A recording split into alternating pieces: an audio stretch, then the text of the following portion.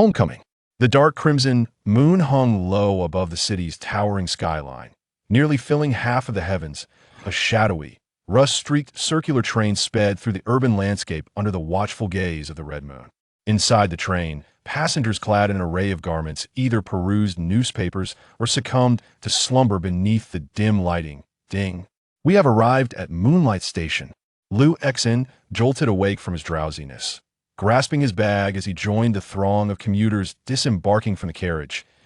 He navigated through the grimy, dilapidated steps and the litter-strewn platform, finally reaching the surface of the city. Looking up, he was greeted by the vibrant glow of neon lights, casting a kaleidoscope of colors over the streets and the bustling crowd. Yet, irrespective of the myriad hues adorning the thoroughfares, the crimson moon looming above remained the true essence of this world. Ever since the Red Moon incident 30 years ago, the world had remained in such a state. Naturally, Liu Xan was oblivious to any differences, having been born in the aftermath of the event for him. This reality had always existed. He traversed a narrow alley, damp from a recent rain, and ascended the stairs of an aging building. The elevator was out of order, compelling him to climb the steps until he reached room 401 on the 4th floor. He retrieved his key and unlocked the heavy, imposing door. The corridor was eerily silent and chilling, yet inside the apartment, warmth and softness enveloped him. In the kitchen, his father was simmering meat in a pressure cooker, the pot bubbling with steam and emanating an irresistible aroma. The younger sister reclined gracefully on the sofa, clutching snacks, engrossed in an old animated series, SpongeBob SquarePants. Their mother, poised and elegant in a white wool cardigan, stood by the window, engaged in a phone conversation. Upon noticing Liu Xin's arrival, she set down her bag, and the sister looked up, greeting him with a sweet smile. Liu Xian affectionately ruffled her hair and handed her a small brown bear. "Ah, thank you, brother. I absolutely adore it." Their mother glanced at Liu Xian with a smile and nodded. "Sit down and rest for a moment. Dinner will be served shortly."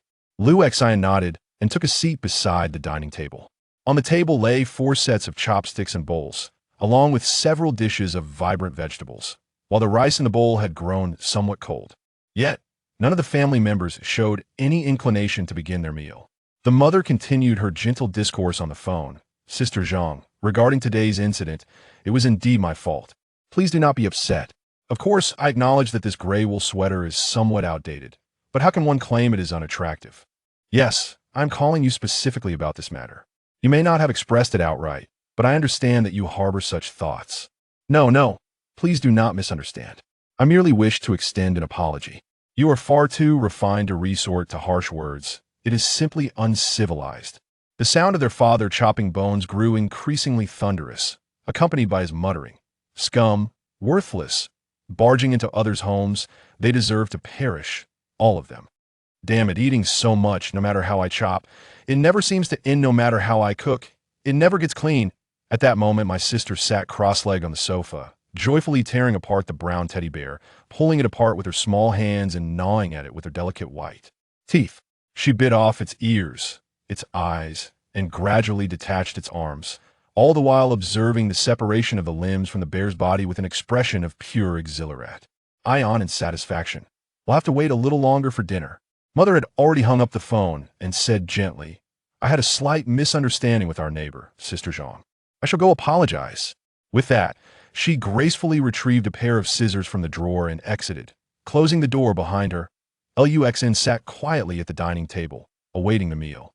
Indeed, this family, at times, exhibited a certain peculiarity.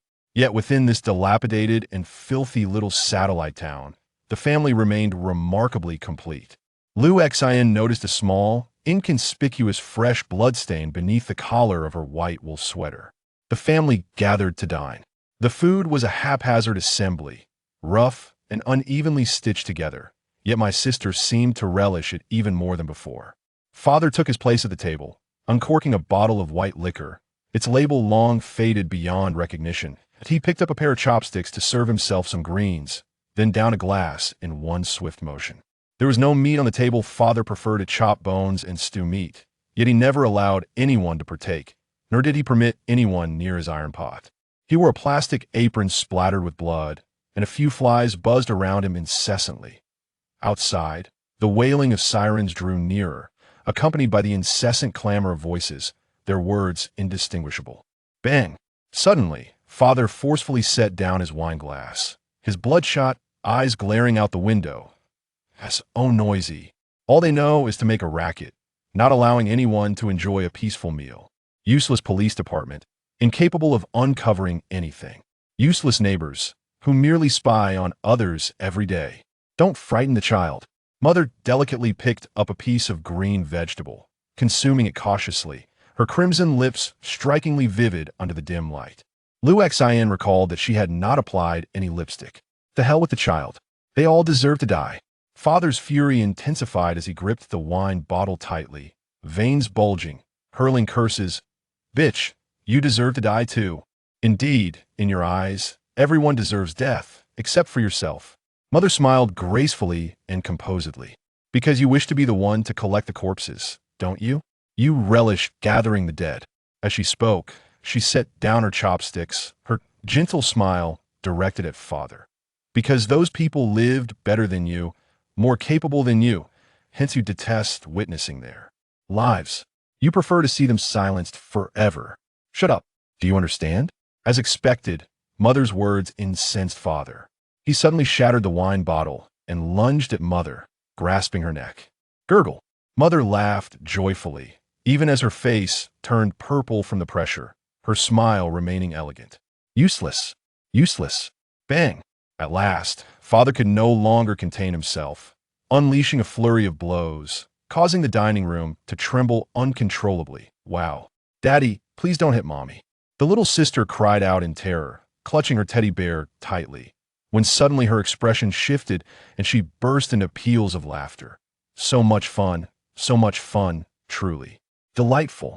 As she laughed heartily, she unexpectedly flipped over and leaped up, resembling a nimble spider climbing to the ceiling. With her feet entwined around the chandelier, she somehow secured her position, twisting her head to gaze down at the struggle below. The toy bear clutched in her mouth, her hands lapping vigorously, her voice a mixture of laughter and sobs. This is so much fun.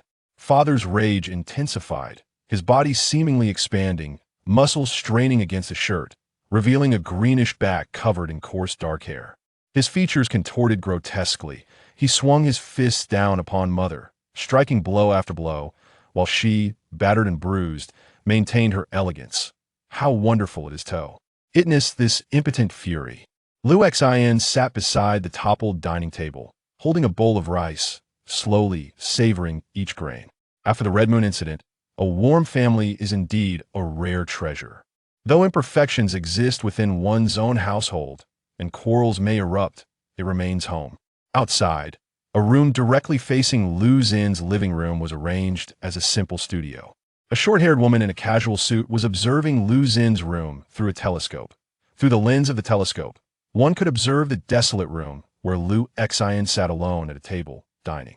Although he was the sole occupant of the space, the room seemed to tremble as if an earthquake had struck. Chairs were overturned, chandeliers swayed incessantly, and the window pan occasionally displayed a web of white, crack-like patterns, as if something had forcefully impacted them.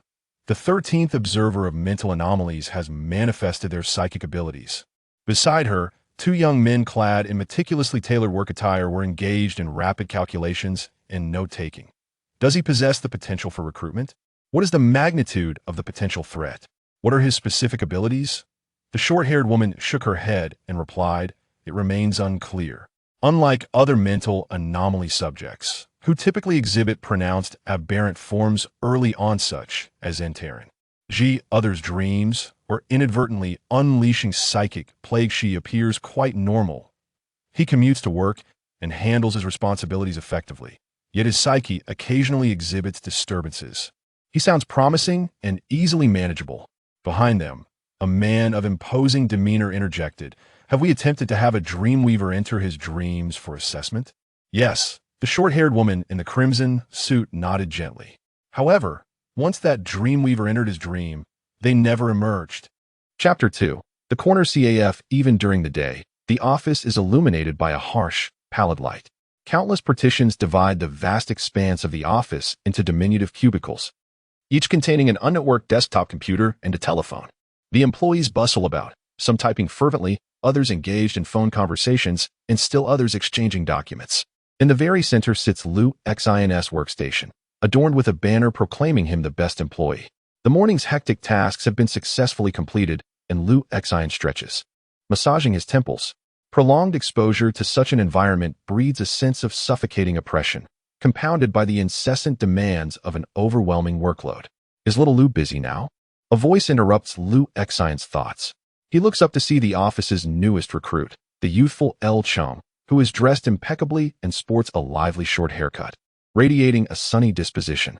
However, he currently wears a troubled expression as he explains, "The supervisor has tasked me with organizing this batch of files. But no matter how I arrange them, I can't seem to make sense of it all. Time is running out. Could you possibly teach me?" "Of course." Lu Xin replies with a smile. "I happen to have a moment to spare." "Thank you, little Lu. You are truly wonderful." The grateful young man promptly moves to Lu Xin's desk, ready to learn.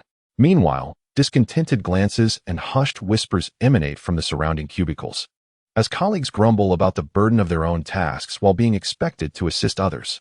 Everyone is engaged in the same work, yet there is no fear of teaching others and potentially being ousted themselves. Amidst the discontented gazes of many, Lu Xin meticulously organized the documents for El Chong, dismissing the latter's gratitude with a casual wave of his hand. Although the atmosphere in the office was laden with tension, Lu Xin adhered steadfastly to his principles. He was always willing to lend a helping hand where he could. The Red Moon incident had indeed wrought changes upon the world, yet one's character must remain intact. "Lu Xin, come here for a moment." Someone called from a distance. Coming. Lu Xin set down his coffee and made his way to the director's office. Upon arrival, he was greeted by the sight of a director whose cheeks seemed on the verge of sagging, while a short-haired woman in a tailored suit and sunglasses sat across from him. "Xiao Lu, here is a document. Please deliver it to the CAF at the corner of Qingjiang Road." The director, without further ado, gestured toward a folder on the desk. Delivering documents was typically the responsibility of the administrative or miscellaneous groups. It was not ordinarily a task for him.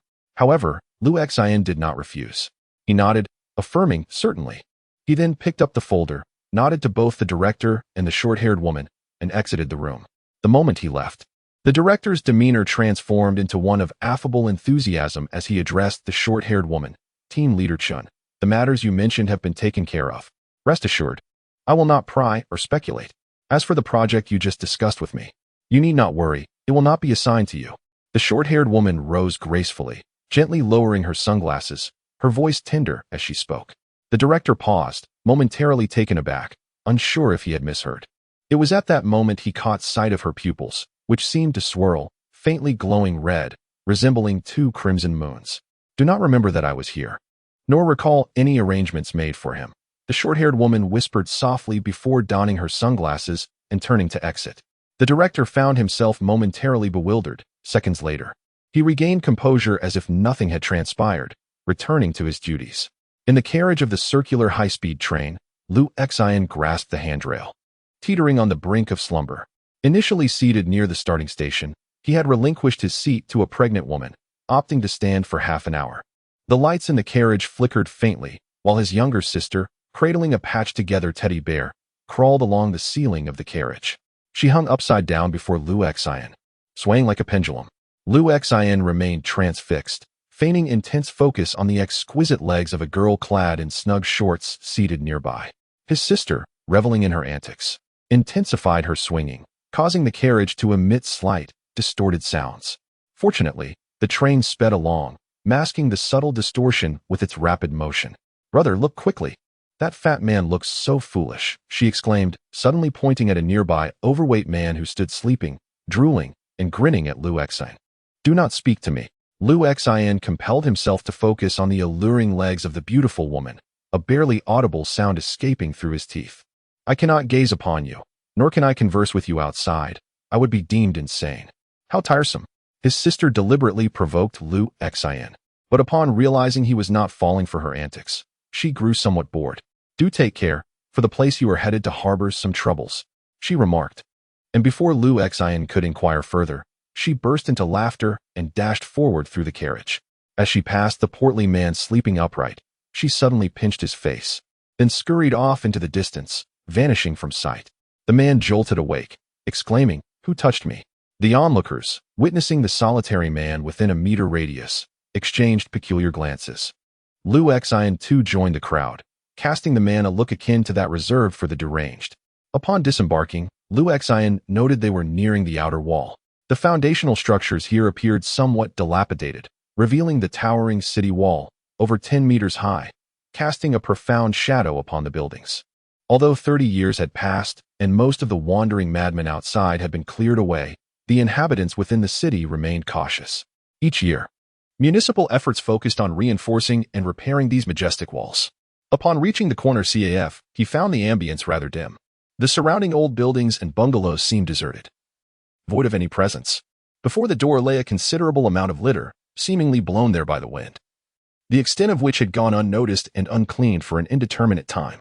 As one approached, an inexplicable sense of oppression enveloped the atmosphere.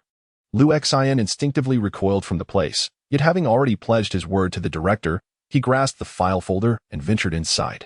The 13th observer had already entered the designated area. Not far from this location, atop a towering building, over a dozen observers had meticulously arranged various instruments. Concealed in the shadows were armed soldiers, fully equipped and on high alert, vigilantly monitoring their surroundings. Among the office personnel was a woman with short hair, holding a document bearing black lettering. Target codename, Corner CAF. Objective, to assess the potential and specific abilities of the 13th observer in becoming a psychic. Potential risks. The CAF has been confirmed as a Level 1 psychic contamination zone. Notably, individuals who approach the CAF find themselves irresistibly drawn inside. Those who have entered the CAF typically succumb to death within 3 to 5 days, primarily attributed to suicide. Analysis suggests that exposure within the CAF leads to severe depressive states. She set down the document and inquired of her companion, "Are preparations for support ready?" The staff member nodded, gesturing towards the adjacent room.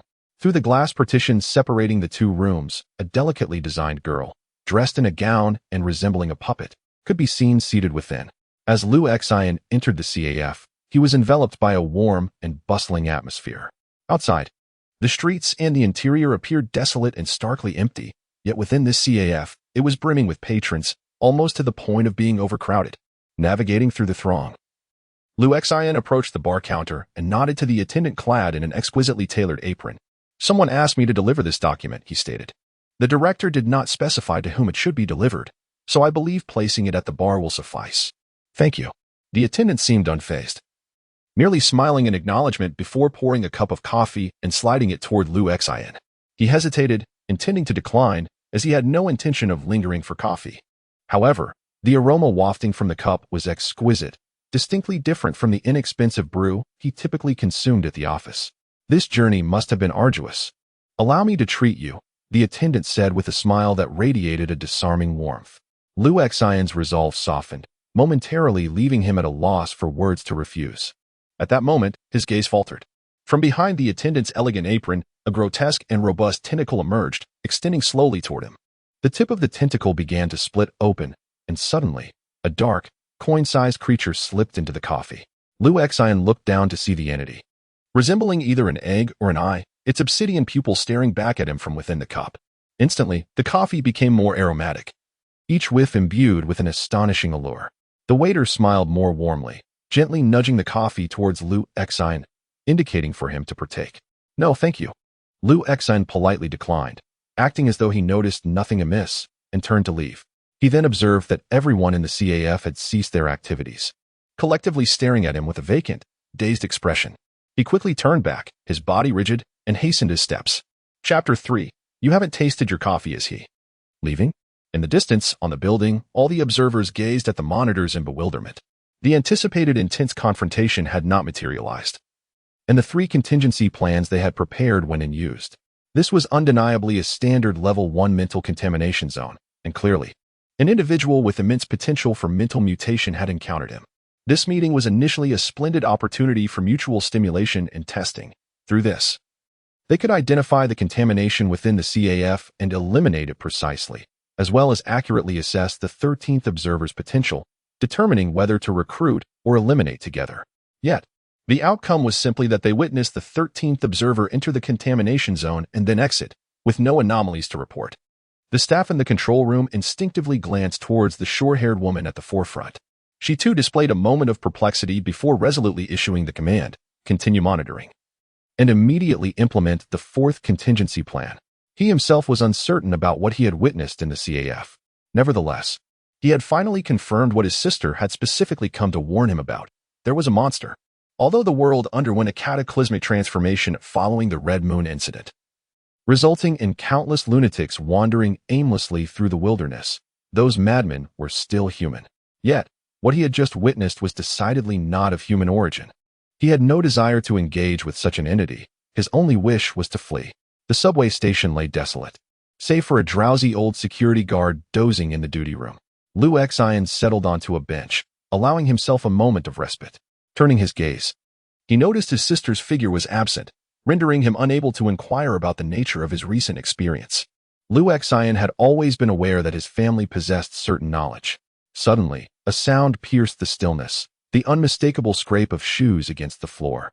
Liu Xian looked up to see a throng of individuals entering the subway station. What had once been a barren expanse was now teeming with people, clad in a variety of attire, moving with urgency. They hastened into the station, yet showed no inclination to approach the platform, instead dispersing rapidly throughout the vicinity. A sense of unease washed over Liu Xian, prompting him to glance upward.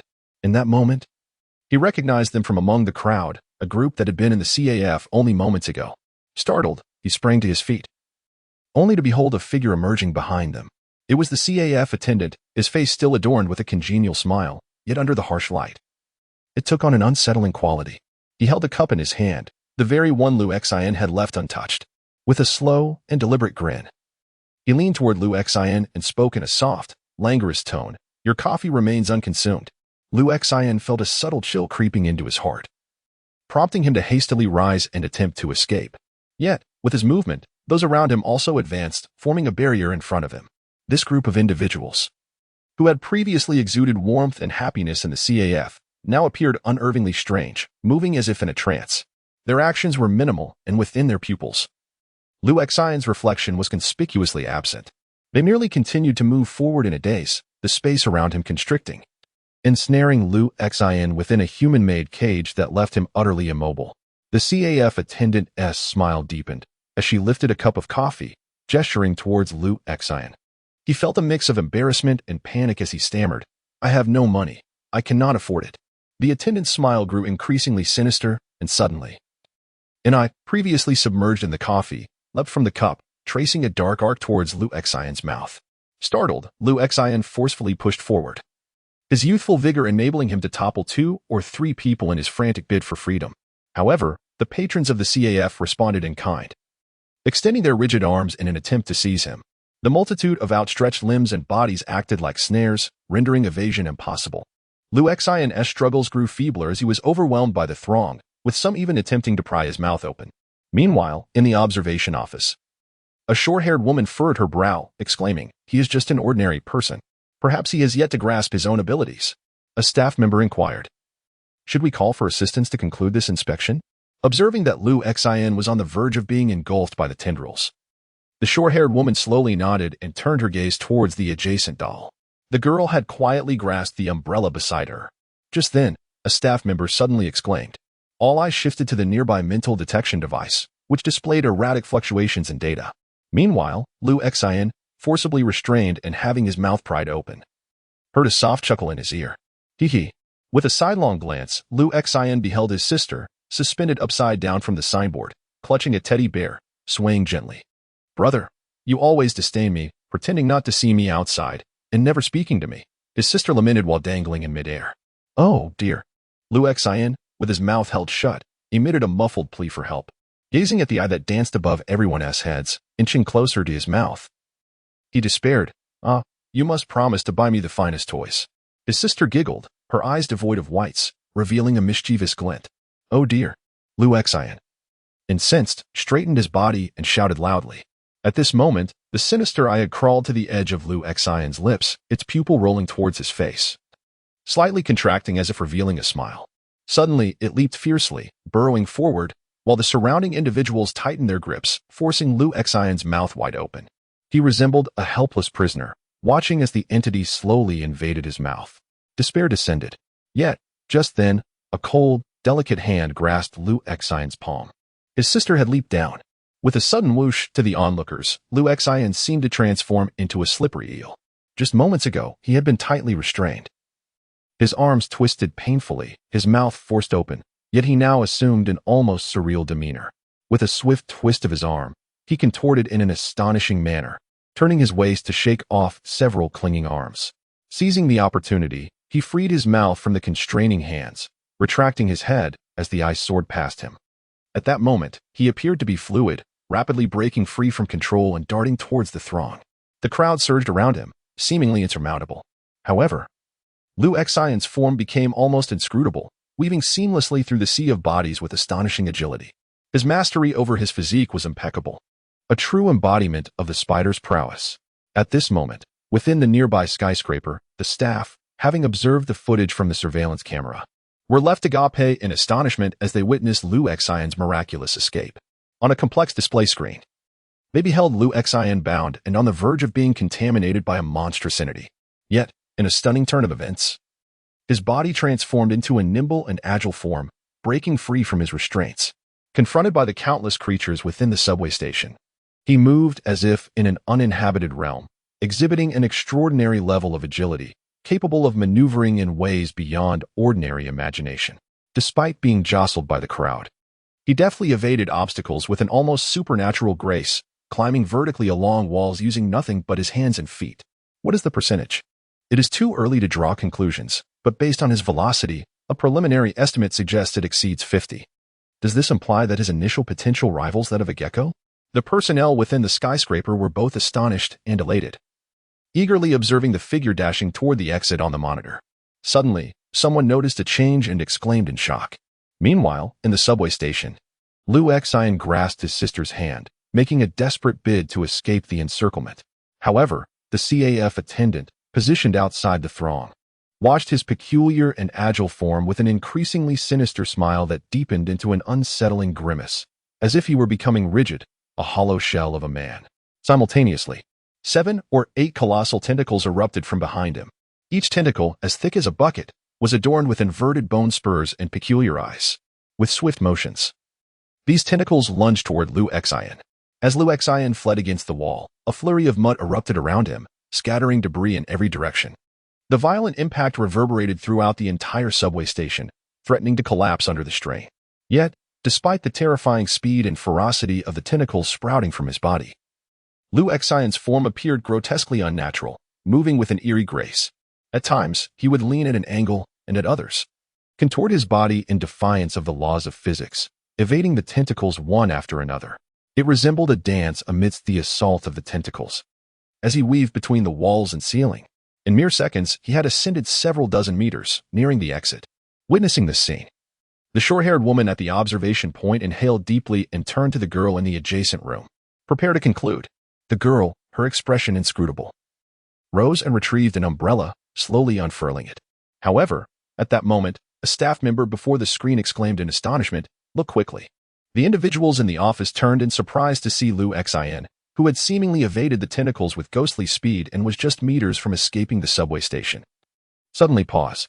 Instead of dashing through the exit, he hung upside down from the ceiling, slowly turning his head to beckon forward with a curled finger. The short-haired woman was taken aback. What was he doing? It seemed to be a provocation. How could this be? The atmosphere within the observation point grew tense, with the staff exchanging bewildered glances. From the moment Liu Xian revealed his spider-like abilities, they had been poised to commence the final cleanup, fully aware of the terrifying speed that such powers could entail. In this scenario, the source of contamination within that CAF could hardly hope to detain him. Indeed, in this world, there were scarcely any places or individuals capable of restraining a wielder of spider abilities. Yet, they were unprepared for the astonishing turn of events. The spider user had not fled. Instead, he had turned around to provoke. "Sister, what are you doing?" At that moment, Liu Xian exclaimed in astonishment. The exit was directly behind him. With a mere turn, he could escape. However, his sister stubbornly held him back. She pouted. "Then what do you intend to do?" Liu Xian, both exasperated and anxious, replied, "Flee. Did you not see the monster? Why are you so frightened, brother?" His sister whispered with a chuckle, teasingly beckoning to the CAF attendant with her finger. beneath her disheveled hair. Her eyes sparkled with an unusual brightness. It was he who should be afraid. Chapter 4. Level 1 Mental Monster Hiss. The CAF attendant. Observing Liu Xian's refusal to flee and his provocative stance, also smiled. As the smile on his face contorted to an alarming degree, the flesh suddenly tore apart, revealing a dark, pulsating form beneath. This entity writhed and extended outward, transforming into a multitude of grotesquely twisted and robust appendages, some of which bore enormous mouths, revealing sharp, diminutive fangs, while others rolled up and down to unveil a colossal eye. Then, all the mouths erupted wide open, spewing forth strands of viscous liquid. Liu Xian trembled all over. Run. Yet his sister merely gazed at the creature with excitement. I won't run. Just look how adorable it is. Before her words could settle, the monster let out a thunderous roar and swung its numerous thick tentacles towards them. Liu Xian, filled with both fear and astonishment, could not suppress his scream. But in the midst of his cry, his sister suddenly tugged at him, racing towards the monstrous being. The psychic energy surged to its zenith. At the observation point, a staff member frantically typed on the keyboard, exclaiming in a hushed tone, "A level 1 psychic monster has manifested." On the screens visible to them, the once desolate subway station trembled as if under an earthquake. Quaking violently, centered around the CAF attendant, the ground around them split open with colossal fissures or formed deep pits as if struck by immense force. Countless individuals, including patrons of the CAF, were mercilessly torn apart. It was as though an invisible force field was twisting, ravaging, and annihilating everything in its path. A subway train is set to arrive in 3 minutes, and there are at least 30 passengers aboard. Another staff member, visibly anxious, called out while glancing at the short-haired woman. What should we do? The short-haired woman took a deep breath, struggling to make a decision. Typically, a spider-type mutant would stand no chance against such a psychic entity without standardized weaponry. However, on the fluctuating display screen before her, the observed individual was unexpectedly hurtling directly toward the barista, who was surrounded by a myriad of distorted force fields. In an instant, he vanished in a deep pit, seemingly conjured by an invisible psychic force, materialized around him. He swiftly recoiled, and some 7 or 8 meters behind him, a hole abruptly appeared in a person's body. In this perilously extreme situation, he audaciously surged toward the barista's side.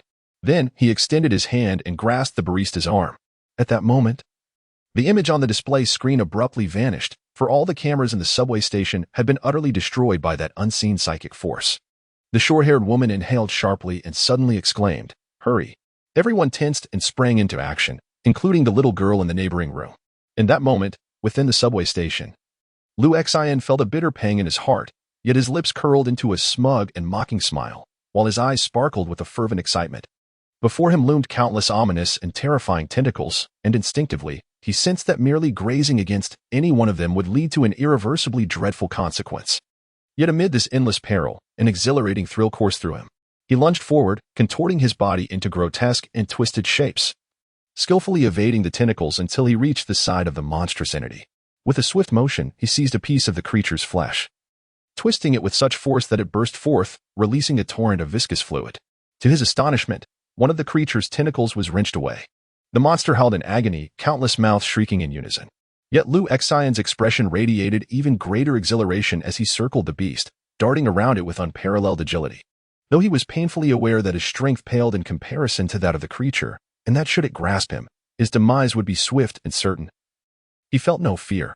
Instead, he reveled in the thrill, akin to a cat toying with a mouse, dancing around the monster, sometimes drawing near, sometimes retreating, each close encounter resulting in the severing of a long, writhing tentacle. He was in the midst of dismantling the monstrous creature. The appendages upon the beast were dwindling, revealing its profound wrath and overwhelming terror. Yet, regardless of the intensity of its reactions, Liu Xian found himself increasingly exhilarated, his form flickering around it like a specter, tearing away strips of flesh. The creature's roars diminished, and the ground became strewn with severed limbs and pools of blood. However, both the dismembered limbs and the blood gradually faded into nothingness with the passage of time. In its final moments, the creature was too weak to resist, crawling towards the exit, consumed by sheer dread. Meanwhile, Liu Xian leapt onto the wall beside it, seizing a slender iron pipe from the top, and with a booming laugh, he descended, aiming the pipe at the creature and driving it forcefully from behind. With a sickening sound, the pipe pierced through its head, pinning it to the ground. The monster thrashed desperately, mindlessly flailing its remaining tentacles. Liu Exine squatted nearby, vigilant yet supremely satisfied as he observed its howls and struggles.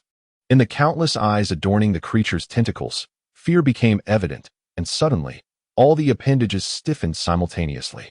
Then, with a resounding pop, they transformed into gory splatters. As the blood mist erupted, it surged outward in all directions like a cloud of sanguine fog. Fortunately, Liu Exine remained acutely alert, swiftly sidestepping a writhing mass of flesh. However, the patrons of the nearby CAF, who had rushed outside, were instantly enveloped by the viscous mass, jolting them awake in sheer terror. In the recently concluded skirmish, the barista launched indiscriminate assaults, resulting in devastating casualties. Yet, amidst the chaos, the victims remained unervingly still, seemingly impervious to pain and fear. Suddenly, they appeared to awaken from a trance, scattering in all directions.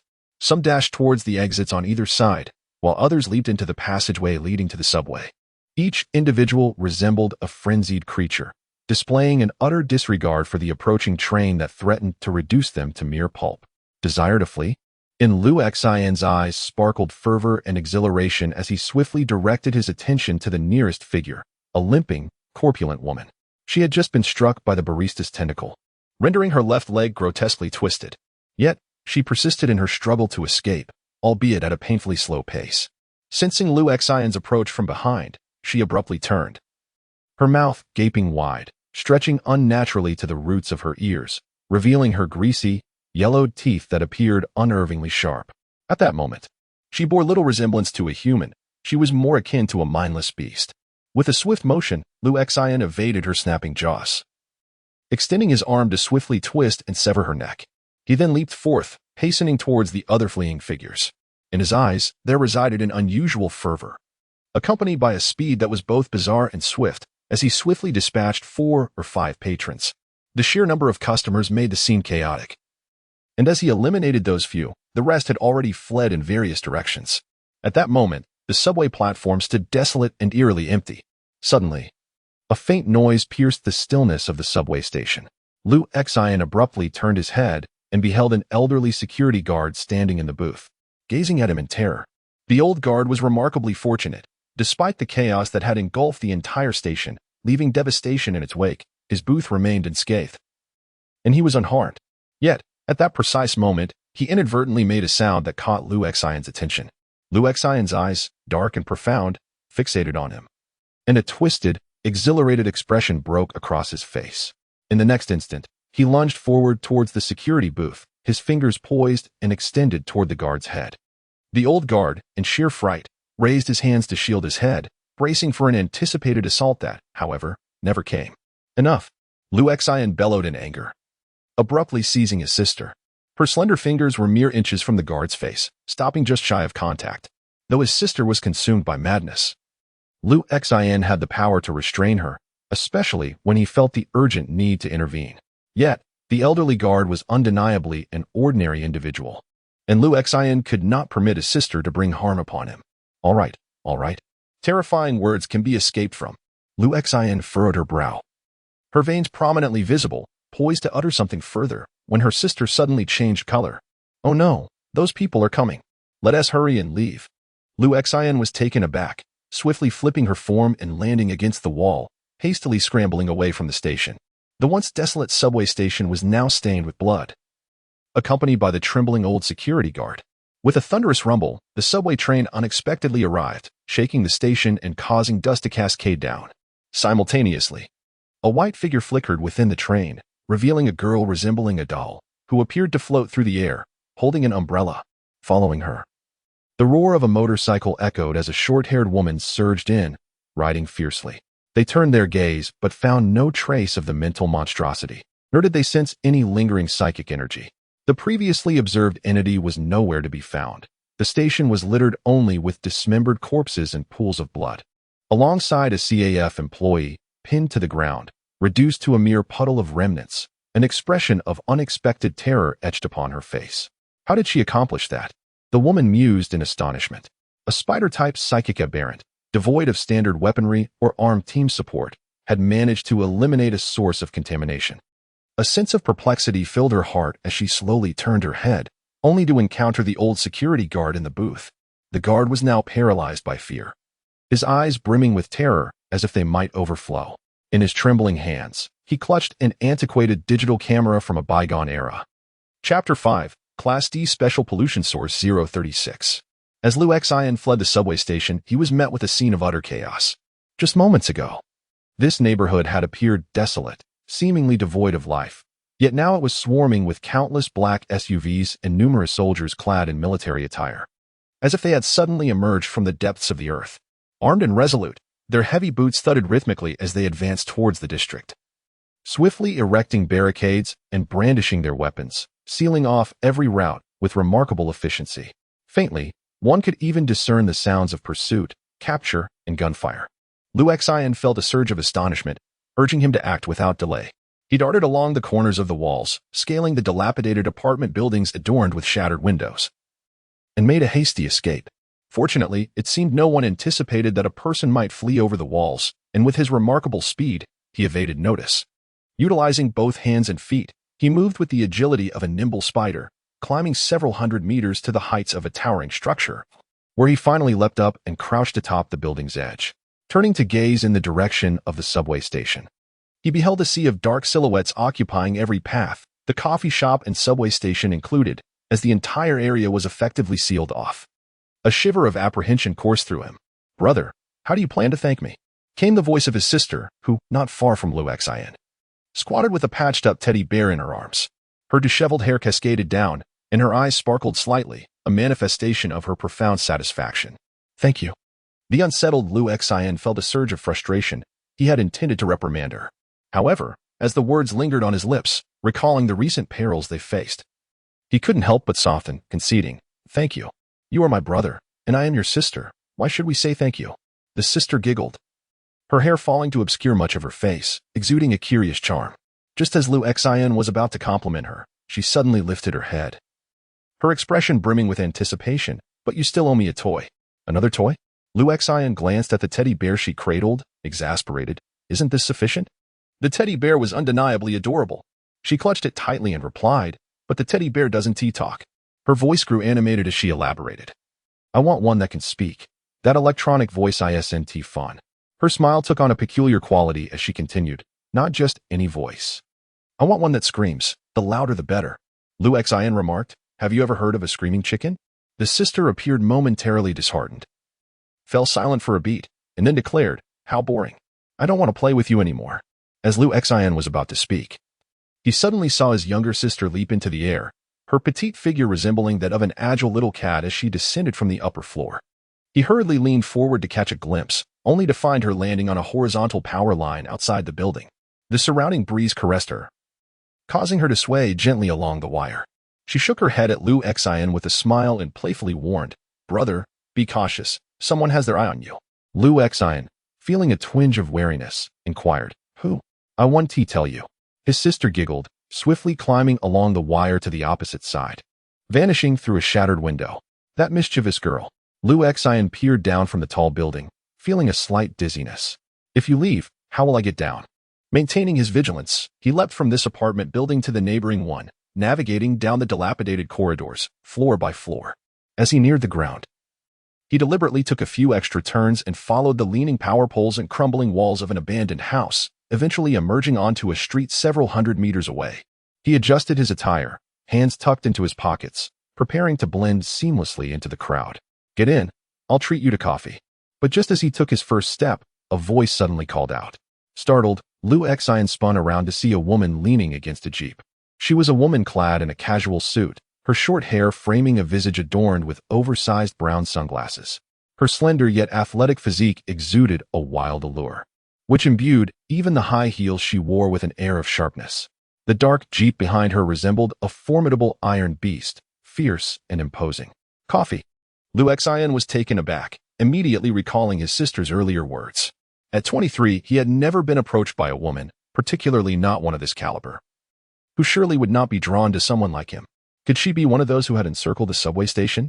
Perhaps she had been watching him all along? Inviting him for coffee seemed devoid of hostility. Despite the peculiarity of being approached by such a woman, Liu Xian found himself hesitant to decline. "Could we perhaps choose something else?" "I'm not in the mood for coffee," he murmured. The short-haired woman appeared momentarily surprised by his calmness. Yet she was evidently accustomed to such encounters. Recalling Lu Xian's earlier experience, she smiled and replied, "Very well, let us go to a bar." With that, she effortlessly opened the car door for him. Lu Xian obediently settled into the passenger seat. Although he had rarely been in a car throughout his life, he refrained from fidgeting or glancing around, choosing instead to sit quietly and avoid peeking at the woman behind the wheel. She, in turn, did not rush to fill the silence, focusing intently on driving. They traveled for approximately 20 minutes, the vehicle entering a sparsely populated street. The woman halted the car, her demeanor composed, and traversed a dimly lit underground passage, arriving at a gate adorned with iron bars. Pushing the door open, she entered. The bar had yet to commence its operations, enveloped in shadows and silence. "I am Tianming, and I harbor no ill intentions towards you. Yet, I must confess that the events you encountered today were orchestrated by me." The short-haired woman spoke candidly, placing a green-tinged identification card before Lu Xian. Upon glancing at it, he learned that she hailed from the principal city of Qingqing and held the esteemed position of a senior officer in the Qingqing Inspection Hall. He couldn't help but raise his gaze towards her. Individuals from the main city were beyond the comprehension of those from satellite cities. Particularly someone of her high standing coming to invite him for a drink was indeed perplexing. Recalling the document inexplicably assigned by the director and the monstrous encounter in the CAF, Lu Xian sensed that something was amiss. Being suddenly thrust into such a terrifying situation was undeniably infuriating. However, noticing the bulge in her attire at the waist, he discerned it to be a firearm. And thus he lowered his head, asking, "Why?" "Allow me to provide a brief explanation," Tianming replied, avoiding further elaboration on the matter. She uncorked a bottle and poured 2 glasses of liquor. "I belong to a department that addresses extraordinary affairs, specifically tasked with managing the pollution within the high-walled city." Lu Xian blinked, clearly struggling to comprehend her words. Tianming slid a glass of liquor towards him, stating, "You may understand us as the official authorities.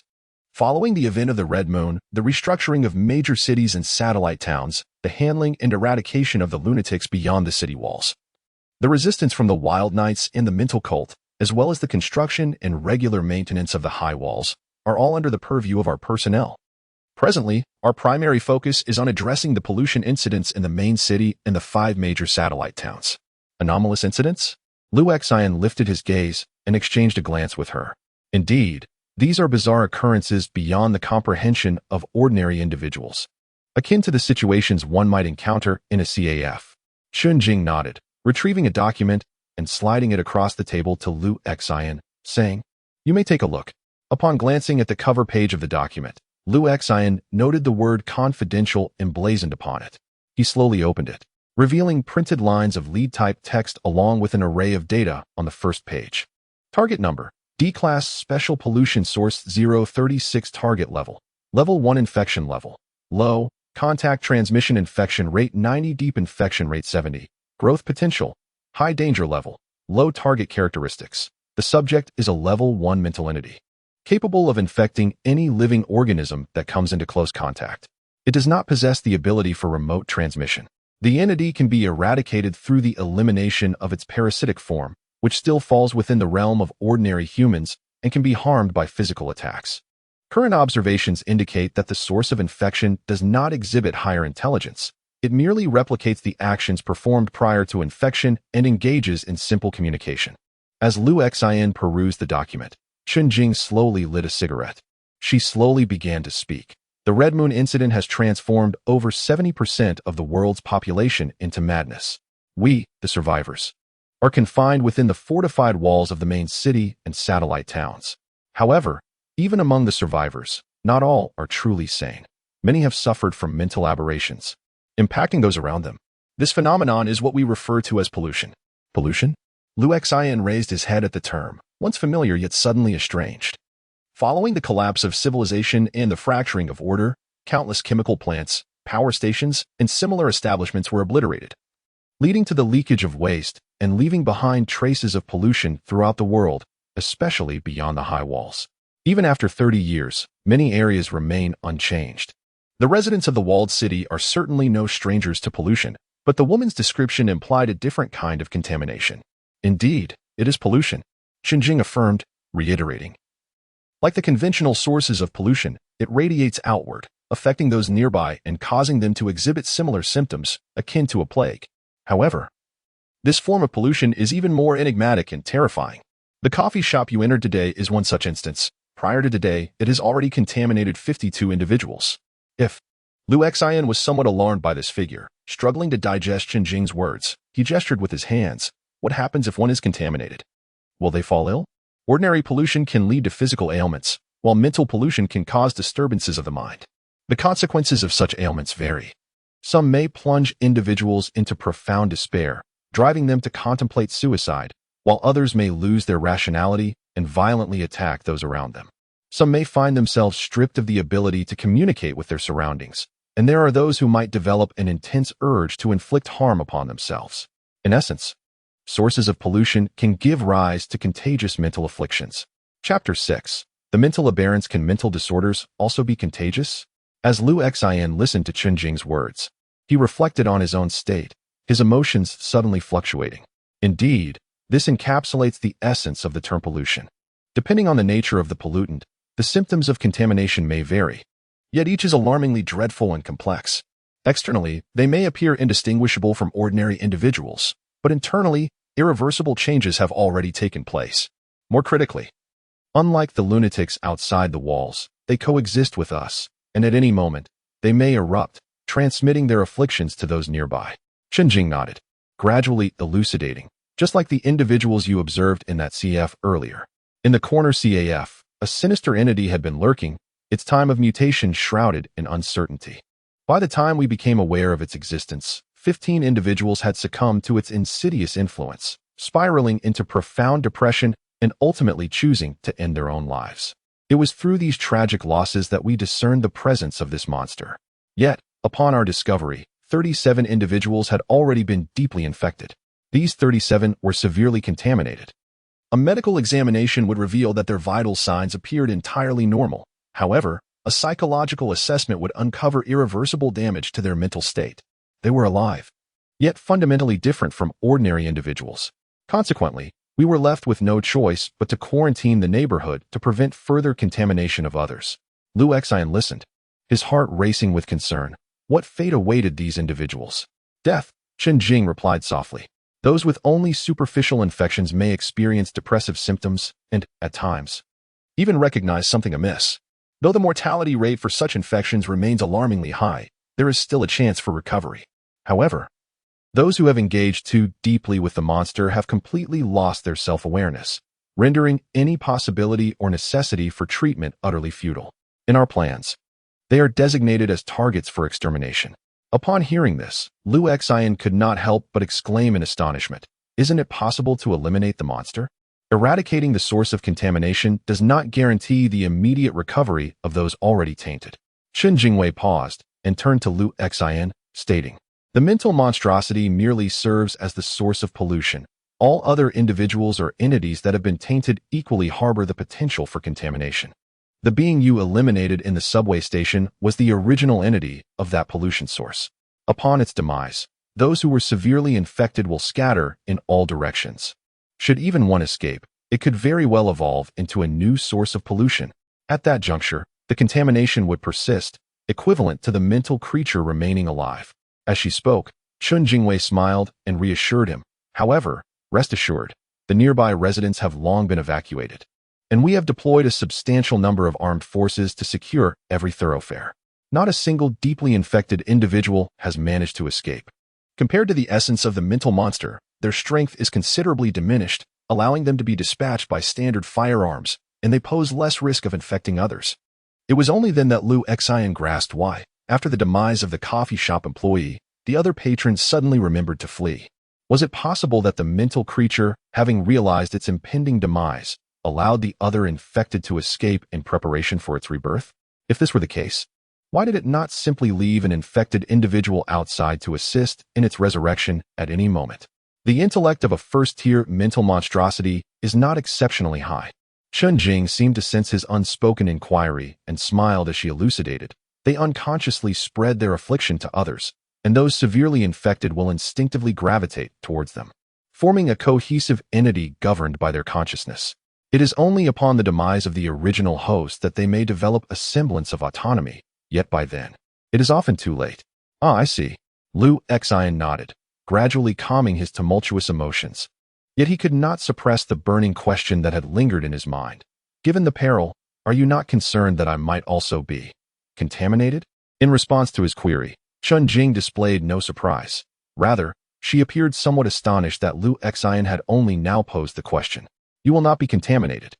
She extinguished the cigarette in her hand and fixed her gaze on Lu Xian. Or rather, you may already be contaminated. Lu Xian's expression momentarily clouded with confusion. What? Our assessment is not intended to lead you to your demise. It serves two key purposes.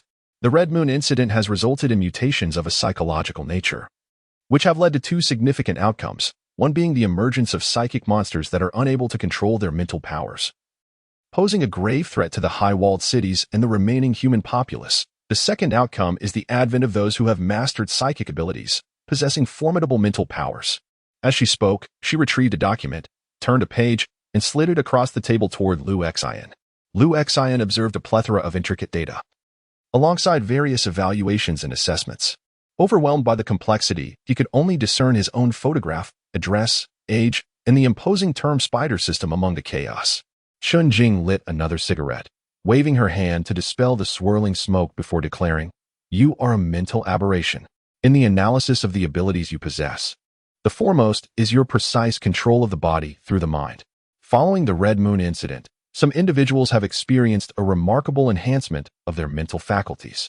With augmented mental power, one can exert superior control over the body, down to every muscle and bone.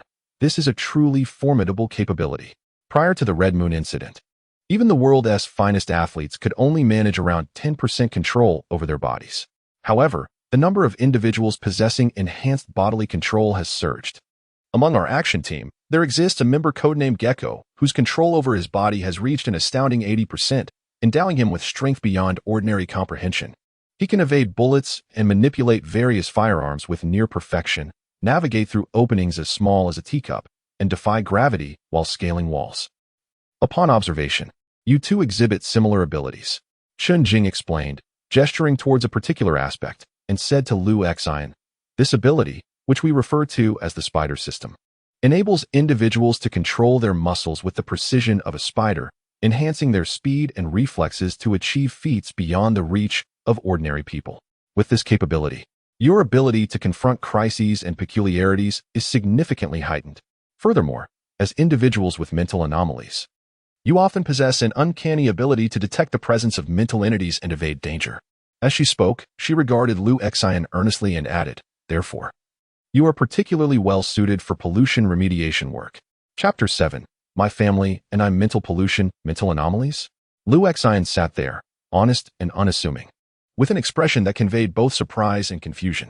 Having grown up in this city, he was acutely aware that the world, now overshadowed by the Crimson Moon, was starkly different from what it used to be. He often heard colleagues or others recount various enigmatic incidents, whether they involved ghostly encounters or tales of the mentally deranged marauding outside the city or the ruthless wild nights. Yet, to him, these remained largely rumors. Life felt overwhelmingly oppressive yet stable. Although he was accompanied by family, which seemed somewhat abnormal, he had never truly considered the extent of the world's irregularities. His sister's peculiar antics, often akin to ghostly behavior, frequently brought bizarre occurrences into his life. But he had never fathomed that the world had spiraled into such abnormality that even the mind could be contaminated and transmitted like a disease. Observing Lu Xian's expression, Chun-Jing allowed him a moment to digest this revelation. Among all the individuals I have encountered, this young man undoubtedly stands out as the most composed and sane. Although I have witnessed the madness lurking beneath his calm exterior, I have encountered many like him. As long as one can maintain rationality during normal interactions and in the presence of mental aberrations, it is commendable. In our prior assessments, we were confident that with your mental fortitude, a level 1 source of contamination would pose little threat to you. Nonetheless, we have prepared emergency measures. Should you find yourself unable to cope, assistance would be at hand. However, you resolved the incident at the corner CAF before our team could intervene. Your performance exceeded our expectations. We now require someone of your caliber to aid in addressing the pollution crisis between Qinggong's main city and its 5 satellite towns. After elucidating her point, Chun-Jing reclined slightly, her chest expanding as she regarded Lu Xian with a calm and appreciative demeanor. And that is precisely why I am here. Ready to recruit you.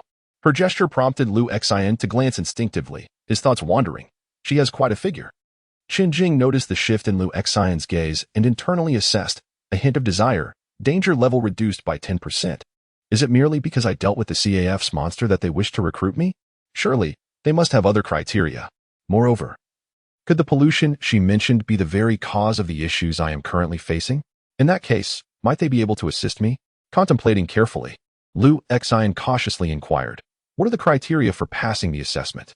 Qin Jing was taken aback by Lu Xian's plethora of questions. She was merely a recruiter and had not intended to divulge so much. It was already evident that there exists a certain connection among the psychically mutated individuals, the mental monsters, and even the madmen wandering outside the city. Furthermore, it could be established that the source of this connection is the crimson moon that hangs in the sky. Given this linkage, it is imperative to exercise caution regarding the implications of this connection.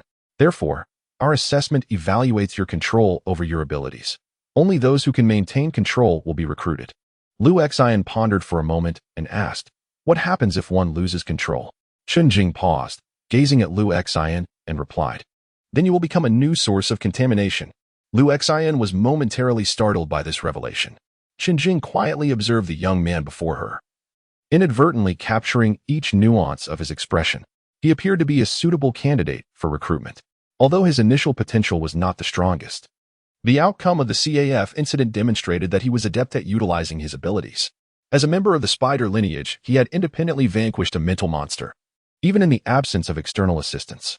While it may seem peculiar that he had provoked the mental monster just as he was about to escape, was he not akin to others in this regard? Most importantly, he seemed genuinely intrigued by these matters, indicating that he could be easily persuaded.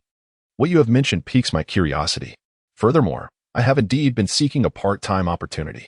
At this moment, after a prolonged contemplation, Lu Xian slowly shook his head and said, however, there is a matter I must disclose to you. In truth, I lack the capability. Qin Jing could not help but furrow her brow. Having reached this stage, his denial suggested that he was not as straightforward as he appeared, and perhaps somewhat troublesome. Then she listened as Lu Xian continued, actually, my abilities are lent to me by my sister.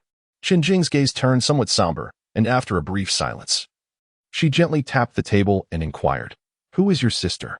Qin Jing seemed momentarily taken aback, a hint of gravity appearing on her face. Not just my sister. Lu Xian added earnestly, there are also my father and mother. We have always lived together. Qin Jing felt a chill run down her spine. At that moment, a faint metallic piece in her left ear began emitting an anxious voice. Colonel Chun, you must conduct a final assessment of him. If he truly suffers from severe schizophrenia, it indicates he has been teetering on the brink of chaos. We not only cannot assimilate or guide him, but we must also act swiftly to eliminate him to prevent a catastrophic disaster. Qin Jing's expression remained inscrutable for a long time. Yet, unbeknownst to others, her muscles had tensed, and her hand instinctively rested upon her weapon. She had long been aware that Lu Xian harbored many secrets. Within her satchel lay an antiquated digital camera, one that had captured numerous images of subway stations. Hence, she comprehended more profoundly the madness concealed within the seemingly harmless young man. Moreover, even in the background, assessments of this youth were far from optimistic. During the CAF incident, he exhibited solely the capability of precise mental control over the body in the presence of the contaminated, lacking the telekinetic powers previously observed. This could be a deliberate concealment, or perhaps he had yet to master such abilities. Most notably, in her prior observations of Lu Xian, there was an exceedingly peculiar occurrence. A dreamweaver had once entered Lu Xian's dreamscape, attempting to conduct a rational psychological evaluation. However, that dreamweaver never awoke. He transformed into a lifeless corpse during slumber, devoid of any detectable mental residue. Based on past experiences, even if he had been slain upon entering Lu Xian's dream, some trace of his mental energy should have remained detectable. Yet, his disappearance was so complete that even Professor Bai could not ascertain whether the Dreamweaver's demise was connected to this ostensibly innocuous young man. After all, the study of the capabilities of those with mental aberrations remains insufficiently advanced, making unforeseen occurrences rather commonplace. Nonetheless, these concerns rendered the evaluation of Lu Xian exceedingly perilous, particularly given his apparent tendencies towards schizophrenia. However, It was quite easy to identify such a potential psychic aberrant. Chen-Jing hesitated to eliminate him immediately, for her heart was unwilling to do so. Yet, she understood all too well that the greater the potential, the more catastrophic the consequences of any loss of control could be. After a prolonged silence, she subtly adjusted her sitting posture, her gaze sharpening perceptibly. Taking a deep breath, she suddenly met Lu Xian's eyes with an air of candor, stating, "Are you aware that I have perused your dossier and observed you closely? Since the destruction of the Moon Orphanage, you have lived in solitude. Your father, mother, and sister do not exist. They are mere figments of your imagination. Not only them, but even the old building you inhabit. You are the sole occupant." As she uttered these words, a hint of nervousness crept into her demeanor, her pupils subtly reddening, hinting at a transformation into a crimson moon. By directly dismantling some of his delusions, she risked triggering a severe reaction. She knew that individuals at risk of losing control were most perilous when confronted with the truth. 80% would spiral into chaos as a result. She steeled herself for what might ensue. However, to her astonishment, Lu Xian sat there calmly, devoid of any signs of tension or surprise. "I know." Chen-Jing's expression morphed into something rather peculiar. Suddenly, Lu Xian smiled and said, "While you cannot perceive them, I can. Not only can I see them, but I can also converse and communicate with them. I can even touch them. When I am alone, we share meals and watch television together. In moments of peril, they appear to protect me. Tell me, can such family truly be said to not exist?" Chapter 8. Red Moon Primary School. When confronted with individuals invisible and inaudible to others, yet vividly perceived by oneself, capable of dialogue and connection, even touch, and offering protection, one must ponder, do these beings exist or not? Chen-Jing had encountered numerous individuals with mental anomalies and had dealt with various forms of madness and the bizarre. Nothing startled her anymore. Yet, at this moment, she found it peculiar.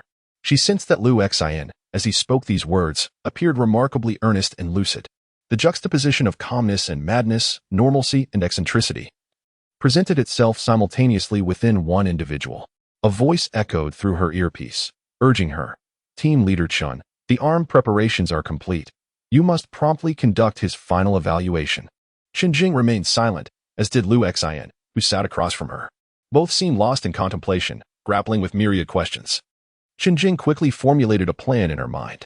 Having encountered numerous individuals with mental aberrations and dealt with many similar incidents of psychological breakdown, she possessed considerable experience in this realm. After a moment of earnest contemplation, she gazed intently at Lu Xian and posed a singular question. "If all your abilities stem from your family, can you assure me that they will not unduly influence you?" She did not refute Lu Xian's assertions regarding the existence of his family. Rather, she inquired whether these relatives would affect him. Lu Xian lifted his gaze to meet hers and replied, "Are you concerned that they might seize control of my body?" Chen-Jing did not deny this. To her, the most perilous aspect of the individual before her was the uncertainty of whether he might abruptly transform into someone entirely different. In response to her inquiry, Lu Xian engaged in thoughtful reflection. He was acutely aware of his current state. When the symptoms first manifested, he had spent considerable time at the library, poring over every book related to mental disorders. It was there he discovered the myriad of psychological issues that exist: depersonalization, Capgras delusion, puppet syndrome, Alice in Wonderland syndrome, claustrophobia, among others. Some he could comprehend from their literal meanings, while others remained elusive in their significance, yet he meticulously analyzed their symptoms. Drawing upon the knowledge he acquired, he endeavored to diagnose himself. Schizophrenia?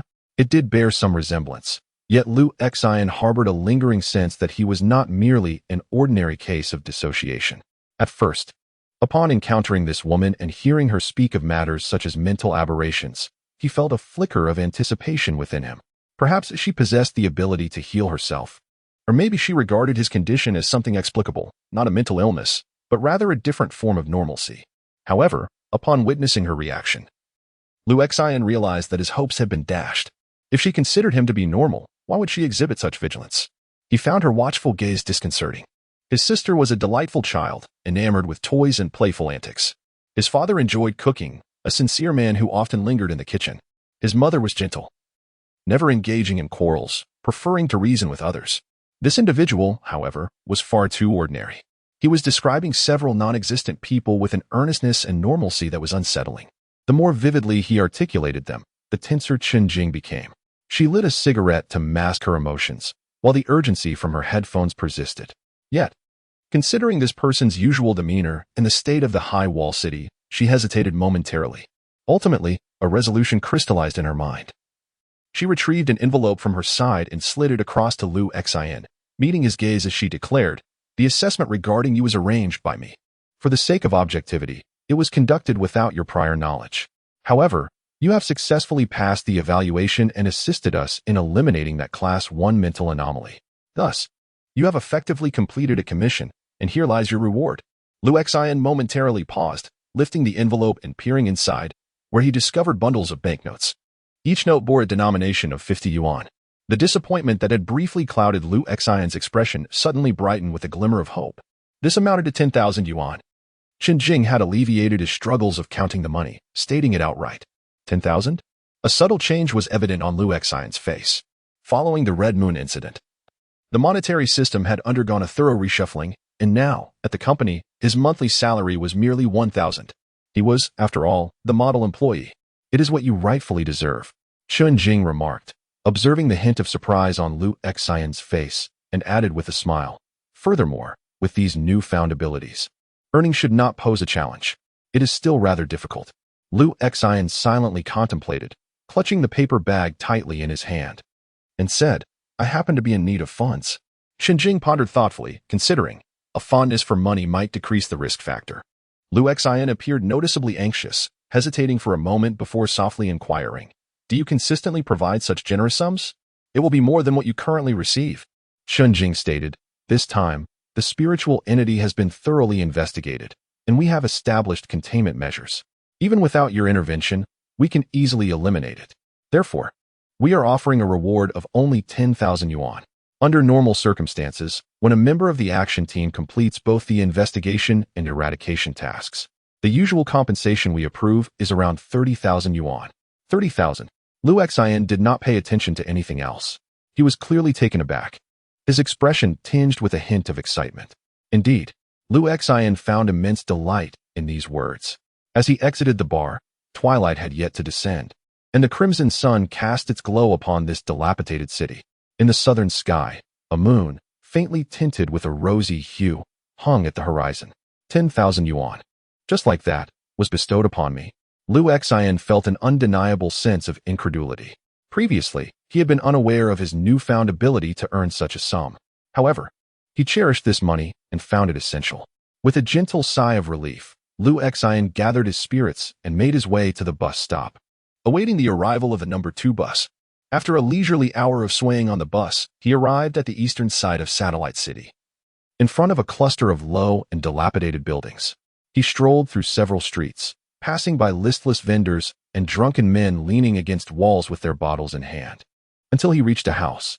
In stark contrast to the surrounding desolation, this house appeared radiant, perhaps due to its walls adorned with vibrant blue and yellow murals depicting various cartoon characters. This was a small orphanage. On the rusty iron gate hangs a tarnished sign that reads Red Moon Primary School. Liu Xin untangles the barbed wire and steps into the school. Inside the security booth, an elderly man engrossed in a newspaper hears the commotion, glances up at Liu Xin, nods in recognition, and resumes his reading without further interruption. This primary school boasts but a single classroom. The remaining structures lie in disrepair, cluttered with various debris. Approaching the classroom, Liu Xin observes a girl seated in a wheelchair, clad in a white sweater, engaging in playful activities with a group of children. Among them, the eldest appears to be 7 or 8 years old, while the youngest are merely 2 or 3, dressed in simple attire but remarkably clean, their eyes sparkling with vitality. They are playing a game reminiscent of Eagle and Chicks. How juvenile. Choosing not to disturb them, Liu Xin places a paper bag into the rusty mailbox by the classroom door. Concerned that the girl in the wheelchair might overlook his visit, he picks a wildflower from nearby and sets it atop the mailbox, hoping to draw her attention. He then quietly departs from the classroom. Feeling slightly awkward, Liu Xin smiles and says, "I shall return this weekend to treat you to a drink." "No need," the elderly man replies, not even shifting his gaze from the newspaper. "When you come, I will treat you to a drink. There are still peanuts." "Very well." Liu Xin responds with a grin as he exits the kindergarten and strolls leisurely towards the bus stop. "Come, I shall give you a ride." A jeep halts beside him. and Qinjing, smiling, opens the door for him. That works. Upon boarding the vehicle, Qinjing promptly tossed another bag over to Lu Xian. Filled with anticipation, Lu Xian eagerly opened it, only to feel a twinge of disappointment as he discovered it contained merely documents. Qinjing, maintaining her gaze ahead, naturally informed Lu Xian. From this moment forth, you are tentatively welcomed into the action team. Taken aback for a moment, Lu Xian acquiesced, momentarily unable to fully comprehend the situation. Meanwhile, Qinjing, who was driving, offered no further elucidation. When one acquires a substantial fortune, the first action often reflects their innermost desires and reveals their true character. If Lu Xian were to squander the money on lavish indulgences, her assessment of him would remain rather ordinary. Conversely, should he choose to engage in more reckless behaviors, her evaluation would plummet to an exceedingly low level, leading her to dismiss the notion of inclusion. However, this individual, upon receiving an unprecedented sum, selflessly donated it to an orphanage. Qinjing could hardly fathom the potential recklessness of such a person. Chapter 9. Special Action Team Non-Staff Member Name. Lu Xian Age. 23 Ability Assessment. C-Grade Mental Mutation Type. Spider Patrolling Area. Qingang No. 2 Satellite City. Having perused the documents, Lu Xian understood that he had been recruited by the Qingang City Guard as a non-staff member. His responsibilities would involve collaborating with the Special Action Team on investigations and remedial actions concerning mental pollution. In return, they would guide and train him, assisting him in mastering his abilities and preventing any potential loss of control. What is most alluring is that, despite being an external member, the remuneration is exceptionally generous, amounting to 5,000 each month. Additionally, for every field assignment undertaken, there is an extra allowance, determined by the intensity of the task at hand. Should you consent to our recruitment, you will need to sign this document. Qinjing, with one hand on the steering wheel, extended another document to Lu Xian, stating, "Upon signing, you will become one of our operational team members, directly under my supervision. I will assign you certain tasks involving the management of anomalous incidents. However, this is only a provisional recruitment. True enrollment will require you to pass a probationary period. Is it not possible to gain full employment status at this stage?" Lu Xian instinctively felt a lack of security, yet after a moment's contemplation, he accepted the pen. What reassured him was that the document did not stipulate a reduced salary of only 50% prior to full employment, which was a relief. Although the generous compensation was enough to compel Lu Xian to affix his signature, he could not resist asking before doing so, typically, what will our primary responsibilities entail? The investigation and remediation of special contaminants, Qinjing replied. Of course, there may also be other assignments depending on specific circumstances. Lu Xian cautiously inquired, in exceptional situations, may I refuse? This question caused Qinjing to pause momentarily. As a peripheral member, you have the option to decline, as well as to accept assignments from others, provided they do not conflict with our operations. After some thought, she added earnestly, however, I sincerely hope you are prepared. Due to the pressing issues we must confront, we often find ourselves entangled in perilous and terrifying events. For us, these situations symbolize danger and uncertainty. For the ordinary person, they can be likened to catastrophic calamities. Not only is resistance futile, but when faced with such predicaments, they may not even have the opportunity to cry for help. Unbeknownst to them, they may fall victim to this contamination, losing their lives entirely, or worse, becoming part of a monstrous entity. In the wake of the Red Moon incident, every normal individual in Qingang City is indeed worthy of cherishing and protecting. Listening to these concerns, Lu Xian's expression grew solemn, and he lowered his head to affix his signature. Qinjing was somewhat taken aback. Upon hearing the dangers I mentioned, you instead became more resolute in your decision? It is indeed commendable to assist others to the best of one's ability. Although I am unaware of what life was like before, I believe he is correct. Qinjing glanced at Lu Xian, her eyes reflecting a hint of peculiarity. While his words were well-intentioned, they seemed somewhat incongruous coming from someone so young. Ultimately, she merely smiled and refrained from further comment. She collected the document Lu Xian had signed and casually retrieved a box, offering it to him. Inside the box lay an identification card, a black satellite phone, and a revolver accompanied by 2 boxes of ammunition. What is this? Lu Xian asked, a mixture of surprise and astonishment evident in his demeanor. Qinjing calmly introduced, the telephone serves to facilitate our communication. In the future, I will notify you of any matters through this number, and you may reach me as well. The only number saved in this device is mine. Identification can assist you in obtaining cooperation from certain departments when necessary, enhancing the convenience of your tasks. The firearm is for your personal protection and is the standard weapon of the Special Operations Team. Liu Xian's gaze momentarily fell upon the gun, causing his heart to flutter. He was acutely aware of the stringent gun control laws in the city, and yet, this operations team had directly issued him a firearm? Particularly striking was the fact that Chen Jing explicitly stated that this weapon was intended for his protection. This implied that the gun was not solely for work-related purposes. Pondering this, he found it somewhat astonishing, especially considering that in their eyes, he was perceived as a person with a mental anomaly. Liu Xian recognized that while Chen Jing was exceedingly composed and adept at interpersonal relations, her subtle expressions suggested she still viewed him as an individual grappling with multiple fractured personas, fraught with risks of losing control. Why would she directly hand him a gun? Before you officially join the Special Operations Team, I must earnestly inform you. Chen Jing turned around, her demeanor strikingly serious. Apart from dealing with pollution incidents, safeguarding yourself in daily life is also of paramount importance. Should you encounter any difficulties or troubles, I offer you 3 pieces of advice. Firstly, report to the guardhouse of City Number 2. Secondly, contact me directly. Thirdly, handle the situation with firearms. Unless absolutely necessary, we generally advise against using your abilities to tackle the troubles you encounter.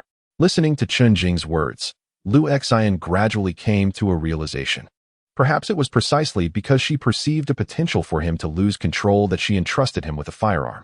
In certain situations, if he were indeed driven to the point where only a gun could resolve the issue, the destruction caused by a firearm would likely yield a lesser impact than the consequences of employing his abilities and would be more manageable.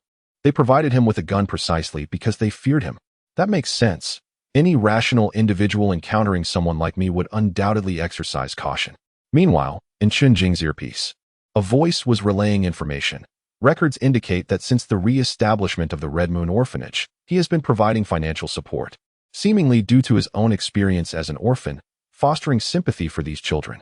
However, Team Leader Chen, integrating and guiding the observed individuals into the operational group is a highly delicate matter. Are you certain you wish to proceed? Affirmative. Chen Jing, behind the wheel, refrained from elaborating further. The reason she took the risk to personally engage with this subject was to make judgments from a closer vantage point, and she had faith in her own discernment. Colonel Chen, could this be a bit hasty? The sound in the headphones was tinged with hesitation, at the very least. He must be brought to the main city for a final assessment to ascertain his risk of losing control. After all, he was a potential split personality. Chen Jing spoke decisively, pulling the headphones off with a hint of annoyance. A group of armchair experts. How could they recklessly bring him to the main city before confirming his stability? As for determining his risk of losing control, were they implying he was a madman with schizophrenia, prone to problems? Yet, among those who had been recruited, who could truly be considered normal? If merely discovering his potential for schizophrenia branded him as insane, then how would these individuals, who remained safely behind the scenes to evaluate everything, react if they were shown the videos from that digital camera? She imagined they would be utterly terrified. There was a document she had not shown to Liu Xian, detailing a risk assessment, 75. According to the standards of the current world, a risk assessment reaching 80 meant that recruitment and guidance were strictly prohibited. If the risk of losing control hit 90, preparations for extermination must be made at all times. A risk of 95, regardless of any actions taken, warranted banishment to the wilderness or outright elimination. If that digital camera were handed over to those individuals, she was certain Liu Xian's risk assessment would soar beyond 80, perhaps even reaching 90. Yet, Chen Jing felt her decision was not misplaced. The obstacles in the reconstruction of civilization surpassed all imagination. An ambitious mining corporation, a technological academy, and a band of knights wandering through the wilderness, alongside those spiritual monstrosities concealed within the crowd. All these volatile elements pose a constant threat to the towering walls. The forces of Qi Gang are utterly incapable of withstanding such perils. Persuading an individual without resorting to one's abilities is immensely challenging, and convincing a multitude is even more daunting. Thus, Chen Jing does not intend to sway them. She simply aims to act upon her convictions. She firmly believes that the issue confronting Qi Gang is not about choosing sides, but rather a lack of options. Only the madman can confront the monstrous threats. Chapter 10. An abundance of toys. Although uncertain of when her position might be formalized, her current income is already substantial. with a fixed monthly salary of 5,000, complemented by an additional 1,000 from the company. She can amass a total of 6,000. Now there are tasks that require investigation or cleanup, accompanied by additional rewards. The bounty for eliminating a first-level spirit monster is 30,000, while for a second level, it is 300,000. Even without considering the task rewards, my combined earnings from 2 jobs amount to 6,000 each month. This is already substantial. After deducting 500 for meals, I am left with 5,500, which translates to 66,000 a year and 660,000 over a decade. The situation at the elementary school necessitates a swift relocation. Their current residence suffers from unreliable utilities and is perilously close to a high wall. I had previously inquired, and it appears that purchasing a large house, distanced from the wall, capable of accommodating a teacher, a security guard, and a dozen children, would cost over $1 million. If I managed to save 5,500 each month, it would take me at most 15 years to accumulate enough. As Lu Xin contemplated these calculations, a wave of hope washed over her. She is still young, and 15 years is feasible. Moreover, by taking on more tasks, she could earn even greater rewards. Naturally, there are numerous challenges. For instance, she must expedite her transition to a permanent position. What if she is dismissed before that occurs? If everything proceeds smoothly, not only could she acquire the large house sooner, but she could also set aside more funds for sustenance. There is even the possibility of taking teacher Lu to the main city to consult with a top physician to heal her leg. With these thoughts swirling in her mind, Lu Xian stepped off the bus, her spirits buoyed as she strolled along the road with her hands tucked into her pockets. A voice emanated from the streetlight beside him. Lu Xian looked up to see his sister perched on the horizontal bar of the lamp, cradling a makeshift teddy bear in her arms. Her slender legs swung gently in the night breeze, and a mysterious smile adorned her face. "Sister, I happen to have something important to discuss with you," Lu Xian pondered, gradually raising his gaze to his sister on the streetlight. "I have just received a new job that offers a significantly higher income than before, allowing us to rebuild our former home. I am eager to pursue this opportunity. However, it appears that the job will demand a considerable amount of skill. I would like to ask." He paused slightly, then continued, "Could you lend me your abilities? Borrow my abilities?" His sister chuckled, her smile taking on an eerie quality. "Brother, what do you have to offer in exchange?" Lu Xian thought for a moment and tentatively inquired, "A rubber chicken?" The smile on his sister's face vanished, her form becoming somewhat indistinct, as if she were on the verge of disappearing. Lu Xian hurriedly exclaimed, Wait. Let us discuss this." Having found this new job, it seemed he could earn a substantial amount of money, and he was determined to excel at it. The first order of business was to settle matters with his sister. Although she had paused at his call, she remained sullen and silent. Gazing at him with a haunting expression, Lu Xian, feeling somewhat helpless, ventured, "What kind of toy do you truly desire?" "You know." The younger sister gazed at Lu Xian's earnest expression, and suddenly a mysterious smile graced her face. With a gentle leap, she descended beside him like a delicate spider, crouching gracefully on the ground and looking up. "I want that delightful toy." Lu Xian's brow furrowed slightly. At that moment, the sister's eyes sparkled with excitement as she turned her gaze forward. Beneath the dim glow of the streetlight, a drunken man leaned against the wall, urinating. The sister's eyes gleamed with a peculiar, cruel expression as she remarked, "I adore toys that can move and speak. I prefer those that are whole, for only when they are complete can they be torn apart and sewn back together. Brother, could you grant me this toy? If you do, I shall lend you my abilities. Just don't harm others without cause." Lu Xian observed the man, who had finished urinating and was now cursing as he kicked a trash can, and whispered, "That's illegal." The sister's laughter bore a hint of cruelty as she softly replied, "But why can others harm me?" He looked at her delicate face, which seemed to fracture with an unsettling discord, his eyes reflecting a hint of anguish. "If you wish to prevent me from hurting others, you could lend yourself to me as a toy for a while." The sister gazed into his eyes, her smile twisting into something sinister. Her fingertips, delicate yet sharp, seemed to possess an invisible magic. When they touched a person, dire consequences would inevitably follow. Yet, as the sister's fingers gradually extended towards Lu Xian, they suddenly slowed. Her fingers did not intrude upon his body, but merely glided gently across his back. Through the fabric, she could discern a long, menacing scar, grotesque and fearsome. One could only imagine the severity of the injury that had inflicted such a mark. "Brother has always been a fool," she murmured softly, her voice barely above a whisper. "When others harm me, only you rush to protect me. The strange expression on her face softened, transforming her into a simple little girl, fragile and delicate. Both of her hands reached out, not to inflict harm upon Lu Xian, but instead to embrace him, her small face seemingly seeking refuge within his body. Lu Xian observed her tiny form shivering gently, as if she were crying profusely. Yet in the solitude of the empty alley, no sound of weeping could be heard. After a long moment of watching her in that state, he finally let out a soft sigh. Certain matters had become indistinguishable, as dreams and reality intertwined, fantasies and truths overlapped. After a while, he gently grasped his sister's shoulders and smiled. "Sister, do you know that I am no longer the same as before?" Her dirty little face bore traces of tears, yet it could not conceal her curiosity. "What? I just found a new job, and I have money now," Lu Xian replied earnestly. "So, I cannot buy you that kind of toy, but I can take you to buy toys." He raised his hand, gesturing towards the bustling street in the distance, proclaiming, "Indulge yourself in shopping. Buy whatever your heart desires." Upon hearing this, his sister's eyes sparkled with a glimmer of joy, as if she had momentarily forgotten her earlier sorrow. A smile emerged on her tear-stained face, and she nodded vigorously. The funds intended for addressing the severe spiritual contamination incident at the coffee shop had already been allocated to the Red Moon Orphanage. However, over the years of his employment, Lu Xian had managed to save a substantial amount, exceeding 2,000 yuan. He located a dilapidated ATM and withdrew all the money from his card. Hand in hand with his sister, he made his way to the street in the old town, renowned for its multitude of shops.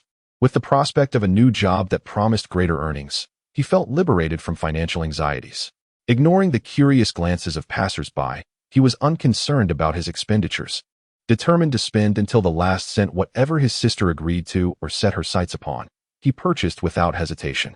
He understood that others could not see his sister. Whenever he spoke to her or held her hand, they received peculiar stares. Typically, he would be mindful of such scrutiny, but today he paid it no mind. His sole intention was to fulfill his sister's wishes to the best of his ability.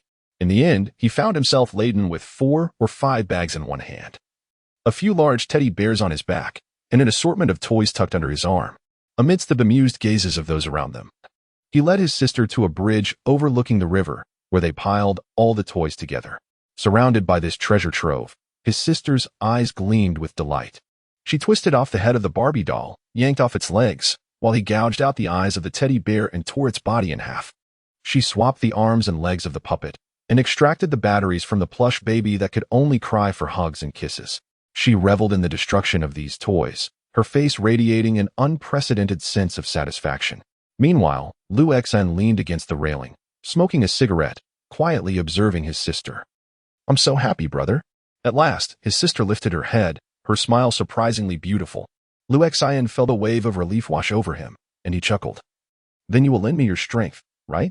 Rising from the pile of shattered toys, his sister smiled at Lu Xian with sparkling eyes. "Oh, my silly brother.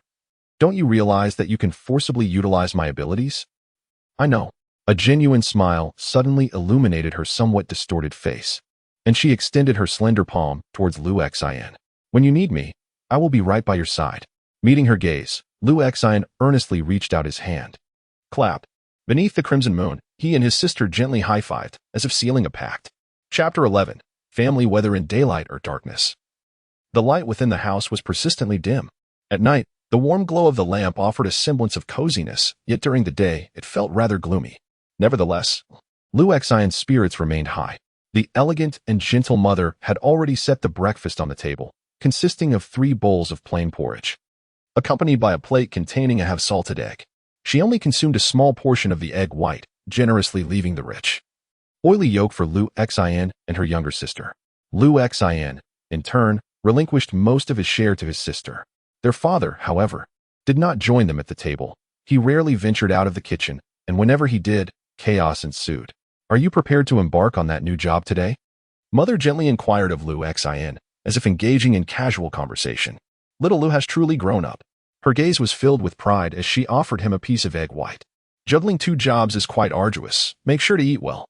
"Damn it, useless fool." Just a worthless pawn, fully aware of being exploited, yet still eager to comply. The sound of their father's disgruntled voice echoed from the kitchen, but the others at the table feigned ignorance. "The most ineffectual of all is you, oblivious to the fact that you have been deceived." His voice crescendoed with anger, yet the family continued to eat in silence, deliberately ignoring his outburst. If it were up to me, you should eliminate them all. With a sudden crash, the kitchen door swung open, and the father stormed into the living room. He fixed a fierce glare upon Lu Xian, vehemently rebuking him. Do you have any idea that yesterday they nearly brought about your demise? They never regarded your life as valuable from the very beginning. They intended for you to perish, even preparing to take your life. If it weren't for that wretched girl, you would have already fallen victim to their schemes. Why do you continue to assist them, despite the fact that they nearly caused your demise? As he spoke, he menacingly advanced towards Lu Xin, his eyes bloodshot and bulging, veins coursing across the sclera. Indeed, their actions at the CAF were undeniably reprehensible. What a worthless being you are! In a fit of rage, he unleashed a torrent of insults, suddenly reaching out to grasp Lu Xin. Just as the father was about to seize Lu Xin's shoulder, a bowl of kanji was unexpectedly splashed across his face. How dare you! The father turned with fury towards the mother, furiously wiping the porridge from his visage. The true waste is you. At that moment, the mother sat gracefully and composed in her chair, exuding an air of icy elegance. Her gaze filled with disdain as she regarded the father. If it were not for your ineptitude and volatility, how could we have found ourselves ensnared in this predicament? You wretched harlot, do you seek death? The father, as though struck at a sensitive point, erupted with a deafening roar, suddenly reaching out towards the mother. Yet this time, she seemed indifferent, merely observing him coldly before delicately extending 2 fingers. The enraged father appeared momentarily taken aback by this gesture, halting abruptly. What do you mean by that? Why are you gesturing like this? He seemed to grow increasingly wary, lowering his voice as he shouted vehemently. You know what I mean. Waste, waste, all damned waste. The father's anger seemed to swell incessantly, on the verge of breaching his limits, completely losing his sanity. Meanwhile, the mother maintained her composure, making a calming gesture as she gazed at him. It's all right. Everything is fine. With an air of elegance, she rose to adjust Lu Xian's collar, gently admonishing, focus on your own matters. That is of utmost importance. I understand. Lu Xian replied softly after a moment of silence. Thank you. Oh, silly child, we are family. There is no need for such formalities. His mother playfully tapped him, smiling as she added, but remember, regardless of whom you encounter, always be polite and reason with them. As she spoke, she gently brushed her hair back and chuckled. Of course, when we reason with others, they must also be willing to reason with us. You are so honest and would never harm anyone, but if someone attempts to bully you. Lu Xian looked up at his mother with a wary expression. Her smile radiated warmth and care. Then we shall all go confront him together. A shiver ran down Lu Xian's spine, yet he merely sighed softly. For the sake of others' safety, he truly could not allow himself to be bullied. As usual, Lu Xian arrived at the office 40 minutes before his official work hours commenced. On this particular day, he diligently attended to all the reports and documents assigned to him, ensuring they were impeccably organized. Unconsciously, he quickened his pace, neglecting even to partake in lunch. Consequently, by the time evening approached, he had completed all his tasks. Being the first to don his backpack and vacate his workspace, unlike his usual practice of lingering to work overtime, he had other matters to attend to now. The previous night, he had meticulously reviewed the materials left for him by Chen Jing, gaining a substantial understanding of his new role, particularly regarding salary and allowances. He was aware that upon receiving notification from Chen Jing, he must promptly arrive at the designated location to heed their directives and manage the pollution incident. However, if no significant tasks arose throughout the month, he would still receive his salary. The primary incentive lay in the subsidies earned with each pollution incident he handled, which ranged significantly from 10,000 to 30,000, with even a target marked at 100,000. Lu Xian felt highly motivated in this regard, thus resolving to excel in this job, seeking opportunities, approaching his responsibilities with seriousness, and working diligently towards securing a permanent position. Equipped with his identification, satellite phone, and firearm, he ventured onto the streets, accompanied by his sister, to conduct patrols. Chapter 12. The primacy of work. Wandering aimlessly along the dilapidated streets, Lu Xian realized he had not taken the time to observe this area closely in quite some time. The streets were riddled with potholes and dust, with remnants of stagnant water left from several days prior. The streets were awash with blinding neon lights, interwoven into a chaotic yet resplendent tapestry of colors. Following the Red Moon incident, the survivors within the towering walls appeared to have divided into 2 distinct factions. One group was perpetually occupied, hurrying along with scarcely a moment to spare for anything else. In stark contrast, many others congregated in small clusters, smoking and whistling at the women passing by on the streets. In essence, within the confines of the walled city, securing a meal was not a formidable challenge. The real struggle lay in enhancing the quality of one's existence. These aimless wanderers, drifting through the streets, had yet to acquire formal status in the second satellite city, rendering them ineligible for vocational training or education, and extinguishing any hope of ever residing in the main city. Consequently, they relinquished all aspirations, abstaining from work and neglecting thoughts of tomorrow's sustenance. They merely roamed the streets each day, numbly observing the passing scene, their gazes vacant, lost in unarticulated thoughts. Liu Xian traversed the street, scrutinizing the individuals around him, searching for any lurking dangers reminiscent of that barista from the corner CAF. Capturing even one would yield substantial profit and potentially save many lives. The image of his sister frequently flickered in his periphery. Sometimes she appeared atop a nearby skyscraper. At other times lazily traversing the overhead wires, or even resting upon the bald head of a certain uncle. The siblings patrolled the streets with earnestness, yet encountered nothing of note. The city is overwhelmingly vast. After wandering through several streets, Liu Xian, with weary legs, squatted by the roadside, smoking a cigarette while savoring a boxed meal. He reflected upon his experiences. Although the high-wall city was initially sparsely populated, the numbers had surged exponentially over the past few decades. In our secondary satellite city alone, over 1 million inhabitants now reside, leading the police to lament daily about their insufficient manpower. The chaos I encounter is merely a commonplace occurrence. If one were to patrol more frequently, encounters would surely ensue. In the following days, he maintained this routine. However, the excessive normalcy of the city left Liu Xian somewhat disheartened, as he encountered not a single peculiar event. His concern began to mount. Little did he anticipate that his other job would soon face a predicament. "Liu, you need not come to work tomorrow," declared the director, whose hair had thinned significantly yet was meticulously styled, as he slid a termination contract across the table. "Why?" Liu Xian was taken aback, unable to comprehend the words. The position had not yet transitioned to a permanent role, and to be dismissed at this juncture was unfathomable. In this world, post the Blood Moon incident, job loss had become a commonplace reality due to economic instability, particularly for someone like him, who merely needed to think in an office rather than toil endlessly at the docks or factories amidst fierce competition. Yet, Liu Xian had never considered that he would find himself in such a predicament. He has always approached his work with utmost seriousness over the years, without a single misstep. In fact, he has been regarded as a model employee, a banner of commendation proudly displayed in his cubicle. The notion of resigning seems absurd. How could one possibly part ways with oneself? "You must understand this matter, Xiao Liu."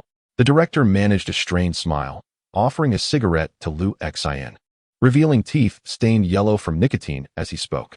"The company is currently facing financial difficulties. With the same position, we cannot afford to retain too many staff. Comparing you and Xiao El, your business capabilities are quite similar. However, Xiao El demonstrates a far superior work ethic. Look at you.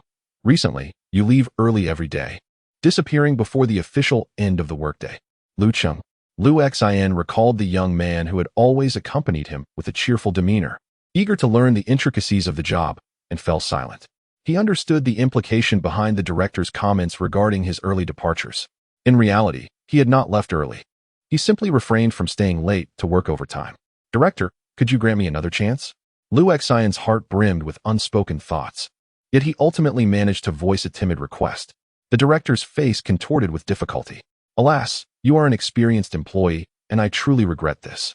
But you know how it is in our company, every position is essential, and we cannot sustain idleness. In cases of equal capability, attitude becomes paramount." Liu Xian did not absorb the latter part of the conversation, for he discerned its insincerity. Upon exiting the director's office, he noticed that all his belongings had been neatly packed into a box. He wondered who could have been so considerate. "It was El Qing who organized this for you."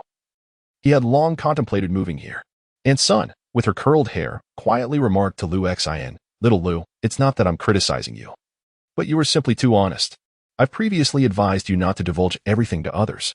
Look, someone south taken your place, has he? I've heard that this lad is quite remarkable. He.S. dating the director's daughter.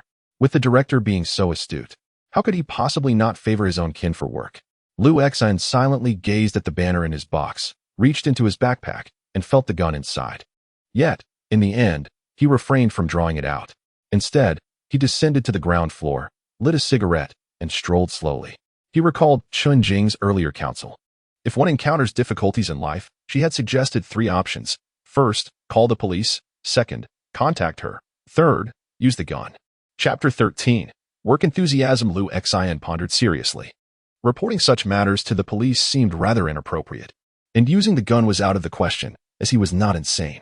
It appeared that only the second option remained, yet he felt a twinge of concern. Although Chen Jing had spoken earnestly, bothering the leader of another job over issues pertaining to this role felt somewhat inappropriate. After contemplating for a while, he found no alternative, and thus, he retrieved the sole number he had and dialed it. What has happened? The phone rang twice before being answered.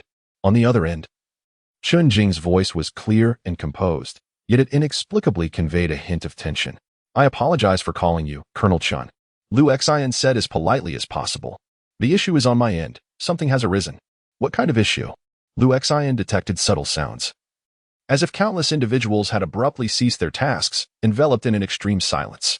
The atmosphere unnerved him, prompting him to hastily explain, you see. I always clock out on time and then patrol the streets. I assure you, I haven't left early. I merely complete my work and depart as scheduled. However, the company has unexpectedly decided to terminate my employment.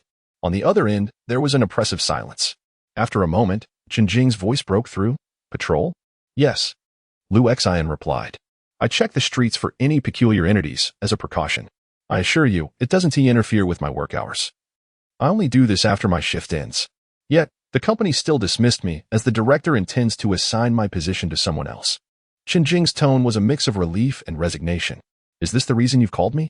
It seemed she had much to express, but ultimately, she merely exhaled slowly and said, please hold on for a moment. Since she requested that he wait, it implied that a resolution could be reached. Lu Xian resigned himself to patiently wait downstairs, silently smoking, anticipating the satellite phone to ring once more. Let me transform them into toys, shall I?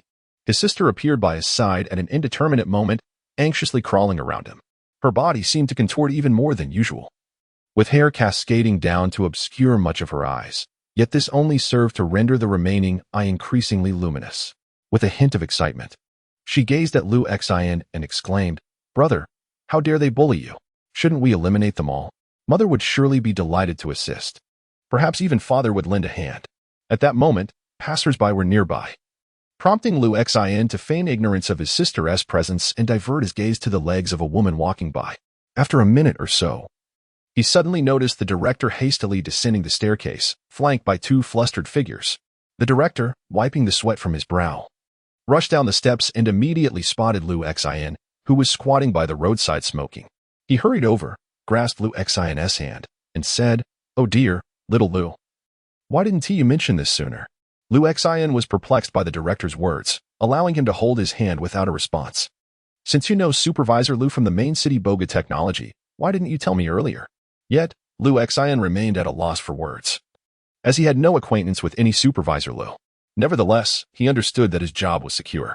At that moment, 2 young individuals accompanying the director stepped forward.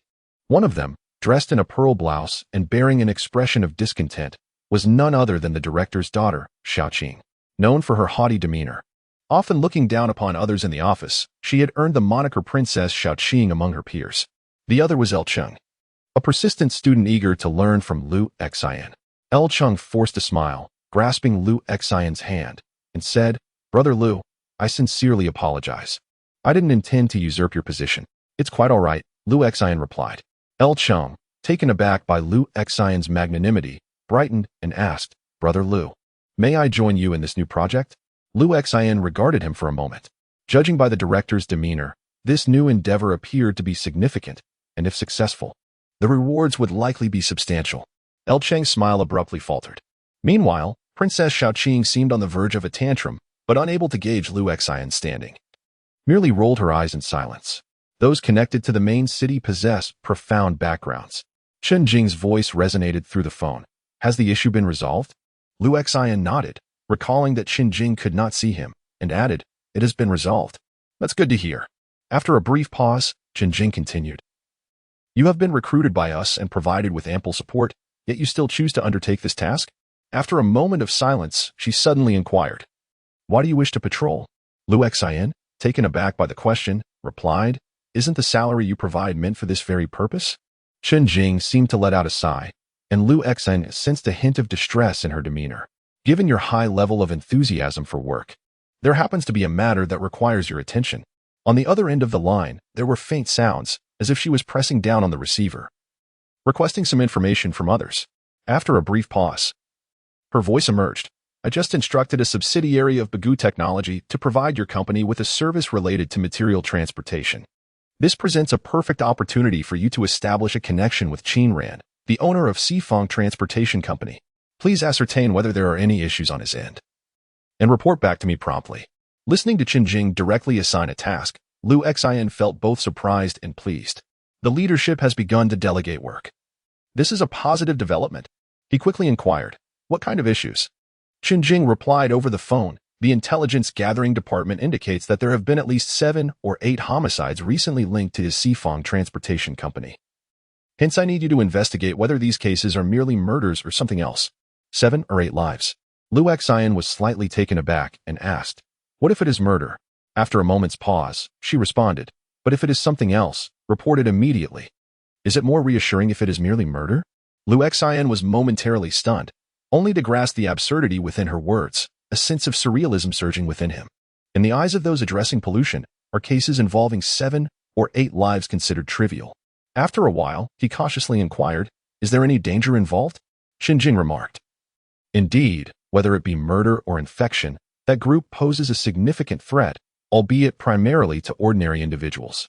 However, given your capabilities, you should be more than equipped to handle it." At this juncture, a hint of amusement crept into her voice. "Regardless of the investigation's outcome, there will be compensation." Lu Xian acquiesced. The surrounding individuals, including Sister Sun, furtively observed him before feigning busyness. After a brief moment, Lu Xian approached the secluded partition where LV Cheng was situated. Meeting LV Cheng's somewhat flustered gaze, Lu Xian stated, "Upon reflection, it would be best if you assisted me with this project." Chapter 14.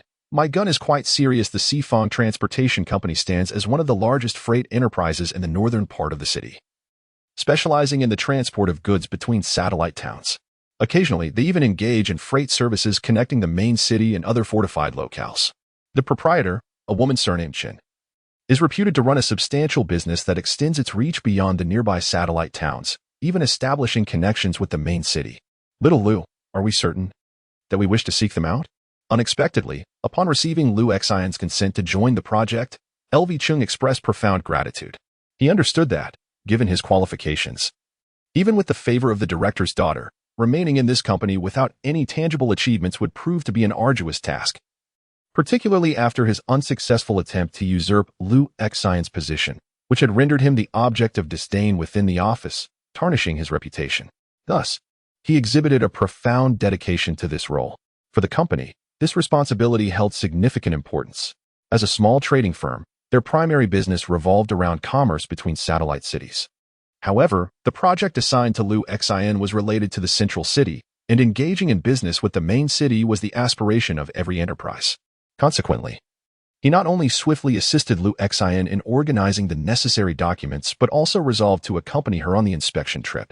Yet, when they set off, their party had grown to 3, as Princess Xiaoqing decided to join, seemingly concerned that Lu Xian might deliberately sideline her boyfriend at work. Lu Xian, however, was unfazed. Recognizing the advantage of having Princess Xiaoqing's vehicle, it was likely that the Sifang Transportation Company was not as straightforward as it appeared on the surface. As Lu Xian listened to LV Cheng's report, he pondered that, despite the discovery of wild grain varieties and the resurgence of certain industries, which had alleviated the food concerns for many, the reconstruction of the former industrial system remained a distant goal. One of the critical challenges lay in transportation. Particularly, with the additional materials provided by Chen Jing, he had uncovered numerous hidden intricacies that were not readily apparent. This woman named Chen was, in fact, a mere puppet of the Sifang Transportation Company. The true master is a man hailing from the wilderness, named Qin Ran. However, individuals emerging from the wild are not granted formal status within the confines of the city walls until they have resided there for 3 years. Nor do they have the opportunity to receive an education.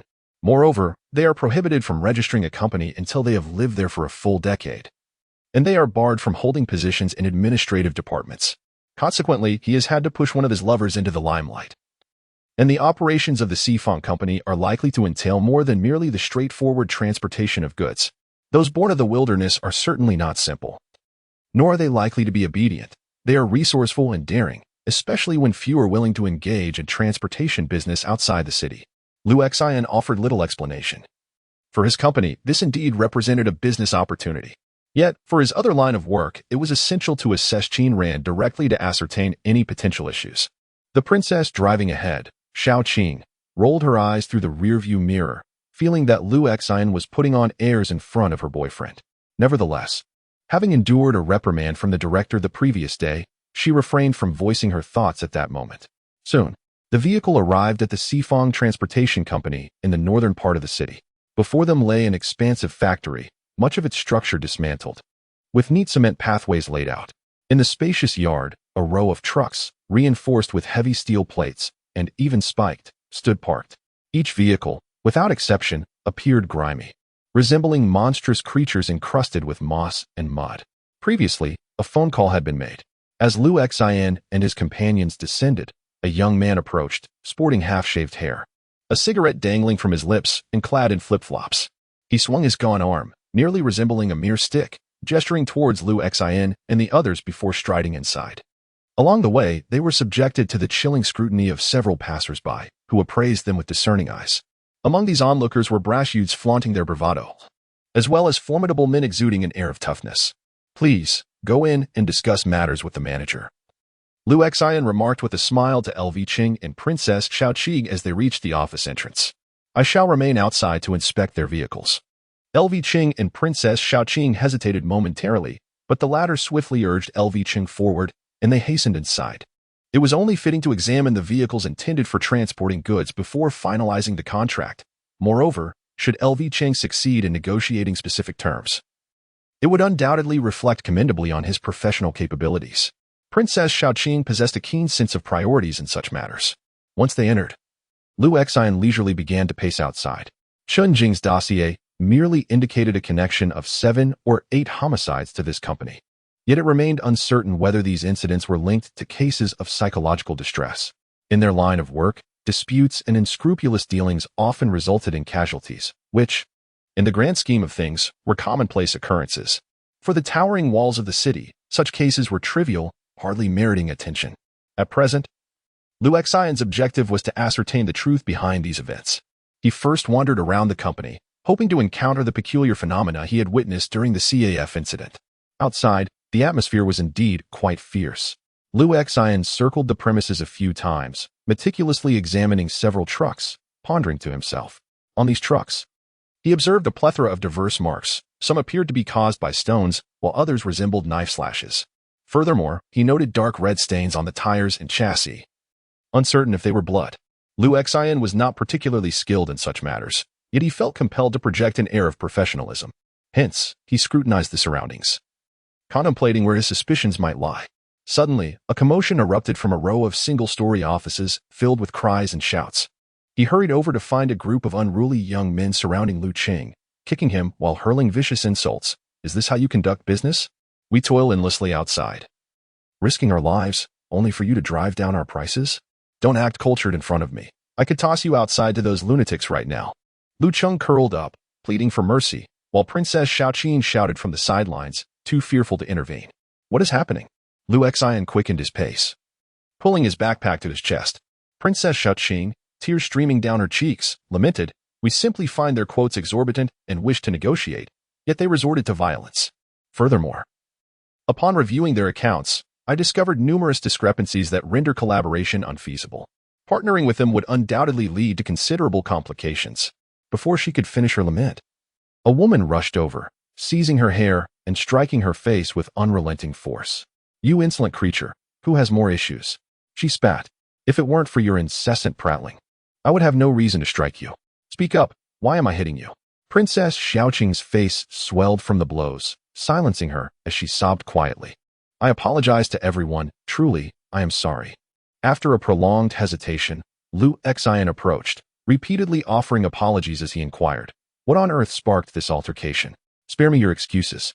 A A man, bare-chested with a scar etched across his face, cast a sidelong glance at Liu Exine and retorted, "You must be the leader, correct?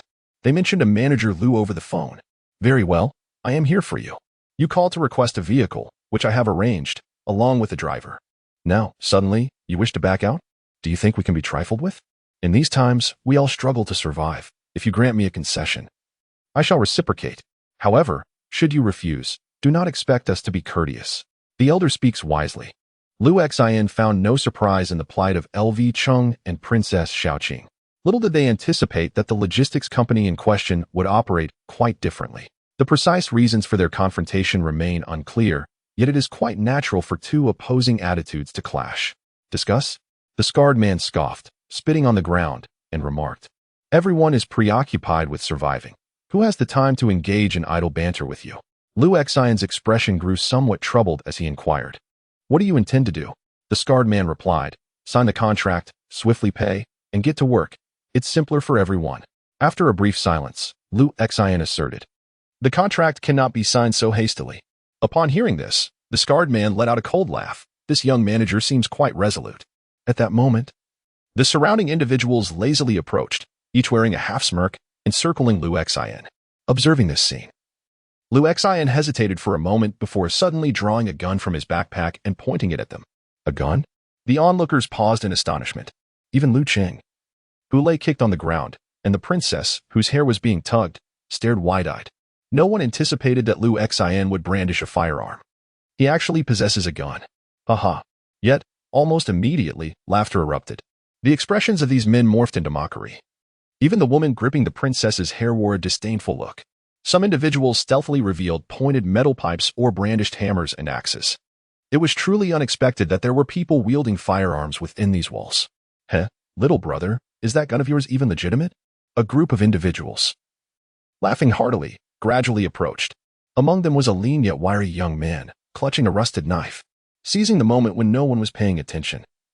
His gaze turned cold as he suddenly lunged towards Liu Exine's back. At that moment, his eyes glinted with malice, well aware of the street life.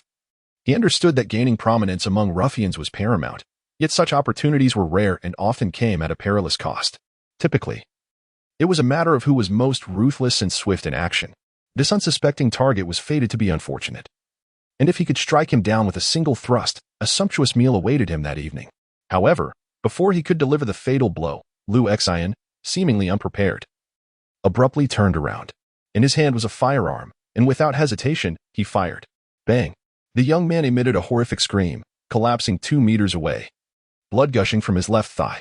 It was Liu Exine's first time wielding a gun, and his marksmanship was, indeed, lacking. Yet, the sound of the gunshot sent shockwaves through the crowd, causing them to recoil in astonishment. The atmosphere shifted to one of eerie silence.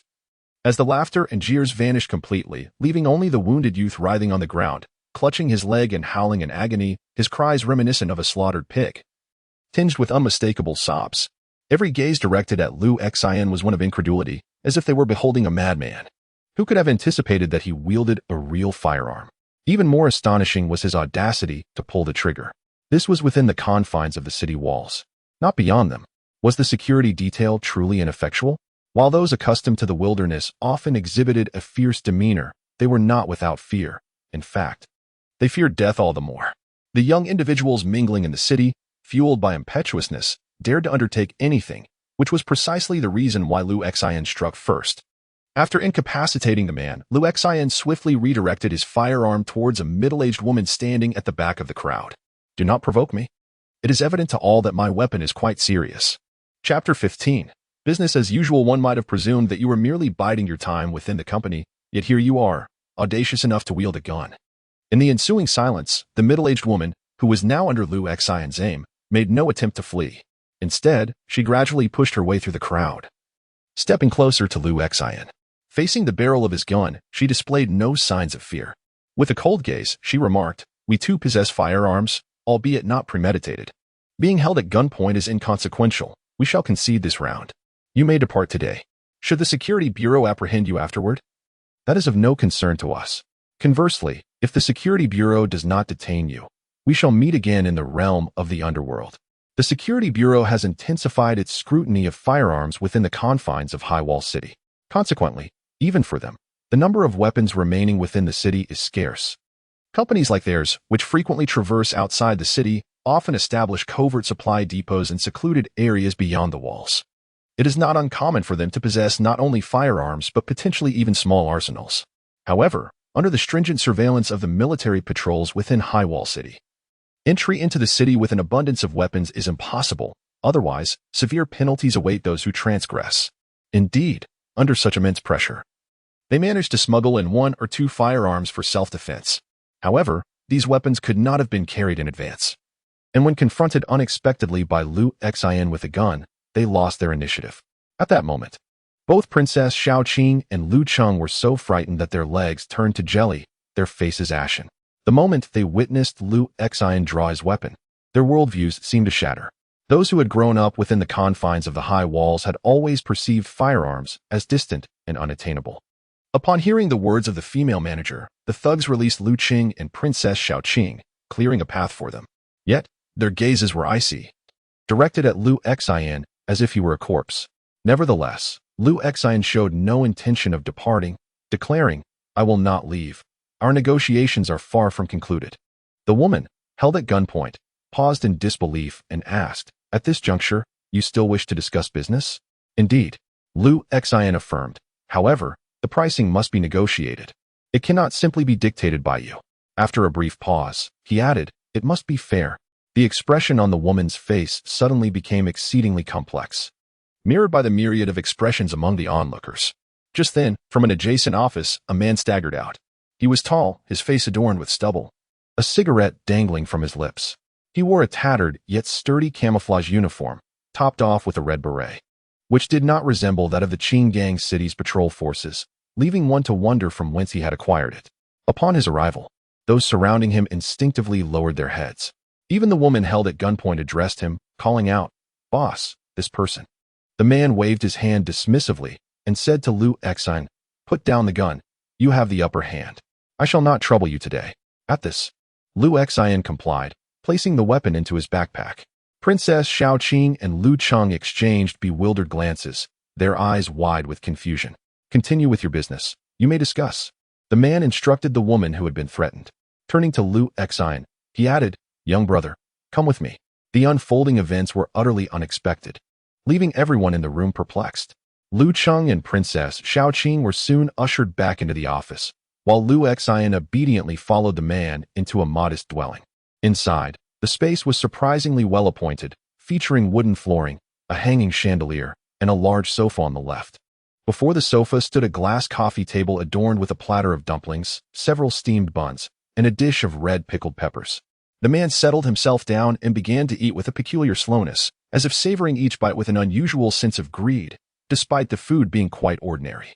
"After spending so long in the wilderness, I find that I can never quite satiate my appetite upon returning to the city," Qin Ran remarked, taking a bite of a bun and pairing it with a dumpling, casting a sideways glance at Liu Xin. "Would you care for some?" Liu Xin promptly shook his head. "I am not hungry."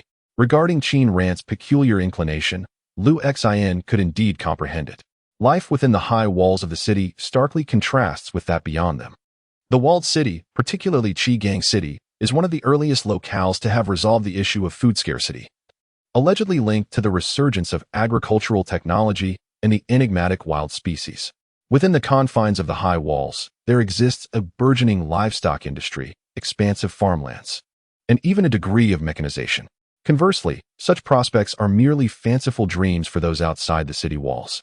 Numerous organizations beyond the city grapple with food shortages, and hunger is a prevailing reality for those in the wilderness.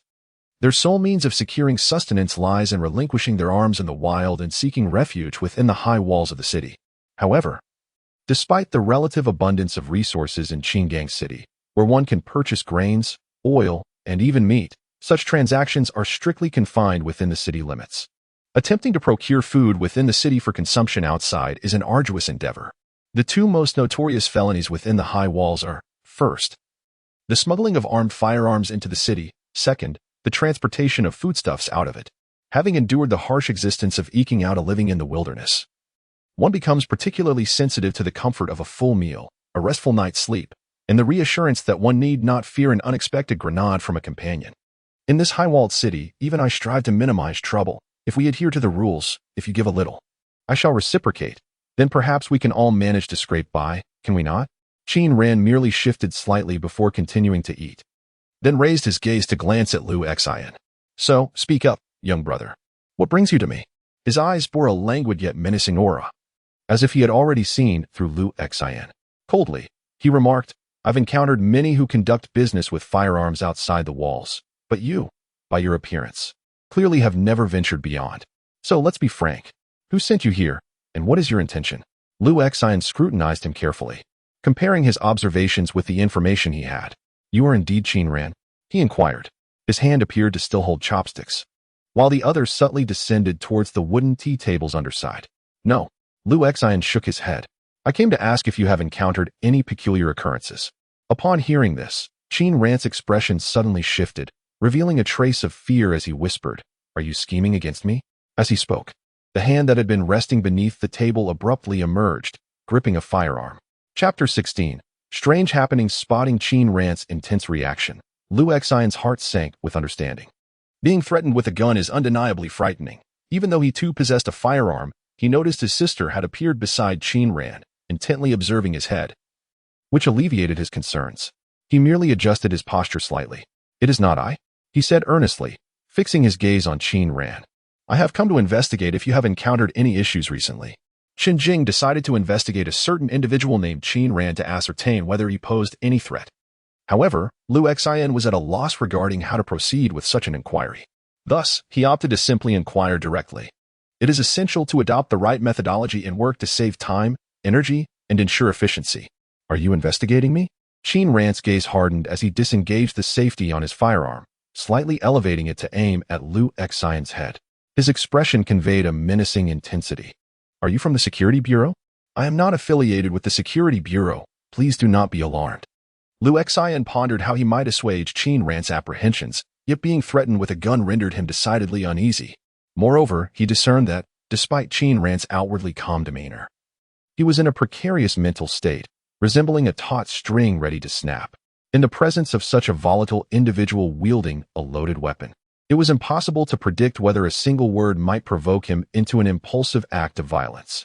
He cast a glance at his sister, whose face was partially obscured by her hair, revealing a peculiar smile. Observing the scene of Qin Ran aiming the gun at her brother, she suddenly reached out and nudged the weapon from his grasp. Taken by surprise, Qin Ran failed to maintain his hold, and the firearm slipped from his hand, hurtling directly towards Lu Xian. He instinctively caught it, disengaged the safety, and stowed it in his bag before lifting his gaze to Qin Ran. I am not here to investigate you. Rather, I am seeking to determine whether you have encountered any problems. At that moment, Qin Ran was drenched in cold sweat, anxiously scanning his surroundings yet finding no one in sight. His gaze was fixed intently upon Lu Xian, his voice trembling slightly as he uttered, How did you accomplish that? Do not inquire further. Even if you did, you could not replicate it. Lu Xian, clutching his backpack, pressed on with the question, Have you encountered any peculiar occurrences? Qin Ran felt an inexplicable sense of panic at the inquiry, especially as he perceived Lu Xian's demeanor, remarkably composed. Despite appearing as an honest and straightforward youth from the city, his unsettling calmness rendered him somewhat eerie. The inability to assert dominance over Lu Xian left Qin Ran feeling overshadowed. After a moment of hesitation, he cautiously retorted, What kind of questions? Lu Xian pondered for a moment before responding slowly. For instance, concerning those lives lost? Upon being confronted with this query, Qin Ran's expression shifted to one of palpable alarm. Stripped of his weapon in this office, and with Lu Xian wielding 2 firearms, one would expect him to feel apprehensive. Yet, unexpectedly, after his initial panic, he fixed an intense gaze upon Lu Xian, and a flicker of excitement began to emerge on his face. Suddenly, he exclaimed vehemently, Damn it, someone truly understands these matters. I knew I could not be the only one to encounter this.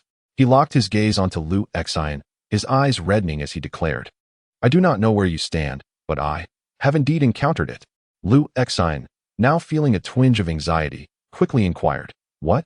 Qin Ran articulated each word with deliberation. I have encountered someone seeking vengeance against me. Lu Xian was somewhat taken aback. For someone like Qin Ran to be approached for vengeance was hardly astonishing. Yet this was not an ordinary quest for retribution. Qin Ran drained a cup of tea that still bore the warmth of its brew, his gaze fixed intently upon Lu Xan. It was evident that he had grappled with an internal turmoil, yet ultimately, he succumbed to the dread that gnawed at him, slowly beginning to articulate. It's a tale so preposterous that no one would ever believe it. Noticing the intensity of Qin Ran's emotions, Lu Xan urged, "Take your time." Qin Ran exhaled slowly, seemingly searching for some semblance of understanding in Lu Xan's expression, but gradually, his resolve waned. After a moment, he continued, "The events began 14 days ago. I have no qualms about you knowing. My business extends far beyond mere transport of goods. This industry is fraught with peril, with countless lives lost, and the profits are meager. Thus, I engage in all manner of enterprises, as the Security Bureau is well aware." Lu Xan nodded, feigning familiarity with the intricacies of the matter. It all commenced with the transaction of a package of small bear pills. Thousands. Lu Xan gasped in astonishment. "But that's just the beginning." Qin Ran cast a glance at him before elaborating. "I dismembered old Chui's corpse and fed the pieces to wild dogs, thinking the matter would conclude there. However, to my shock, a woman appeared the next day, a stranger to me, yet she claimed to be Chui Wang. She berated me for my lack of ethics, demanding that I pay with a life for a life, and insisted that I surrender that batch of goods." Lu Xan's expression shifted slightly. Now, he found himself genuinely intrigued. "I have no idea what this woman is up to. I merely assumed she was involved with old Chui." Qin Ran spat and remarked, "The body was encased in fresh cement. Look, it's right over there by the newly constructed weighing scale." Lu Xan listened with an impassive expression. Qin Ran continued, "However, after the incident, I sensed something was amiss, so I had someone investigate. It turned out the woman was named Wang Ting, a worker from a garment factory in the southern part of the city, and she allegedly had no connection to old Chui. Isn't that just bizarre?" Lu Xan could only nod in agreement. But the strangeness did not end there. The more Qin Ran spoke, the more intense his expression became. "A couple of days later, two individuals suddenly approached me. One was an elderly man, and the other was a young beggar, perhaps 17 or 18. One claimed to be Chui Wang, and the other asserted he was Wang Ting. Both sought me out, demanding retribution for their lives. Despite being surrounded by so many people, they charged at me without hesitation." As he spoke, he gestured to his neck, adding, "They were also killed. That makes 4. Lu Xan was slightly taken aback. Then came the part that troubled me even more. Qin Ran spoke softly, saying, "I had someone investigate the identities of these two individuals and discovered that they seemed completely unfamiliar with Lao Chui and that woman named Wang Ting. Yet, they arrived nonetheless. Strangely enough, after 4 days, 4 more individuals appeared, all of whom I did not recognize at all. To my astonishment, they directly entered my home and seized my throat. Damn it, 4 of them, each acting as though they were insane. One claimed to be Lao Chui. Another professed to be Wang Ting, one identified as Zhang Abo, and the last declared himself as Wu Zi. Insanity, utter madness. Their gazes were particularly terrifying." Upon hearing this, Lu Xan finally expressed surprise. "So, who are these people?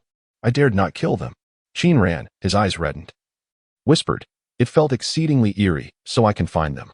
However, he uttered 2 buts, but did not continue, only quietly urged Lu Xan, "Follow me." Chapter 17. Endless Revenge. Qin Ran led Lu Xan to the rear of their transportation factory, where numerous abandoned buildings and warehouses lay scattered, surrounded by rusted scrap metal and overgrown weeds. He headed straight for an underground warehouse with a blue-painted iron door. "This is it." Before pulling open the iron door on the ground, Qin Ran took a few deep breaths and glanced at Lu Xan. He then unlocked the iron gate, and with a vigorous tug, the gate creaked open. A pungent, acrid stench assaulted his senses. Lu Xan pinched his nose and took a step back before cautiously leaning forward to inspect further. Before him lay an underground storage room that resembled a vast pit. Its cemented floor marred by pools of stagnant water, measuring approximately 5 meters in length, 7 meters in width, and around 4 meters in depth. At the bottom, several iron rings were affixed, each tethered to a chain. What sent shivers down his spine was the unsettling sight of a gruesome crimson object shackled to the chains. Upon closer inspection, it was a severed arm. Additionally, scattered across the pit's base were remnants of partially decomposed flesh, which Lu Xan quickly recognized with a grimace. He could not help but furrow his brow and exclaim, "How terrifying." Qin Ran glanced at him and replied, "Little brother, your expression hardly suggests fear.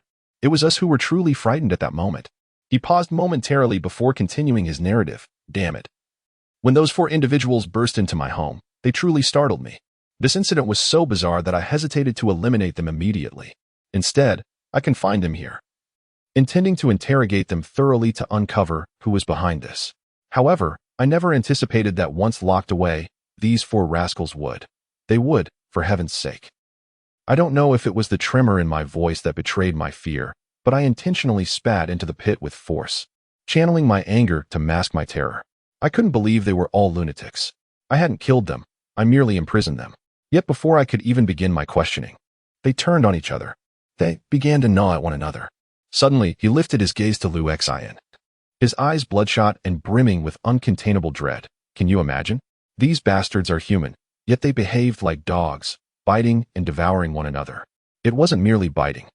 They were consuming each other, tearing into flesh and swallowing it whole.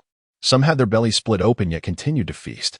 At that moment, I could hardly bear to witness such horror, so I drew my gun and shot them all down. And for the first time, when I fired at another human being, I felt as though I was doing a good deed. As he recounted this, he suddenly slammed the iron door shut with a resounding bang. What on earth are these things? He fixed his gaze firmly on Liu Xin and said, Since you've come to inquire, you must know something. So please tell me, what on earth are these things? Liu Xin observed that his emotions were somewhat unhinged.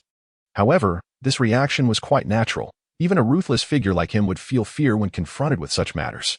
He might not fear death itself, but the inexplicable circumstances evoked a sense of dread. This was entirely different from the events at the CAF, yet it was undeniably abnormal. After listening to his account, Liu Xion's mind raced with thoughts. Was it the first peculiar old Shui who had stirred up these strange occurrences, or was there something else at play? Moreover, it seemed that there were discernible patterns in the incidents he encountered. On the first day, a vengeful individual appeared. On the second day, 2 more arrived. And by the 4th day, there were 4. Suddenly, a realization struck Liu Xian, prompting him to urgently ask Qin Ran, how many days has it been since their last visit? 7 days? Liu Xian's expression darkened momentarily. Tomorrow would mark the 8th day. If this pattern held true, would they not soon be visited by 8 more? Please wait a moment. I need to report this. Liu Xian recalled Chen Jing's earlier words and shook his head, preparing to retrieve his satellite phone. However, Qin Ran cast a cold glance and suddenly picked up an axe from the ground beside him, directing it at Liu Xian. In a low, fierce tone, he said, Young brother, I carry numerous lives upon my back. These few individuals pose no threat to me, whether it be 4 or 8. Even if a dozen were to come, I would not flinch. At worst, I would leave this wretched city and continue my life as a lord beyond its confines. But you must not entertain the thought of scheming against me in this moment. Liu Xian glanced at his backpack, perplexed by Qin Ran's audacity to threaten him.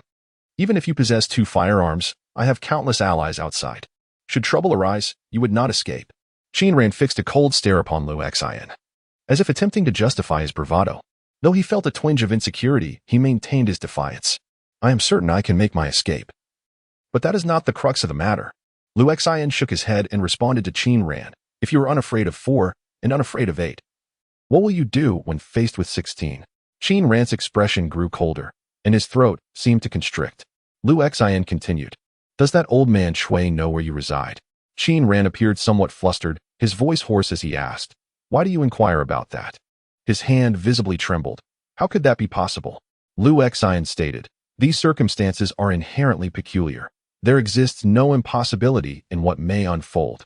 Given the current pattern, it appears that the number of individuals seeking vengeance against him will only increase. No one can predict how many will ultimately emerge if such occurrences continue unabated. If only a handful or a mere dozen come after Qin Ran, it would hardly pose a threat to someone as ruthless and formidable as he. Yet, what if the numbers swell to dozens, or even hundreds? Liu Xian can already envision the chaotic scene of hundreds of people frantically pursuing Qin Ran across the vast wilderness. Theoretically, could there come a day when the entire world is relentlessly hunting him down? These individuals would be undeterred by death or injury, potentially able to track him down no matter where he might hide. It would be a relentless pursuit. Primarily, it would be a matter of survival. If he does not perish, they shall not relent. Qin Ran, too, is evidently frightened. The axe he grips trembles in his hand as he hisses, I have no desire to cultivate the wilderness. Presently, he harbors some mistrust towards Liu Xian. Although they have established connections within the high-walled city, there is always the possibility that a powerful figure may take a disliking to him and effortlessly eliminate him. This concern is part of the reason he has refrained from reporting the myriad strange occurrences to the Security Bureau. Firstly, he cannot articulate the situation clearly. Secondly, he lacks trust. He is acutely aware of who holds power within the high-walled city, and a moment's caprice could condemn him to a lifetime on the outskirts of the city's farms. Cultivating the wilderness is preferable to death. Lu Xian comprehends his thoughts, glancing at the sealed storage below before shaking his head, or perhaps one has been forcibly consumed. Qin Ran's pupils constrict, and the hairs on his body stand on end. After an internal struggle, he gradually set down the axe, his voice hoarse as he uttered, "I believe you." As though disbelief were an option, Lu Xian muttered to himself, stepping aside to dial a number, then adopting a different tone. "Hello, is this Colonel Chen?" Chapter 18. D-Class Special Contaminant Source 041. You may call me Captain from now on.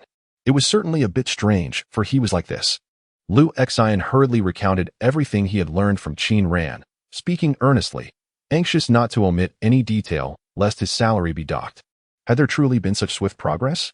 The logistics transport company, the backyard. Lu Xian reported his location and cautiously inquired, "What should I do now?" "Wait there," Qin Jing instructed. "A small team of 3 will soon arrive to meet you. You will follow their lead in the investigation. They are seasoned veterans. However, you must remember that you are the one with the psychic anomaly. At times, their experience may prove insignificant against your intuition. Therefore, the primary investigation should be led by you, and they will ultimately follow your command. Considering your lack of experience, I will lead this investigation for now, via radio communication." Qin Jinglei decisively ended the call, leaving Lu Xian to murmur to himself about the matter of remuneration. Meanwhile, his sister languidly climbed onto the adjacent garage roof and sat there gazing at the moon. Qin Ran's fear, mingled with an insatiable curiosity, had yet to dissipate. He took a few steps towards Lu Xian, but hesitated to approach too closely, instinctively feeling a sense of trepidation towards Lu Xian at that moment. Not wishing to reveal his feelings, he maintained a distance and feigned calmness, inquiring, "What are you planning to do?" Lu Xian, not wanting to betray his novice status, also feigned composure and replied, "For now, we wait." Thus, the two of them sat in silence, their gazes fixed ahead for 10 minutes.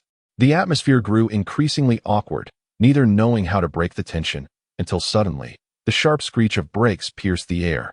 A black Jeep swiftly entered the company premises, its robust and formidable frame exuding an air of cold authority. It careened into the plaza, swiftly turning half its body, and then the door swung open, revealing 3 fully armed personnel. Remarkably, not a single courageous employee within the company dared to utter a word. One of the armed individuals strode purposefully towards Lu Xian, gripping his weapon firmly and standing at attention. "Mr. Lu Xian," he declared, "the Special Pollution Investigation Team from Zone 2, dispatched by Colonel Chen, has come to rendezvous with you." Lu Xian instinctively mirrored his stance, internally exclaiming, "He called me Mr. How formal." He hurriedly smiled and replied, "You can just call me Xiao Lu." The officer, devoid of expression, responded, "Yes, Mr. Lu Xian." Then, among the armed personnel, a squad leader named Qing Hui handed Lu Xian a black box. Maintaining his composure and demeanor, Lu Xian endeavored to appear anything but a novice. Upon opening the box, he discovered within its dark recesses a headset adorned with ear hooks. Glancing up, he noted that each of the armed personnel also wore a similar device. Without further instruction, he lifted it and placed it upon his ears. After a brief pause, uncertain of what to do next, a silent armed personnel stepped forward to assist him by pressing a button, then quietly withdrew. Instantly, a female electronic voice echoed in his ears. "Connecting to investigation team line. Connecting to information analysis team line. Connecting to coordination personnel line." Lu Xian cast a grateful glance at the armed personnel. "Extramural member Lu Xian of the investigation team, please repeat your previous findings." Following the connection of 3 signal lines, Qin Jing's voice resonated through the headset, succinct and cold. Aware of the gravity of the situation, Lu Xian refrained from being complacent and reiterated the report he had previously delivered to Qin Jing. She did not interrupt, instead listening intently before calmly responding, "Information Analysis Team. Greetings, Mr. Lu Xian. I am Corporal Han Bing from the Information Analysis Team, and my team and I will provide you with information support." Once again, a voice emerged, possessing a certain sweetness yet tinged with a hint of timidity. However, Her articulation was remarkably coherent. She began by announcing the details of the incident: provisional designation, D-Class Special Contamination Source 041, target classification, pending, infection level, suspected low-grade, threat level, suspected low-grade. Individuals involved: Qin Ran from the Qingang No. 2 satellite city, Sifang Transportation Company. According to Mr. Liu Xian's report, this is likely to be an unprecedented case of a novel psychological contamination event that has not been previously documented. The recommended measures are as follows. First, to initiate an immediate investigation to locate the source of contamination and execute a cleanup operation. Second, to detain the relevant individual, Qin Ran, awaiting the arrival of the contaminated parties, to observe subsequent changes and gather clues. If necessary, consideration may be given to offering Qin Ran to them for elimination, thus severing their logical chain. Liu Xian, listening to the voice emanating from the channel, found himself momentarily stunned. This was his first encounter with such a scenario, and his reaction was somewhat sluggish. For instance, he had not anticipated that, in the face of numerous Avengers, surrendering an individual for their execution would even be an option. This marks your inaugural participation in a formal investigation, presenting a valuable opportunity for learning. Chun Jing's voice resonated through his earpiece. Henceforth, each field assignment will be accompanied by a dedicated information analysis team to serve as your technical support, assisting you in data analysis, providing information, and offering operational recommendations. You should strive to adapt swiftly to this mode of operation. Liu Xian immediately comprehended that Qin Jing was imparting wisdom to him, and he promptly nodded in agreement, exclaiming, "Very well." Qin Jing then elucidated, at times, endeavoring to satisfy the specific needs of the pollution source can also diminish the intensity of its spiritual fluctuations. This presents an opportunity to seek clues or even execute a cleansing. There have been instances in the past where, after fulfilling the characteristic demands of the pollution source, it vanished on its own. However, given the current lack of information regarding the 041 pollution incident, we shall not adopt that approach for now. My recommendation is to commence an immediate investigation to ascertain the location of the pollution source and initiate a cleansing operation. At that moment, the voice of Private Han Bing resonated thus. The primary focus of the investigation should be the site of Qin Ran's first murder and the location where the bodies were disposed of. Chapter 19. Investigation into spiritual pollution. Under Chun Jing's directive, the entire investigation team sprang into action. At this juncture, Qin Ran appeared genuinely taken aback. He remained vigilant, observing the three armed personnel with a gaze imbued with profound apprehension.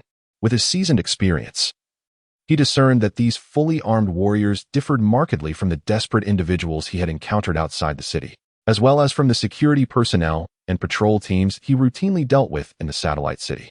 He subtly signaled to his subordinates to maintain their distance and remain stationary. An immediate investigation was ordered, taking Qin Ran along to preclude any suspicion of concealing the truth. In his earpiece, Han Bing's voice emerged.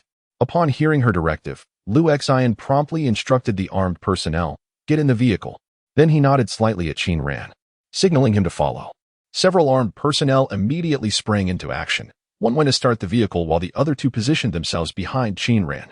He glanced at the cold, metallic submachine guns in their arms and then turned to look at Liu Xian. Suddenly, he gritted his teeth.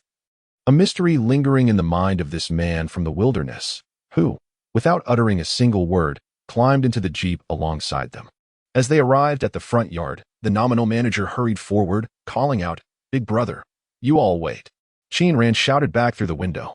The armed personnel in the vehicle paid no heed to Qin Ran or the response of the transport company, seemingly dismissing them entirely. Liu Xian, sensing the absence of any prompts in his earpiece, refrained from voicing his opinions. He could feel the shift in atmosphere since the three members of the investigation team had reported back to him. Despite the investigation team comprising only 3 individuals, Qin Ran's subordinates outnumbered them by more than tenfold. Yet, the stark contrast in the demeanor and discipline of the 3 clearly well-trained armed personnel, coupled with their readiness for action, suggested that, should conflict arise, Qin Ran's men would be no match, merely fodder in a confrontation. The disparity was painfully evident. Qin Ran, undoubtedly aware of this imbalance, had become exceedingly compliant. However, Liu Xian sensed a subtle wariness emanating from the investigation team towards him. For instance, the youngest-looking soldier frequently stole glances at him when he thought Liu Xian wasn't looking. However, once he caught the gaze of another, Liu Xian suddenly turned his head to the left, directing his attention towards the window. The young soldier by the window swiftly turned his head, clutching his weapon and sitting upright with a composed demeanor. The road ahead was arduous, yet the modified jeep they were driving was adept at navigating such intricate terrains. Just ahead, Qin Ran, seated in the vehicle, pointed to a more precise location, revealing a hint of tension in his voice. Unconsciously, his words flowed a bit freely. It was behind that mound where the exchange took place. I shot Lao Chui there, and at that moment, he appeared somewhat intoxicated, although nothing seemed amiss. The area for disposing of the body lies beyond that patch of grass, where wild dogs often roam in packs. I recommend an immediate psychic detection of these two locations and a 300-meter radius surrounding them. Han Bing's voice crackled through the earpiece. Agreed. Chen Jing promptly added. The emergence of psychic contamination, while distinct from ordinary pollution incidents, still bears traces to follow. In addressing psychic pollution events, the paramount task is to locate the source of the contamination, which often originates from a profound psychic upheaval. When a person is murdered, the psychic waves are intense, and most post-mortem mutation incidents commence from such moments. Of course, some data suggest that certain mutations may also arise from post-mortem stimuli.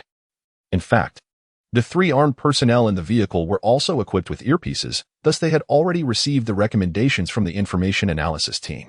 Upon disembarking, they exchanged glances with Lu Xian, seeking his tacit approval. Noticing his lack of dissent, they proceeded with their task. Lu Xian recognized this as a valuable learning opportunity and attentively observed their movements. With remarkable proficiency, they retrieved a black box from the vehicle, deftly inputting a code to unlock its intricate mechanism.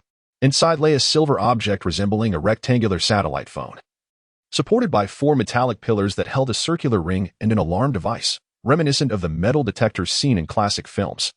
One individual remained at the site while the other 2 extracted specialized helmets, round, thick, and adorned with transparent visors. What astounded Lu Xian the most was that a significant portion of these helmets appeared to be crafted from a unique type of glass. The apparatus they now employed was a rudimentary psychic power detector, a recent innovation.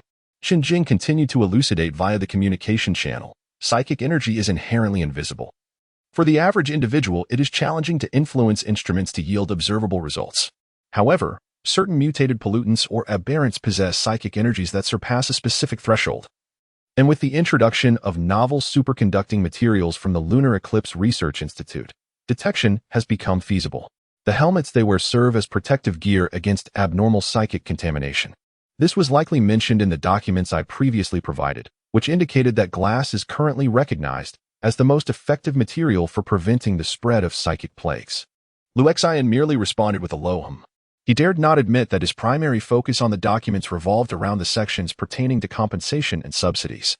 Concerning Qin Ran's allegations of the murder of Chui Wang and the locations where the body was disposed of, thorough examinations were swiftly conducted in the surrounding areas. The investigative team even unearthed some suspected remnants of Chui Wang's skeletal remains. However, no anomalous psychic energy was detected. Are you certain these are the 2 locations? Lu Xian turned to Qin Ran to confirm once more. Qin Ran's complexion was grim, concealing a threat of fear. This is a matter of my life. Do you believe I would lie? Lu Xian sensed that Qin Ran was not concealing anything, and he harbored no doubts about the investigative team's findings. When he gazed at the 2 sites, he too observed nothing amiss, unlike the earlier instances in the CAF or during their first encounter, where he could distinctly see abnormal, mutated masses, evidence of something unnatural. It was at this moment that the significance of the information analysis team became apparent. Lu Xian asked directly, "What should we do? If neither the death site nor the disposal site exhibits any issues, we must consider other factors." Private Han Bing in the channel calmly analyzed. Firstly, how were those individuals affected? Every source of contamination has a specific radius. One must enter this range to be influenced. According to the current analysis of the information, those individuals share no connections and are unfamiliar with one another. Nevertheless, they have all become members of the Avengers. This suggests that there must have been intersections in their lives. The locations of these intersections may very well be the source of this pollution incident. It is advisable to organize personnel to investigate the identities of these Avengers and trace their life paths. Chapter 20. Focus of work: the point of intersection? Lu Xian listened to their conversation, momentarily taken aback, and inquired, "How long will that take?" Lu Xian understood the gravity of the issue she raised. In the current high wall city, especially within the satellite cities that serve as buffers to the main city, the population is exceedingly complex. It is uncertain how many have recently entered High Wall City without having obtained permanent residency, or who have infiltrated clandestinely. Not every individual's identity can be swiftly clarified. And moreover, public facilities such as surveillance cameras are not widespread in the satellite cities. Unlike the main city, where crucial areas like the administrative hall and supply department are monitored, many locations here lack cameras or have malfunctioned. Liu Xian harbored no doubts regarding the Special Operations Team's efficiency and capability. Yet under such circumstances, uncovering these individuals' life paths and identifying points of intersection in a short period is inherently troublesome. After a moment's hesitation, he queried, "Is there a quicker method?" Pausing slightly, he elaborated, "After all, tomorrow marks the 8th day, and it is highly likely that more individuals will become infected." At his words, a brief silence enveloped the channel. The 3 members of the investigation team cast a gaze filled with complexity towards Liu Xian, comprehending his concerns. Following the pattern established by those who sought vengeance against Qin Ran, it was evident that on the first day, one individual would seek retribution. On the second day, 2 would follow, and by the 4th day, there would be 4. Thus, it was anticipated that tomorrow, 8 individuals would emerge to exact their revenge. In fact, it was conceivable that such adversaries might not even wait until tomorrow, as theoretically, after midnight tonight, 8 new Avengers could very well appear. This would result in an additional 8 innocent victims. Such apprehensions are entirely reasonable, yet hearing them articulated by Liu Xian was somewhat unexpected. I concur with Liu Xian's perspective. After a brief moment, Chen Jing's voice resonated through the channel. It is not simply a matter of whether to save lives. Our endeavors have always centered on rescuing individuals. By eliminating the source of contamination, we indirectly save countless lives. This cannot become the focal point of our work. The core of our mission, our highest priority, remains the eradication of the pollution source, now and forever. I align myself with his viewpoint, as efficiency is paramount in addressing the source of mental contamination. If we were to conduct a thorough investigation of the routes traversed by the contaminated individuals during their lifetimes and compare them, it would consume an inordinate amount of time. After a brief pause, she continued, "Based on the current information, since the polluted Avengers all claim to seek revenge on Qin Ran, and Cui Wang is the first Avenger, it indicates that Cui Wang must be connected to the source of the pollution. Even though no suspicious points have been discovered at the locations of his murder or the disposal of his body, we cannot dismiss the possibility that the actual source of pollution lies nearby, and this probability is quite significant. Let us first assume that the source of pollution is within that area, and then conduct our analysis. The abandoned industrial zone is devoid of residents, and pedestrian traffic is sparse, so we need not focus on where the intersection point is.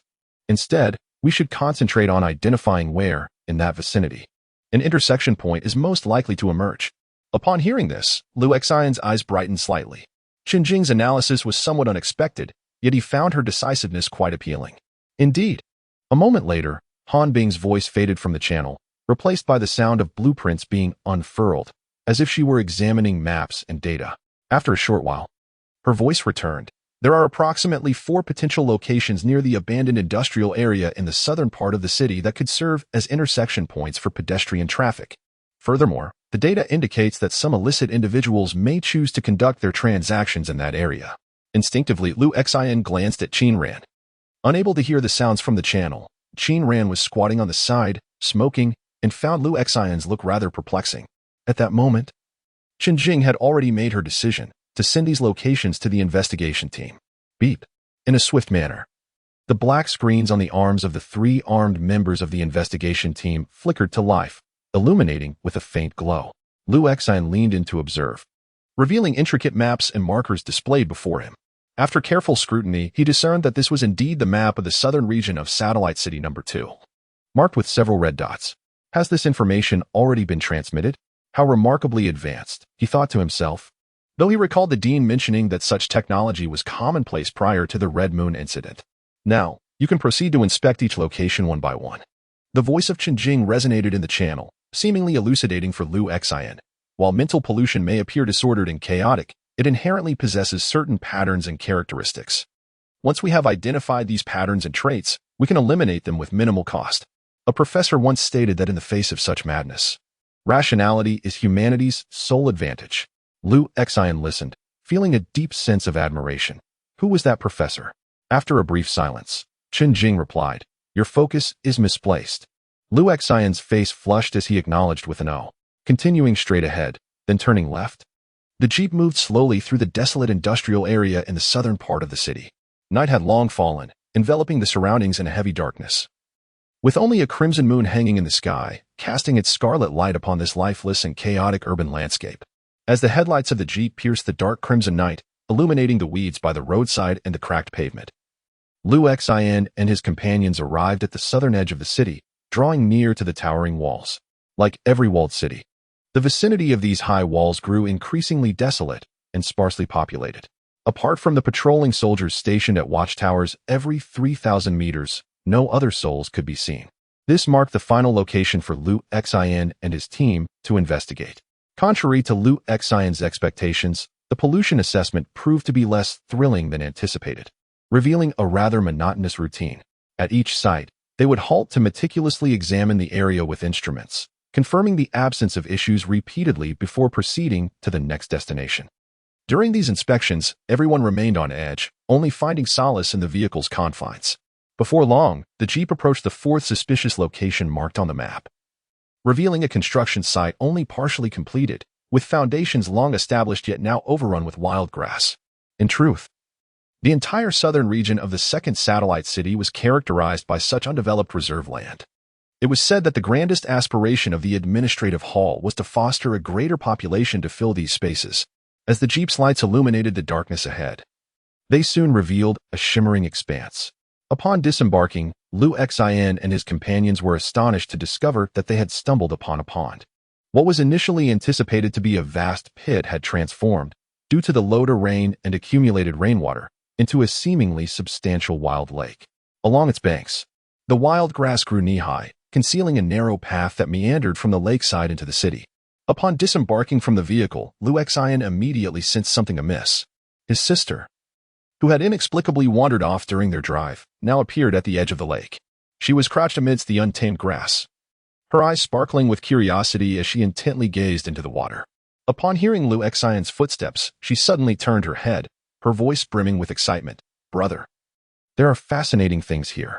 Fascinating things. A sense of unease flickered through Lu Xian's mind as he hurried over.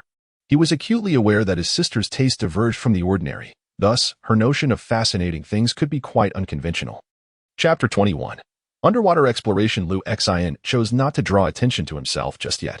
Instead, he approached the lakeside with an air of nonchalance, gradually crouching down. To an outsider, it appeared as though he had simply come to the edge of the lake, lost in contemplation. In reality, he was conversing quietly with his sister. What's in there? Lu Xian murmured, casting his gaze upon the water. Beneath the crimson moon, the lake exuded an eerie yet tranquil aura. I don't know, but it feels like something we could play with for a long time. His sister continued, her eyes still fixed on the lake as she licked her lips. Her excitement palpable. That means we found it. Lu Xian thought to himself, glancing toward the three members of the investigation team. At this moment, the three investigative teams led by Cheng Hui commenced their examination of the region, adhering to their usual protocols, starting from the lakeside. They were well versed in this type of work, and Cheng Hui organized the tasks efficiently. This fundamental detection work was within their capabilities, and there was no necessity to involve Lu Xian. In fact, they harbored a certain wariness towards Lu Xian, for he was reputed to be extraordinary. Thus, it was their subconscious preference to proceed without his assistance. Meanwhile, Lu Xian refrained from hastily offering his help, choosing instead to wait until they completed their analysis of the path and its surrounding environment. With the first three locations having been thoroughly examined, the likelihood of discovering anomalies at the final site increased significantly. Consequently, the members of the investigative team exercised utmost caution and meticulously scanned every inch of the narrow path using their specialized equipment. No traces of contamination were found on the surface. Cheng Hui's eyes, visible beneath his glass visor, betrayed a hint of concern as he glanced towards the lake. Should the adjacent areas and the surrounding wild grasses yield no findings, the unexamined waters of the lake would harbor the highest potential for contamination. At that moment, Lu Xian quietly inquired of his sister, "Can you utilize your abilities underwater?" His sister, unable to contain her excitement, replied, "I haven't tried, but I am eager to give it a shot." How brave she was!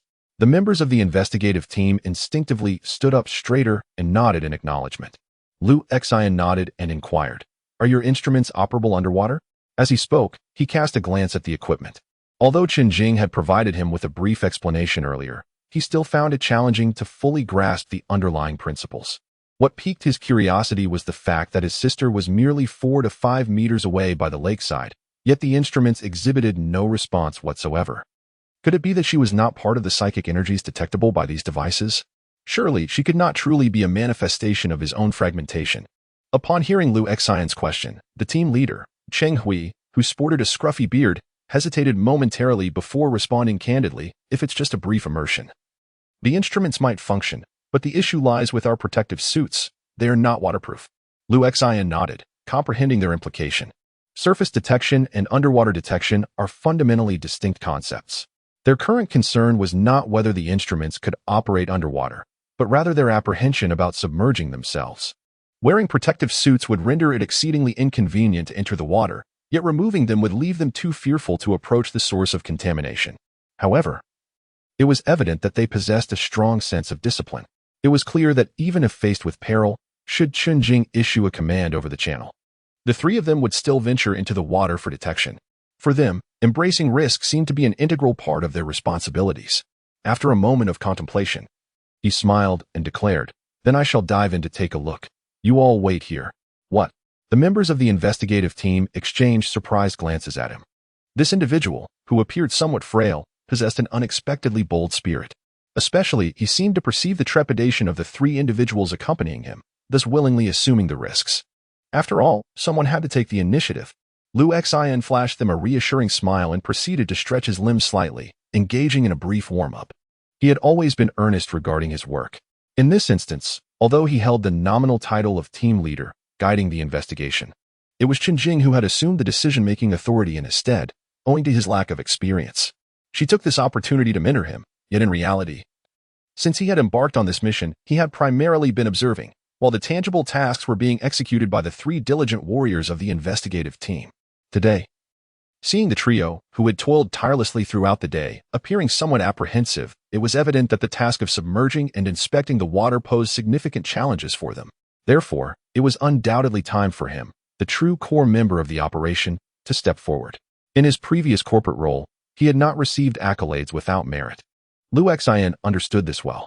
If one aspired to promotions and salary increases, a serious and dedicated approach to work was essential. However, he was still puzzled as to why. Despite having received commendations at that business firm, he had come perilously close to dismissal. Had the other locations been thoroughly cleared? Just as Liu Xian had resolved to showcase his capabilities, Qinjing's voice suddenly resonated through the channel. Yes. The three members of the investigative team immediately assumed a position of attention, and the captain declared, "Only this lake remains." Qinjing inquired further, "Are we certain this is the last point of suspicion?" The voice of Han Bing from the information analysis team echoed in the channel, confirmed. Qinjing paused and said, "The likelihood of pollution sources existing in this lake is exceedingly high." Liu Xian replied, "Then I shall venture into the water to investigate. Underwater operations can indeed be perilous." The gazes of the three members of the investigation team towards Liu Xian were noticeably touched. They would not have dared to request his assistance in entering the water. But Liu Xian's consideration for them was distinctly different. Even in the channel, Qinjing and Han Bing's voices fell into a brief silence. Underwater operations are undeniably dangerous. After a moment, Qinjing's voice finally broke the silence. As Liu Xian nodded and began to remove his outerwear in preparation to enter the lake, he heard Qinjing ask, "Then why take the risk of going into the lake?" Liu Xian was momentarily taken aback. Why not drain the lake and conduct direct testing? Chapter 22. Beneath the red moon on this day, Liu Xian truly broadened his horizons. He stood in place and observed as, in less than half an hour, the rumble of trucks echoed through the desolation of the factory area. One by one, large trucks rolled in, some setting up temporary lighting, others unloading water pumps, and still others carrying bundles of plastic tubing. A steady stream of personnel clad in protective gear disembarked from the vehicles, swiftly assembling the water pumps and extending the pipes into the lake. Meanwhile, on the opposite side, several teams wielded shovels, digging trenches to divert the water.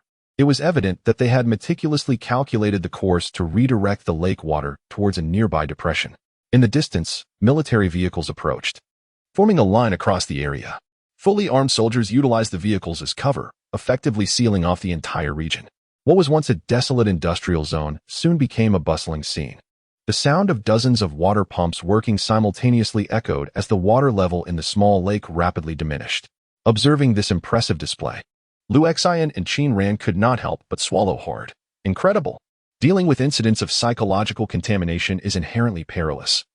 And a misstep could not only endanger oneself but also potentially trigger catastrophic consequences.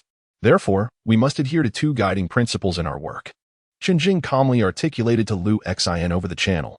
First, if it can be resolved through material means, then let it be resolved that way. Second, if firepower can be employed, then let firepower be employed. As the water level dropped to more than halfway, Qinjing issued another command. All support personnel immediately retreated into the distance, some without even starting their vehicles or picking up their shovels. The area soon consisted solely of Lu Xian, Qin Ran, 3 members of the investigation team, and a few others. The only difference now was the rows of armed personnel in the distance, their eyes filled with curiosity and vigilance. Once the lake was drained, it would be you few who remained to conduct the investigation.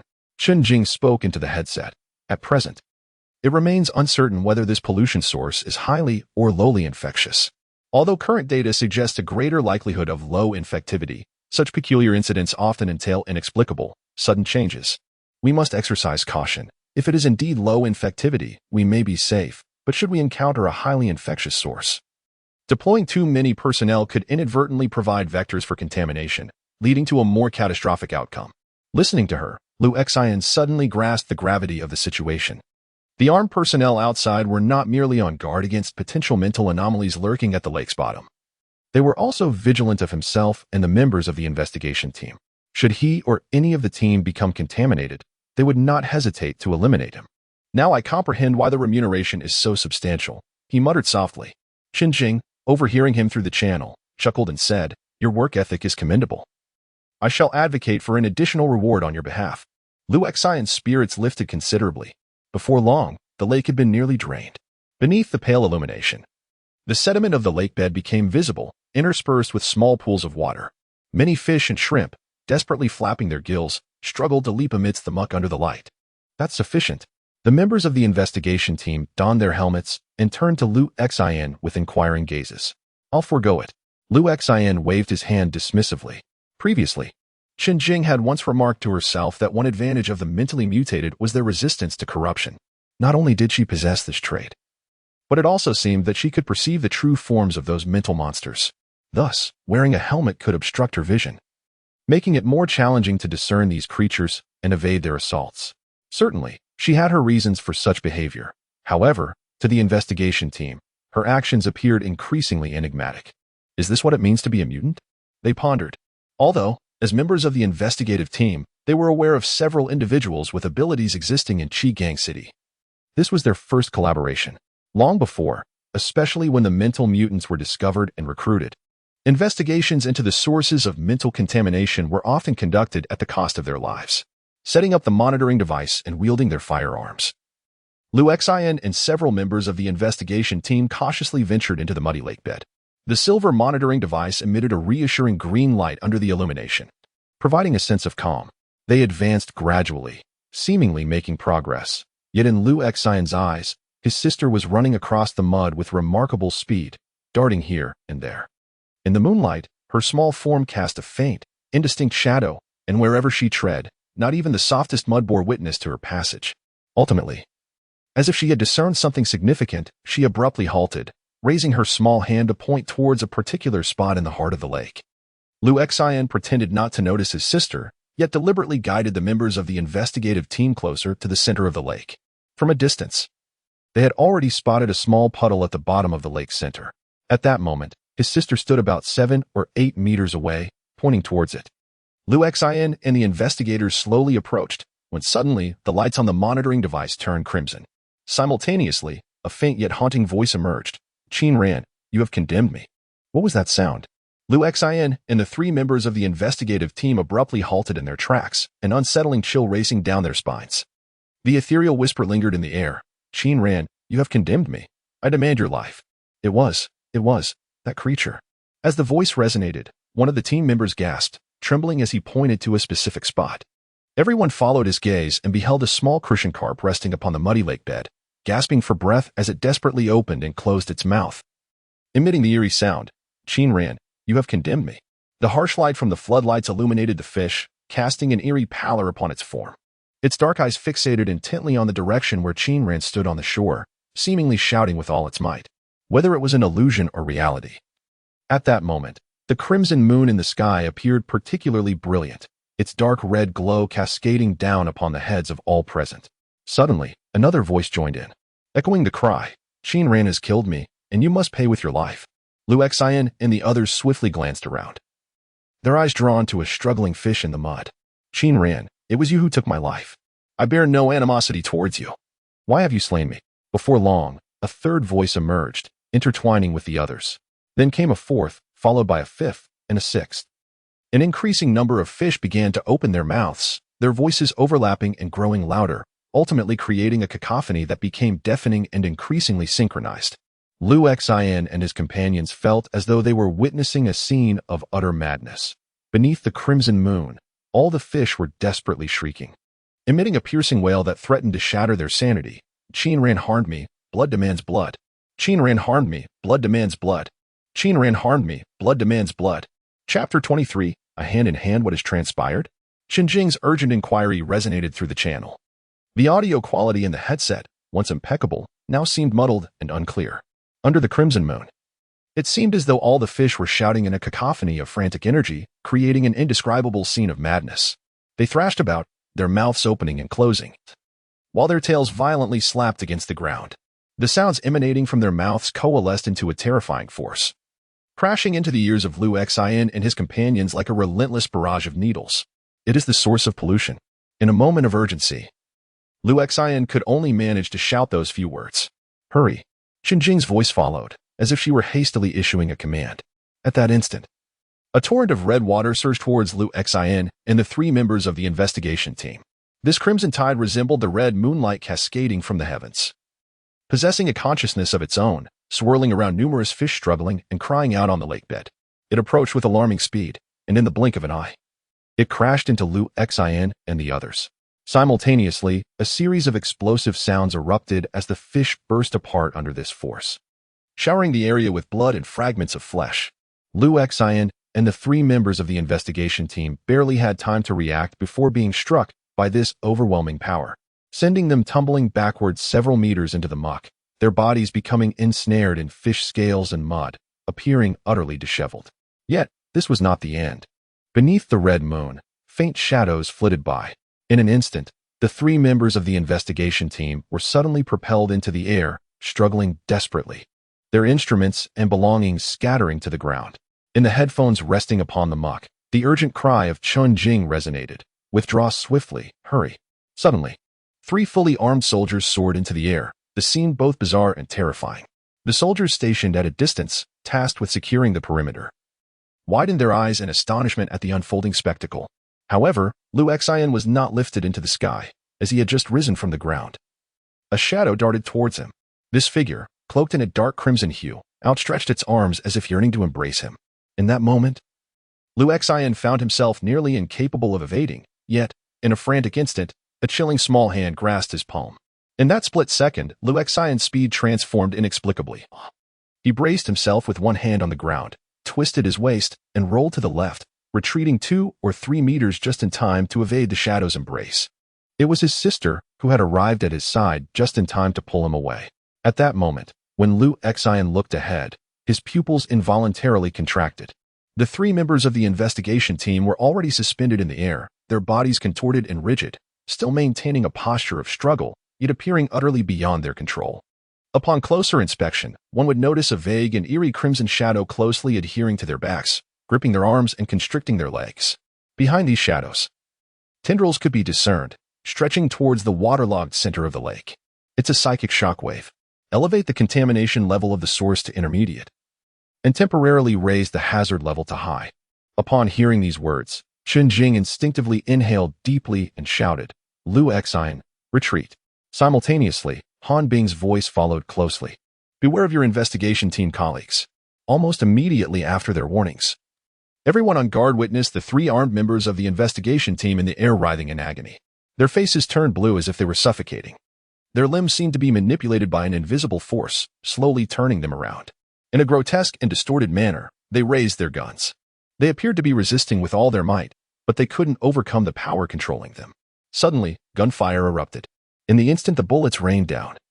The team leader with the large beard could be faintly heard desperately shouting, "Take cover!" Swish, swish, swish.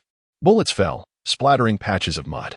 In that fleeting moment, Liu Xian had already dashed behind a muddy embankment, crouching low. Acknowledged. Qin Jing's voice was icily resolute. Furthermore, prepare a helicopter immediately. I'm heading to the scene. I can't leave. Just then, Liu Xian suddenly spoke in a low voice, interrupting her. Qin Jing was taken aback. What? Liu Xian remarked that the three warriors from the investigation team had not been infected. They were merely under control. Suddenly, he turned his gaze to the city patrol soldiers stationed 1,000 meters away, who stood in a daze, staring at the three individuals soaring in the sky, who were inexplicably firing upon their own comrades. This astonishing sight left them utterly shocked. Liu Xian murmured, "There is no escape." At that moment, Qin Jing had a sudden realization and exclaimed, I will handle it. Yet, even as she spoke, Liu Xian had already made his decision. The word danger had barely escaped Qin Jing's lips when Liu Xian shifted his gaze to the left. His sister squatted beside him, displaying a smile that was undeniably grotesque yet oddly radiant. He nodded at her and dashed forward with fervor. In the sky, the three members of the investigation team, unable to shoot at Liu Xian, who was concealed behind a muddy slope, were slowly drifting closer under the influence of an unseen force, searching for an optimal angle to fire. However, they were taken by surprise when Liu Xian suddenly leaped out, charging headlong towards them with an audacity that was almost reckless. Under some controlling force, their weapons aligned simultaneously on Liu Xian. The three could hardly bear to watch and instinctively shut their eyes, yet their fingers betrayed them, pulling the triggers uncontrollably. Bullets rained down upon Liu Xian. Nevertheless, as Liu Xian burst forth from the muddy slope, he extended his hand to the side in the midst of his sprint. His sister, running alongside him, mirrored his gesture, reaching out as well. Two hands, one large and one small, clasped together, causing Liu Xian's figure to blur, as if he were transforming from a human into a specter. In the 24th chapter, the human form fruit tree, countless pairs of eyes observed the bizarre and frenzied scene at the desiccated lakebed, situated 1,000 meters away. Three fully armed soldiers hovered aimlessly in midair, their bodies contorted as though an invisible force compelled them, rendering them rigid and slow, yet irresistibly turning them around. They raised their weapons, unleashing a barrage of bullets into the surrounding area. Despite this perilous situation, Liu Xian charged directly towards the incoming hail of bullets. He ran at an astonishing speed, his form twisting and turning in an uncanny manner, with mud splattering around him. Remarkably, he evaded every single bullet in that dense onslaught, propelling himself forward 3 meters before leaping high into the air. Beneath the crimson moon, he arched his back, seemingly leaving behind a lingering shadow, soaring into the sky. With this leap, he approached one of the investigation team members, who was suspended 4 to 5 meters above the ground, an altitude unattainable by mere mortals. Yet, Liu Xian defied the odds, precisely seizing the fleeting moment between the bullets' trajectories, and launched himself forcefully towards the individual. A hushed gasp escaped as the silhouette of the team member, distorted yet indistinct, suddenly turned its gaze towards Liu Xian. Its mouth gaped open unnaturally wide, revealing a visage that sent chills down one's spine. However, with a mere flick of his hand, Liu Xian tore away half of its face, then grasped at its form with both hands. The team member, initially believing Liu Xian intended to harm him, was taken aback as he felt an unexpected lightness. The shackles binding him had vanished in an instant. Before he could fully comprehend the situation, he experienced a jarring sensation of weightlessness, flailing helplessly downward. In that fleeting moment of liberation, Liu Xian propelled himself off the team member's body, launching towards another investigator positioned 4 to 5 meters away, simultaneously freeing him from his constraints. He continued this remarkable maneuver, using each individual's body as a springboard to reach a third person. What was he doing? His movements were both agile and uncanny, reminiscent of a wraith. Charging forth amidst bullets and psychic monstrosities signified sheer madness. He was perilous. Han Bing was overwhelmed with a multitude of thoughts, yet when the words reached her lips, she could only utter a single, futile remark. Every member of the information analysis team had access to extensive data concerning mental contamination. In a sense, they were akin to semi-experts. It was precisely this expertise that enabled them to provide professional advice during the purification process. From her perspective, every action Lu Xian took was exceedingly perilous. The pollution source number 41 in the second satellite city remained shrouded in uncertainty regarding its specific data. However, from the immediate analysis at hand, it is evident that a single psychic shock from the adversary has obliterated a significant portion of the surrounding lights and simultaneously repelled 3 armed personnel along with Lu Xian. This indicates that the opponent possesses an immense psychic magnitude, capable of lifting the 3 armed individuals into the air in an instant, thus demonstrating a formidable capacity for infection that operates instantaneously. Under normal circumstances, the members of the investigative team, when deeply ensnared in the pollution source, would be deemed as good as dead. Yet, in such perilous conditions, Lu Xian boldly charged forward. Did he not fear succumbing to the hail of bullets? While there is experimental data suggesting that individuals with spider-like abilities can evade gunfire, a direct hit would still be fatal. Remarkably, after Lu Xian took such a daring action, they soon witnessed him leap thrice through the air, rescuing the 3 members of the investigative team who appeared to have lost their sanity and begun firing upon their comrades. The method of his intervention remaining unclear. Even more astonishing was the sight of the 3 team members, upon hitting the ground, quickly regaining their feet and retreating with agility and order, suggesting that they were likely unaffected by the infection. Han Bing had instinctively parted his lips in astonishment, while Chen Jing, holding the phone and poised to issue commands, found her movement slowing. Caught in a blend of shock and joy, after a moment of reflection, she immediately commanded, quickly, retreat with the investigation team members. Yet, before she could finish her sentence, her eyes widened in disbelief as she observed Lu Xian's actions on the blurred screen. It was now his turn. At this moment, Lu Xian, having rescued 3 members of the investigation team, chose not to retreat with them. Instead, he resolutely charged forward, his target being the puddle at the center of the lake. Earlier, when the 3 armed personnel were lifted into the air, he had already sensed something amiss. While others perceived the 3 investigation team members as having completely lost their autonomy after being airborne, Lu Xian discerned a vague shadow that had hoisted them aloft. He noticed that their movements, their turns, and the act of firing their weapons were all dictated by this shadow, which clung closely to their backs, constricting their arms and fingers, compelling them to shoot. This was why the captain had vaguely shouted, "Get down," as he fired. Thus, Lu Xian was convinced they were merely being controlled, not infected. With his sister's assistance, he deftly evaded the gunfire, leaping into the air to tear apart the shadow that ensnared them. This shadow was indeed peculiar, yet it lacked substance. It tore easily. Of course, it could also be attributed to his sister's proficiency in such matters, given her penchant for tearing things apart. However, after saving them, retreat was not an option. Primarily, his sister was unwilling to withdraw. Her eyes sparkled with determination as she fixed her gaze intently on the puddle at the very center, launching herself towards it without hesitation. Gudu. Lu Xian moved with remarkable speed, effortlessly covering the 7 or 8 meters to the puddle in almost an instant. However, just as he was about to reach the very center of the puddle, a sudden disturbance arose around the doll. Mud began to bubble and rise ominously. In an instant, a dark shadow emerged from the mire, expanding rapidly, its twisted branches stretching outward in all directions, while countless peculiar tentacles writhed violently, entangling everything in their path. At that moment, Lu Xian's pupils constricted, and he looked up. Before him stood a tree, a magnificent specimen adorned with countless vines, each bearing fruit. Yet, these fruits were not mere orbs, they were human forms. These figures plummeted from the air, outstretched arms and legs as if yearning to embrace Lu Xian. Chapter 25, The Ultra-Class Psychic Monster, Such Fervent Enthusiasm. Gazing at the shadow that soared towards him, arms wide open in greeting, Lu Xian could not help but exclaim in wonder. He extended his own hands, reaching toward the side of the shadow, reminiscent of a sister lunging for her toy. What was this? Above, the crimson moon cast a dark red glow. Meanwhile, the lighting apparatus that had been hastily erected around the wild lake was now mostly in ruins, having been obliterated by the psychic monster's deafening roar. The remaining devices suffered severe damage, and in the absence of maintenance, one by one, the lights began to extinguish. As the illumination faded, the brilliance of the crimson moon grew ever more intense. Beneath such radiant illumination, it is uncertain whether it was merely an illusion. Yet many onlookers beheld a hazy spectacle. They witnessed, just as Lu Xian was on the verge of dashing into the very heart of the polluted zone, that the sludge suddenly parted, and from within emerged a nebulous shadow.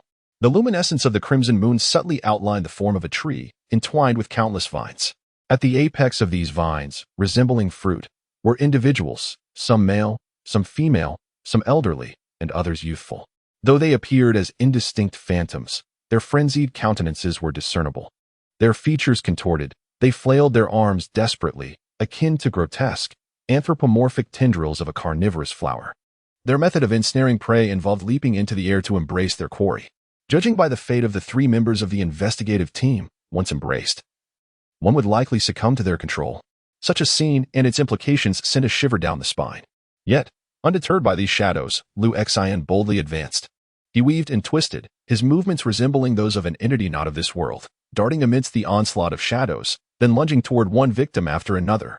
As a shadow lunged at him, he retreated slightly, only to surge forward again, his body tilting gracefully to the left, narrowly evading the grasp of a shadow.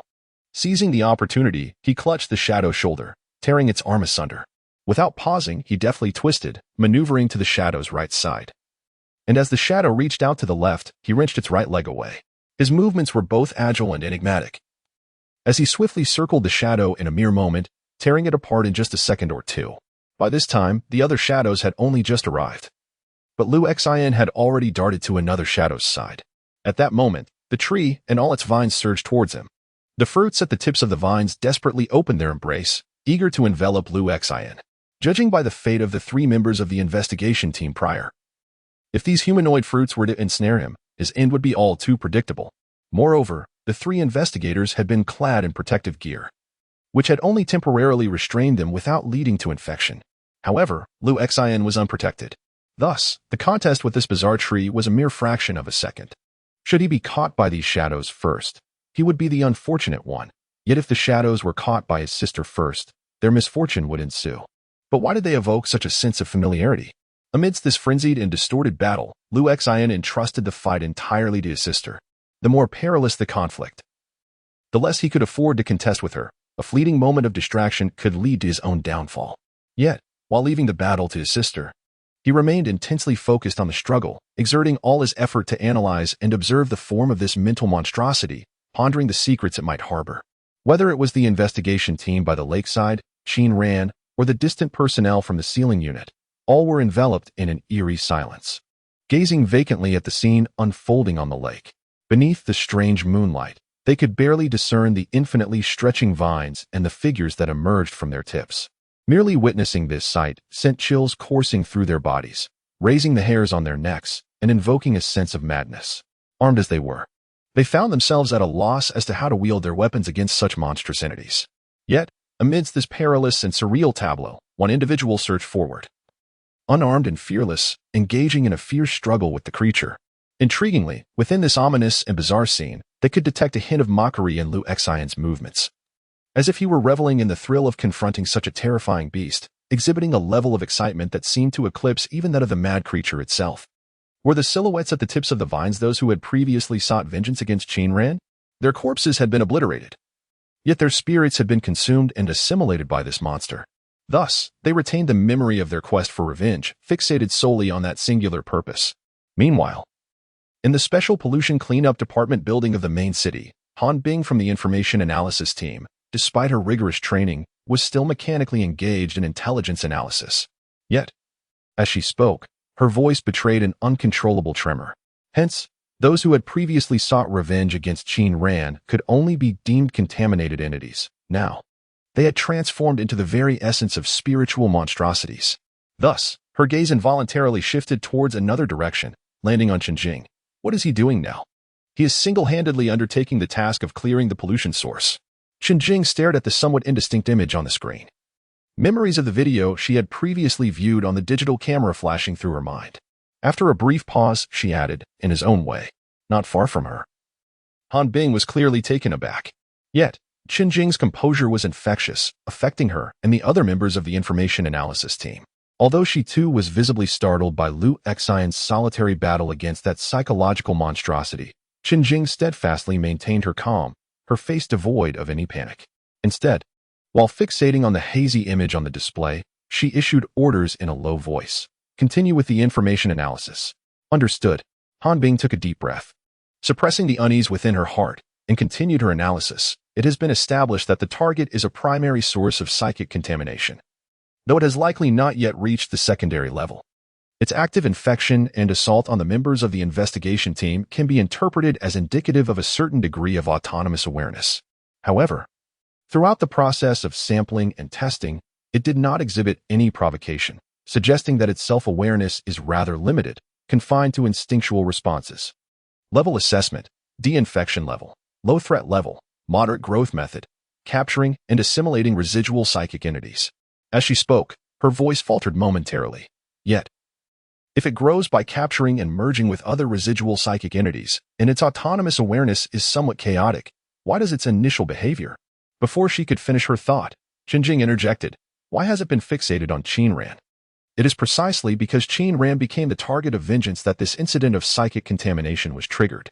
Thus, as the first avenger, Cui Wang must be the pivotal key? Only by locating Cui Wang's remains can this incident of psychic contamination be truly resolved? Listening to Qinjing's analysis, Private Han Bing paused briefly and added, "Or perhaps it could be resolved directly through his means." Chapter 26. The source of contamination under normal circumstances. To address a psychic contamination incident, one must naturally uncover its underlying logic and core elements. As personnel of the Special Contamination Cleanup Department, everyone is well acquainted with this procedure. Yet, it seems that at times, this process is not absolute. Holding on to this thought, Qinjing, Han Bing, and the members of the investigation team, along with the vigilant city patrol soldiers, stared blankly, even somewhat helplessly, at the lake where Lu Xian engaged in a battle with the bizarre creature, which defied all rationality. Most astonished was Qinran, who had been lurking by the shore, gazing vacantly at the peculiar scene unfolding in the water. Under the eerie red moon, he beheld the twisted and terrifying humanoid fruit tree. A sensation of dread and strangeness overwhelming him, as he struck his head in frustration. What on earth is that? Then, he observed Lu Xian gradually tearing apart the humanoid fruit tree, an inexplicable fear washing over him. And what is that? Even though the madness and distortion of the conflict were difficult to comprehend intuitively, onlookers could discern the unfolding events. At this moment, Lu Xian had gained the upper hand. The figures born from the tips of the vines were frantically grasping, desperately attempting to embrace him, yet time and again, under Lu Xian's agile and elusive movements, they failed, providing him with opportunities to seize and tear them into fragments. One by one, those shadows sprouting from the vine tips began to vanish. Soon, many of the vines were reduced to bare stalks, helplessly swaying in the air. Conversely, Lu Xian, in this scenario, grew increasingly exhilarated, a spirited enthusiasm radiating from his eyes. Not content with merely dismantling the humanoid vines at the tips, he boldly turned his attention to tearing into the very vines themselves. In Lu Xian's eyes, he witnessed his sister's growing delight as she exuberantly leaped onto the vine. With both hands gripping the vine, she bit down with fervor. The vine trembled in pain. Lu Xian was taken aback, his heart racing. "Don't eat that recklessly." "No, I must." His sister disregarded his caution, fiercely tearing off a chunk, her teeth appearing sharp and resilient. With a flurry of motions, under the onslaught of her relentless assault, the vine began to tremble violently, as if shivering. The fruit she had previously shredded only incited its frenzy further. However, as she consumed parts of its body, it began to emanate a palpable sense of fear. Suddenly, all the vines recoiled sharply, retreating towards the puddle. At that moment, as his sister clung tenaciously to one of the vines, the entity in the puddle, seemingly resigned, relinquished its hold on that particular vine. The remaining vines, akin to a video played in reverse, vanished in an instant, as if they had exploded. Caught off guard, Lu Xian stared at the scene in astonishment, instinctively inquiring, "What just happened?" "Humph." His sister's dissatisfied voice chimed in, as she swiftly consumed the abandoned vine, then leaped beside the puddle, peering inside. After a moment of silence without any response, she angrily tossed a handful of sand into it. Turning to Lu Xian, she declared, "It's scared." Scared? Lu Xian felt a peculiar sense of strangeness, mingled with absurdity. Could this mental entity truly exhibit fear? He approached his sister, gazing at the small puddle before him. The depth of the puddle remained indiscernible, likely a mere pit within the lake. Although it had been evident moments prior that the tree-like mental entity had emerged from this very puddle, now, looking down, he saw nothing but his own shadow faintly illuminated by the dim, crimson moonlight. Was it truly over? The onlookers were all fixated on the suddenly tranquil lake bed, struggling to comprehend the abrupt stillness. In the communication channel, Qinjing was the quickest to react, swiftly making a decisive call, seized the opportunity to cleanse it. Liu Xian, the private, acknowledged the source of contamination, and upon receiving orders, the three members of the investigation team steeled their resolve and approached. Having just witnessed the earlier tumult, they were undeniably apprehensive, yet they endeavored to maintain their composure and execute the command. It lay just beneath the surface. Liu Xian, who had just endured a fierce battle, appeared remarkably calm at this moment. He simply stared at the puddle and remarked, "There should not be any further anomalies for now."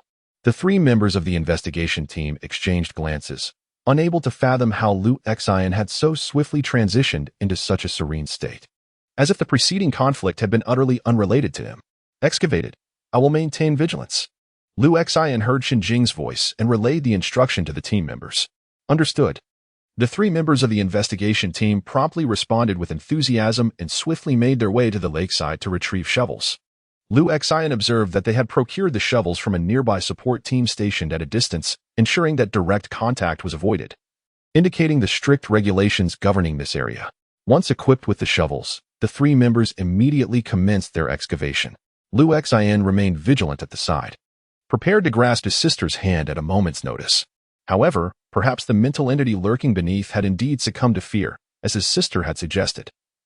Throughout the entire excavation process, no unusual occurrences manifested. As they widened the hole, allowing the water to drain away, they continued to dig deeper. Upon reaching a depth of approximately 1.5 meters, one of the team members quietly exclaimed, "We've found it." As the damp earth was carefully cleared, they beheld a black, humanoid figure beneath what appeared to be a corpse. A collective sense of relief washed over them.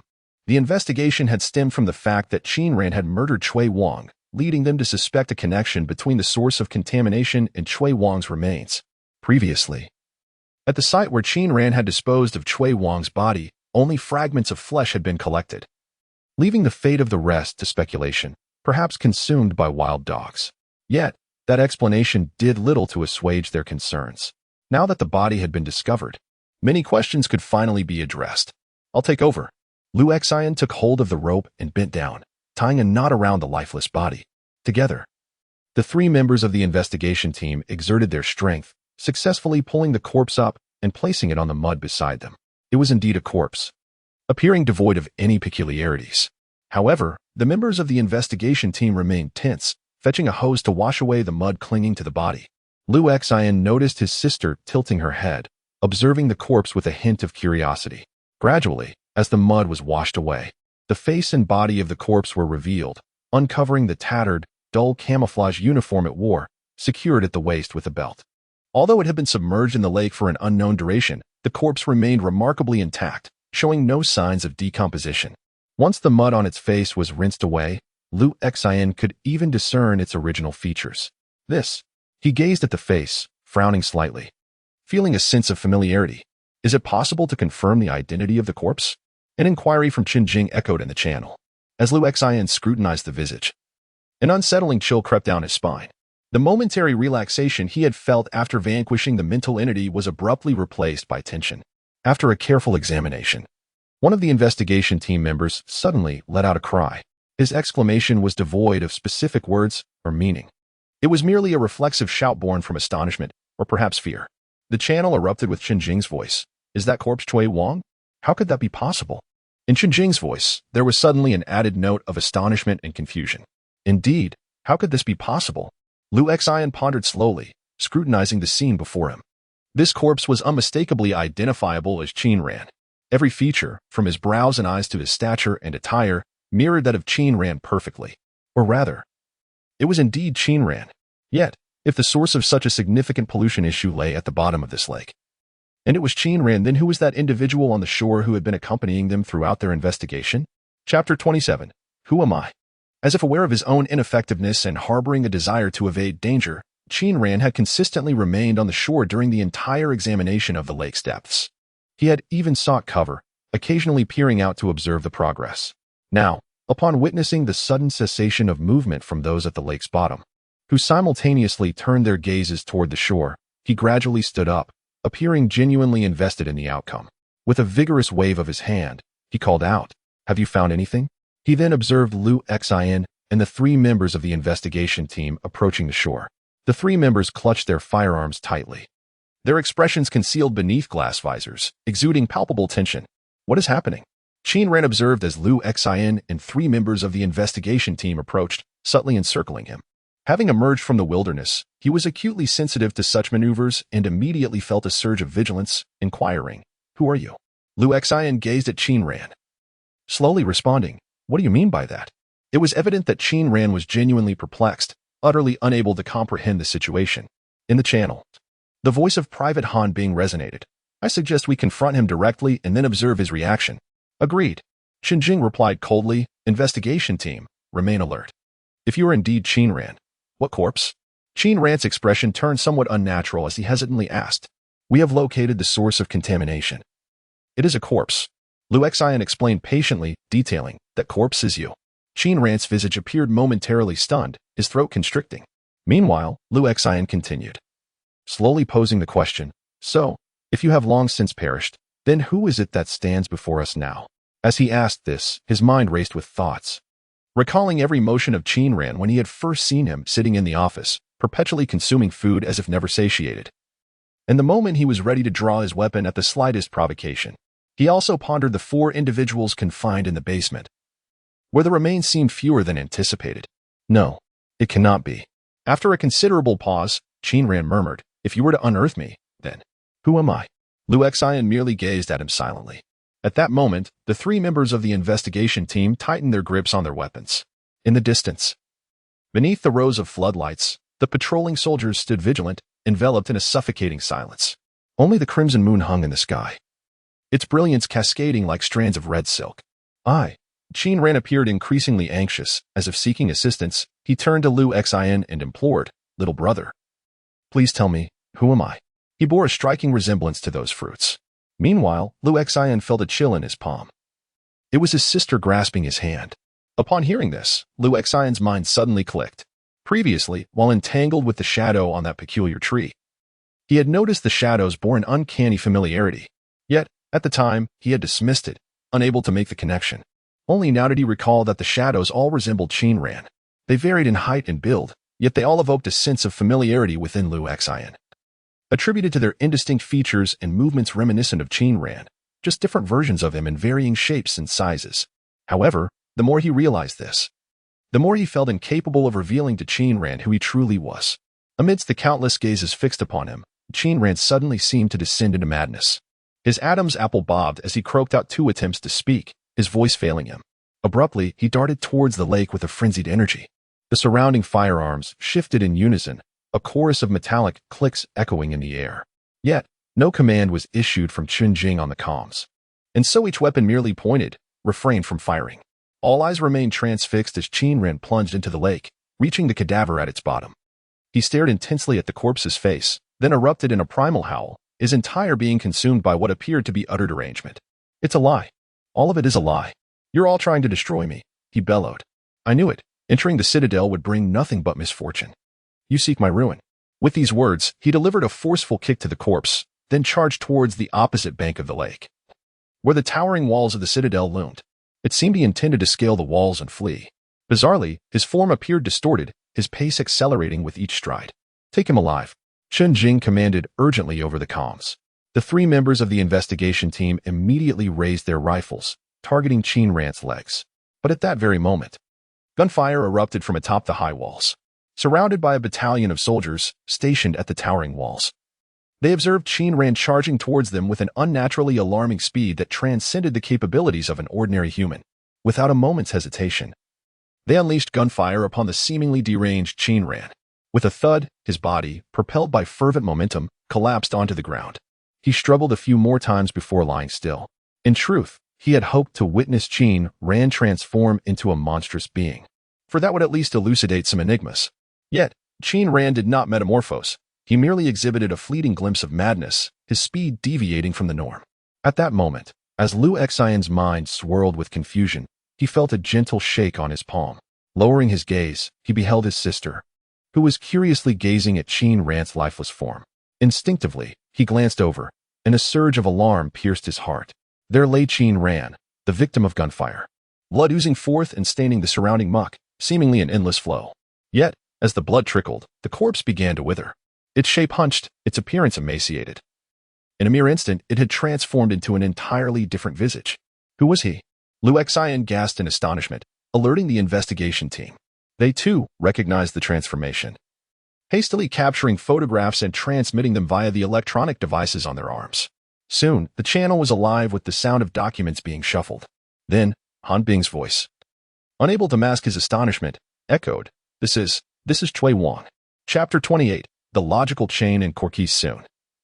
The support team stationed at the periphery dispatched personnel into the area.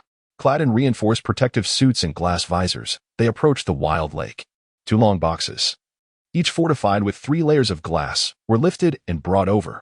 Subsequently, the bodies of Qin Ran and Chui Wang were placed into the 2 boxes, which were then draped with a layer of black cloth, resembling 2 crystal coffins. Throughout this somber procedure, silence reigned. No one could articulate the bizarre situation unfolding before them. After securing the 2 corpses, additional team members entered the lakebed, armed with the detection instruments previously utilized by the investigative group. They meticulously scanned the area, as if probing for any lingering traces of psychic residue. Meanwhile, Cheng Hui and 2 members of his investigation team donned their glass headgear. Following preliminary discussions and evaluations with several individuals from the support team clad in white lab coats, it was decided that they would remain in place temporarily, resting without contact with others. Reports indicated that they would undergo a series of tests and psychological assessments to ensure they had not been genuinely contaminated. During this process, Lu Xian wrapped himself in a thick blanket, sitting at the lake's edge like a victim, observing with a passive gaze. The whirring of helicopter rotors filled the air, and 2 beams of light descended from above.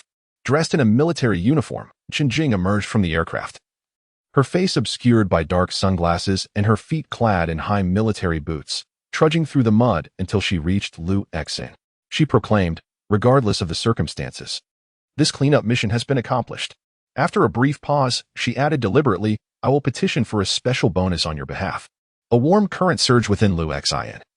Yet a lingering sense of doubt remained, prompting him to inquire, "And what about this matter?" "There will be a dedicated team for analysis and investigation." Chen Jing glanced toward the direction of the crystal coffin, currently being transported into a vehicle by the staff. She continued, "In our efforts to address incidents of psychological contamination, we often encounter phenomena that seem nearly inexplicable. However, if we can grasp certain clues and conduct a thorough investigation and study, most will reveal their underlying logic. I believe this instance will be no exception." Listening to her words, Lu Xian felt an inexplicable sense of reassurance, the shadows in his heart dissipating considerably. In truth, at this moment, we are not devoid of clues. Suddenly, Chen Jing remarked, "I have just received a report from the investigative team regarding the entire sequence of events." "Did you hear the fish speaking?" Lu Xian was momentarily taken aback, recalling the chaotic scene where all the fish were shouting, "Qin Ran harmed me. Blood for blood." His throat tightened slightly as he nodded. "Fish do not possess the ability to speak." Chen Jing remarked, "I have not heard any similar sounds in the channel. So it seems that you are experiencing hallucinations due to the influence of the pollution source. Nevertheless, this matter presents a fascinating entry point. For instance, if the fish are crying out, then which Qin Ran must pay the price for their lives?" Chen Jing's words sent a shiver down Lu Xian's spine. He felt as though he grasped something profound, yet was unable to fully articulate it. "Let us proceed." Chen Jing stepped aside and addressed Lu Xian. "There are still some tasks to accomplish." "Very well." Lu Xian obediently stood up, following her as they walked forward. However, Chen Jing did not lead him towards the helicopter, which left Lu Xian somewhat disappointed, as he had been eager to experience a flight. Upon arriving near the outer security perimeter, Chen Jing summoned a vehicle, and the 2 of them drove straight toward the city center. Soon, they arrived in front of a grand but aged building. As Lu Xian looked up, he noticed several individuals clad in teal uniforms entering and exiting, realizing they had arrived at the Satellite City Guard headquarters. Familiar with the surroundings, Chen Jing entered the building with ease, taking the elevator to the 7th floor. She guided Lu Xian to an unoccupied conference room and said, "You can rest here for a while. I need to attend to a few matters and will come back to discuss things with you." Lu Xian sat down obediently, watching as Chen Jing, her boots clicking against the floor, exited the room. The conference room appeared to have been meticulously prepared in advance, both inside and outside. An air of tranquility prevailed, with not a soul passing by. On the table sat a cup of coffee, several pieces of chocolate, and a plate adorned with an array of colorful candies. Observing the absence of others, Lu Xian cautiously lifted the coffee cup for a taste, finding it somewhat bitter, far inferior to the instant variety he typically enjoyed in the office. Consequently, he tossed a few sugar cubes into the cup and squeezed in several packets of creamer. With these additions, the flavor improved significantly, barely rivaling his usual office brew. He recalled the office director mentioning that coffee, tea, and sugar were prized commodities nowadays, unattainable for outsiders. However, he held little interest in the chocolate and candies, though his sister curiously sampled a piece. "I love it," she exclaimed, delighting in the sweetness as she gathered all the chocolates and candies to her chest. "Then you should eat them all." Lu Xian smiled at his sister, deeply appreciative of her demeanor today. "All right, I'll eat them all," she declared, showing no hesitation in indulging. Meanwhile, as Lu Xian waited in the office, Jing had organized other tasks, including the dispatch of a vehicle accompanied by a fully armed escort, transporting 2 reinforced glass coffins to a special research facility. A fully equipped squad had detained everyone at the Sifong company for intensive questioning, while efforts were concentrated on gathering as much information as possible regarding the activities and whereabouts of Qin Ran and Shui Wang. The earliest document that emerged was a report, a compilation of residual tissue samples collected by the investigative team at the site where the body was found in Sui Wang. The analysis yielded a singular line. It confirmed that this tissue matched with Qin Ran, the source of pollution known as Lake Bottom 041. As Jing entered the conference room, cradling the document, she found the table stripped bare. Lu Xian was tidying up the remnants of packaging and debris.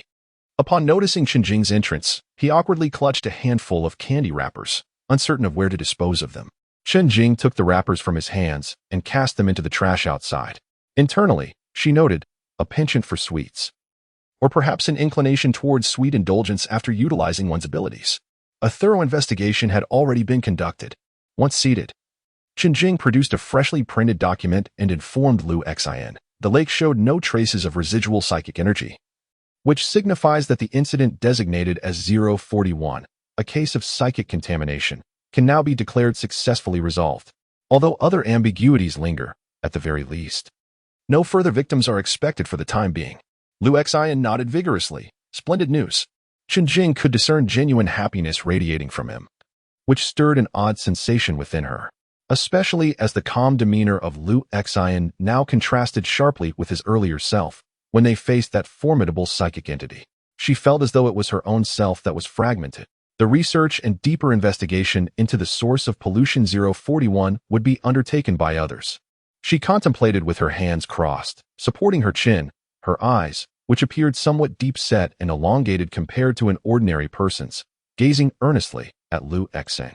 What we must do now is to engage in a discussion and reflection regarding this cleanup effort. Typically, when addressing a source of pollution, we seek to uncover its logical chain and core elements. Only by identifying these two aspects can we minimize the costs involved in eliminating the source of contamination. However, in this instance, we have not truly pinpointed these factors. She paused slightly before continuing, yet we still managed to resolve it. So, do you possess some hidden abilities? Otherwise, how could you single-handedly tackle a source of contamination with a mental magnitude approaching 200 units? Chapter 29. Your approach is quite violent. As for other abilities, Lu Xian momentarily struggled to grasp the meaning behind Jing's words. After a moment of serious contemplation, he earnestly countered, "What is mental magnitude?" Hearing this, Jing suddenly laughed and then pushed a document, which lay at the bottom of the stack, toward Lu Xian. "It seems you have not delved deeply into the document I previously left for you. The so-called mental magnitude is our metric for assessing the threat level of a pollution source, as well as the capability level of a mental aberrant. It is specifically designed to gauge the strength of mental energy." Lu Xian took the document, finding it filled with complex and convoluted terminology and units. Previously, there seemed to be a document that contained similar information, but it was written in English, filled with intricate formulas and measurement methods. Apart from the issues concerning treatment, he could not grasp anything else.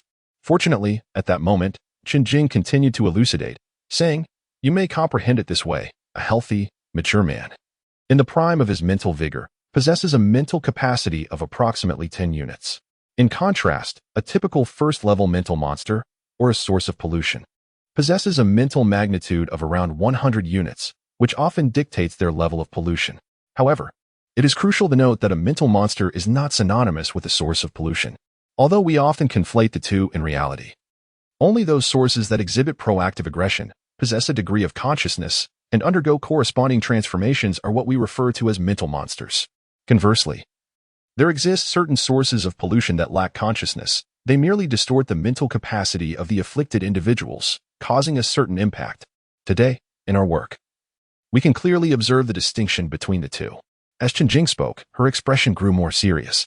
From the initial situation and intelligence gathered, we preliminarily assessed that what we encountered was merely an ordinary pollution incident, only to discover in the end that this source of pollution had transformed into a mental monster.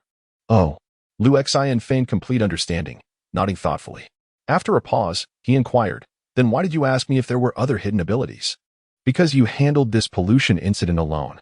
Chen Jing observed him, her face seemingly adorned with an imperceptible smile, and remarked, "From the previous assessments conducted on you, it appears that your abilities belong to the spider category, with a capability rating of sea level and a mental capacity approximately around 100 units, fluctuating within a range of no more than 50 units. Generally speaking, mental aberrants of the same caliber tend to possess a lower mental capacity compared to their equally ranked sources of pollution. After all, pollution sources arise when mental aberrations transcend their limits and spiral out of control, whereas mental aberrants, despite experiencing a transformation in their psyche and achieving significant enhancement, remain within their own dominion. Thus, we seldom arrive at the decision to have mental aberrants confront pollution sources alone. Typically, the resolution should involve identifying the logical chain and core essence of the mental pollution source. Lu Xian interjected at an opportune moment. "So, what is the logical chain and?" "The logical chain refers to the surface patterns and regularities of the mental pollution source, which often indicate the modes and levels of infection it imparts. For instance, the initial logical chain deduced from the special pollution source number 041 was revenge, accompanied by discernible temporal patterns. Through this logical chain, we can analyze the reactions of the pollution source and devise plans for either cleansing or avoidance. The core essence represents the very entity of the pollution source, effectively acting as its switch. Turn it off, and it concludes." Chen Jing succinctly elucidated the situation, then fixed Lu Xian with a knowing gaze that conveyed her awareness of his lack of attention to the documents. She remarked, regardless of the circumstances, "The optimal approach to mitigating pollution lies in identifying the logical chain and core issues at the source. However, you took a different route. Instead of seeking these points, you opted for a direct confrontation with the pollution source. While this method was employed previously for pollution number 036, it was similarly applied to number 041. I must admit, although this approach is straightforward, it is rather aggressive.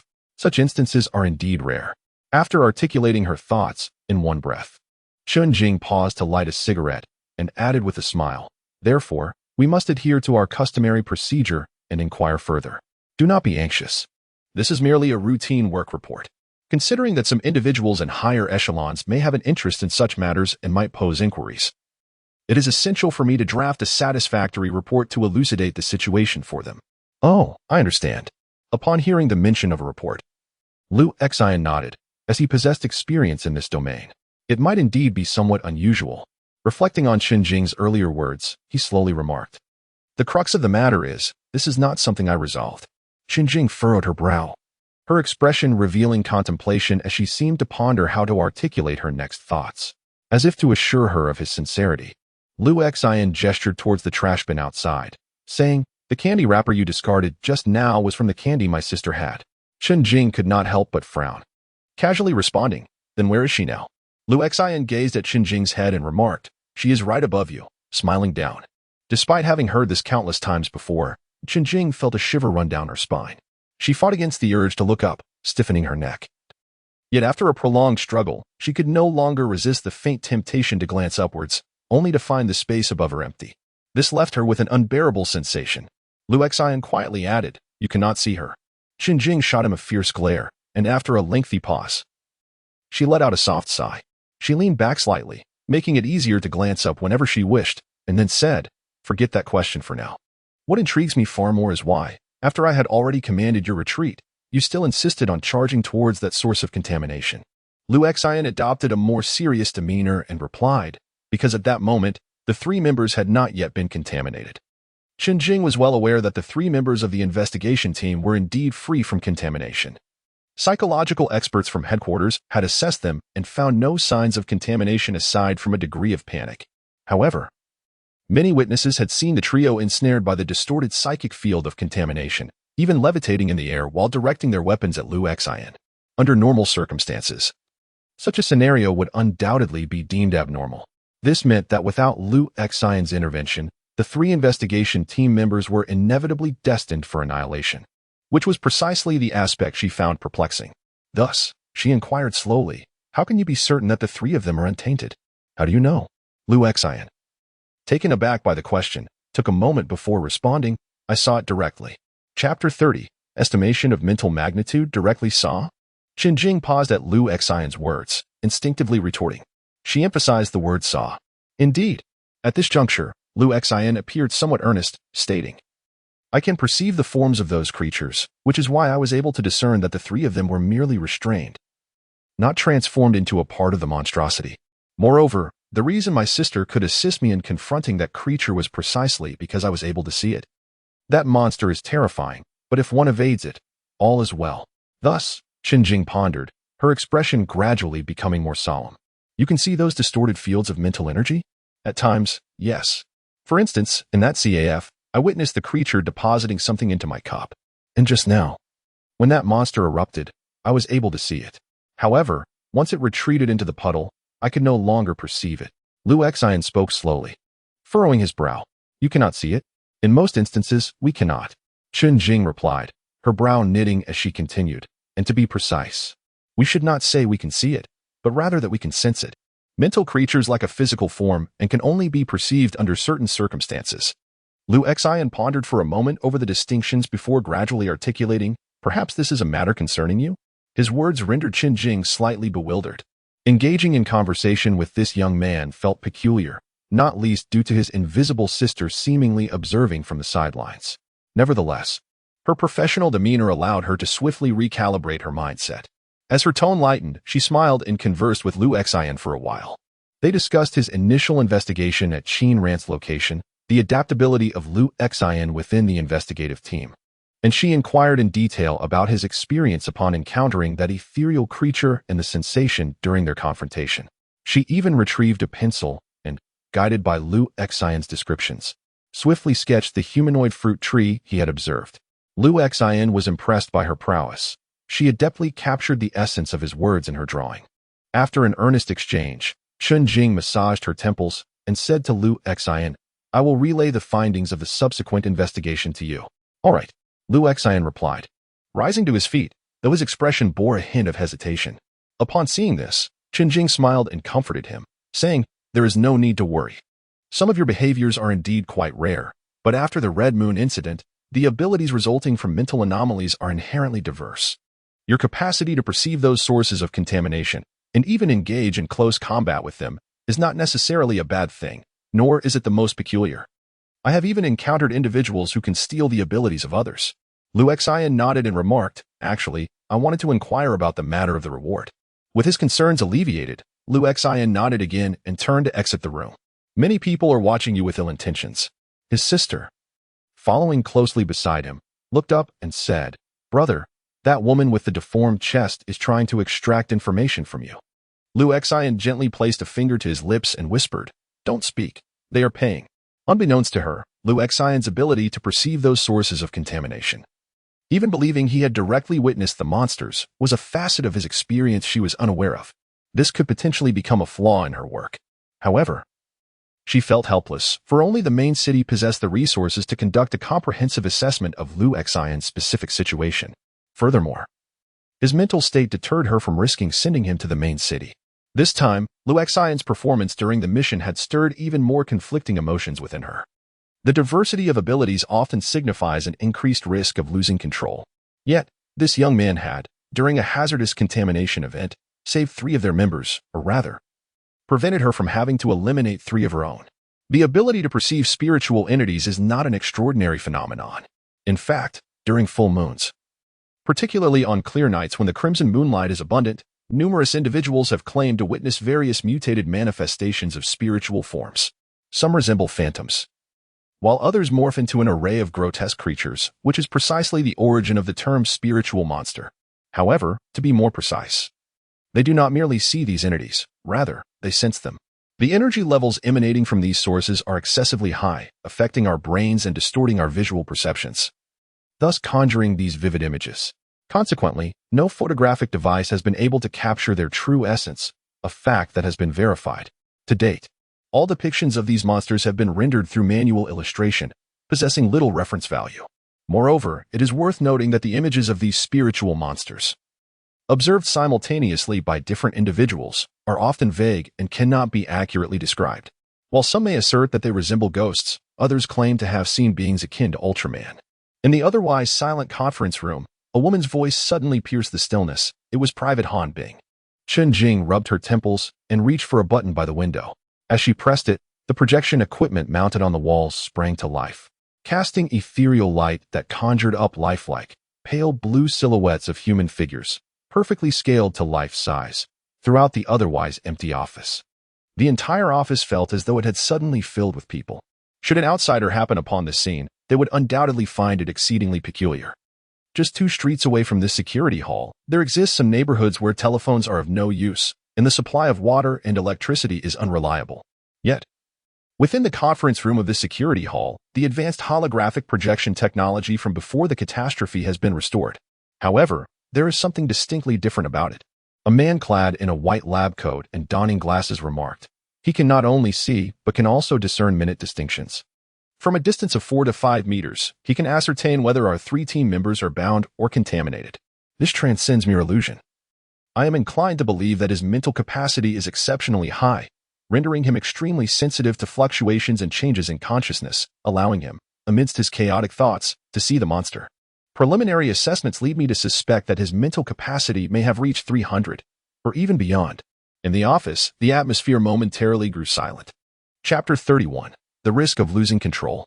Today's meeting is not intended for you to deliberate on academic research. Observing how a mere estimated figure ensnared the thoughts of everyone in the office, the projection sat at the far left of the conference table. A man who appeared to be around 50 years old rapped the table with authority, sternly reminding, "What we need to discuss now is whether recruiting and utilizing a mutant with such a high risk factor is indeed in accordance with regulations. What regulations are we not adhering to?" Chen Jing furrowed her brow and addressed the man, saying, "His performance today was commendable. Yet, it is evident to all that his mental state is far from normal." The man coldly retorted, "His previous handling of the contamination source No. 041 already revealed a glimpse of his madness. Furthermore, his recent dialogue with you has laid bare his severe schizophrenia. Have you considered the catastrophic consequences that could ensue for Satellite City Number 2, or even the main city, should such a person, endowed with an exceptionally high mental capacity, spiral out of control?" Chen Jing seemed accustomed to such discourse, responding directly, "What do you propose then?" The man paused for a moment before stating, "When the research project on mental aberrations was initially established, there were explicit regulations. If the risk of loss of control reaches 80, recruitment is strictly prohibited. If it escalates to 90, preparations for eradication must be in place at all times. While he may not yet warrant preparations for eradication, the risk factor for loss of control is undeniably high. For someone like him, I hope he remains in a state that is both monitorable and controllable. In other words, I would prefer to invest in his maintenance rather than allow him excessive exposure to similar mental contamination events." "Opposition," Chen Jing interjected. "At present, we can only ascertain that his mental capacity is indeed high. We cannot definitively conclude that his risk of losing control is elevated." The man's voice was tinged with growing anger. He is a patient suffering from schizophrenia. As Chen Jing listened to these words, an inexplicable sensation suddenly arose within her.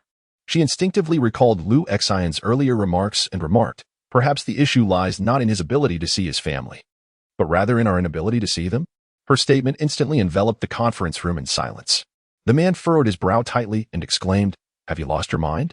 Another bespectacled staff member quietly added, "Similar to the spiritual entities, the weather was clear at that time, and the crimson moonlight was abundant. Many people discerned the vague shapes of these entities, yet none perceived what he referred to as family. This suggests that the sister he mentioned is indeed a figment of his imagination, rather than something we cannot see." Chen Jing shook her head, choosing not to elaborate further, acknowledging that her previous comment appeared rather absurd to others. Thus, she smiled, regaining her composure, and addressed the middle-aged man, "If you believe that the threat he poses when he loses control is too great to guide him, and you wish to completely monitor or even expel him. Have you considered that perhaps it is precisely the lack of guidance or the actions of surveillance and expulsion that might provoke his anger and lead to a loss of control? Who will bear the risk then? The middle-aged man fell silent. To him, Jinjing seemed to be engaging in a futile argument, although her points indeed left him at a loss for a rebuttal. Let us not quarrel. Discussing these matters is of no significance. At the outset of the meeting, the atmosphere was palpably tense. Seated in a central position was a jovial, portly elder, exuding the demeanor of an official. With a smile, he attempted to diffuse the tension, stating, "We are all here for the sake of Chigang City, to restore civilization and order. Colonel Chin is primarily concerned with addressing the increasing incidence of mental pollution in the city, while Minister Shin is focused on mitigating the troubles arising from potential uncontrollable risks. Since our objectives align, there must be a viable solution." Chen Jing let out a slow breath and replied, "I maintain my stance. I do not believe that potential threats can be equated with genuine uncontrollable risks. Numerous cases have demonstrated that those with mental aberrations handle pollution incidents with far greater precision than ordinary individuals, resulting in fewer casualties. As for the dangers you fear regarding the loss of control among these individuals, it is precisely what Professor Bai previously proposed, guiding and nurturing these individuals to prevent their loss of control. Such guidance and nurturing should occur only when the risk of losing control is below a certain threshold." Minister Shun, unable to counter her argument, scoffed. "And you think you can guide a schizophrenic?" Qinjing retorted sharply, "The very schizophrenic you speak of just helped Qi Gang avert a disaster. And this was achieved without any casualties among the investigative personnel." The middle-aged man's expression displayed a hint of anger as he remarked, "There is no need for such trivial discourse. I maintain my stance that based on the initial standards of the Chigang City Spirit Anomaly Research Project, this individual's factors for losing control have evidently reached a level of 80, if not higher. I believe such a person should not be recruited, let alone guided. If Colonel Chen insists on recruiting him, then you may sign a document stating that should this individual truly lose control in the future, all associated risks shall be borne by you." Qin Jing, infuriated, slammed her hand on the table. Just as another argument was about to ensue, the previously silent Private Han Bing suddenly interjected, "Wait, we have a signal from Professor Bai coming in." Upon hearing the name Professor Bai, all present straightened up instinctively. Soon, the projection devices embedded within the walls began to operate, and before the conference table, the interplay of light and shadow coalesced into the figure of an elderly man with silver hair, clad in a white suit and leaning on a cane. Once the entirety of his image was formed, he nodded to those around the conference table and said, "I am aware of your discussions. I have also reviewed the young man's dossier." Qinjing promptly rose to her feet and exclaimed, "Professor Bai." The elderly man in the white suit acknowledged her with a nod and stated, "Minister Qin's concerns are valid. The risk of this young man losing control is considerable. Furthermore, his mental capacity may surpass your expectations." "What?" Qinjing's expression shifted to one of complexity. "In my perspective, the risk of uncontrollability stands at a staggering 80. And it may even be an understatement." Professor Bai sighed softly, then turned to those beside him and instructed, "Please scan that document and share it with them." Consequently, the projection device sprang to life, swiftly rendering an image of a physical document before each individual, including a spectral representation before Qinjing, which, though ethereal, displayed the content with remarkable clarity. The title read, "The Explosion Incident at the Red Moon Orphanage." As they gazed upon the heading of the document, the expressions of everyone present grew somber. This report pertains to the young man's experience at the Red Moon Orphanage a decade ago. Leaning on his cane, Professor Bai remarked, "This incident, which occurred 10 years prior in Satellite City No. 2, involved a suspected explosion that obliterated the entire orphanage, leaving only 2 survivors, himself and the current principal of the Red Moon Primary School, Zhang Xiaolu. Notably, this orphanage was operating unlawfully. Furthermore, the circumstances surrounding that explosion now present numerous ambiguities. At that time, our department had yet to be formally established, suffering from a lack of personnel and insufficient capability for thorough analysis and observation. We could only hastily conclude the case, leaving the investigation to the police department of City No. 2. However, upon reviewing the previous files, we have uncovered many inconsistencies. There was no trace of gunpowder or any explosive residue at the scene, yet every house had been utterly devastated." As Qinjing listened to these words, her expression gradually grew solemn. "Are you implying?" Professor Bai nodded and replied, "Based on my analysis, This is highly likely to be a terrifying incident of uncontrolled psychokinesis. Uncontrolled psychokinesis. Chen Jing was taken aback. An incident of uncontrolled psychokinesis that demolished a 3-story building in an instant. In the office, the projections of everyone present fell into a momentary silence, tinged with astonishment. If the presence of 300 units of psychic energy at the outset was merely surprising, then the possibility that it could have triggered an incident capable of destroying a 3-story building a decade ago is a staggering thought. What must the level of this psychic energy have been? Such a figure is too daunting to contemplate, akin to the distinction between a bullet and a bomb. Chapter 32. Our responsibility given this. How could such an individual be recruited? A moment of silence enveloped the office, thick with tension. After a while, the stern-faced Minister Shin was the first to spring to his feet, exclaiming, "We must immediately initiate comprehensive monitoring of him." Even, "No." Professor Bai interrupted, asserting, "My personal decision is to agree to the recruitment and to the guidance." What? This time? Not only Minister Shun, but also Chen Jing and the others present at the meeting displayed clear signs of astonishment. The risk of this young man's loss of control is indeed quite high. However, it is evident that he has been diligently striving to maintain it. Professor Bai continued, "I have reviewed his records. A decade after the incident at the Red Moon Orphanage, he has not exhibited any further anomalies. Instead, he has devoted himself to his studies and work, consistently contributing to the reconstruction of the Red Moon Primary School. I believe this demonstrates a commendable character. This at least indicates that, although his mental capacity is extraordinary, he has been making earnest efforts to regulate himself. If we provide him with appropriate guidance and support, it is highly likely that he can sustain a stable condition and mitigate the risk of losing control." Minister Shin, upon hearing this, instinctively remarked, "But he suffers from schizophrenia, does he not?" Professor Bai shook his head and replied, "When an individual's mental capacity reaches a level beyond ordinary comprehension, various unusual states are bound to manifest. From the perspective of an average person, one might argue that not only is he schizophrenic, but even the mere possession of abilities related to mental anomalies could be deemed highly abnormal. They might easily be labeled as mentally ill or mad. However, this should not serve as the basis for our judgment. We ought to approach these changes with humility and reverence, rather than with arrogance and prejudice. In comparison to them, we may consider ourselves normal individuals. Yet, from another angle, we too are just ordinary people." Professor Bai's words enveloped the meeting in a moment of silence and hesitation, casting a somewhat oppressive atmosphere. Not everyone possesses the fortitude to accept and confront such changes with the same composure as this professor. However, there exists an even more significant reason. At this moment, Professor Bai turned towards the rotund, elderly gentleman seated at the center of the conference table and remarked, "During my attendance at the special meeting of the Alliance Research Institute, I discovered that within other fortified cities, as well as among organizations like the Technological Society and mining companies, individuals have already identified S-class psychic aberrants. While specific intelligence remains elusive, one can only imagine the implications when these individuals fully harness the capabilities of these S-class aberrants. If they become dissatisfied with merely addressing the psychic pollution incidents within our city and instead set their sights on military applications, aiming towards other fortified cities, what means do we have to defend ourselves?" The mention of S-class psychic aberrants sent waves of trepidation across the faces of many attendees. After a moment of silence, the round-faced elder finally spoke, "Isn't the potential of the doll quite significant? The doll is among the aberrants with a low risk of losing control, and indeed possesses great potential." Professor Bai's gaze appeared weary as he continued, "Yet many have already turned their attention to those with a high risk of losing control."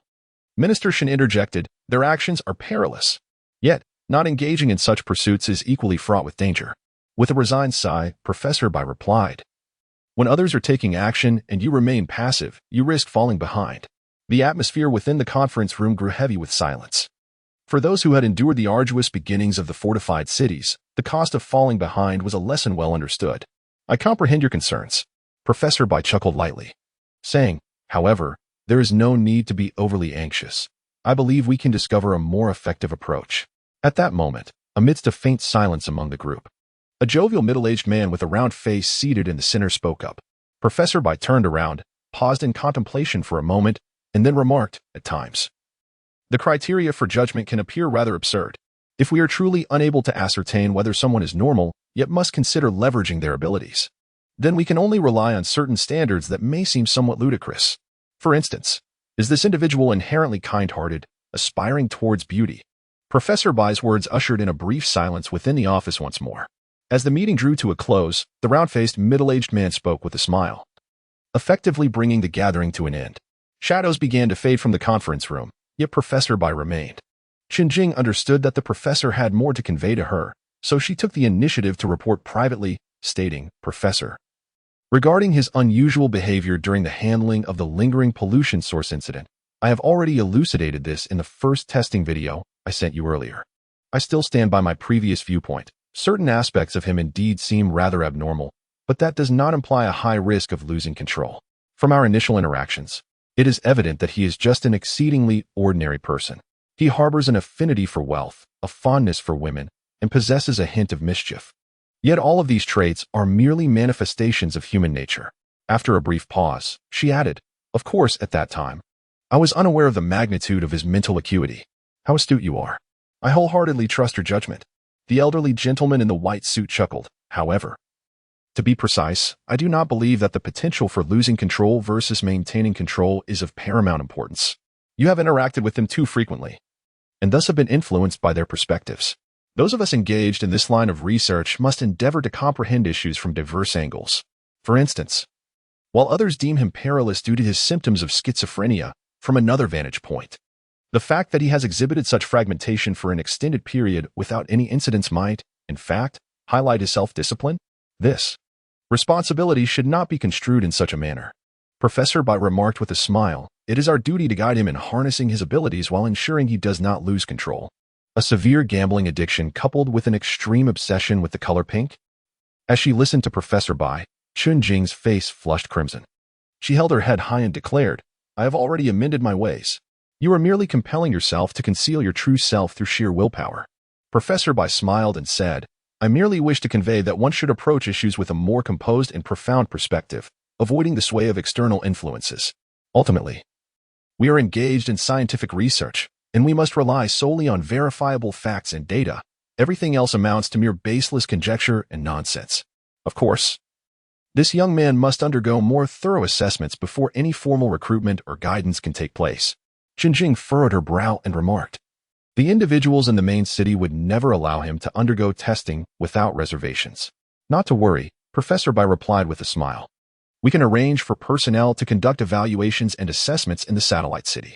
Qinjing was taken aback, then laughed. "You truly have a remarkable influence, Professor, to persuade those stubborn individuals to come to the satellite city."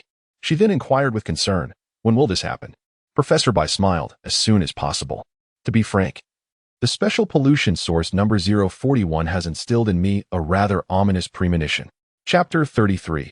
Information transmission. 3 days later, when the satellite phone rang, Lu Xian was busy in his office.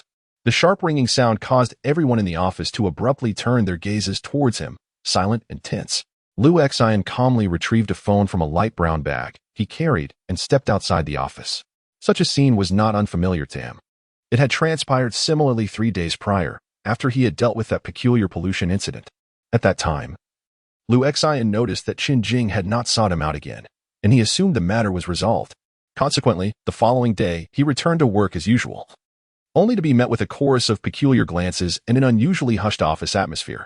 Yu Qing, his face bruised and battered, peered up from behind a partition at Lu Xian, looking as if he had seen a ghost. "What's wrong?" Lu Xian, carrying a newly purchased bag, inquired curiously of his colleagues. "Is there something amiss?" Suddenly, with a loud thud, everyone dispersed, feigning engrossment in their tasks, as if nothing were out of the ordinary. The director took a full half-hour before finally approaching Lu Xian's partition, tentatively suggesting, "Xiao Lu, how about a smoke?" Lu Xian glanced up at the perspiring director and replied, "Sure." Although he had quite a bit of work on his plate, he felt obliged to oblige the director. They made their way to the stairway partition, where the director hurriedly offered Lu Xian a cigarette and even lit it for him. "Xiao Lu, I heard that you encountered some issues at the Xifang Transportation Company yesterday." The director tried to maintain his composure while cautiously probing. "Did you stir up some conflicts?" "Indeed," Lu Xian replied with a hint of remorse. "I truly apologize, Director. Those individuals were exceedingly aggressive. They assaulted Lu Xiaoqing and Yu Chang." He continued earnestly. "However, We didn't come away empty-handed. I retaliated as well. Do refrain from such remarks. It wasn't for our benefit. The director nearly lost his composure, trembling slightly, and hastily denied it. Then, realizing he had revealed too much, he cautiously asked, "By the way, you discharged your firearm. Is everything all right?" Lu Xian remarked with curiosity, "It's nothing, right?" The director's face contorted with anxiety. "Has the security bureau not contacted you?" Lu Xian pondered for a moment before replying, "I did visit the security bureau yesterday." The director grew increasingly tense. "So you?" Lu Xian, drawing on his cigarette, gazed at the director and said, "Their coffee is far superior to ours." Indeed. The director nodded vigorously, on the verge of tears. "You need not worry." Sensing the director's apprehension, Lu Xian earnestly reassured him, "I have connections." "Of course. It is evident you have connections." The director's smile was more sorrowful than joyful. "I simply did not anticipate the magnitude of your connections." Observing the director's expression, Lu Xian felt a sense of satisfaction, knowing that his future endeavors would likely proceed with greater ease. As for the affairs concerning Sifang Logistics Company, Lu Xian was unaware of how Chen Jing and the others managed the situation. The company had closed its doors for 2 full days, only to suddenly reopen on the 3rd day, resuming business as if nothing had transpired. Strangely, in subsequent interactions, no one mentioned Qin Rand, as if he had been entirely forgotten. Despite the confusion, Lu Xian was adept at distinguishing between personal matters and business. He meticulously processed the order and enlisted 2 individuals for assistance in the office. One was sister's son, whose only faults were a tendency to gossip, a slight greed, and a touch of pettiness. Otherwise, she was quite competent. The other was brother Zhang, who, aside from his penchant for laziness, love of alcohol, and a tendency to evade responsibility, had no significant flaws. Princess Xiaoqing has been absent from work for several days due to a swollen face, while Lu Cheng, despite his own injuries, has continued to come to the office. Initially, he intended to assist Lu Xian in completing this order, as he had already endured the beating and the project was on the verge of gaining momentum. With Lu Xian's formidable background, he could potentially be a valuable ally. It would be unwise not to seize this opportunity during such a critical moment. The only concern was that Lu Xian occasionally regarded him with an unsettling gaze. Lu Qing often felt that Lu Xian was intentionally or unintentionally glancing behind him. At times, when he sensed Lu Xian watching him and turned around, he would discover that Lu Xian was merely preoccupied with his own tasks. This peculiar sensation always left Lu Qing feeling uneasy. While he managed to endure these feelings, one day, when Lu Xian mentioned his bag, a gun unexpectedly fell out. With a loud thud, Lu Qing's composure shattered. After much contemplation, he ultimately decided to withdraw from the project of his own accord. Lu Xian found his decision rather astute. Had he not taken the initiative to step back, Lu Xian would constantly worry about his sister's potential actions towards him. Thanks to the groundwork laid in recent days, when Lu Xian's satellite phone rang, the entire office momentarily paused, glancing at him with little more than mild curiosity, displaying an evident resilience to the bizarre. "Hello, Mr. Lu Xian. This is Han Bing from the Special Pollution Cleanup Department's Information Analysis Team. I am calling to inform you about the handling methods and analysis results regarding Special Pollution Source 041. Upon answering the call, the somewhat timid voice of Han Bing resonated. Hello, please proceed." Lu Xian, concealed in the corridor, held the phone and responded with utmost courtesy. Very well. Noticing Lu Xian's politeness, Han Bing reciprocated, his tone gentle. "In fact, this is customary. After addressing an incident of mental pollution, we conduct a thorough analysis and processing, and the results must be communicated to the designated personnel involved." Lu Xian hurriedly expressed his gratitude once more. Thank you. I apologize for the inconvenience. Please continue." "Not at all. It's all part of the job." Han Bing exchanged pleasantries before stating, "Currently, the processing result for the Special Pollution Source 041, which pertains to the remains of Qin Ran and Shui Wang, has been that they have been transported to the Qingang City Special Pollution Source Containment Center for preservation. The area where Qin Ran's body was discovered has not shown any residual mental energy, yet it has been sealed in accordance with regulations for 1 year. No biological entities will be permitted to enter that region. Furthermore, the 3 members of the Special Investigation Team stationed in Zone 2 have undergone a series of tests and psychological evaluations, confirming that they show no signs of contamination, and they are currently on leave to recuperate. By the way, they wish for me to convey their heartfelt gratitude for your life-saving assistance. Ah, they are far too gracious. It was the least I could do. Lu Xian pondered for a moment before inquiring, was that pollution source not destroyed? Han Bing remarked, further research is necessary, however. Rest assured that controllable pollution sources with minimal threat levels will be transported to specialized containment centers for secure storage. These facilities are equipped with the most advanced technology to ensure that no pollution incidents recur. Oh, that is quite reassuring. Lu Xian did not linger on this matter, but instead inquired about his primary concern. So, what exactly precipitated this incident? Chapter 34. Analysis Report Number 041 to date. There remains no definitive conclusion regarding the study of Special Pollution Source Number 041. The research department has only provided a few leads thus far. When Han Bing discussed these matters, he appeared notably earnest, his previously timid voice imbued with newfound rationality and conviction.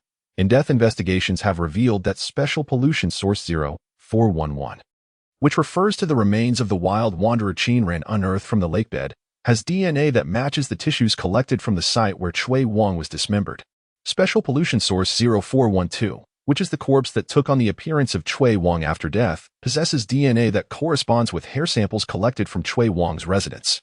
Interrogations of employees from the Xifang Transportation Company and Qin Ran's cohabitant have disclosed that Qin Ran hails from the wilderness. His age remains unknown, but visual assessment places him between 30 and 40 years of age.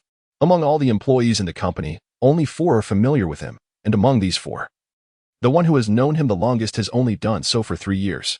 During the interrogation, it was revealed that these 4 individuals claimed to have known Qin Ran for a long time. Yet they could only accurately express their impressions of him over the past year. On the day of the incident, 3 subordinates accompanied Qin Ran for a transaction, and their testimonies did not exhibit any notable discrepancies. Upon hearing this, Lu Xian promptly inquired, so, it was indeed Qin Ran who killed Chui Wang that night? Testimonies do not necessarily hold significance, Han Bing replied. For certain individuals with mental aberrations, altering memories is not a daunting task. What? Lu Xian was momentarily taken aback. Memories can be altered? How utterly insane. Indeed, Han Bing continued, and this is precisely why the research department has formulated a hypothesis. They propose that the individual initially connected to the case, Qin Ran, is merely a contaminated entity and is severely so. His true identity is that of Chui Wang, albeit unbeknownst to him, as he perceives himself as Qin Ran. The unique contaminant source discovered at the lakebed, designated 041, possesses the ability to capture, devour, and assimilate other mental entities, ultimately giving rise to a new self. However, this remains a mere conjecture. The research department has not signed the final result confirmation and bears no responsibility for it. After a considerable pause, Lu Xian finally absorbed this explanation but could not help but ask, then why did he originally seek revenge against Qin Ran? Moreover, until his very last moments, Qin Ran appeared to exhibit no abnormalities. This is precisely why the research department hesitates to draw definitive conclusions. Firstly, the initially captured spiritual entities retain their own will, thus harboring a deep-seated hatred for the source of pollution. Those who are influenced and seek vengeance against Qin Ran may not necessarily be the source of pollution itself. They could be spiritual entities that have been ensnared by the source, yet have not fully integrated. These entities may influence passers-by as a form of predation by the source. Secondly, every spiritual entity is inherently flawed. Much like every individual possesses their own shortcomings. The essence of a spiritual entity encompasses a primal desire for growth and self-preservation. Yet its state remains unstable. At times, the entity may even engage in actions contrary to its intrinsic desires, manifesting tendencies of self-destruction and self-loathing. In the past, there have been instances where individuals with mental aberrations gained abilities that resulted in the creation of a monstrous entity that ultimately consumed itself. Thirdly, the Qin Ran we perceive may merely represent a juvenile form to some extent. A juvenile form? Indeed, Han Bing explained methodically. One thing that can be conclusively established is that it is precisely due to the spiritual contaminant known as Qin Ran that Chui Wang has suffered profound pollution, resulting in his transformation into Qin Ran. This metamorphosis encompasses not only a change in appearance but also an alteration of memory and self-perception. However, even upon finally encountering the source of contamination, he was left with mere cognitive disarray. Consequently, The research department has formulated a hypothesis that Shui Wang's transformation into Qin Ran represents merely an immature stage, and as time progresses, he may not only fully evolve into Qin Ran, but also recollect further details, such as the nature of his form and the reasons for this transformation. Regrettably, due to an incident involving the patrol army, we lost this research subject. Nevertheless, our investigations persist, and perhaps we can unearth valuable clues from other cases. From her tone, it seems there have been numerous similar incidents in the past. Liu Xian recalled the calamities that had erupted in several surrounding satellite cities. Before formally engaging with them, Liu Xian had believed that his situation was singular and incomprehensible to others. When he first encountered the monster in the CAF, he felt as though he had encountered a ghost. However, through deeper interactions with him, he has come to realize that this city must have experienced numerous incidents of spiritual contamination, though the truth may have been concealed until now. Are there any others? Liu Xian observed a colleague at the stairway, intending to step in for a smoke. However, upon noticing that he was on a call, the colleague quietly retreated. Liu Xian then took the initiative to inquire with Han Bing, hastening the conversation. Further research and analysis would require additional time, but results would be communicated in due course. Han Bing's soft voice conveyed, regardless, Mr. Liu Xian has made significant contributions this time. Your reward of 30,000 yuan has already been transferred to your account. Furthermore, Team Leader Chen Jing has sought approval from superiors to request an additional 6,000 yuan on your behalf. Liu Xian nodded slightly, responding with an "oh." In addition to your remuneration, Colonel Chen has arranged for a comprehensive assessment, which should take place shortly. Please prepare accordingly. Assessment? What kind of assessment? Liu Xian inquired. It entails a thorough evaluation of your condition and capabilities, Han Bing elaborated. As per customary practice, such an assessment precedes formal recruitment. Formal recruitment? Liu Xian's interest was piqued as he replied, "Oh, moreover, concerning this incident, it has come to my attention that you discharged a firearm previously. The expended ammunition can be replenished at the local security office. Even that has been taken into consideration?" Liu Xian expressed his surprise, hastily adding, Thank you. I appreciate your assistance." Having concluded the formalities, Han Bing adopted a more courteous tone. No need. It is you who has worked hard. No. It is you who has labored diligently. Not at all. It is you who has toiled. After hanging up the phone, Liu Xian calmly stood at the stairway, indulging in a cigarette. He leaned against the railing, his brow furrowed, as wisps of smoke dissipated around him, seemingly contemplating the bizarre logic behind these pollution incidents. Silently, he suddenly tossed away his cigarette, and leapt lightly into the air. 36,000, then he jumped again. Gently, I must secure my position. Taking a deep breath to maintain his composure, he walked leisurely towards the office. Despite his efforts to control himself, he could not help but adopt the gait of a confident, fully fledged employee, one who no longer lacked funds. Chapter 35, Teacher Xiaolu in a Small Eatery. Its facade blackened by the haze of smoke and fire, a few patrons sat scattered about. Liu Xian slowly picked at the vegetable noodles before him with chopsticks while glancing towards the counter inside the restaurant. Behind the greasy glass cover of the counter hung two golden, oily roasted chickens, their curvaceous forms exuding temptation. Each inch gleamed with grease, as if the very pores of their skin oozed with primal desire, beckoning Liu Xian with a tantalizing allure. Slowly and seductively stirring the insatiable urge that tormented his body and soul. When was the last time he had savored meat? Liu Xian could scarcely recall the answer to that question. Although many eateries now offered some meat dishes, the prices were exorbitant. For instance, these two roasted chickens cost nearly 70 yuan each, and just one chicken leg was priced at 20 yuan. Typically, he wouldn't even spare a glance at such prices, but now, having earned a substantial amount of money, he felt a sense of inflation within himself. Despite his inner admonitions against dwelling on such extravagant desires, he found himself unable to quell the persistent tug of temptation within. His gaze frequently drifted toward the glass enclosure, while the bland vegetables before him offered little satisfaction. After enduring a struggle within for over 10 minutes, Liu Xian surrendered to his cravings. Slowly, he rose, awkwardly shuffling his feet toward the glass case. "One chicken leg, please," he managed to utter with great effort. For the sake of his dignity, he added, "Make it smaller, if you could." The proprietor behind the glass seemed to mock Liu Xian, who had ultimately succumbed to the allure of temptation, falling prey to the two formidable enticements before him. The owner swiftly weighed the chicken leg on a grease-stained electronic scale and announced the price, 17 yuan.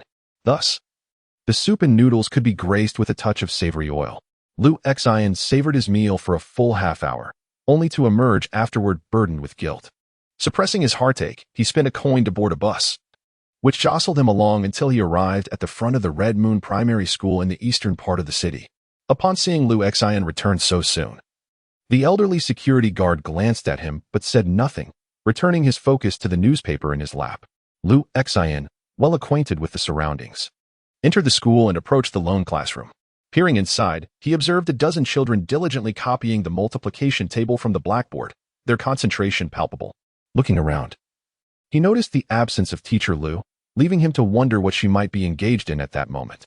He pondered for a moment before retrieving the thick paper bag he had tucked under his arm and inserting it into the rusty mailbox. With a sigh of relief, he felt his steps lighten as he prepared to leave. Lu Xian, a soft voice called out from behind him, causing his body to stiffen as he feigned ignorance and hastened towards the exit. Lu Xian, stop. The voice behind him grew urgent and approached rapidly. Instinctively, Lu Xian quickened his pace, moving faster until he had exited the school gates. Old son, stop him, the voice shouted. But the elderly guard at the booth merely turned a page of his newspaper, unfazed. Don't run. The urgency in the voice intensified. Yet how could she possibly catch up to Lu Xian as he distanced himself, the sound of her voice fading? Suddenly, a cry of pain pierced the air, followed by the sound of a wheelchair colliding with something. Startled, Lu Xian turned around to see Teacher Lu, seated in her wheelchair, exclaiming, "Oh dear," as she struck the armrests, mimicking the noise of the impact, a smile playing on her lips that suggested a hint of triumph. The moment their eyes met, Lu Xian felt defeated, unable to escape further. Teacher Lu then rolled her wheelchair forward, coming to a halt before him, gazing up at him with expectation. At this moment, Lu Xian could only gaze at her. Teacher Xiaolu possessed a charming oval face, her hair soft and tied back in a refreshing ponytail. She wore a light yellow sweatshirt adorned with an image of a lounging cat, paired with denim jeans and a pristine pair of sneakers. In contrast to the dark hues of the world around her, she always radiated brightness and warmth. Are you taking advantage of the fact that I move on two wheels? Unable to match your two legs? Upon reaching Lu Xian, Teacher Xiao Lu shot him an irritated glance, her tone tinged with a hint of frustration. No, I simply didn't hear you. Lu Xian awkwardly chuckled as he attempted to explain, then moved to her side to assist with her wheelchair. So, you're implying that my voice is too soft? Not at all. All right, enough of that. Have you brought me more money again? It's not much. It's only been a few days since your last contribution, and how come you brought so much last time? Teacher Xiaolu's expression turned serious, her gaze locking onto Lu Xian's eyes as she whispered, "Have you been up to something illicit?" Lu Xian took a moment to comprehend her inquiry, promptly shaking his head in denial. No. Teacher Xiaolu regarded him with skeptical eyes, assessing him from head to toe, her expression one of astonishment. Is your kidney still intact? Of course. Both of them are. Lu Xian was momentarily taken aback, hastily adding, I merely recently found a part-time job. My boss is quite generous with the compensation. Teacher Xiaolu furrowed her brow and exclaimed, has the boss lost his mind? Offering you such a substantial sum. Lu Xian pondered for a moment, recalling Chun Jing's exquisite visage, which hardly suggested a lack of sensibility. He shook his head and replied, No, you need not worry. I truly haven't engaged in any wrongdoing. This part-time job offers a generous salary, and the organization is quite reputable, with its headquarters located in the main city. At present, my base salary exceeds 5,000 monthly, and there are numerous additional allowances. What I receive is merely a fraction of the total. Upon hearing this, Teacher Xiaolu's expression shifted to one of astonishment, and she suddenly inquired, Have you joined the wilderness exploration team outside the city? Lu Xian quickly shook his head. No. You need not fret, it is very safe. He hesitated, contemplating whether to divulge the matter to Teacher Xiaolu. However, he recalled that the document had stipulated that under no circumstances should the details regarding the Special Contamination Cleanup Department be disclosed to outsiders, lest it incite unwarranted panic. Indeed, even those within Qin Ran Company, who had inadvertently become entangled in the special contamination incidents, were sometimes subjected to memory erasure. Teacher Xiaolu scrutinized Lu Xian's face earnestly, searching for any signs of concern. Finding none, she gradually nodded and said, I trust you. You must not engage in any nefarious acts. Lu Xian affirmed, I certainly won't. I remember the old principal's words. Lu Xian obediently moved behind her, pushing her wheelchair as they gradually made their way into the school. As they passed the security booth, the elderly gentleman inside chuckled softly, flipping over the newspaper in his hands and deliberately lifting it to obscure the smile on his face. In Chapter 36, The Best Life. Although she had mentally prepared herself, the moment teacher Xiaolu retrieved the thick envelope from the mailbox, her expression instantly shifted. She merely opened it slightly to glance inside before promptly closing it again, her surprise escaping in a soft gasp. Turning to face Lu Xian, she regarded him with a mixture of vigilance and inquiry, her voice tightening as she lowered it, asking, "You truly haven't engaged in any wrongful activities?" With a sense of helplessness, Lu Xian explained, "All of it is legitimate income, and taxes have already been paid. That is, far too much." Teacher Xiaolu exclaimed, clutching the bag, her voice somewhat flustered. In truth, this situation is already quite satisfactory. These little divine beasts are well-fed and warmly clothed each day. Some kind-hearted individuals have helped us acquire school textbooks, and I have been tirelessly visiting the administrative office in hopes of securing formal credentials so they can attain proper identification and eventually attend secondary school. Everything has been progressing smoothly. There is truly no need for such a large sum of money. As he spoke slowly, his gaze fell upon teacher Xiaolu's legs. She was, in fact, a rather tall young woman, yet she had remained seated in her wheelchair for so long. At this moment, small faces peeked out from beside the window, their eyes wide with curiosity as they observed Lu Xian and teacher Xiaolu. Some giggled behind their hands, while others whispered amongst themselves. One mischievous child, with hands clasped together, mimicked the act of kissing. Under the gaze of these little ones, Lu Xian couldn't help but feel a flush of embarrassment. Teacher Xiaolu, however, abruptly looked up and shot them a stern glance. Seated in her wheelchair, she appeared restless, glancing around before swiftly extracting a roll of money from a paper bag, as if she were a thief. She tucked it under her clothing and then thrust the bag into Lu Xian's hands, saying, "Don't leave it all here. It's too much for me. My little cabinet is nearly full, and what if it attracts the wrong sort?" Teacher Xiaolu continued earnestly, "You should keep some for yourself. If I need it, I will certainly come to you." After a moment of silence, Lu Xian gently nodded in agreement. And remember, teacher Xiaolu looked intently at Lu Xian, admonishing him, "I have no idea what your work entails, but if they're giving you so much money, it must be either exhausting or perilous. At the very least, you should eat a bit more each day. Don't survive solely on vegetables and tofu." "I have enough," Lu Xian replied, accepting the money with a smile. "I eat chicken legs every day." Anyone who can afford to eat chicken legs daily wouldn't limit themselves to that, teacher Xiaolu retorted, unmasking Lu Xian's fib, followed by a gentle sigh. Lu Xian was at a loss for words, and the two of them stood by the windowsill, one seated and the other standing, enveloped in a silence that lingered. The pale sunlight cast a dim glow over the world outside. After a considerable pause, Lu Xian hesitantly spoke, "Sister Xiaolu, what do you wish to inquire about regarding the events of the past?" She regarded him earnestly for a moment before breaking into a smile, her voice low and contemplative. "Ah, little Lu Xian, do not dwell too much on bygone matters.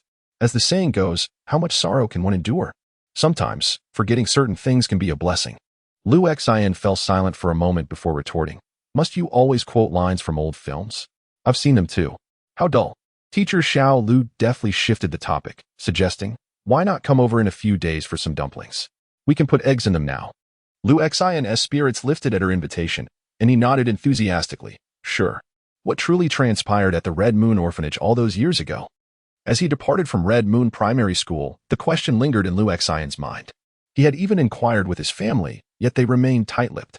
Often, he found himself striving to assist teacher Xiaolu, believing that the reconstruction of the Red Moon Orphanage was a shared endeavor. With his family by his side, he could not lend his aid directly, so he resolved to earn more money instead.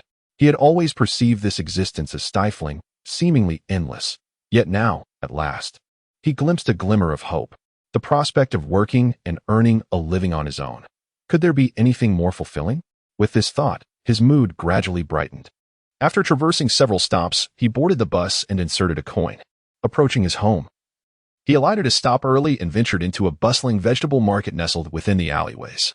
Each night, this market becomes a gathering place for numerous vendors selling an array of vegetables and even wild game. Many residents from the satellite towns employ every means possible to cultivate produce. Some have established gardens amidst derelict buildings. Others have filled rooftops with soil. and some have even ventured beyond the city limits of Qingang, clearing wasteland for cultivation or hunting wild animals to sell within the city. The administrative office of the satellite town typically turns a blind eye to these activities, at times even offering protection. By this hour, darkness had fully descended. The streetlights were sparse and distant, casting an air of solitude and gloom. Upon ascending the stairs to his floor, the corridor was enveloped in silence and devoid of light.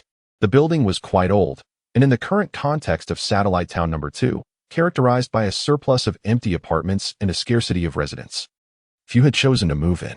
Those who once resided there had gradually departed. The elevator remained unrepaired, prompting Lu Xin to ascend to the 4th floor via the stairs. As he rounded the corner, he glimpsed the warm glow of light spilling from room 401, accompanied by his father's furious tirade. His father stood at the door, visibly enraged. His face ashen and contorted, with bloodshot eyes glaring in wrath. The younger sister scuttled along the corridor ceiling, defiantly exclaiming, "I won't. If you have the capability, come out and face me. Come out and strike me if you dare." Their father, in a fit of rage, thundered, "Roar." The sister, undeterred, retorted with a hiss. Lu Xin sighed, absorbing the warmth of home, and gradually made his way over. Chapter 37, A Quiet Dinner Once Again. Their father had lost his temper. This had become a routine occurrence. He seemed to be perpetually irate, and when his fury erupted, he would resort to violence, not only against their mother but also against the younger sister, though he rarely turned his wrath upon himself. Each time he contemplated doing so, their mother would become furious, and her anger had a way of intimidating him. What puzzled Lu Xin, however, was that, more often than not, their mother would not intervene or frighten him. Yet this time, it was somewhat peculiar, as the sister had dared to retort. In the past, whenever she had inadvertently provoked their father, she would simply flee or hide. "You little brat, you're courting death," the father bellowed. Hanging from the floorboards, the younger sister, with her disheveled black hair, defiantly declared, "When I grow up, it will be your turn. Do you really believe you have the chance to grow up? When I am grown, I will surely tear you to shreds and turn you into a doll." Roar. Hiss. Sigh. As Lu Xin listened to their escalating quarrel, he slowly approached, arriving at the threshold of the room. His father's towering figure cast a shadow over the light emanating from within, enveloping the space in a thick, sanguine darkness. Upon seeing Lu Xin, his anger became palpably more intense, his eyes flaring with fury as they fixed upon him. For a moment, his father seemed taken aback, his rage, as substantial as a physical force, appeared to lack an outlet. Lu Xin raised his left hand and said, "There's another bottle of wine, just for you." For an instant, a look of frozen astonishment crossed his father's fierce visage. Slowly, Lu lifted his gaze to meet his father's, inquiring, "Can we enjoy a peaceful meal today?" His father fell into silence, the remnants of his anger still evident. Yet, the customary tirade did not erupt as before. "Very well, Miss Chen, you have moved here, so we shall be neighbors from now on. They say that distant relatives are no match for close neighbors. We must look out for one another," he continued. His tone softened. "No trouble at all. Today you should rest well. Do come and visit us in the future." In the living room, their mother, elegantly attired and poised, was on the phone. However, this time, she ended the call rather swiftly, smiling as she leaned against the windowsill. "What are you waiting for? Why not let the children come in?" "Oh dear, I've purchased quite a bit of groceries today. It promises to be a sumptuous feast. Hurry in. The whole family is waiting for you to dine. For your sake, I've already been somewhat rude in front of my friends." His father remained silent and cold, parting just enough to allow Lu Xin to enter with the groceries. Meanwhile, his sister lingered in the corridor, watchfully regarding their father. Their mother helped to set the table with napkins, glancing at the provisions Lu Xin had brought, and remarked with a smile, "You seem to be in good spirits today. Did you visit the orphanage?" Lu Xin nodded, placing the items down. Upon hearing the words orphanage, both the father and the sister in the corridor suddenly turned their gazes towards it, their expressions revealing an unusual curiosity. The meal that followed was marked by a profound silence, yet it was a rare moment of tranquility. Occasionally, the father, mother, and sister would exchange furtive glances, accompanied by a peculiar expression. After finishing his meal, Lu Xin descended the stairs to engage in some leisurely exercise. Previously, with the assistance of his sister, he had resolved the issue of the special pollution source number 041. However, he felt an overwhelming fatigue afterward, experiencing soreness in his back and waist the following day. He understood that this was a consequence of his lack of physical activity. Every time he exerted himself, he would become easily exhausted. Thus, He had developed the habit of taking a stroll downstairs after dinner to enhance his physical fitness, especially after securing this job related to pollution cleanup. He felt a renewed sense of purpose. Even the crimson moon in the sky appeared to come alive, while Lu Xian jogged for a while. Contemplating whether to perform another 10 push-ups, the light of the crimson moon flickered slightly. Suddenly, from the shadows of the corner, a dagger was toward him. The dagger made almost no sound, yet it traveled at an astonishing speed, instantly aimed at Lu Xian's leg. He was taken aback, barely managing to turn around. Even before he could fully pivot, the dagger had already reached him. Remarkably, it did not inflict any harm. His sister gracefully descended from a nearby street lamp, deftly catching the dagger in her hand in the blink of an eye. "Who is it?" Lu Xian finally managed to exclaim, his alert gaze fixed on the shadows. "Haha. Truly deserving of the abilities of my own caliber, your response is remarkably swift." Before me stands a young man clad in a trench coat, adorned with oversized sunglasses. Yet his face radiates a brilliant smile. He raises his hands and chuckles. "I merely wish to test you." With that, he strides towards Lu Xian, extending his palm. "Allow me to introduce myself. I am Gecko, sent by Colonel Chun." Gecko? Lu Xian quickly recollects this name, especially upon hearing Chen Jing's, which further illuminates the origin of this fellow. However, he refrains from shaking hands, his brow furrowing tightly as he inquires, "Are you aware that this is perilous?" "Perilous?" Gecko's expression shifts to one of bewilderment. "Surely, my friend, for us of the Spider faction, this cannot be deemed dangerous?" Lu Xian silently turns, surveying his surroundings. His sister crouches nearby, gripping the dagger embedded in the ground, her gaze cold and malevolent, particularly fixated on his neck, as if contemplating a bite. Above, by the street-facing window, the silhouettes of his father and mother emerge, their faces expressionless, silently observing the scene below. It has been a long time since he has witnessed such unified determination from his family. "The danger I speak of is that you are in peril." Lu Xian exhales softly, then takes the lead towards the other end of the alley. "Follow me, quickly." "Brother, it can't be this way."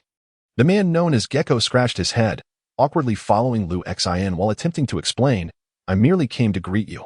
In our team, we often meet armed with firearms and greetings, claiming it's for training our vigilance. You know, I went through 2 cities just to find you. Yet you not only refused to invite me upstairs to sit, but also seemed quite upset." He still wished to go upstairs to chat. Chapter 38, Employment Assessment. Colonel Chen sent you here for a purpose. Settling down in a desolate little garden nearby, Lu Xian inquired about Gecko. "It's something significant." Although Gecko felt quite displeased by Lu Xian's lack of courtesy in not inviting him upstairs, he appeared to possess a carefree disposition. Soon lifting his spirits as he mysteriously said to Lu Xian, "Brother, you have quite the influence. This time, the 6 oddities of Qi Gang have collectively come to know. 2 satellite city for you." "The 6 oddities of Qi Gang?" Lu Xian listened, slightly puzzled. "Indeed, 6 peculiar entities." Gecko declared earnestly, "Very strange, indeed. What do they intend to do?" Lu Xian's heart raced, and he promptly asked with seriousness, "They're here to conduct an assessment on you." Gecko responded, somewhat taken aback. "Wasn't there a prior notification from headquarters?" "Assessment?" Lu Xian was momentarily taken aback before the realization dawned upon him. Of course, he had been informed. He had eagerly awaited this development. After all, he vividly recalled Han Bing stating that only after undergoing the examination could one be formally recruited as a bona fide pollution remediation personnel. However, it seemed that there were no substantial benefits upon being officially confirmed in the department. Nevertheless, the mere notion of being confirmed provided a sense of security. A flicker of joy stirred within him, but he soon expressed his concern. Why must the monsters conduct the examination? The Gecko, observing his bewilderment, appeared somewhat smug and, with an air of mystery, replied, "You will understand once you arrive." Reluctantly, Lu Xian acquiesced, adding, "Sister, do refrain from pointing at his neck." The Gecko was taken aback. "Whom are you addressing?" "My sister." Lu Xian felt no need to conceal himself in the presence of someone who had also undergone a transformation. The Gecko tensed slightly, a chill running down his spine. Lu Xian attempted to reassure him, saying, "It's all right. She usually listens to me." Instinctively, the Gecko shifted his posture. "What about in unusual circumstances?" Lu Xian cast him a glance and nodded silently. "You truly live up to your reputation." The Gecko, who had initially intended to jest further, abruptly stood up, instinctively distancing himself from Lu Xian, and remarked, "I enjoy joking with others and appreciate when they joke with me. But why does it feel unsettling when I joke with you?" Perhaps it is because I have not been jesting? Liu Xian pondered curiously, inquiring. What do others say about me? Your confidentiality level is remarkably high, replied the gecko with a smile. However, everyone claims you are quite dangerous. Indeed. Rumors within any company are often unreliable and rife with bias. After considering this, Liu Xian decided to refrain from further discussion on the matter and asked, So, when will the assessment take place? Awaiting notification. The gecko glanced at the black electronic watch adorning his wrist and remarked, It should be soon. Liu Xian, somewhat puzzled, responded, Is this something that requires a last-minute decision? With a chuckle, the gecko replied, Do you think the departure of the 6 oddities from the main city is a trivial matter? Just as he spoke, the screen of his watch flickered to life, and the gecko's demeanor instantly shifted to one of seriousness. It's here. Liu Xian eagerly inquired. When? In 15 minutes. At the Qinghua building in the eastern part of the city. The gecko announced the time and location, his eyes gleaming with excitement. Brother, those creatures have quite the temper and detest tardiness. However, our distance is considerable. It is time to see what you are truly capable of. Before he could finish his sentence, he began to retreat, leaning against the wall of the apartment building behind him. To Liu Xian's astonishment, he continued to step backward, climbing the wall as if it were flat ground, taking 4 or 5 steps before propelling himself upward, firmly pressing against the wall. With a smile towards the gecko, he said, Brother, let's see who reaches first. As he spoke, he swiftly scaled the wall, akin to a specter, vanishing instantly upon the rooftop. This. Liu Xian gazed in astonishment at the gecko's disappearing figure. After a moment of contemplation, he quietly rose, made his way to the staircase adjacent to the garden, and entered the subway station. With a rumble, an old metro train, adorned with vibrant spray paint, pulled into the station. Liu Xian silently swiped his card to enter, pondering whether the last train would indeed take him directly to the Qinghua building. As Liu Xian leisurely ascended from the subway entrance, he spotted the gecko, panting as it descended from the wall of a nearby building. Given that the night was still young and the streets teemed with pedestrians, it needed to evade their gaze, skillfully concealing itself and darting through unnoticed moments before swiftly slipping away from hidden corners. I haven't lost. Although the gecko's reasoning might have been sound, Liu Xian found himself at a loss for words. Was the testing location indeed just above? Changing the subject, Liu Xian lifted his gaze towards one of the towering structures in this satellite city. Yes, they should be ready. Let us go. The gecko, feeling a sense of resignation, looked at the seemingly towering building from below, and suddenly its eyes sparkled with a thought. Should we just climb straight up? Liu Xian regarded him thoughtfully before opting for a more conventional route, entering the elevator. The entire building exuded an air of profound tranquility, devoid of any idle figures. Only in the lobby and at the staircase could one observe armed security personnel, standing like resolute sentinels, lending an atmosphere of seriousness to the edifice. It was Liu Xian's first encounter with such stringent security measures in the satellite city. In his recollection, even the security hall, administrative offices, or the barracks of the patrol troops had never exhibited such a formidable presence. Under the guidance of the gecko, Liu Xian effortlessly entered the building. After registering, he ascended to the 19th floor via the elevator. Come on, the professors are already here. At the staircase of the 19th floor, Qinjing awaited him, clad in a sharp black suit that conveyed both vitality and competence. Hesitantly, Liu Xian shook her hand and followed her towards the main office of that floor. This assessment was a routine procedure prior to formal employment. Upon successful completion of the evaluation, he would possess his own code name and officially receive the opportunity for guidance. Formal employment. Liu Xian keenly grasped the crux of Qinjing's words, and his steps became noticeably lighter. Chapter 39. Guidance and elevation. As she continued to introduce, Qinjing led Liu Xian into a spacious office, where he encountered numerous items he had only seen in television broadcasts or described in literature prior to various Red Moon incidents, yet had never witnessed in reality. For instance, a water dispenser, a projector, and a compact, exquisitely designed laptop emblazoned with the image of a fragmented apple. The items are somewhat scattered, giving the impression of a temporary arrangement. A considerable number of individuals have gathered here, including 4 or 5 researchers clad in white lab coats. In the corners of the office stand security personnel in black uniforms, armed and vigilant. At the center, seated at a desk, is a kindly elderly gentleman wearing gold-rimmed glasses. He is among the staff who will assist you in conducting the final assessment, which includes specialists in neurology, scholars in the field of brain research, psychologists, and researchers in mysticism. There is no need for you to feel pressured. The presence of these security personnel is our standard practice. In the past, unforeseen incidents during assessments have led to significant calamities, but the situation has greatly improved since then. Qinjing efficiently introduced the individuals in the office to Liu Xian, without any unnecessary elaboration. However, Liu Xian was somewhat puzzled by the absence of the so-called 6 wonders of Qingang. The 6 wonders? Qinjing paused momentarily, casting a questioning glance at Liu Xian. Instinctively, Liu Xian glanced at the gecko trailing behind him, which nonchalantly turned its head away. He must be referring to us, Liu Xian thought with a chuckle. Meanwhile, the bespectacled elder rose with a cheerful demeanor, extending his hand to Liu Xian in greeting. I am Chen, the director of the Special Pollution Research Center in Qigang City. The assessment you are undergoing will be led by myself and these 5 colleagues. The subsequent guidance plan regarding you will also be a collaborative effort among the 6 of us. But rest assured, there is no need to be anxious. We are quite experienced in this matter. 5 individuals, comprising both men and women, nodded in acknowledgement towards Liu Xian. Upon closer inspection, Liu Xian discerned that there were 4 men and 2 women, all approximately in their 40s or 50s. The eldest among them was an elderly gentleman with the surname Chun, seemingly surpassing 60 years of age. The majority of the men were bald, save for one with a thick head of dark hair. The women presented themselves with a natural, unadorned visage, exuding calmness and composure as they collectively acknowledged Liu Xian with warm expressions. Initially unperturbed, Liu Xian found himself inexplicably anxious under their scrutiny. Indeed, these 6 individuals were the most esteemed, professional, and beloved experts and professors in the esteemed Qigang City. Their research in the realm of psychological anomalies was not only unparalleled within Qigang City but also regarded as top tier across the entire alliance.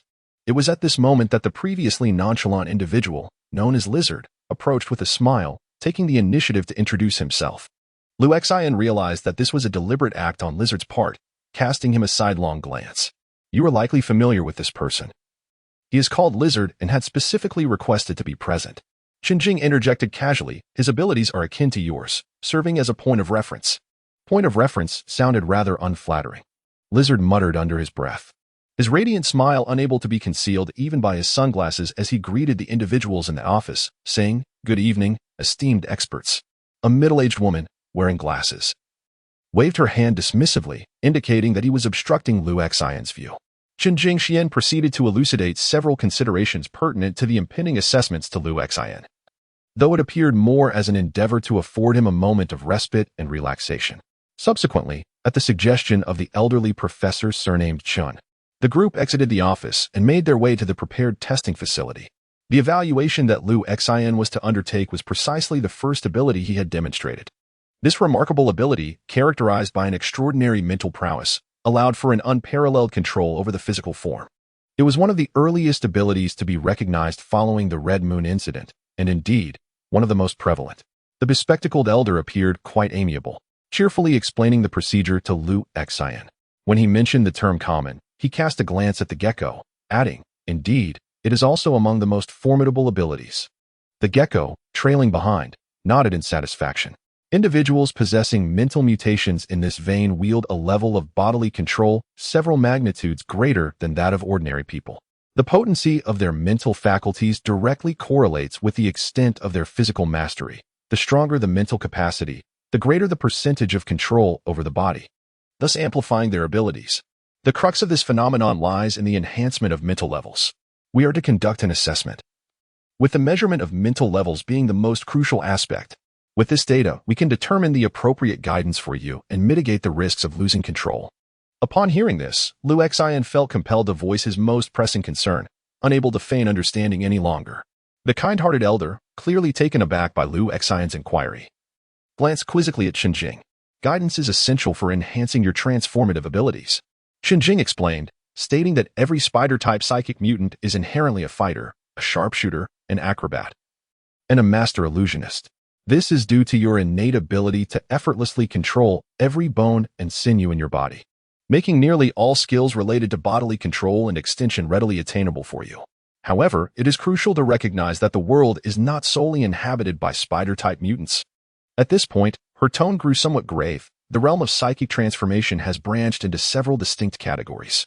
Beyond the spider-type abilities, there exist various systems of powers such as princess, healer, specter, and Dreamweaver, each possessing its own unique strengths and weaknesses.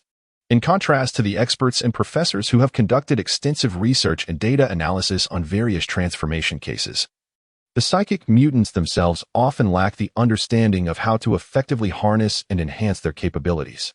At times, misguided attempts and challenges may even bring one perilously close to the brink of losing control. This underscores the necessity for guidance.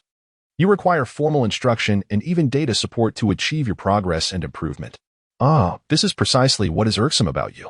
Lu Xian found this remark somewhat intriguing, while the gecko beside him muttered softly, "Fortunately, there now exists someone with a similar capability to assist in conveying to you that we are not omnipotent. There are numerous tasks that you presume I can accomplish through deduction, yet I find myself utterly incapable. For instance, on what basis do you believe I can transform into liquid? I am human, not a cat. This, in fact, underscores your necessity for guidance." The bespectacled elder explained with a warm smile. "You merely stumbled upon an opportunity, and your psyche underwent a transformation. Who understands ability better than us researchers?" Chapter 40. Theoretically, is this the guidance and enhancement of ability? Chen Jing and several esteemed professors elucidated matters for Lu Xian, enlightening him significantly. It became apparent that those with psychic mutations also require training to better harness their abilities. However, he surmised that his situation must differ from theirs. After all, his power was borrowed from his sister. Thus, how might he amplify his own capabilities? Although some confusion lingered, he resolved to heed their counsel and undergo a thorough assessment. Firstly, due to the prior incidents involving Qinran, he has come to the realization that even in the face of numerous cases of psychological contamination, the Special Contamination Treatment Department requires thorough investigation, which in turn necessitates data collection. Although he has found it challenging to fully comprehend his own situation, he believes that collaborating with them to gather some data might assist in uncovering the root of his true issues. After pondering for a moment, he inquired, "How do we proceed with the detection?" Chen Jing paused briefly before replying, "Let us take it step by step." As she spoke, she picked up a document and casually marked a few selections on it. Then, she led Lu Xian towards an office, followed closely by several elderly professors and experts, who chatted and laughed as they approached. Even the gecko, though wearing sunglasses, could hardly conceal his curiosity towards Lu Xian, or perhaps his intrigue towards someone of similar abilities. "Our first evaluation will focus on your shooting skills." As they conversed, they arrived at a vast indoor space enclosed by transparent bulletproof glass, where several targets stood at the far end. Some staff members approached, carrying a few pale blue metal boxes, which they placed on a table near the wall. Upon opening the boxes, a chill ran down Lu Xian's spine as he beheld their contents. Inside were firearms, meticulously arranged within cushioned compartments, exuding an unsettling aura. Lu Xian had limited knowledge of firearms, yet he could recognize the diverse array of weapons before him. Among them were classic left-handed pistols and Desert Eagles, as well as semi-automatic rifles, submachine guns, and both light and heavy machine guns. Their distinctive sheen indicated that these were far from mere toys. "You must not have undergone any formal firearms training." Chen Jing turned to Lu Xian and declared, "Thus, I shall commence your training now." As she spoke, she retrieved a black handgun from a nearby box, disassembled it for inspection, loaded it with ammunition, engaged the magazine, disengaged the safety, and then, with a single hand, fired at the target across from her. The display screen revealed the result, an 8-ring hit. Chen Jing then handed the handgun to Lu Xian, stating, "All right. The training is concluded." Lu Xian's expression shifted to one of bewilderment. "Is that all? What have you trained me in?" An elderly man, adjusting his spectacles, chuckled and replied, "Theoretically, you do not require extensive training. Merely familiarity is essential." The gecko interjected at the appropriate moment. "For us, as long as you understand how to disengage the safety, aim at the target, the training is complete." Lu Xian exhaled deeply, striving to align his thoughts with theirs. He accepted the handgun and, under the watchful gaze of the group, aimed at the distant target, which was a daunting 200 meters away. As he squinted, all he could discern was a vague shape. Bang! He fired. The display screen illuminated with the result, drawing the attention of everyone nearby. A 3-ring. No, that's on the adjacent target. The peculiar gazes of those around Lu Xian became increasingly pronounced. Next door on the 3rd ring road. Is this the prowess of a spider wielder? Is this all? Lu Xian felt his face flush. This shot was even less accurate than the one he had fired at the Sifong Transportation Company. "Don't be nervous." The gecko beside him chuckled, addressing Liu Xian. At first, it's always challenging to shoot accurately. You need to acclimate yourself. Once the bullet exits the chamber, there will be a significant recoil force, and your grip, the coordination of your muscles, and the exertion will all influence the bullet's precision. You must first attune yourself to the accuracy of this firearm and then adapt your muscle strength to achieve harmony with it. Liu Xian took a deep breath and raised the gun once more. Yet, as he held it, his arm involuntarily trembled. The weight of the weapon was considerable. Despite his efforts to focus, the target across from him appeared merely as a blur. Liu Xian was at a loss as to how to synchronize with the gun to fire the round he envisioned. Feeling somewhat awkward, he instinctively glanced around, searching for his sister's presence. What is this? A small, icy hand clasped around Liu Xian's gun-holding hand. He turned to see his sister, who had appeared by his side, curiously observing the firearm he held. In that instant, Liu Xian suddenly sensed a remarkable transformation within his body. As if every muscle and bone, even his heartbeat and breath, were entirely under his command. With each breath, this sensation intensified, and by the third inhalation, he felt as if he had transformed into a finely tuned machine. He gazed at the target across from him, his pupils constricting, rendering the target strikingly clear. His hand was as steady as a machine as he gently squeezed the trigger, the recoil barely causing his arm to tremble. The display screen illuminated with the result, a 3-ring hit. Yet, before those around him could express their astonishment and confusion, Liu Xian had already pulled the trigger once more. Bang, bang. 2 more bullets were fired, one striking the 8-ring position and the other hitting the center red dot.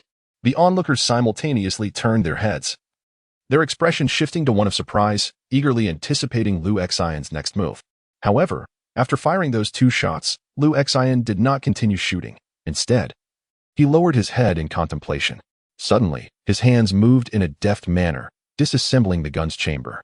He meticulously dismantled the barrel, recoil spring, guide rod, firing mechanism, and magazine, even taking apart each bullet, leaving the entire gun in a heap of scattered components on the table. This spectacle left the surrounding crowd in awe. Even Liu Xian found himself puzzled, casting a curious glance at his sister. Shooting isn't fun, she pouted, disdainfully surveying the scattered parts on the floor, remarking, dismantling is somewhat enjoyable. The wall lizard, equally taken aback, exclaimed, Brother, we are naturally inclined to handle firearms. How can a spider type play without them? Well, he has already demonstrated his aptitude for firearms. Let us now explore another facet. Beside him, a bald old man chuckled amiably, facilitating the entrance of several fully armed soldiers standing at the door. They took their positions against the wall, guns in hand. As the old man gestured for Liu Xian to stand opposite them, his small eyes glimmering with anticipation. What is this for? Observing the icy, ominous firearms wielded by the 3 armed soldiers, Liu Xian felt a surge of wariness. Dodging bullets. The bald elder, with a cheerful demeanor, remarked, in theory, those endowed with spider-like abilities possess remarkable perception and reflexes. Thus, at a distance exceeding 3 meters, you should be able to evade the bullets. He further reassured Liu Xian. Do not worry, the soldiers are quite experienced and will avoid vital areas, so even if you cannot dodge, you will not meet your demise. Liu Xian scrutinized the 3 towering soldiers and their weapons, slowly shaking his head. He contemplated the potential consequences of his injury and the possible reactions of his family. Perhaps it would be best to refrain from this endeavor. Observing the somewhat balding elderly professor, he earnestly remarked, in theory, I may indeed not succumb to death. But you may not be so fortunate. Chapter 41. Multiple tests. At this juncture, Qinjing provided an explanation, stating, regarding this segment of data, it has been evidently observable since his previous encounter with the special pollutant source number 041. We shall forego the bullet dodging tests, as the time available for the professors to remain in satellite city number 2 is limited, and there remains a plethora of examinations to be conducted. Therefore, we must prioritize efficiency. The professors reluctantly acquiesced, shaking their heads and sighing. However, the forthcoming tests swiftly captivated Liu Xian's full attention. Before the formal commencement of the assessments, he had not anticipated the multitude of items requiring evaluation. After completing the firearms-related tests, Liu Xian cooperatively undertook a series of additional assessments, including short-distance speed, bodily reflexes, complex micro-movement memorization and imitation, as well as nearly impossible feats such as microspatial infiltration. Among others, the results of each test were astonishing, primarily surprising Liu Xian himself. During the 100-meter sprint assessment, With the assistance of his sister, Liu Xin achieved an extraordinary time of 5 seconds. In that moment, he felt his muscles synchronize and harmonize, operating in the most optimal state to complete the race. Yet, a portly professor appeared somewhat disappointed, shaking his head as he remarked, "This is your weak point. The cheetah can reach a remarkable speed of 3 seconds for 100 meters, yet that is merely the capability of an ordinary animal. However, when one is able to exert precise control over every bone and muscle in their body, it is conceivable that they could unleash an even more astonishing velocity. Of course, the human physique is not inherently optimized for short bursts of explosive power. Some personal introspection and adjustment may be required." Previously, during a test involving a gecko, the highest recorded result was a mere 3.9 seconds, significantly surpassing your own. Perhaps you should attempt to climb and see for yourself? Liu Xin remained silent and declined, ultimately promising to try it at a later time when the opportunity arose. The reason was simple: it was far too embarrassing. The portly professor expressed his regret with a gentle shake of his head. During the physical sensation tests, Liu Xin sat still and could accurately identify every object that made contact with his back, including its tactile trajectory, pressure, and even its shape. In the assessment of high complexity, minute motion memory, Liu Xin effortlessly discerned subtle and intricate movements, and, leveraging his mastery over his body, was able to replicate them. What astonished him the most, however, was the microspace infiltration test. How could someone standing at 175 centimeters tall and weighing 140 pounds conceal themselves within a wooden box measuring merely 1 foot on each side? Yet the gecko could effortlessly fit inside. The remarkable part was that, with his sister's assistance, Liu Xin managed to conceal himself as well. As Liu Xin found himself contorted into an awkward position, his legs entwined around his neck, his chest nearly pressed against his backside, and his head almost entirely retracted into his body, he resembled a tightly coiled figure ensconced in a cramped space. His sister, with a cheerful demeanor, remarked, "Brother, do you remember when father used to discipline me? I could hide in the ventilation shaft." She boasted to Liu Xin, claiming her abilities surpassed his. However, not every assessment progressed smoothly. For instance, during one evaluation, an elderly professor wielding a seemingly razor-sharp knife gestured towards Liu Xin, explaining, "In theory, individuals with spider-like abilities should be capable of controlling the muscles around a wound to prevent excessive bleeding and even expedite the healing process. Therefore, if you wouldn't mind, may I make a small incision on your arm?" Upon Liu Xin's stern refusal, the professor regretfully sheathed his knife. During a telekinesis assessment, a researcher with lustrous black hair, clad in a white lab coat, mischievously took a bite of an apple before darting 3 to 4 meters away. He addressed Liu Xin, stating, "In theory, every individual exhibiting psychic anomalies should possess telekinetic abilities. In practice, as long as one's mental strength exceeds 60 units, telekinesis can manifest. It merely varies in intensity. Most individuals with abilities cannot directly wield telekinesis. They primarily use it to sense other mental energies and evade attacks. Your telepathic abilities have been previously observed. Come now, make an effort to retrieve that apple." Liu Xin sat in a chair, surrounded by a circle of onlookers. After a considerable pause, he helplessly turned to his sister. "I am your sister, not your servant." His sister, in a state of utter ennui, aimlessly roamed the ceiling, showing little cooperation. "If you were in danger, it would be a different matter, but given that there is no imminent threat, why should I foolishly assist you in obtaining an apple? However, if you were to request me to pluck that wig off, I would gladly oblige." Her eyes sparkled as they fixated on the professor's thick, lustrous hair. Ultimately, Liu Xin, in resignation, chose to forego the endeavor once more. With a glance, he silently communicated to his sister to abandon her notion of snatching the wig, while simultaneously discovering an unexpected detail. It turned out that this professor was also balding. "Do you require a day of rest before proceeding with further assessments tomorrow?"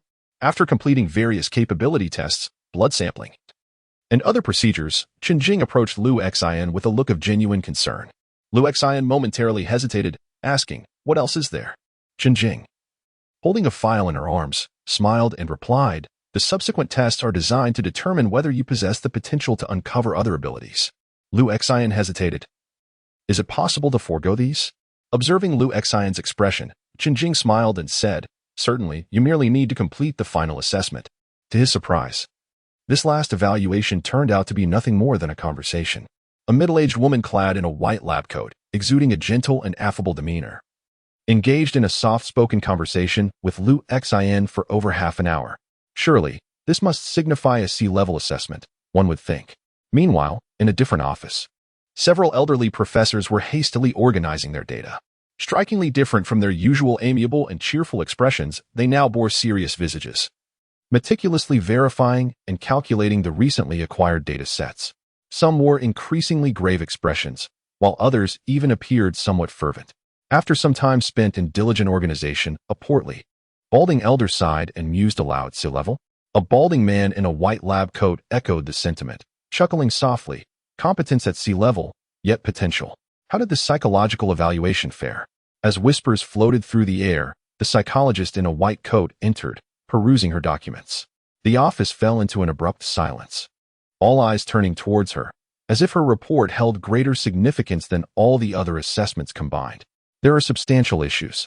The psychologist finally began to speak after a moment. What issues? Tension rippled through the room. Remarkably normal. After a pause, the psychologist delivered her verdict. Almost more normal than I am. Chapter 42. Remarkably normal. The personnel in the office exchanged peculiar glances upon hearing the psychologist's analysis. Upon observing the expressions of those around him, the psychologist sighed and elucidated. Ever since the emergence of the Red Moon incident, everyone has been confined within the walls of a high fortress. The stifling environment and the despondent existence have inevitably led to various psychological issues among individuals, myself included. However, after conversing with him for half an hour, I discerned that he appeared remarkably sane, perhaps even excessively so. At this juncture, he cast a glance at Qinjing and continued. In response to the inquiries I posed, he exhibited no resistance. Instead, he engaged in a detailed discussion about his interactions with family, the blurred boundaries between illusion and reality, and even delved into a serious discourse regarding the distinctions between mental and personality disorders, as well as the potential authenticity of his familial relationships. To be candid, I nearly felt as though he were a student under my tutelage. As I listened to the psychologist's words, the increasing sense of normalcy was juxtaposed with an unsettling atmosphere in the office, leaving everyone with an inexplicable discomfort. A lingering thought emerged. Could he be lying? The psychologist shook his head and replied, if he were to deceive, he would not escape my scrutiny. It is precisely because he does not lie that his demeanor is so disconcerting. After a brief pause, she exhaled gently, placing the conversation records upon the table. She removed her glasses and rubbed the small indentations on either side of her nose, saying, I endeavored to engage him in a broader dialogue. Ultimately, I discovered that, aside from a portion of his memories being hazy and the portrayal of his family seeming somewhat difficult for an ordinary person to embrace, this young man is remarkably optimistic, cheerful, proactive, and kind-hearted. As she spoke, a bittersweet smile emerged on her face as she continued. I find myself questioning how someone of such disposition could possibly be deemed a mental aberration. Optimistic, cheerful, proactive, kind-hearted. The room fell into a contemplative silence for a considerable time until Professor Chen, a balding man wearing glasses, finally remarked, merely hearing you utter those few descriptors makes me perceive him as somewhat abnormal. How could a child raised in the aftermath of the Red Moon incident embody such? He left the thought unfinished, yet the assembled individuals clearly grasped its implication. This very individual had sheltered several orphans, including himself, within the orphanage, imparting knowledge, narrating tales of life, work, and dreams prior to the Red Moon incident, and promoting artistic works, all of which profoundly influenced him. Such a director. This notion rendered the office enveloped in a profound silence. Qinjing broke the stillness, inquiring, what about the other professors? Have they made any discoveries? To him, his family exists. A balding old professor raised the pen in his hand and spoke. I have observed that during the assessment, there were several subtle shifts in his gaze. From his micro-expressions, it appeared as though he were looking at an imaginary person, even deliberating with this non-entity. Although he subconsciously attempted to conceal these actions, it is evident that he truly believes in the existence of such a being. This, in turn, brings us back to a prior hypothesis. The balding professor twirled the pen in his hand and addressed the assembly, given that he has 3 family members. If the abilities attributed to the spider lineage stem from his sister, we can reasonably speculate that he possesses 2 additional abilities. At this juncture, the psychologist gently raised his pen and added, I too have discussed this matter with him. Following his line of thought, if the sister can bestow one ability upon him, might not the other family members likewise offer him their powers? It is noteworthy that he expressed uncertainty rather than outright denial. The balding professor nodded in agreement and remarked, perhaps, for him, it is simply a matter of not being able to readily access those two abilities. Qinjing remained silent, lightly nodding as she made a note on the document before her. The notion of possessing two additional abilities seemed somewhat incredible, yet it was not entirely implausible. Another researcher, wearing a wig, interjected, indeed, his mental capacity is exceptionally high. Typically, we utilize the three-point estimation method for assessing mental capacity. After all, urging these individuals with mental anomalies to exert their psychic abilities to the fullest is exceedingly perilous. Such a pressure test could significantly heighten the risk of their losing control. Thus, Professor Bai devised a method of assessment that allows them to utilize merely a fraction of their psychic force, thereby calculating a rough index of their overall psychic capacity and inferring their true mental level. At that moment, I had prepared an apple for him. Yet he did not cooperate during the assessment. Upon hearing this, everyone in the office paused their tasks and listened intently. The researcher was responsible for the preliminary evaluation of mental capacity, yet it was common knowledge that his assessment had failed. Lu Xian had not cooperated. Without his cooperation, how could accurate values be derived? My wig had shifted. Meeting the gaze of those present, the researcher solemnly stated, I ensured it was properly placed when I left home. After disembarking from the plane, I even took a moment in the restroom to adjust it. Additionally, due to my personal habits, no one would have touched my wig. Thereafter, I maintained a distance of 5 meters from him. However, at some point, he managed to adjust my wig in a manner that went unnoticed by me. If we were to deduce from this, his mental capacity must be at least 400 or higher. At this juncture, he paused slightly and added, the figure of 400 I mentioned is merely the lower limit. The upper limit is difficult to ascertain. Upon observing the bewilderment among his colleagues, his expression began to radiate a certain excitement. Just imagine. He vigorously rubbed his wig, revealing a patch of balding scalp, his demeanor taking on a semblance of fervor. After all, this wig is custom-made, fitted so snugly that only a significant tug could dislodge it. Yet he was capable of stealthily manipulating it without my awareness. This is more challenging than moving an apple. With such power, could it be said that he might even have the ability to directly sever my head or crush it entirely? As he spoke, he gestured towards his own head. To possess a force capable of splattering brain matter, how formidable must that be? The atmosphere around him grew somewhat hushed. Everyone silently observed his animated demeanor, contemplating that very scene.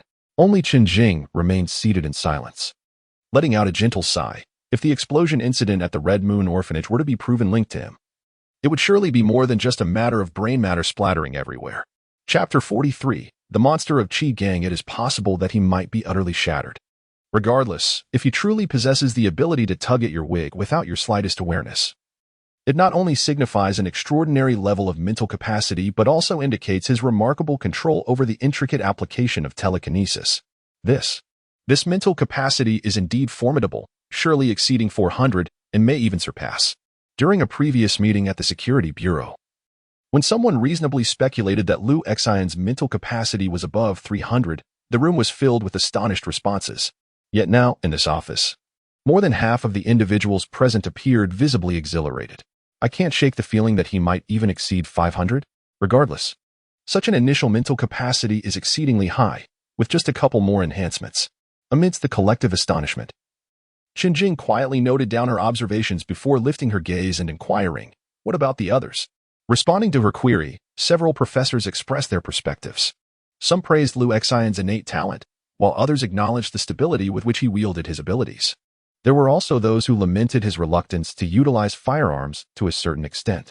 In the end, all eyes turned toward a middle-aged woman with stylishly curled hair, exuding an air of sophistication.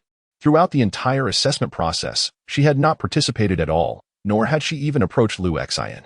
Even in temperament, she diverged somewhat from her fellow professors and researchers. While they exhibited a certain fervor, she appeared notably composed. I am engaged in the study of Red Moon mysticism, she softly announced as she sensed the gaze of the assembly upon her. The primary purpose of my visit is to ascertain a fact. Both Dr. Zhou Qin's communication and Professor Chen's observations indicate the presence of an invisible family around him. In some respects, this indeed resembles a form of schizophrenia. After a brief pause, she continued, however, my aim is to determine whether this is not a mere fragmentation of the psyche. What if he truly possesses several ethereal entities that we cannot perceive? entities that could endow him with extraordinary abilities? Her words momentarily stunned the other professors and researchers. As individuals devoted to empirical evidence and data, they instinctively felt a disconnect with this woman. She resembled a soothsayer more than a scientific investigator. At this juncture, the self-proclaimed scholar of Red Moon mysticism made a slight motion and retrieved a small, black, box-like instrument from her belongings, placing it on the table. The sensitive readings displayed on it were clearly set to the maximum. Thus, I have been conducting tests to determine whether there exists another spiritual entity in his vicinity. I have arranged 10 such devices here, positioned at various angles and locations.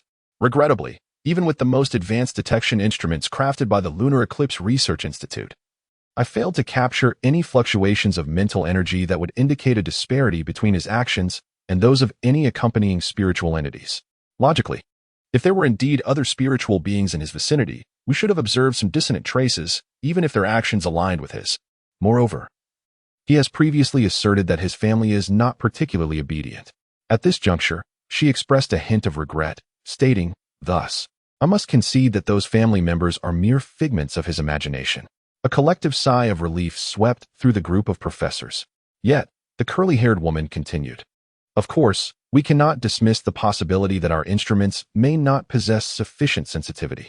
As she spoke, she delicately licked her lips, her eyes glimmering with a youthful light. If only we could unlock the secrets of his mind. The expressions of several other professors turned peculiar at this thought.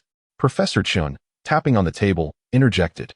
There remains another issue, the death of the dream weaver. He directed his gaze towards the psychologist. The psychologist shook his head slightly, replying, this matter has been deemed one of those which cannot be directly inquired about, as Professor Bai has mentioned. Nevertheless, I have made arrangements. Behind me, in a location visible to him, I have affixed a photograph of the dream weaver. Should he have encountered this individual, a corresponding reaction would surely manifest. Yet he displays an utter unfamiliarity with the dream weaver.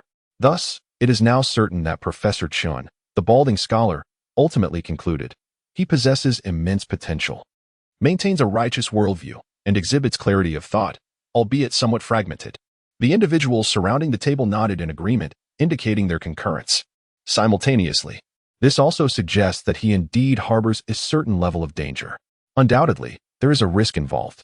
As Professor Chin turned his gaze towards Qin Jing, she had already taken meticulous notes on the discussions of those present. Noticing that everyone was looking at her, she closed the document and instinctively began to twirl a black gel pen in her hand. After a moment of contemplation, she spoke. The remaining matter pertains to the crucial question, what is the consensus among the professors regarding the guidance of this individual? The professors exchanged glances, and Professor Chin was the first to raise his hand. I agree. Observing this, the others followed suit, raising their hands in affirmation. Agreed. Agreed. Pending. Given his remarkable potential, guidance is certainly warranted. I wholeheartedly concur. The last to raise her hand was the female expert in mysticism. She raised it slowly and then calmly articulated. Furthermore, I recommend that we assign him additional tasks to facilitate the acquisition of pertinent data. This statement immediately elicited a chorus of supportive agreement. The initial outcome left Qin Jing momentarily hesitant. Based on my previous understanding of Lu Xian, she indeed possesses a considerable degree of confidence this time. The 6 professors will provide a consensus-driven suggestion. However, what took her by surprise was the unexpected unanimity among them. The only one who mentioned a pending decision did so due to the need for time to analyze Lu Xian's blood samples, thus preventing an immediate conclusion. Moreover, according to the regulations of Qi City, once 3 out of the 6 professors express affirmative opinions, a decision is already in place. The 7th professor, Professor Bai, had initially concurred with this stance. Xiao Qinjing, do you understand why we choose to support the guidance despite being aware of his numerous peculiarities? As if sensing Qinjing's confusion, the professor surnamed Chun smiled and replied, most of us have experienced the initial panic of the Red Moon incident, the bewilderment during the period of civil reconstruction, and the helplessness that arose during the mental pollution crisis. Consequently, we have gradually come to realize that evading and hiding from those distorted and bizarre occurrences is futile. To confront challenges head-on, to comprehend them, and to subsequently utilize them is the true solution. This young man, possessing an inherently good nature and immense potential, also exhibits certain states that elude our understanding. Who could be more suitable for our research than him? Chun Jing suddenly came to her senses, observing the professors before her, most of whom were balding. including the two female experts in mysticism and psychology. They appeared somewhat expectant, even harboring an undercurrent of fervor, leaving her in a state of helplessness. It is no wonder that even the mentally altered individuals prefer to label them as monsters. Chapter 44. What color is it, after all? Brother. When did you first realize you possessed abilities? In another office, Lu Xin and the gecko found themselves in solitude, each with a cup of coffee and a plate of sweets before them. However, it was evident that neither had any intention of touching the coffee. The gecko seemed indifferent, continuously fiddling with the firearms and knives laid out before him, while Lu Xin, not wanting to risk insomnia later that night, opted to abstain from the coffee. As for the sweets, Lu Xin had no reservations. Perhaps Chen Jing had intentionally arranged for a greater variety of candies than during their previous visit to the guardhouse, likely remembering that his sister had a fondness for sweets after their last mission. His sister had just reached for a candy, but Lu Xin had disallowed her, intending to later explain that children should not consume too much sugar as it could damage their teeth. In reality, however, Lu Xin was contemplating saving the treats as rewards to pacify her during future tantrums. Realizing one possesses abilities? Upon hearing the gecko's inquiry, Lu Xin instinctively cast a glance in his direction, somewhat perplexed. Indeed, how long had it been since he had left the orphanage before encountering his family? When did one first discover the possibility of borrowing the abilities of family members? My heart softened, and thus, I resolved to lend a hand to her business. She was deeply touched and earnest. However, at that moment, a sudden noise of the security office banging on the door startled me. In a panic, I swiftly dove into a nearby cupboard. It was not until the individuals outside moved my cupboard to the security office, where 30 to 50 armed men surrounded me in nothing but my underwear, that I realized the nature of my hiding place. One of them remarked, while pulling back the gun's chamber and squinting at me, "It turns out to be merely a shoe cabinet 30 centimeters high." Lu Xin felt somewhat bewildered, gazing at the composed gecko and pondering, is it truly wise to divulge such matters?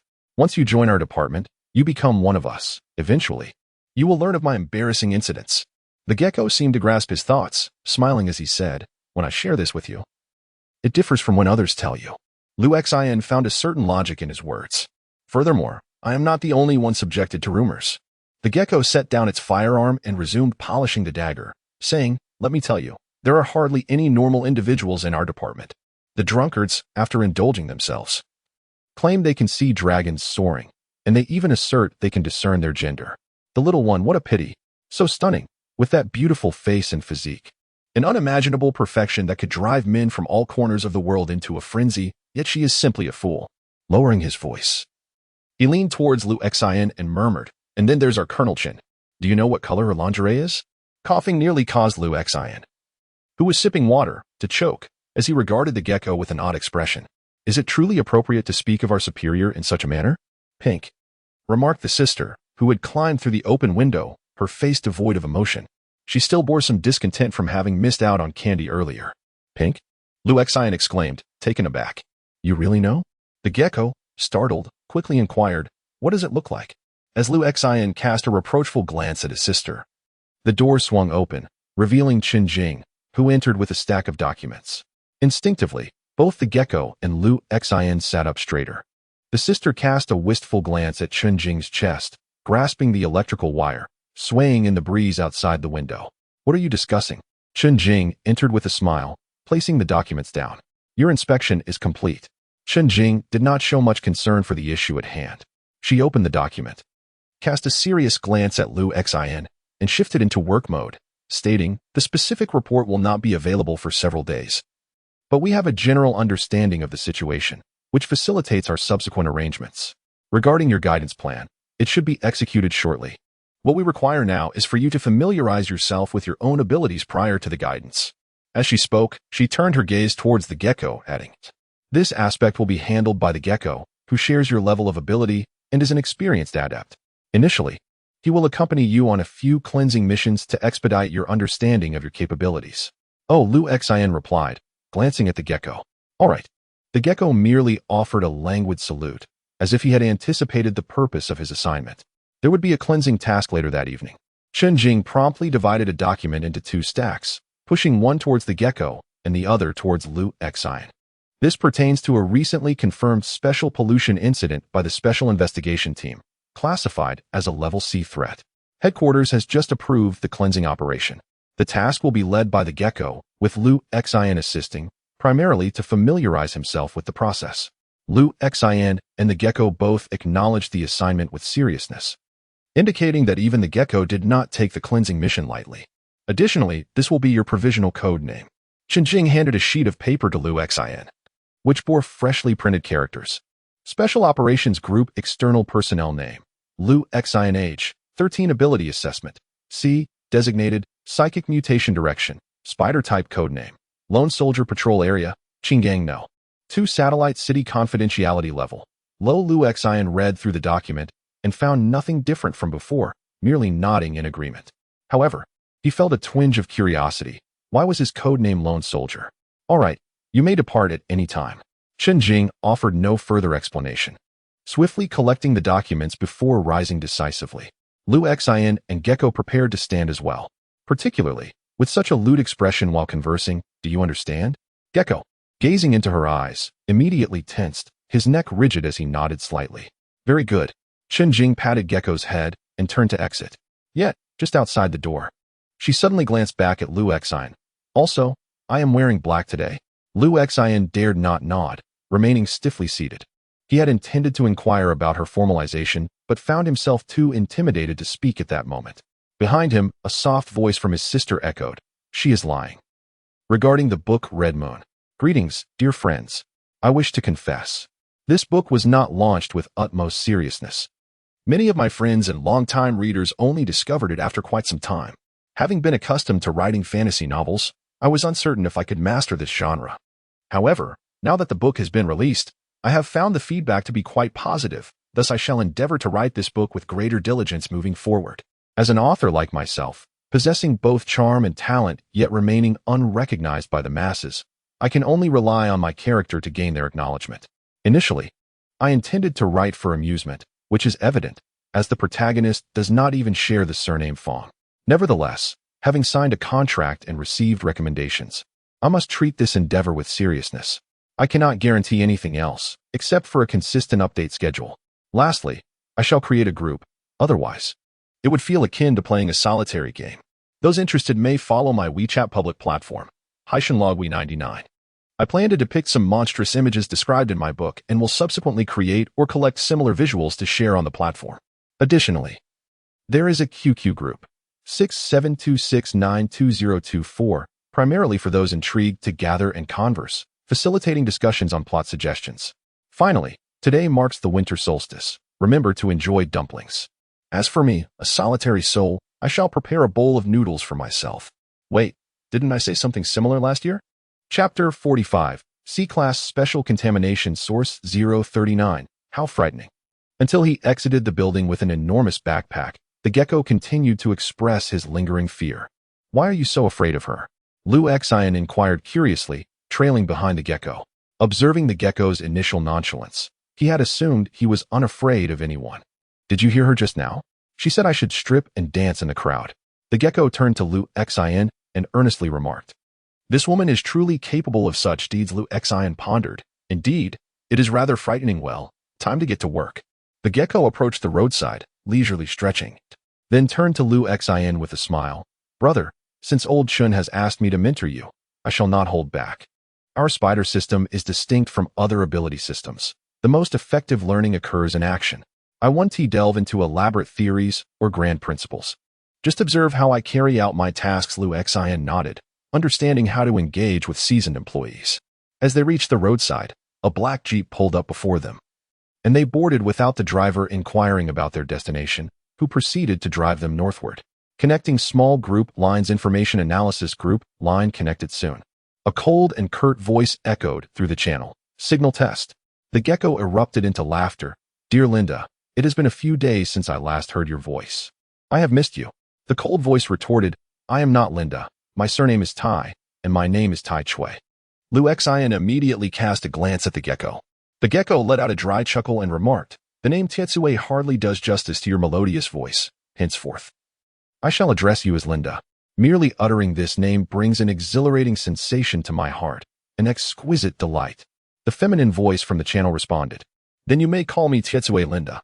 The gecko immediately donned an expression reminiscent of someone suffering from constipation. Subsequently, information regarding a special pollution incident was announced. Incident number: C-Class Special Pollution Source 039 Target Level, C-Class Infection Level, Intermediate Threat Level, C-Class Incident Summary. Special Pollution Source 039 was discovered by the investigation team 10 days prior. Liu Xian initially believed he ought to attentively absorb these briefings. However, he failed to catch the latter part of Tietsue, or rather Linda's, words.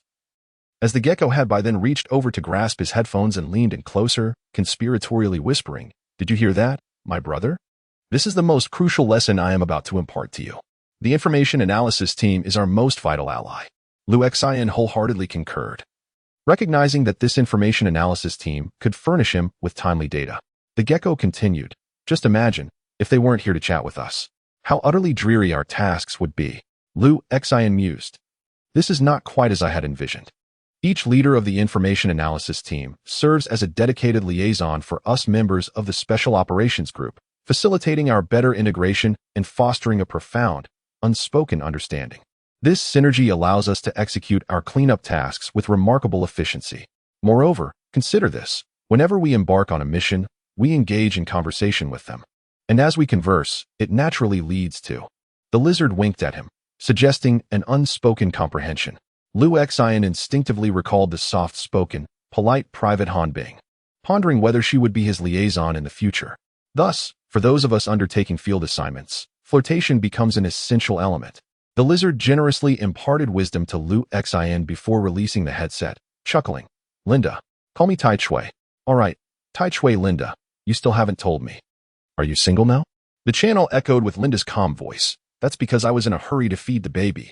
The lizard's expression turned as if he had swallowed a fly, his face contorting into a grimace, yet it quickly smoothed out. "Don't joke with me. I'm not that easily fooled. Do you think I'm unaware?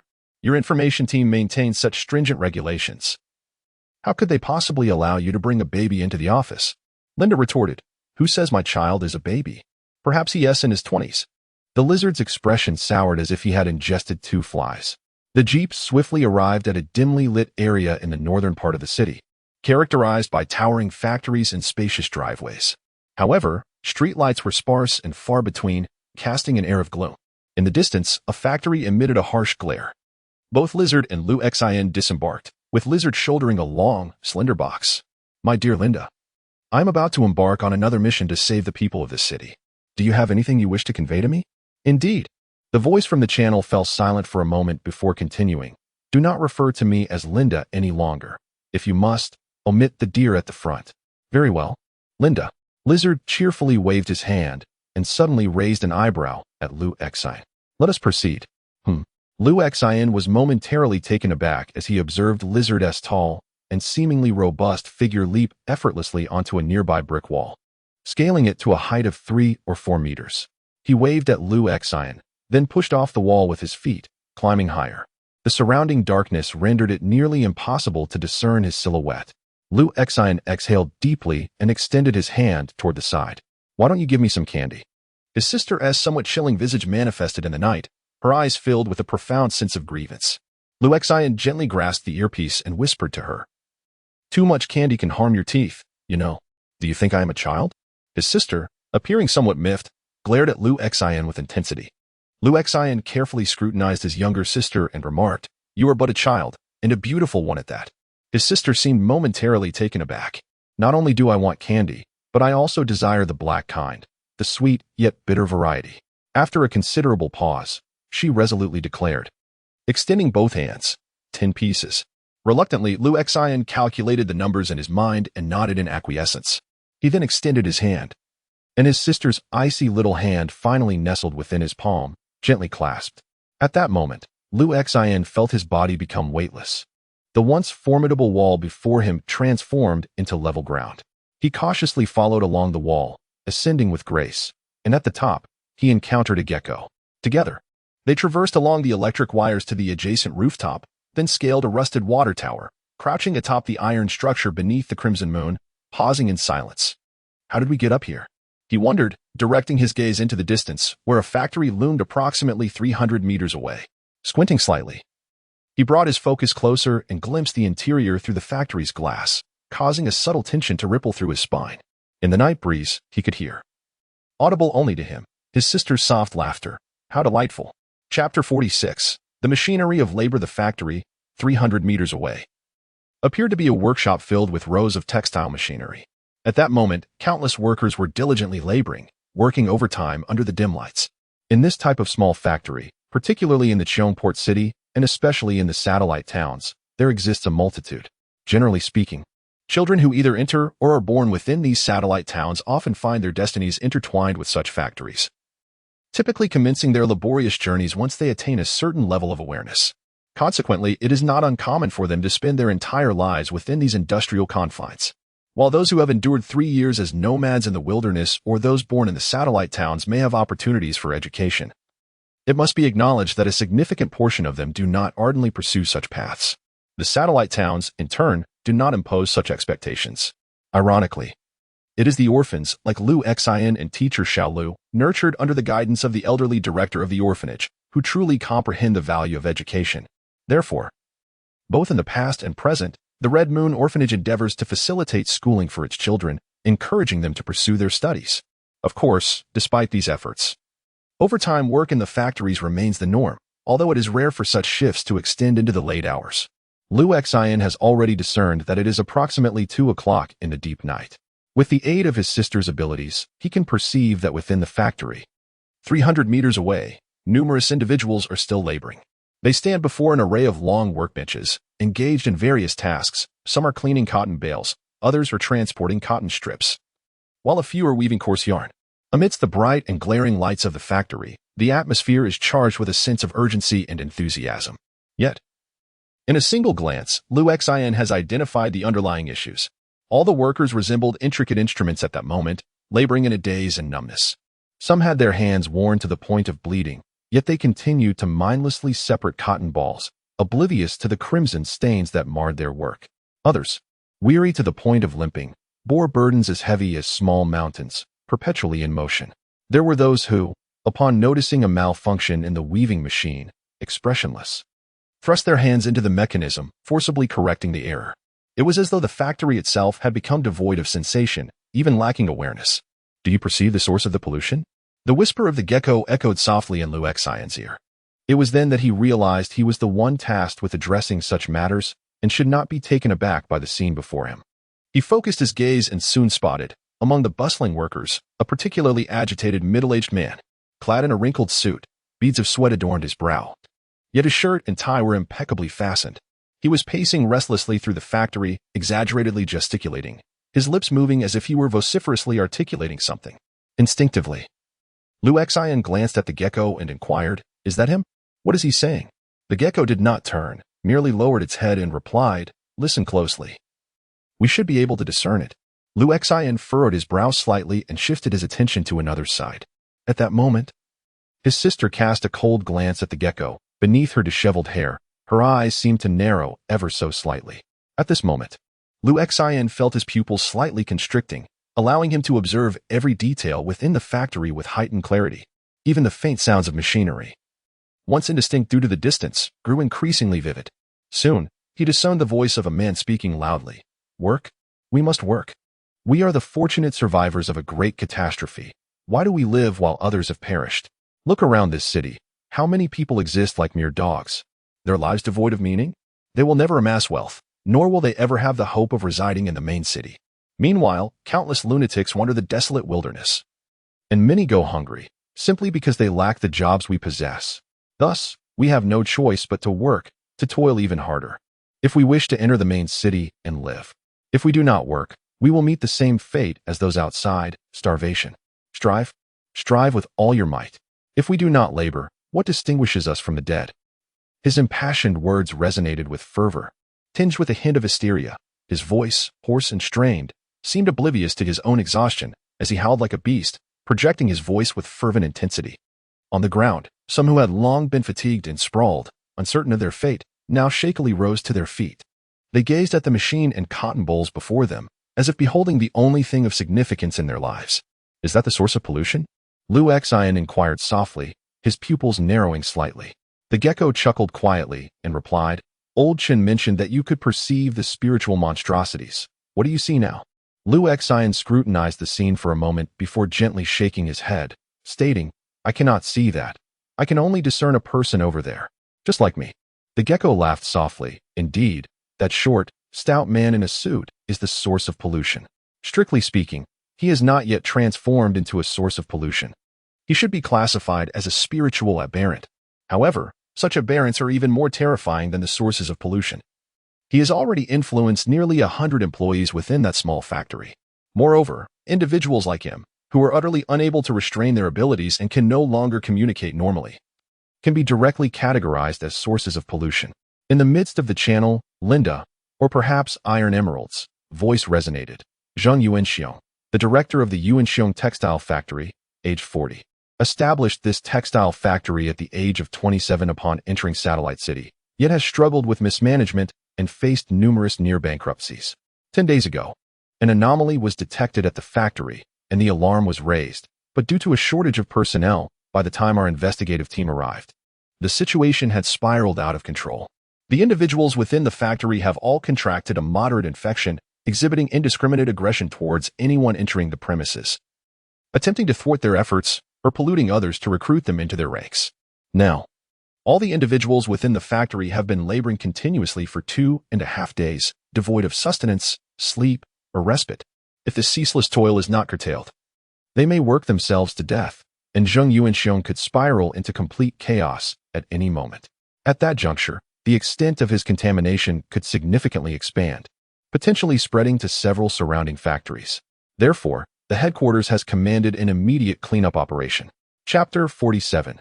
Countdown 30 seconds. Listening to the voices emanating from the channel, Lu Xian felt a slight heaviness in his heart and inquired, how do we proceed with the cleanup? There are nearly 100 workers in that factory. Rest assured, our target is not those laborers. The lizard seemed to perceive Lu Xian's thoughts and chuckled softly. Our task is to eliminate the source of contamination, not to eliminate the contaminated individuals. While our foremost priority is always to prevent the spread of pollution, we prefer to keep our hands untainted by blood whenever possible.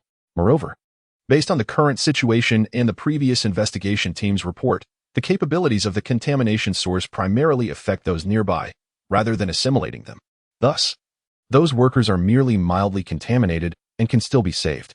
Lu Xian exhaled slightly in relief and remarked, so, we simply need to eliminate the factory manager? The gecko shook its head and said, now is not the time to eliminate him. If we were to do so, there is a high likelihood that he would unleash a mental plague in his final moments, causing all moderately infected individuals to uncontrollably rush towards other areas, posing a significant threat to the surroundings. However, they too are unlikely to escape. Just take a look around. You should understand what I mean. In truth, Lu Xian did not need to glance at his surroundings. Darkness enveloped him from all sides, with only sparse streetlights illuminating patches of ghostly white. Yet, in the depths of that darkness, Lu Xian was acutely aware that there lay a heavily fortified military presence.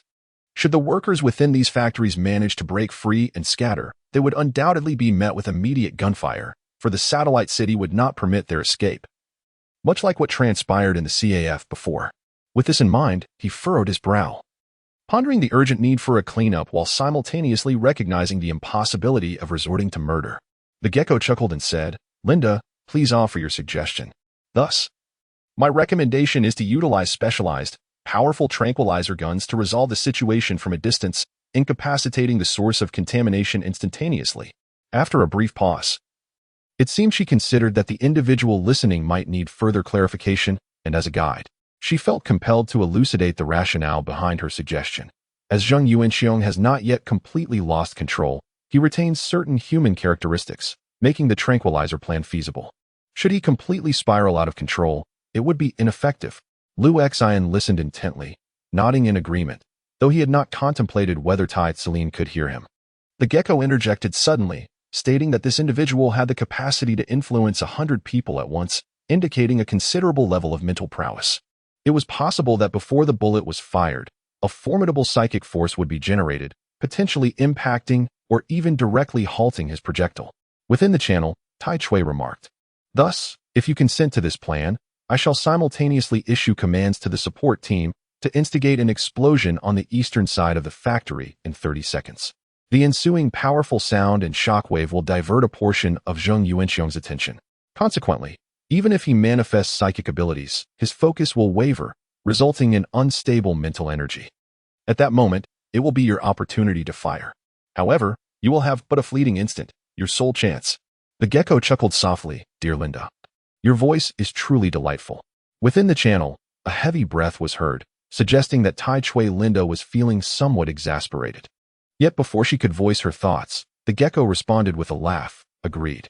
Upon uttering those words, he opened the long box strapped to his back, revealing a sleek and formidable sniper rifle. With deft movements of his hands, accompanied by a series of crisp, precise clicks, he swiftly assembled the various components onto the weapon. As the bullet was chambered, he hooked his legs around the iron railing, suspending his body upside down.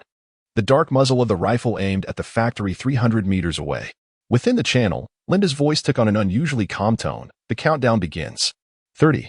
29. Time seemed to slow down, enveloping everything in an exquisite stillness. The only sounds that permeated the air were Linda's calm countdown from the channel and the faint whirring of machinery echoing from 300 meters away. Lu Xian absorbed the atmosphere with utmost seriousness.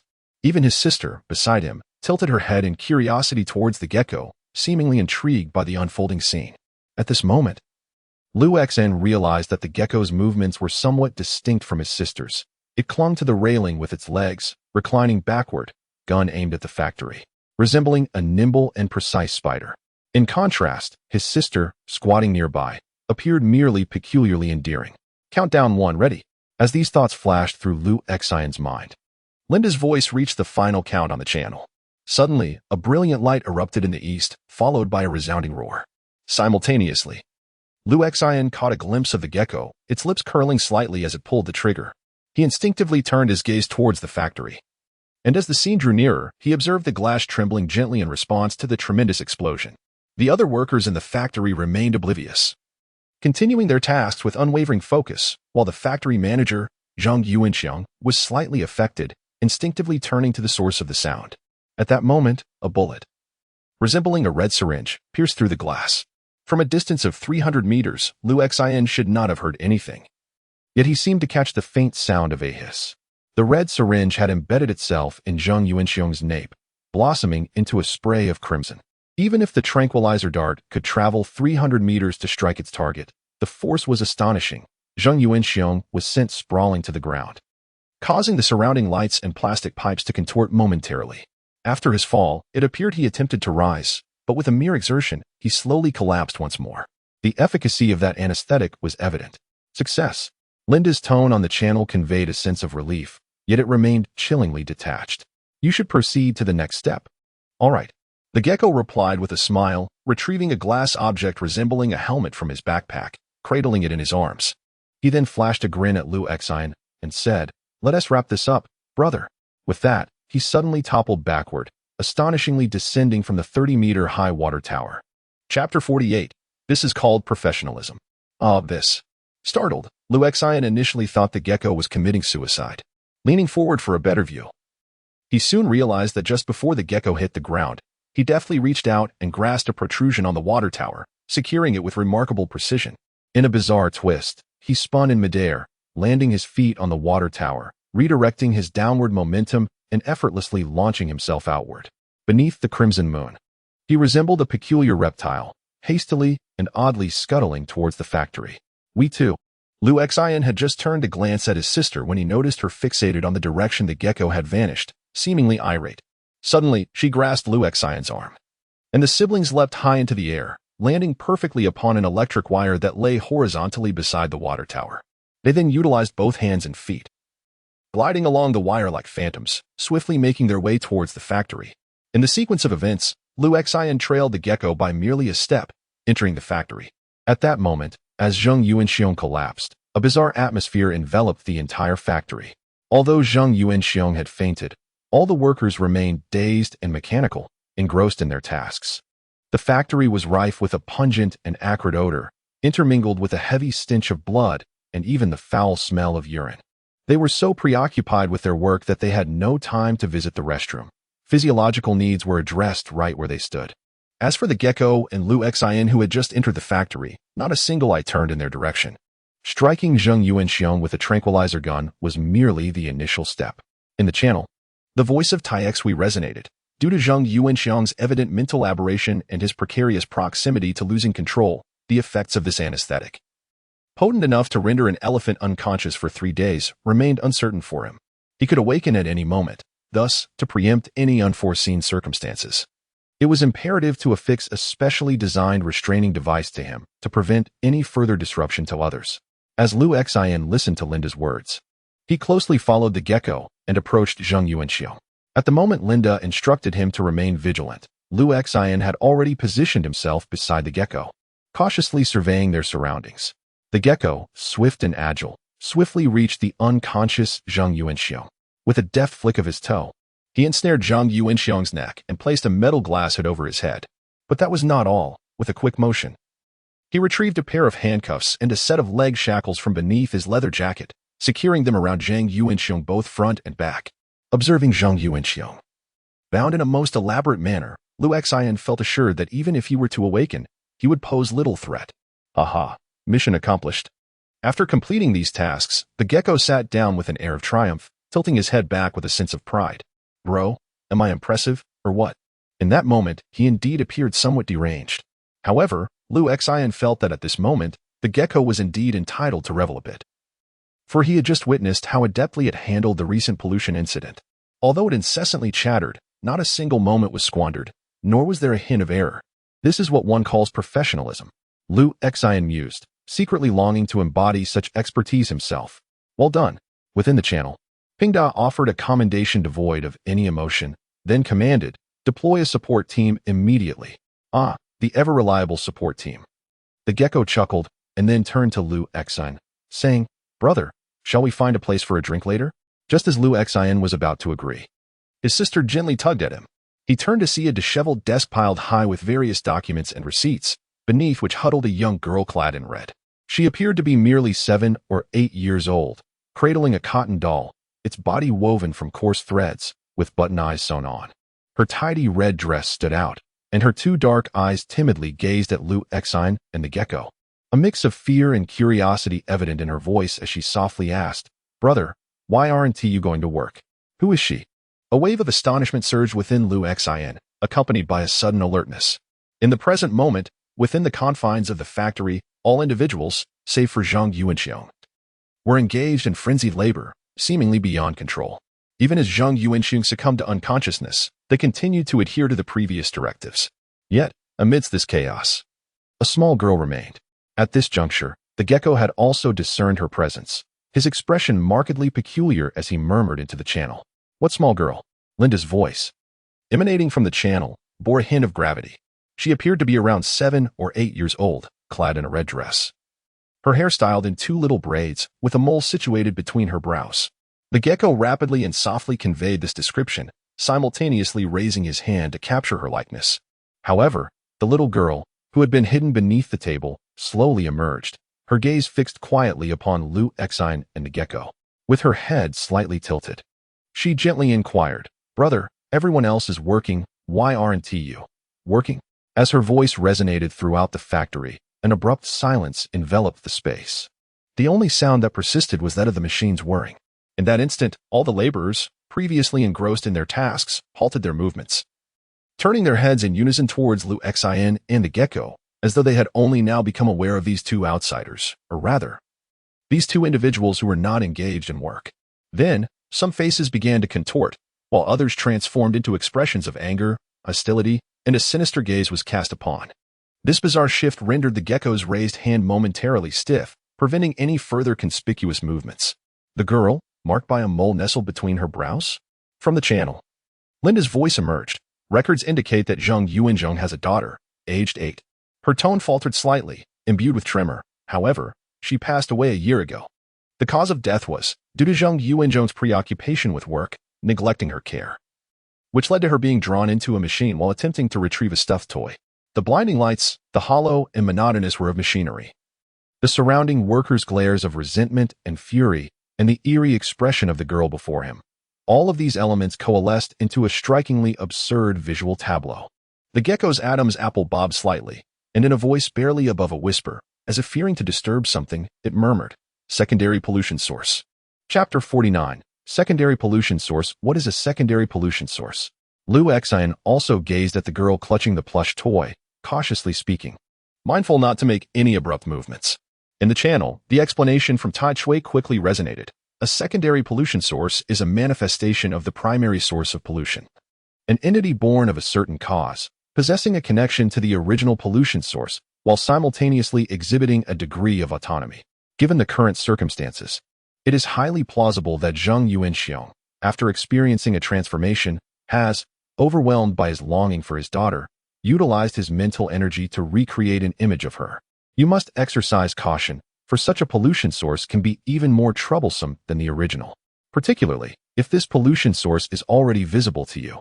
It undoubtedly possesses a significant level of mental energy. As she rapidly elucidated these details, accompanied by the rustling of documents, an unusual stillness enveloped the factory. The machines continued their relentless operation, yet this produced an entirely different kind of eerie silence. "Brother, why are you not working?"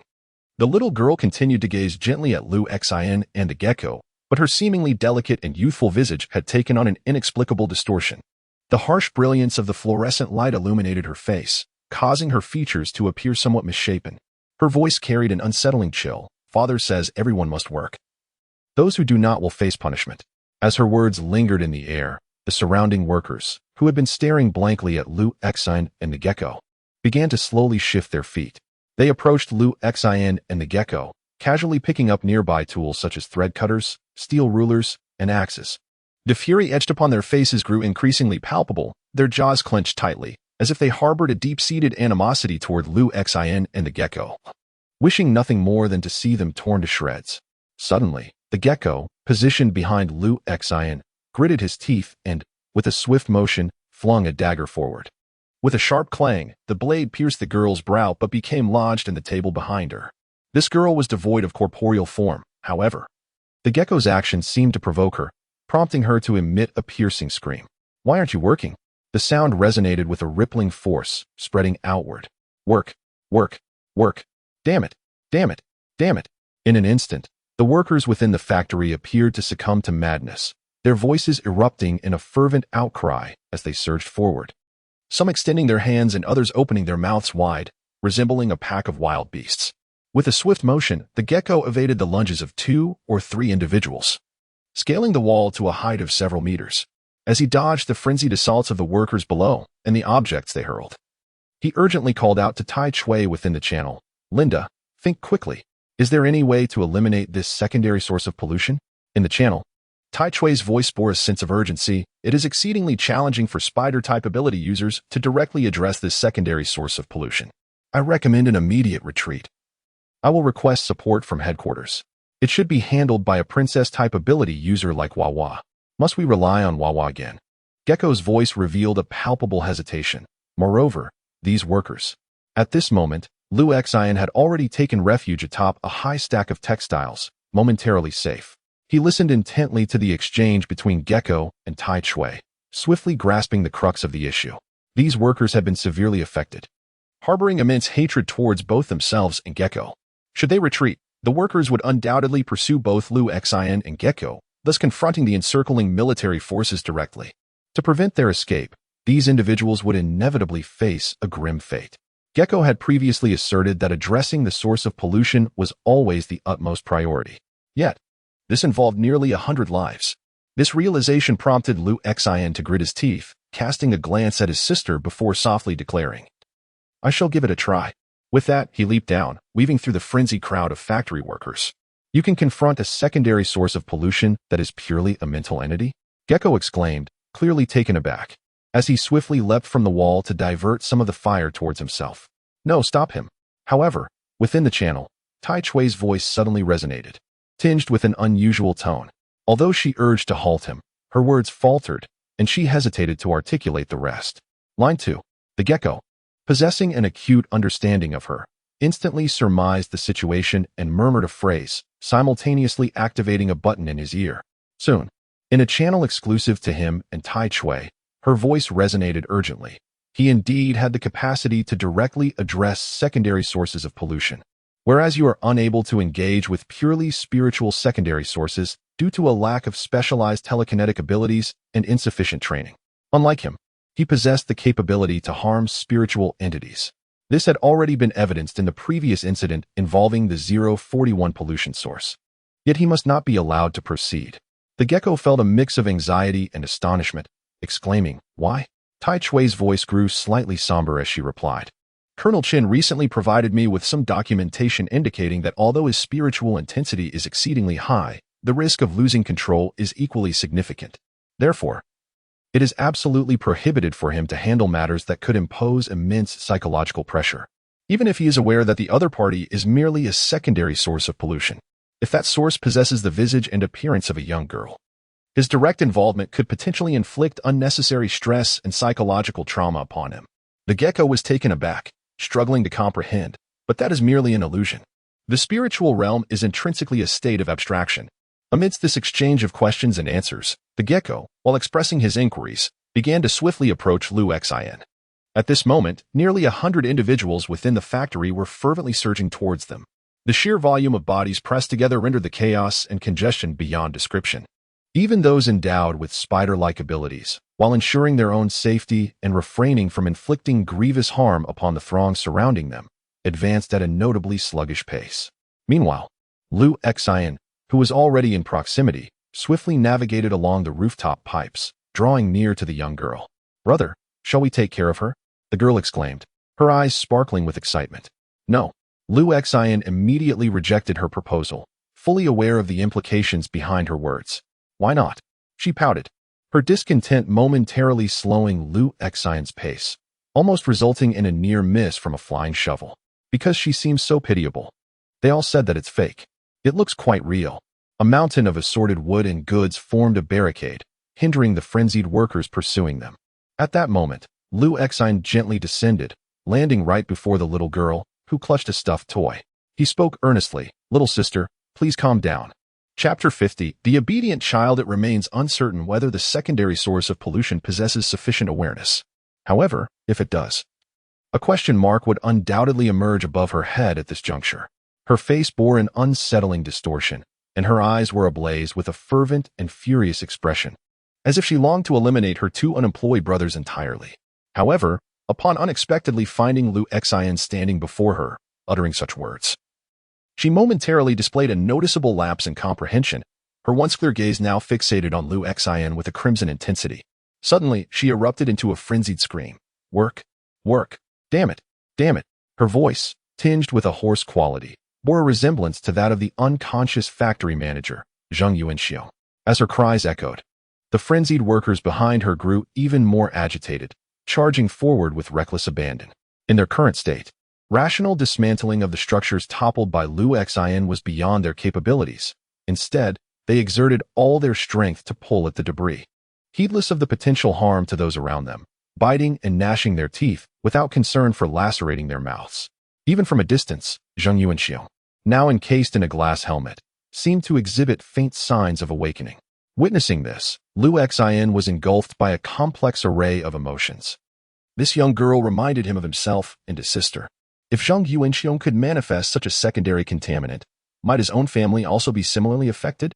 Thus, he attempted to communicate with the girl, hoping she might respond as his sister would. Regrettably, she appeared utterly devoid of reason. Unlike his sister, who could articulate and engage in conversation, this left him feeling somewhat helpless. In truth, addressing the situation with this young girl was remarkably straightforward. He understood that if the situation concerning the little girl was not resolved soon, it would only escalate further. If all the workers in the factory began to flee, it would result in the spread of contamination, an outcome that would be detrimental to everyone involved. Yet, gazing at the child before him, he experienced an inexplicable sensation. Perhaps this little girl was indeed an illusion, but he had encountered many such phantoms in his life. He was uncertain what feelings would arise within him if he were to address the issue of this girl. Would he be hindered? At that moment, Iron Chui in the channel was anxiously inquiring about the situation. However, as he maneuvered amidst the frantic workers and the lizards scuttling chaotically on the walls, his movements appeared somewhat hesitant. In his grasp, he had already secured a bundle of iron wire, and mere seconds prior, he had the opportunity to hurl it, ensnaring Lu Xian. This was part of his strategy. If circumstances became dire, he would have no choice but to bind Lu Xian and forcibly remove him. The source of contamination could only be dealt with once the child arrived. As for the workers within the factory, the reason psychological contamination was so reviled and feared was due to the inevitable casualties it inflicted. Yet, he had refrained from taking action until now, held back by a sense of uncertainty. There was no need to obstruct him just yet. Listening to the urgings in the channel, he murmured that he had not acted directly. Not taking action? This time, it was Iron Chui who expressed confusion. Then how does he plan to resolve this source of contamination? The gecko murmured, assuring itself that it could thwart Lu Xian at any moment, while saying, "Look, is this a negotiation?" As both the gecko and Tai Chui were enveloped in anxiety and trepidation, Lu Xian was equally troubled. His sister appeared increasingly restless. She gazed intently at the little girl, her dark, disheveled hair framing eyes that sparkled with intensity. Meanwhile, behind them, the frenzied workers were on the verge of tearing apart the wooden structure, ready to surge forward en masse. Yet, this very little girl continued to scream furiously at him, demanding, "Why aren't you working? Why aren't you working? Those who do not work deserve to die. They deserve to die." After listening to her for a while, even Lu Xian began to feel that perhaps he was not working hard enough. Simultaneously, a sense of irritation swelled within him, compelling him to seize her hand. This fury intensified, nearly overwhelming Lu Xian's reason. Just then, a sigh resonated in the air. Suddenly, the incandescent light above buzzed. Flickering erratically, the surrounding machines seemed to stutter, their rumbling sounds dulled significantly. A voice softly emerged. "Alas, you siblings truly are ill-suited to handle such matters." Lu Xian turned in astonishment to see his mother. She was adorned in a well-fitted white ensemble, a string of pearls delicately draped around her neck, and topped with an exquisite wide-brimmed hat. A handbag was elegantly slung over her arm, and she donned black high-heeled shoes, exuding the air of someone who had just been out shopping and had inadvertently wandered into this place. Slowly, she approached from the depths of the factory, the flickering lights casting an aura of mystery around her. Lu Xian was clearly taken aback, surprised to see his mother here. "At your age? Having never been in a relationship, how can you possibly know how to educate a child?" Yet, his mother said little in response, merely offering a gentle smile before continuing on her way. "Work, work, what?" The girl, who had been screaming in a distorted frenzy, suddenly fell silent, as if sensing an immense threat. A guttural roar escaped her throat as she fixed her gaze intensely upon her mother. "Little sister, at your age, you shouldn't be concerned with work." His mother knelt before the young girl, her voice tender as she inquired, "Why haven't you gone to school?" The girl regarded her with suspicion, seemingly brimming with hostility. What an irresponsible father it must be to instill such a notion of necessity for work in such a young child. How utterly neglectful must he be, unable to care for his own daughter, allowing work to cause her distress? His mother spoke gently, her tone imbued with a sense of compassion. In the distance, Zheng Yuanxiong, bound and unconscious, suddenly began to convulse violently. It is evident that the inability to adequately care for her daughter has led to tragic consequences. Yet she deceives herself into believing that her intentions stem from a place of love and concern. She convinces herself that her relentless pursuit of work is ultimately for her daughter's benefit, striving to provide a better life. How profoundly selfish one must be to harbor such thoughts. The mother continued her discourse, exuding grace and a gentle tone. The young girl's face, too, reflected a hint of confusion. Yet, as she fixed her gaze upon the woman before her, the fervor and anger within her began to overshadow her bewilderment. "Work. Work," her voice erupted, but it echoed only once, for the mother's demeanor had hardened. Though the change was subtle, a smile soon returned to her visage as she extended her hand towards the girl. The child, seemingly apprehensive, took a small step back. Yet the mother's hand reached forward, retrieving the plush toy cradled in the girl's arms. Subsequently, the mother reached into her bag and produced a pair of scissors. "You must be a good and obedient child, otherwise," she said with a gentle smile, her eyes fixed on the girl as the scissors approached the plush toy. With a decisive snip, the toy's head fell away, rolling slowly to the girl's feet. The once fervent expression on the child's face froze in shock. The mother continued to gaze at her tenderly, but her voice took on a chilling tone. "Are you a good child who listens?" Listening to her gentle words, the little girl could no longer restrain herself. Terror etched itself upon her face. In an instant, she forcefully recoiled, and then, as if vanishing into thin air, she disappeared. In the distance, Zheng Yuanxiong, who had been convulsing, suddenly fell silent. Within the factory, the frenzied workers abruptly halted their actions, plunging the environment into an extreme silence. Chapter 51. Psychological trauma. The cacophony of chaos, juxtaposed against the sudden stillness, created a striking contrast. What had transpired? Tai Chui, observing the abrupt cessation of sound, felt a tightening in her chest and anxiously inquired. The secondary pollution source had been eradicated. Tai Chui's shock was even greater than when she first learned of the secondary pollution source. It was him. No. At that moment, Lu Xian stood before the toppled racks, watching alongside his sister as their mother faded into the crimson moonlight. This scene took him by surprise and left him somewhat bewildered.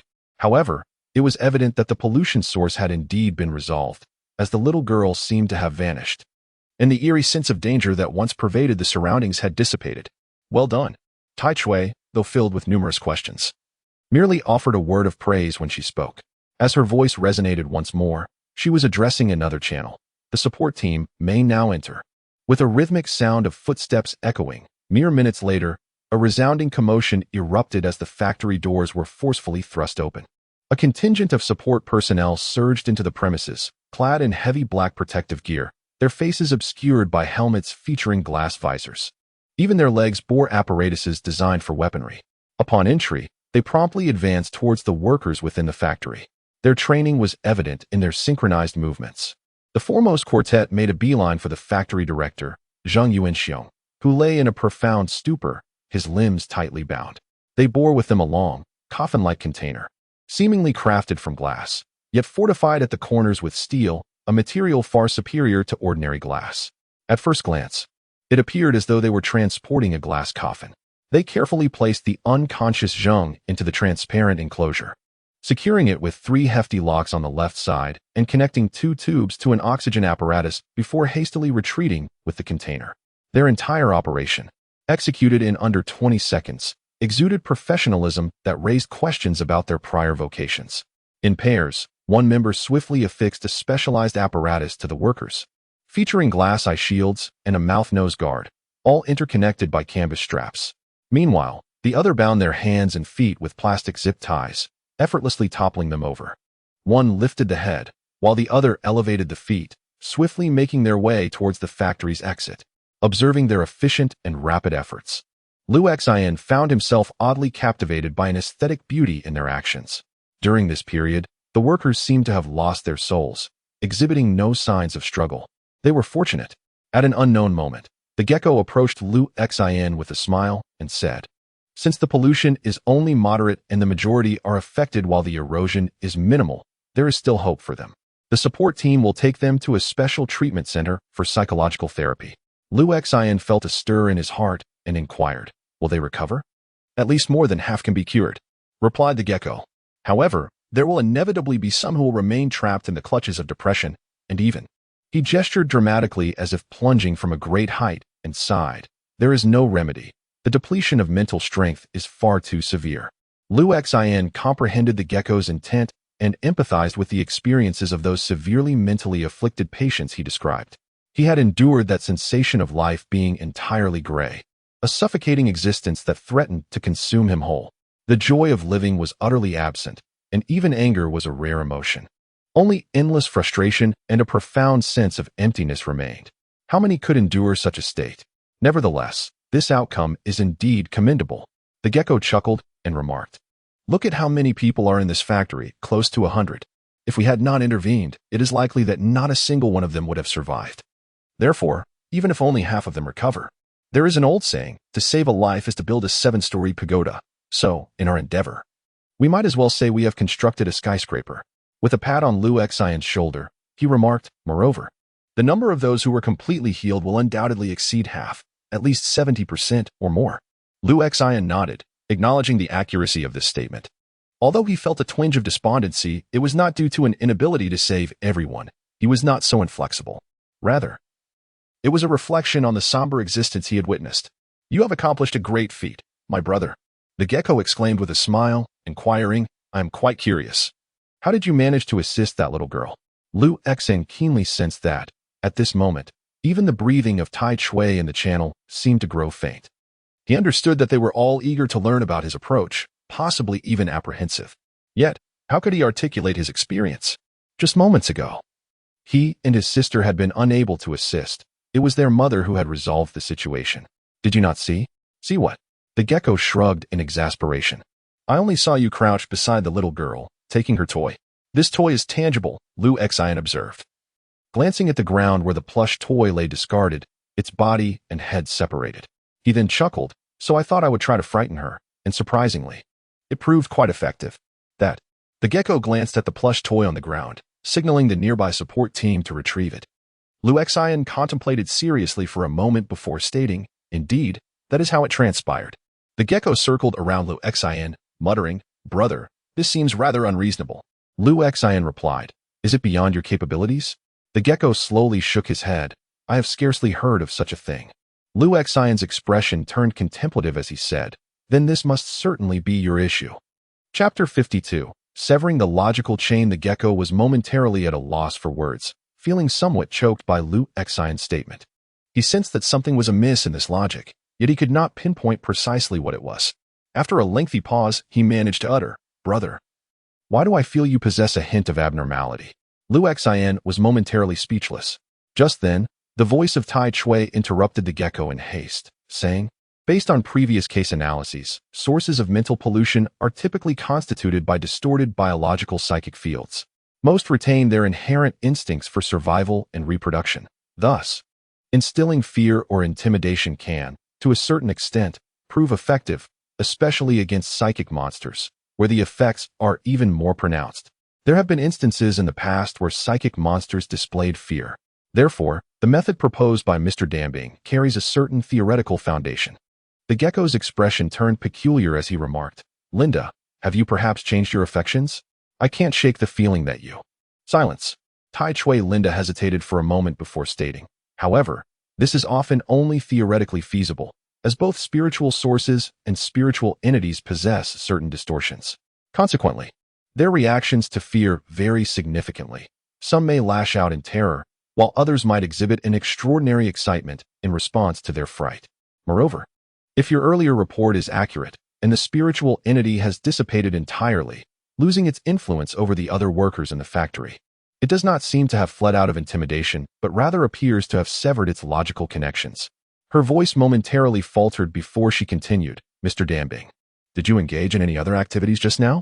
The wall lizard pondered for a moment and quickly replied, indeed, I also noticed that you seemed to converse with her. Please hold your tongue. Tai Chui admonished the wall lizard. She then transformed back into Linda and addressed Lu Xian, Mr. Tianming. You may choose to share your insights now or document them in your report later. Faced with this polite yet gentle inquiry, Lu Xian fell into a brief silence. He realized that these individuals were indeed difficult to deceive. In fact, upon reflecting on his mother's actions and words from earlier, he found himself somewhat perplexed. Certainly, after clarifying those matters, intimidation was indeed executed. When that scissor cut came down, the little girl panicked. I believe the girl's reaction was unreasonable. Thus, the primary logical chain behind this secondary pollution lies in Zhang Yuanxiong's belief that his daughter ought to understand him. His failure to care for her has resulted in an overwhelming sense of guilt, leading him to mentally manifest a daughter anew. However, subconsciously desiring to alleviate his own suffering, he finds that this source of secondary pollution supports his actions and intentions. This daughter is merely a figment of Zhang Yuanxiong's imagination, devoid of any tangible existence. Therefore, once this truth is unveiled, at this moment, Lu Xian felt capable of elucidating everything, effectively severing the logical chain of the special pollution source number 039. Tai Chui's voice resonated in the channel, tinged with excitement. Unit, sir, you have performed admirably. The gecko, standing by in a daze, remarked, is that all it takes?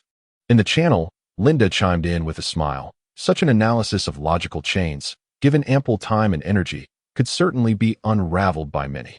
Yet, in such a perilous and tense environment, it only attests to how impeccably our soldier has managed the situation. It was Mother who handled it impeccably. Lu Xian silently mused, a peculiar feeling arising within him. The clarity with which he articulated his thoughts stemmed from his observations of his mother's actions and words. But how did she so astutely perceive Zhang Yuanxiong's psychology? Amidst the dialogue between the two, the gecko furrowed its brow. Glancing at Lu Xian, and then attentively listening to Linda's voice on the channel, softly murmuring, It's clearly an act of intimidating a little girl. Yet it is articulated so persuasively. At that moment, Linda's somewhat cheerful voice resonated. Pollution source 039 has been confirmed as cleared. The remaining cleanup tasks will be undertaken by the support team. Members of the Special Operations Group may withdraw and proceed to the Qinghua building for inspection. This channel will soon be closed. The gecko, upon hearing this, hurriedly exclaimed, "Why the rush, Linda? I still have matters to attend to." Tai Chui's voice paused momentarily before responding. "What matters?" The gecko replied. "Could you assist me in drafting the work report for this task?" "No." Tai Chui's voice momentarily halted, delivering a ruthless refusal. "Why not?" The gecko's expression immediately soured, as though it had swallowed 3 flies.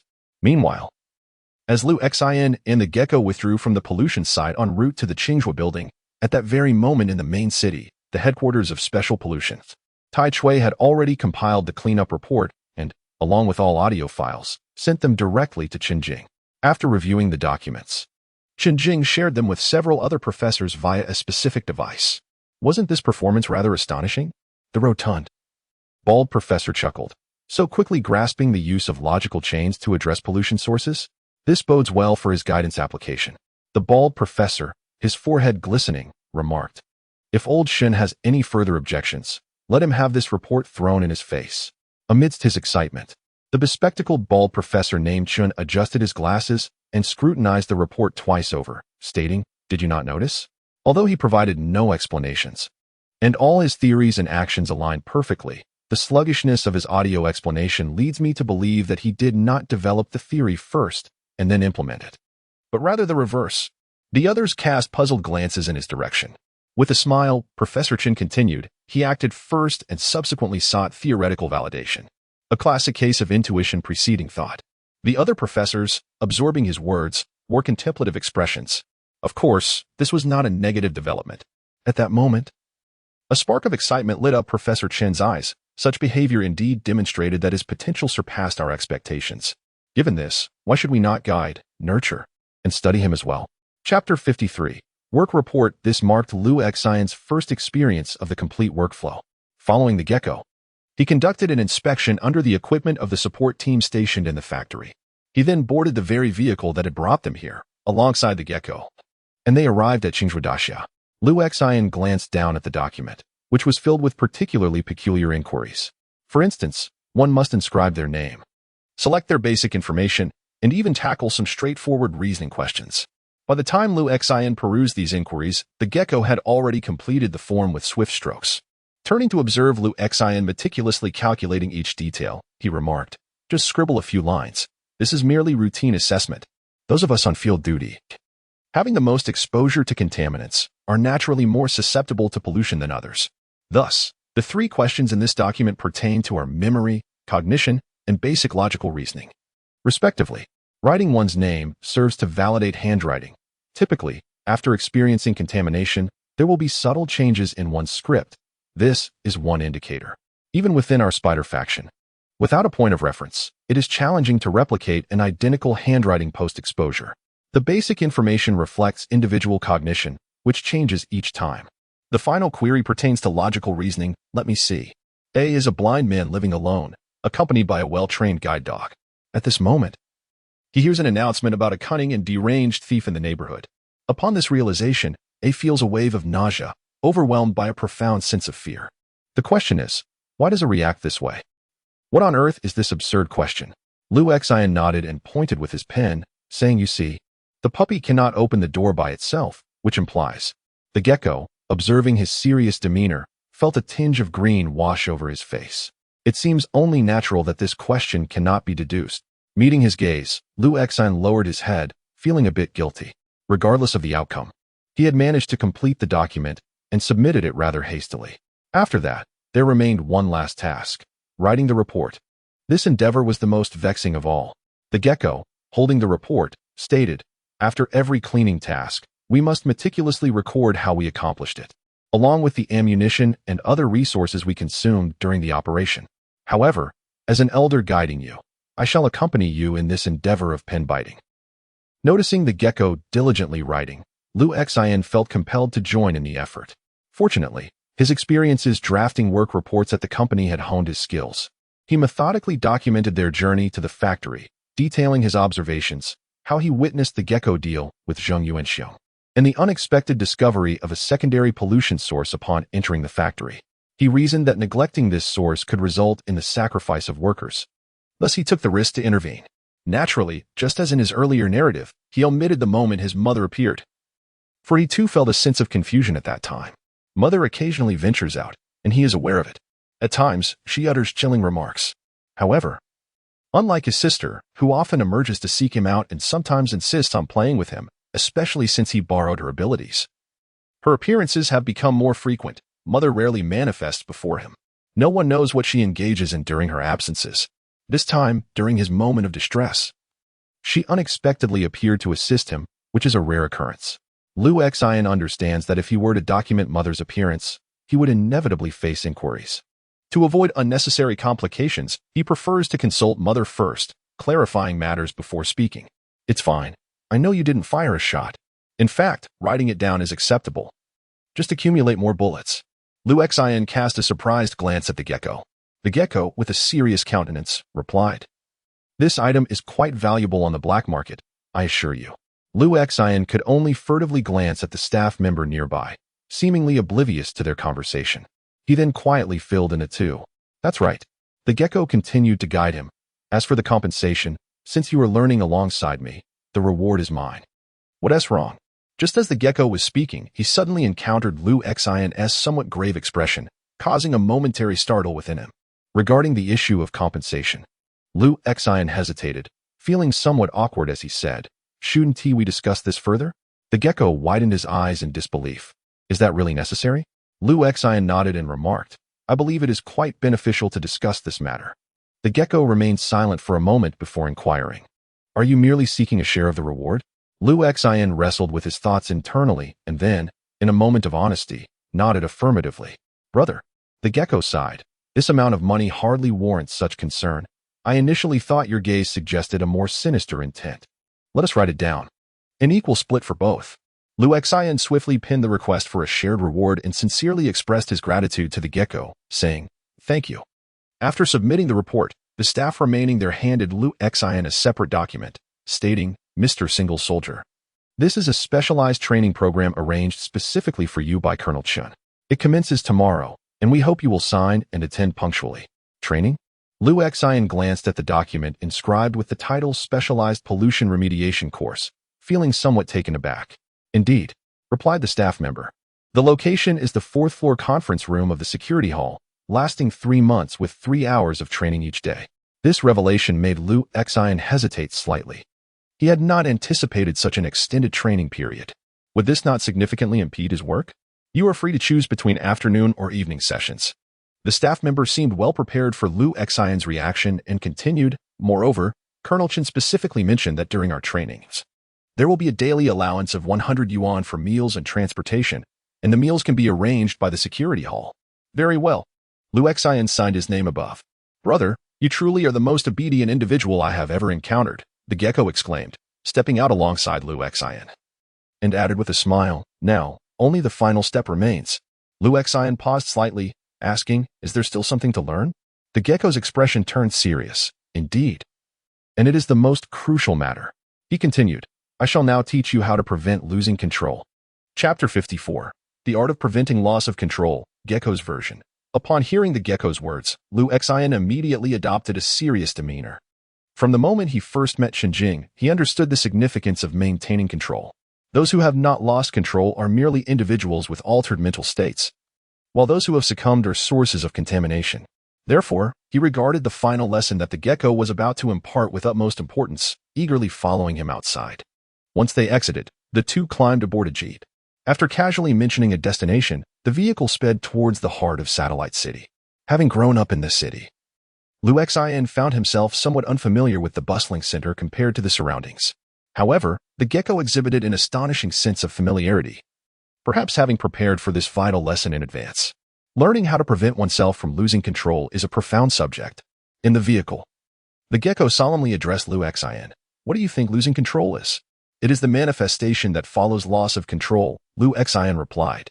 The gecko explained, "In fact, The concept of losing control can be succinctly summarized in a single sentence. Indeed, one becomes ensnared by emotions. Captured by emotions? Lu Xin slowly echoed the words of the gecko, pondering deeply. Indeed, the gecko stated solemnly, every individual possesses the 7 emotions and 6 desires. There exists joy and sorrow, affection and aversion. It appears as though we wield control over these feelings, and many advocate for maintaining happiness and optimism. However, this is a facade. Human perception is fundamentally shaped by these emotions. When one is cheerful, joy abounds, yet in times of despair, sorrow prevails. Should there come a day when such emotions overwhelm you, for instance, when discontent reigns supreme, nothing you undertake will bring you happiness. You may believe that acquiring something or achieving a task will elicit joy, yet this is a mere illusion. The harsh reality is that when engulfed by unhappiness, the desire to act or attain anything dissipates. Even if one forces oneself to proceed, joy remains elusive, often replaced by feelings of aversion and distaste. Happiness and sadness are dictated by emotions, not by your will. Lu Xin listened intently, finding himself gravitating towards a grave demeanor. As he absorbed the gecko's words, an inexplicable resonance emerged within him. Losing control often signifies that emotions have surged to such an extent that they overshadow reason, or rather, they engulf you entirely. For the ordinary individual, being overwhelmed leads to becoming a patient, while a person endowed with formidable mental strength can become a source of pollution, affecting not only themselves, but also assimilating others. This phenomenon is what we term spiritual pollution. We, therefore, are individuals with such potent mental faculties, which is why our loss of control poses such a significant danger. At last, Lu Xin comprehended the situation and cast a grateful glance at the gecko. Is that why we must prevent ourselves from losing control? Indeed, the gecko affirmed with a nod. Whether for our own sake or for others, we must ensure we do not succumb to chaos. A sacred light illuminated the gecko's face. Underscoring the necessity of this vital lesson, I wish to impart to you. Lu Xin bowed in reverence and nodded earnestly. I shall learn diligently. Excellent. The gecko responded with satisfaction. At that moment, the jeep arrived at the city center, halting before a towering edifice. The driver, casting a peculiar glance at the gecko and Lu Xin through the rearview mirror, departed as soon as they disembarked. The location was named Blue Ocean, its neon lights visible from miles away. Upon entering the building, the gecko guided Lu Xin through a narrow, guarded alleyway, evoking the sensation of descending underground. At the end of the passage, he stepped forward with a dignified and authoritative gait, parting the heavy curtain. Suddenly, Lu Xion's eyes widened in astonishment. Before his eyes lay a dazzling array of lights, an uproarious and frenzied crowd adorned with sequins, and young women clad in skirts that barely reached mid-thigh, their appearances obscured by vibrant makeup that was both alluring and striking. Additionally, there were an assortment of rarely seen, fresh, and enticing fruits and snacks, resembling distorted dancers as if tainted by some unseen force. Do you see? The lizard asked earnestly, gazing intently at Lu Xian. This is our remedy for maintaining control, encompassing not only mental solace, but much more. Lu Xian found himself utterly bewildered. So this is, indeed, the lizard exclaimed with gravity. This is the most crucial lesson I am about to impart to you. To maintain a sound state of mind, one must ensure the fulfillment of their desires. Desire embodies our humanity. It is the very essence of our existence. When an individual suppresses their desires, they gradually succumb to the control of their emotions. Thus, we can arrive at a conclusion. His serious countenance morphed into a mischievous grin as his gaze drifted towards the youthful figures dancing in the pool. If one wishes to avoid madness, one must indulge in moments of folly while still lucid. With wide eyes, Lu Xian observed as the gecko dramatically flicked his trench coat and strode confidently into the throng. The exaggerated gestures and flamboyant attire, complemented by oversized sunglasses that remained firmly in place under the flickering lights, drew a mix of scrutinizing and disdainful glances from onlookers. Yet, the gecko showed no signs of retreat. He boldly thrust his hands beneath his coat. When he withdrew them, they were filled to the brim with cash, which he then scattered with abandon. Cheers erupted around him as people bent down to collect the fallen bills, while the gecko, laughing heartily, embraced 2 young women and made his way to the sofa. The intoxicating blend of alcohol, women, and cacophony enveloped him. As bodies clad in skirts of varying lengths and towering 15-centimeter heels danced feverishly under the neon lights. In just a few brief moments, Liu Xian was exposed to a kaleidoscope of colors and experiences he had never before envisioned. In such an environment, he could not help but feel his pulse quicken and his senses heighten. Is this the method of combating chaos? Indulgence? He must concede one point. This experience was entirely distinct from his previous life in a dilapidated apartment building, where he led a monotonous existence, furtively funneling his hard-earned money to the orphanage. At that time, an incessant pressure weighed heavily upon his heart, rendering him incapable of experiencing any emotional fluctuations. Deep within, he harbored a desire to indulge, if only this once. Moreover, according to the gecko's assertion, this could indeed be regarded as part of his work. Vaguely, it seemed a new doorway was ajar. Just as this door had swung halfway open, Liu Xian suddenly recalled something and grasped the gecko, who had been about to indulge freely in drink. With earnestness and trepidation, he inquired of the gecko, "Will the headquarters reimburse this?" The gecko nearly spewed his drink. A minute later, having distanced himself from the jarring clamor and feeling the refreshing breeze against his face, Liu Xian finally felt a semblance of comfort. They claimed it was part of the job, yet there was no reimbursement? Chapter 55, The Lunar Eclipse Research Institute. Despite having worked late the previous day, Liu Xian arrived at the company as usual at 9 o'clock the following morning. With newfound hope, he felt a surge of motivation.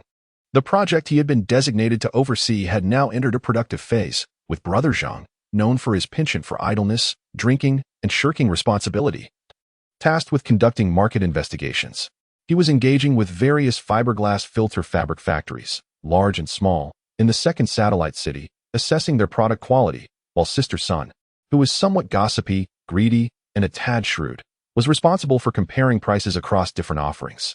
It stands to reason that these tasks do not require Liu Xian's direct involvement, and intriguingly, the once mountainous piles of documents within the company have inexplicably diminished considerably.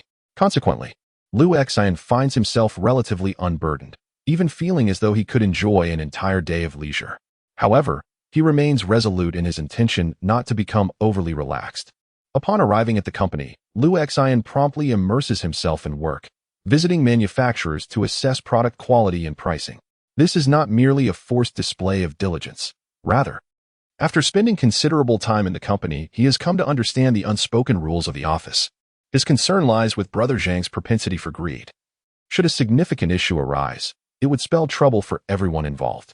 In such circumstances, the more familiar he is with the market, the more likely they are to behave with integrity. After all, one must approach work with a sense of seriousness, especially with the upcoming selection for the company's Exemplary Employee Award fast approaching. At the end of the workday, Liu Xian departs punctually and heads to the security office for professional training. Qin Jing's arrangements are quite reasonable, considering he is to undertake work in this field. Lacking a certain level of expertise would be unacceptable. Furthermore, the daily allowances for meals and transportation are particularly generous. Nevertheless, Liu Xian opts for this evening time slot, so as not to interfere with the operations of the business company. "My name is Liu Xian. Major Qin has arranged for my arrival." Upon reaching the security office, Liu Xian introduces himself much like a person reporting a case. "Greetings, Mr. Liu, please follow me." The young woman stationed in the lobby observes Liu Xian's face with keen attention before rising to lead him. She guides him into the elevator, ascending steadily. The Guard Bureau serves as the security and protection department of the second satellite city. The first floor is designated for reporting incidents, while the second floor houses various departmental offices. The third floor is presumably reserved for meetings held by the chief of security and other officials. However, this young girl led Liu Xian directly to the fourth floor. Upon exiting the elevator, he noticed an eerie silence with scarcely a soul in sight, and no surveillance cameras lining the corridor. She ushered Liu Xian into a rather spacious office, where he found himself alone. At the far end of a long desk hung an impressively large LCD display. On the desk lay a file folder. After serving Liu Xian a cup of coffee and inquiring about his dinner preferences, she quietly retreated. "Hello, Mr. Tianming." Just as Liu Xian took a sip of his coffee, static appeared on the display screen before him, which quickly stabilized to reveal a title screen indicating categories of special contamination. Accompanying this was a soft voice that he recognized as Han Bing, a colleague from a previous mission. "Hello," he responded, then suddenly realized he was unsure if she could hear him. "Oh." Liu Xian quickly nodded, surprised that she would be the one to train him, as he had anticipated a balding old professor instead. He felt a twinge of disappointment, wishing that Han Bing's image could grace the screen. This was not mere vanity. Anyone would be curious to see the face behind such a melodious voice. Well, before we begin the explanation, I hope you can remember this first. Han Bing's voice gently resonated in the office. All matters concerning the sources of mental pollution are shrouded in mystery and difficult for the average person to comprehend, often leading to misunderstandings and chaos. Therefore, for ordinary individuals, this remains a confidential issue. Each item we encounter, even those of the lowest classification, is deemed top secret to the layperson. Consequently, the content of the training and the documents sent to you must be safeguarded from the eyes of the uninitiated. Should any accidental disclosure occur, please notify headquarters, and we will arrange for appropriate measures. Understood, Lu Xin responded earnestly. She recalled that Chen Jing had initially conveyed similar sentiments, albeit in a less formal manner. Very well, please proceed to open the documents on your desk. Han Bing gently urged. I will guide you through the index, and should anything be unclear, feel free to interrupt me with your inquiries. Lu Xin acknowledged with a nod, and then picked up the substantial file from the desk. It was impressively weighty, suggesting a wealth of information within, and to her surprise, it bore a fresh wax seal at its closure, subtly indicating its significance. As Lu Xin opened the file, Han Bing's tone took on a more analytical quality. The concept of mental pollution sources was first introduced by the Lunar Eclipse Research Institute 27 years ago, at which time it was known as the Red Moon Research Institute. However, this concept initially failed to capture the public's attention until recent years, when it gradually became recognized and accepted by various prominent institutions. In simple terms, the study of specific pollution is far from complete. Our philosophy has always been to pursue inquiry and practice in tandem. While we may not be able to elucidate all mysteries and uncertainties, we shall persist in our quest for answers. All right, I understand. Lu Xin nodded gently, comprehending her words. After all, her own family too sought to provide answers, yet were unable to do so. Now, let us commence the formal training. To begin with, I will explain the classification of specific pollution sources. Chapter 56. A life worth grateful for. Before the formal training commenced, Lu Xin, although aware of the existence of specific pollution and having personally encountered it 3 times, had yet to form a systematic understanding, especially after experiencing the unresolved event of the 041 Special Pollution Incident. He felt that even the Department of Special Pollution Management lacked thorough research in this area. The most daunting aspect of mysterious events lies in their inexplicability. Nevertheless, what endears this group of individuals is their unwavering effort to provide explanations. During this training, Lu Xin began to truly delve into and systematically comprehend the categories of these unique pollutants, although somewhat astonished by the vast and eclectic nature of the information. At the very least, he had discovered a pathway into this enigmatic realm.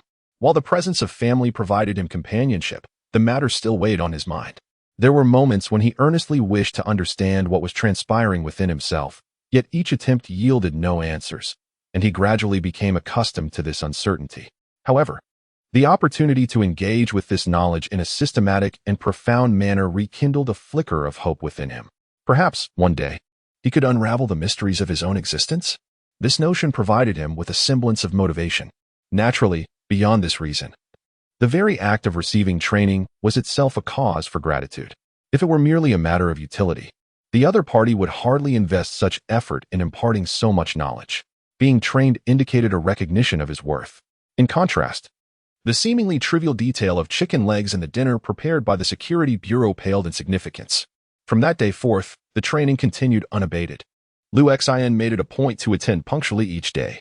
During the 3 hours spent there, he diligently listened and posed questions to Han Bing. In the remaining time, he meticulously organized his notes and occasionally engaged in discussions with Han Bing, analyzing certain peculiar pollution incidents that lacked definitive answers, as well as speculating on various aspects. However, in the ensuing days, the gecko had not reappeared. Lu Xin inquired with Han Bing and learned that the gecko primarily took charge of familiarizing him with field tasks. In essence, he was training Lu Xin, albeit with a focus on practical application, while Han Bing leaned more towards imparting theoretical knowledge. It seemed that without any ongoing clearance tasks, encounters with the gecko would not come easily. Lu Xin felt a tinge of regret. The last time he had departed without notice, he harbored a sense of guilt towards the gecko, pondering what he might say upon their next meeting. He hoped for forgiveness. In his fervent participation in the training, Lu Xian found himself devoid of time for patrol duties. Even within the company, he was unable to work overtime, striving instead to diligently manage his tasks during office hours. Fortunately, the progress of the company's operations remained quite smooth, as Lu Xian delved deeper into market research. The materials submitted by Brother Zhang soon appeared more detailed and authentic, leading the project onto the right track. One day, just before closing time, Brother Zhang stealthily approached Lu Xian's cubicle, a mischievous grin on his face as he placed an envelope on Lu Xian's desk, saying, "Young General Lu, here is something from the manufacturer." Lu Xian was taken aback by the title, as he had yet to receive a promotion. Upon opening the envelope, he discovered it contained roughly a month's salary. He nodded appreciatively and replied, "Thank you, Brother Zhang, for your hard work. Haha, it's no trouble at all. Working with young General Lu is quite enjoyable." Brother Zhang chuckled as he departed, suggesting they go out for a meal. However, Lu Xian declined, promising to treat him next time, and watched as Brother Zhang left. Afterward, he gazed at the envelope on the table and couldn't help but let out a soft sigh. Amidst his reflections, a sense of unease crept in. Would this affect his candidacy for the Employee of the Month? However, this doubt swiftly dissipated the following day. At noon, the director cheerfully approached Lu Xian, inviting him to join for a smoke, revealing a set of yellowed teeth as he chuckled. "Ah, Lu, you've done splendidly on this project. Initially, I worried that your inexperience as a first-time project lead might hinder you, but you managed remarkably well. Our clients in the main city have already sent an email expressing their appreciation for our work and are eager to continue collaborating." Lu Xian humbly replied, "That is only to be expected." The director, appearing quite pleased, added, "By the way, for this month's Employee of the Month, I dare say no one can rival you." Lu Xian felt a surge of joy at this compliment. Previously, he had worked diligently, often staying late, so receiving the accolade was not surprising. Yet now, having reduced his overtime, it was gratifying to know that the company still considered him for the honor. It seemed that hard work would eventually be recognized. The director seemed to concur, and as he neared the end of his cigarette, he casually inquired, "By the way, Lu, have you been bringing your firearm to work lately?" "I have," Lu Xian replied with a chuckle. "No worries, no worries." The director's expression shifted noticeably, then he forced a laugh. "Keep up the good work. And next month, I shall recommend your promotion to department head." "Thank you, Director." Lu Xian sincerely expressed his gratitude. Not only should one consider being a model employee for oneself, but one must also strive for self-promotion. Grateful for the life I lead, I ascended the dim staircase to room 401, which exuded warmth and tranquility. Upon noticing the absence of light within, Lu Xian realized that his mother had once again stepped out. The silence of the room was punctuated only by the faint glow of neon lights filtering through the window, casting blurred and ever-changing shadows upon the floor. From the street below, the raucous laughter and weeping of inebriated souls occasionally drifted into the confines of the room. As I passed the kitchen, I glimpsed through the frosted glass a shadow resembling a mountain of flesh, nearly filling the space, accompanied by the rhythmic sound of deep, labored breaths. His father, lost in slumber. From the crevice near the ceiling, the soft, melodic voice of my sister floated down, singing gently, "Little baby, do not fear, after dark. Seek your mother near. Search and search, yet she is unseen. Where could mother have been? Little baby, do not fear, the crow upon the tree assures you. Mother is right here, smiling down at you." Lu Xian gently closed the door, a smile gracing his lips as he noted his sister's off-key singing. Chapter 57. Are family members truly real? The residence of their family is a cozy 2-bedroom apartment. Though modest in size, it exudes warmth. Typically, Lu Xian occupies a secondary bedroom, while his mother resides in the master bedroom. His father often spends extended periods in the kitchen, and his younger sister sleeps in a ceiling loft near the entrance. However, she predominantly curls up on the sofa, clutching her teddy bear, engrossed in animated shows throughout the night. Within the confines of his small room, furnished with merely a bed, a chair, and a desk, Lu Xian gently settles down, illuminating the space with a desk lamp, quietly perusing documents and materials concerning special pollution, engaging in a brief review. Ever since the incident at the factory, he has longed to have a serious conversation with his mother, yet he has not found the opportunity. Recently, his mother's behavior has become somewhat peculiar. She frequently ventures out, claiming to have made new acquaintances. The methods for addressing secondary pollution sources. Beneath the dim glow of a desk lamp, Lu Xian silently reviewed the knowledge he had acquired that day. The impacts of secondary pollution sources. acting as a substitute for the primary pollution source, influencing the surrounding environment, often stemming from the emotional deficiencies of the primary pollution source, forming a compensatory mechanism. A few cases have confirmed that certain primary pollution sources possess the capacity to generate two or more secondary pollutants. The abilities of secondary pollution sources are predominantly extensions of the primary source, with no observed cases distinguishing the capabilities of the two. The remedial approach involves eradicating the primary pollution source and tracing the logical connections between primary and secondary pollutants. Cases of independent secondary pollution sources remain unverified. Liu Xian held a particular interest in this segment of theoretical knowledge. During a previous visit to a factory, he encountered the secondary pollution source associated with the special pollution source number 039, which piqued his curiosity, as he wondered whether this situation could, to some extent, elucidate the issues he was currently facing. Although the secondary pollution source appeared markedly different from his own circumstances, for instance, it was detectable and even visible, while his family members remained undetectable. Additionally, that secondary pollution source seemed rather foolish and incapable of communication, whereas his family members not only could converse but possessed distinct personalities. Despite the significant differences, this was nonetheless the closest manifestation of mental aberration he had encountered. Thus, when he delved into this subject, he approached it with particular diligence. The rhythmic sound of footsteps echoed in the corridor, pulling Liu Xian from his deep concentration. Cautiously, he rose and gently pushed open the bedroom door. The footsteps approached his room, and soon, the door creaked open, allowing light to spill into the dim space. Heralded by his mother, who had turned on the lamp, dressed in a pristine white suit with a matching skirt, a handbag elegantly draped over her arm, and a charming red hat perched atop her head, she exuded an air of grace and allure in the soft light. She quietly closed the door behind her, slipped off her low-heeled shoes, and placed her handbag on the nearby coffee table. As she changed into her slippers, she smiled at Liu Xian and inquired, "It's quite late. Why are you still awake?" Liu Xian nodded and replied, "I was waiting for you." "Oh dear, I lost track of time while having fun." His mother chuckled, resting her hand on his shoulder as they walked further into the room. "Miss Chun is quite a delightful person." Miss Chun. Liu Xian felt a sense of resignation. His mother often made new acquaintances, though he had yet to meet any of them. As they settled at the dining table, his mother poured a glass of water and placed it beside him. She gracefully took a seat, massaging her legs as if weary from a day of shopping, and asked with a smile, "How has work been lately?" "Quite well." Liu Xian nodded, then fell into a brief silence before adding, "About the situation at the factory in the northern part of the city last time." "Oh dear, you still remember that?"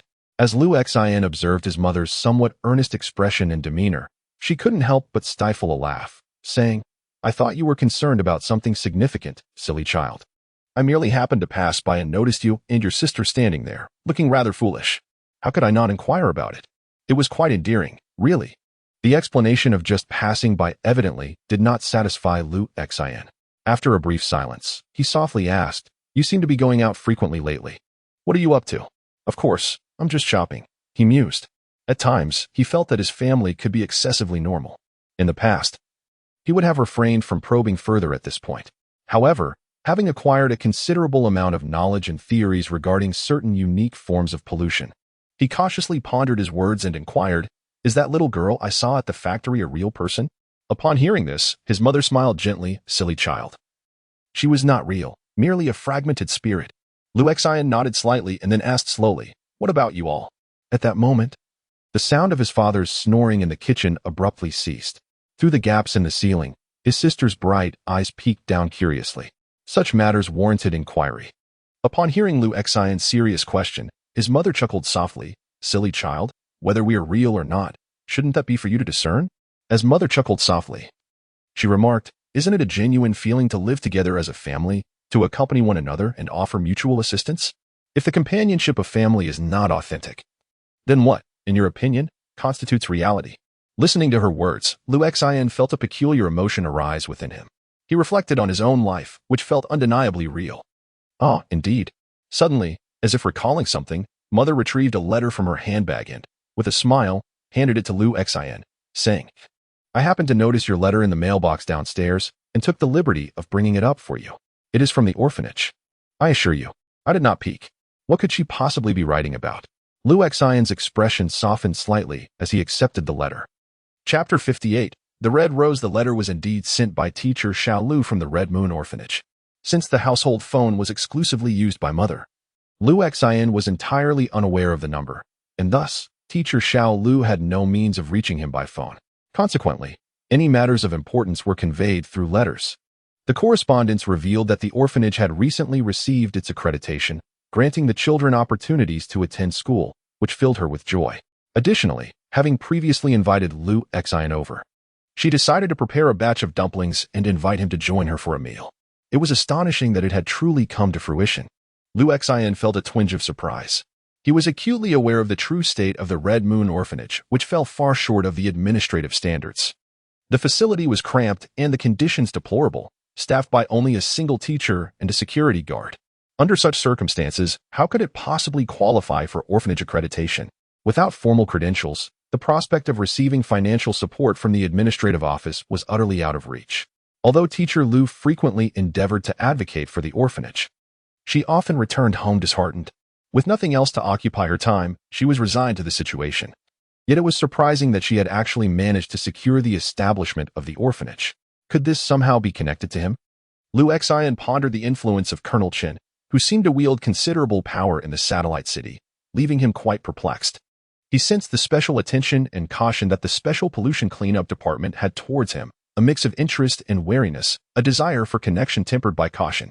Though he typically presented a calm and unimposing demeanor, this was a reflection of his heightened sensitivity to the situation. Regardless, this development was a positive one, and he resolved to pay a visit. As Lu Xian made up his mind, he looked up to find his mother's bedroom door firmly shut. The entire house was enveloped in silence, as if he were the sole inhabitant. Sighing, he lamented that he had intended to inquire further but was skillfully sidetracked. The following day, Lu Xian completed his tasks at the business company early. After notifying Han Bing via satellite phone, he boarded a bus well ahead of schedule, intending to arrive at the orphanage early to assist teacher Lu with meal preparations. As he approached the vicinity of the Red Moon Orphanage, he alighted from the bus and strolled leisurely along the road. Each visit to the orphanage marked a moment of respite for Lu Xian, as his own family seldom accompanied him, including his sister. After a short stroll, he contemplated purchasing some gifts for them and stepped into a shop adorned with flickering neon signs. Like many establishments in the satellite city, this store, though modest in size, boasted a rich array of goods, primarily categorized into two types. The first consisted of newly produced items with somewhat rough packaging, yet exuding freshness. The second featured exquisitely packaged products that, however, appeared somewhat antiquated. The former typically originated from other satellite cities or the main city, while the latter were often scavenged by exploration teams from beyond the city limits. Despite some items being past their expiration date, many retained their delightful flavors. After browsing for a while, Lu Xian purchased several packets of biscuits and a large bag of candies, carrying them in an assortment of sizes as he exited the store. Selecting gifts for children was relatively straightforward, but he found himself uncertain about what to present to teacher Lu.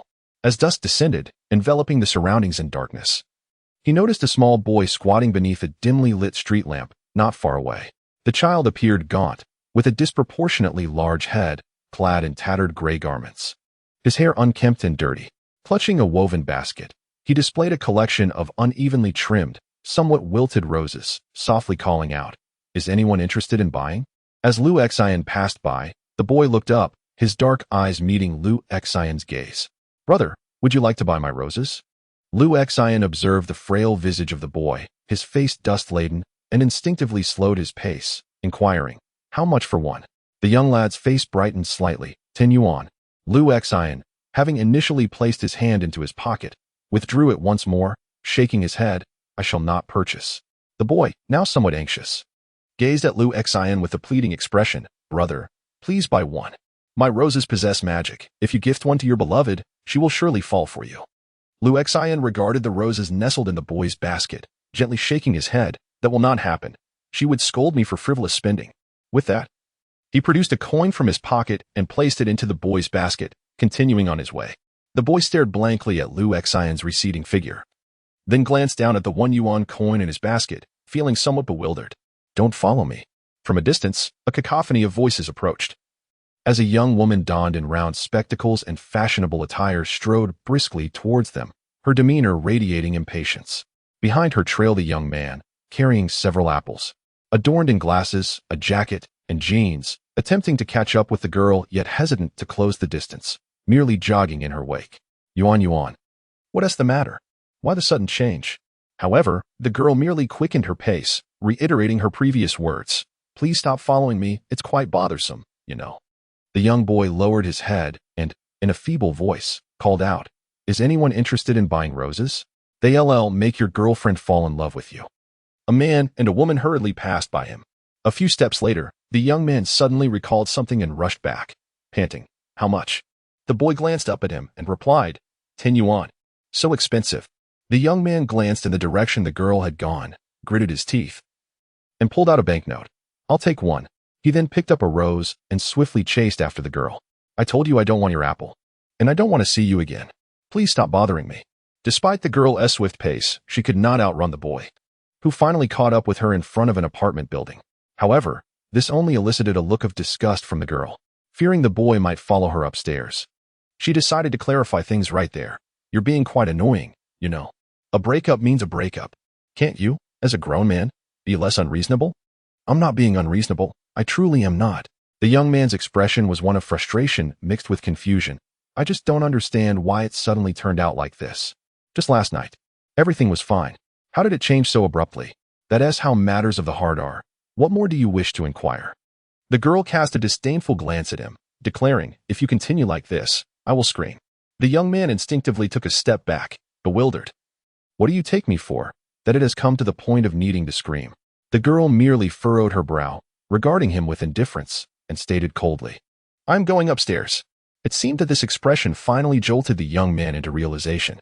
He weakly lifted the apple in his hand, only to let it fall again. Silently offering the rose he held, murmuring, Could you accept this rose? I promised you before. I know I no longer have the right, but please, at least take the flower. The girl glanced at the rose, then at the young man, her face still cold, before seizing the rose with a swift motion. The young man raised his gaze to her, his arms slightly outstretched. Instantly, the girl retreated a step, her expression frosty, asking, What do you intend to do? He too stepped back, then slowly crouched down. It wasn't until the girl turned to ascend the stairs, slamming the door behind her with force, that his voice emerged, tinged with tears. I simply do not understand. Why was everything fine yesterday, yet today, when I wished to embrace you, you were so guarded? Once upstairs, the girl wore an expression of annoyance, casually preparing to discard the rose.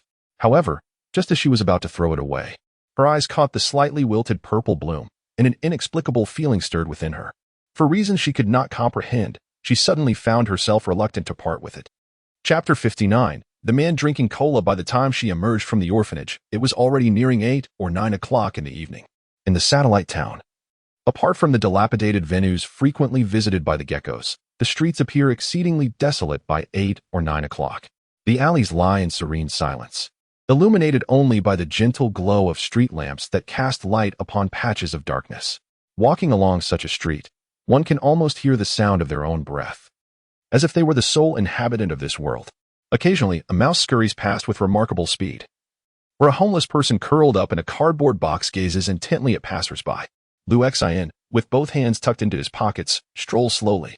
This evening feels fulfilling. He can discern that teacher Lu has a joyful demeanor, which in turn uplifts the spirits of the silly children. Their happiness is likely amplified by the fact that they finally savored dumplings today, along with the abundance of cookies and candies Lu Xin brought, rendering the occasion almost festive. Lu Xin donned an apron and joined the children in making dumplings, then watched them sing and dance, feeling utterly awkward. He found no beauty in their off-key melodies that seemed to stretch for hundreds of meters, or in their clumsy duck-like dances. Nor did he find the spectacle of an eagle catching a chick amusing. Regrettably, he could only remain seated among the rowdy children, mechanically applauding with a stiff smile. Nevertheless, the overall sentiment of the night was delightful. Though Lu Xin did not enjoy the songs or dances of these children, he wished for their warmth, fullness, and happiness. Moreover, the genuine smile of teacher Lu was indeed a sight to behold. Reflecting on the experiences of the evening, Lu Xin meandered through the streets, the glow of streetlights casting multiple shadows of him upon the pavement. Lost in contemplation, he seemed oblivious to the presence of a man seated beneath a patched sunshade outside a still-open shop. This slender figure, sporting a bushy beard and black spectacles, casually propped his leg on the other knee, sipping cola through a straw while smiling to himself. As Lu Xian turned a corner, he remained unaware that the same man, now with a cigarette perched between his lips and hands tucked into his pockets, leaned against a vibrant, graffiti-covered wall, observing him with a grin. Approaching the nearest subway station, Lu Xian encountered the man once more, this time sitting at a street vendor selling wontons, smiling at Lu Xian while awaiting his order. Suddenly, Lu Xian halted in his tracks, turning to gaze at the man, his expression somewhat unfocused. The man met Lu Xian's gaze with a beaming smile. Lu Xian watched him silently, while the man's smile radiated warmth. Yet, as Lu Xian continued to observe, the man's smile began to wane. In a swift motion, Lu Xian retrieved a handgun from his bag and aimed it at the man. Startled, the man was taken aback, yet he displayed no fear. Instead, his face lit up with another smile, seemingly unconcerned about the threat of Lu Xian's weapon. Suddenly, Lu Xian pulled the trigger. Bang! In the stillness of the night, the gunfire rang out, sharp and resounding, sending shivers down the spine. Nearby, several patrons at the wonton stall were startled, tumbling to the ground, while the vendor let out a yelp, nearly losing his balance. What was unexpected, however, was that at such a close range, the man suddenly swayed oddly, bracing himself against the ground with one hand, and this abrupt movement allowed him to evade the bullet. He appeared somewhat astonished and enraged. Lu Xian remained silent, continuing to fire at the man. Bang, bang, bang.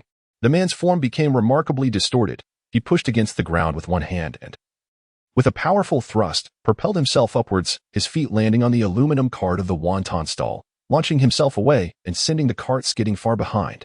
Out of 3 bullets, only one grazed his arm, yet the injury was evidently minor. Are you mad?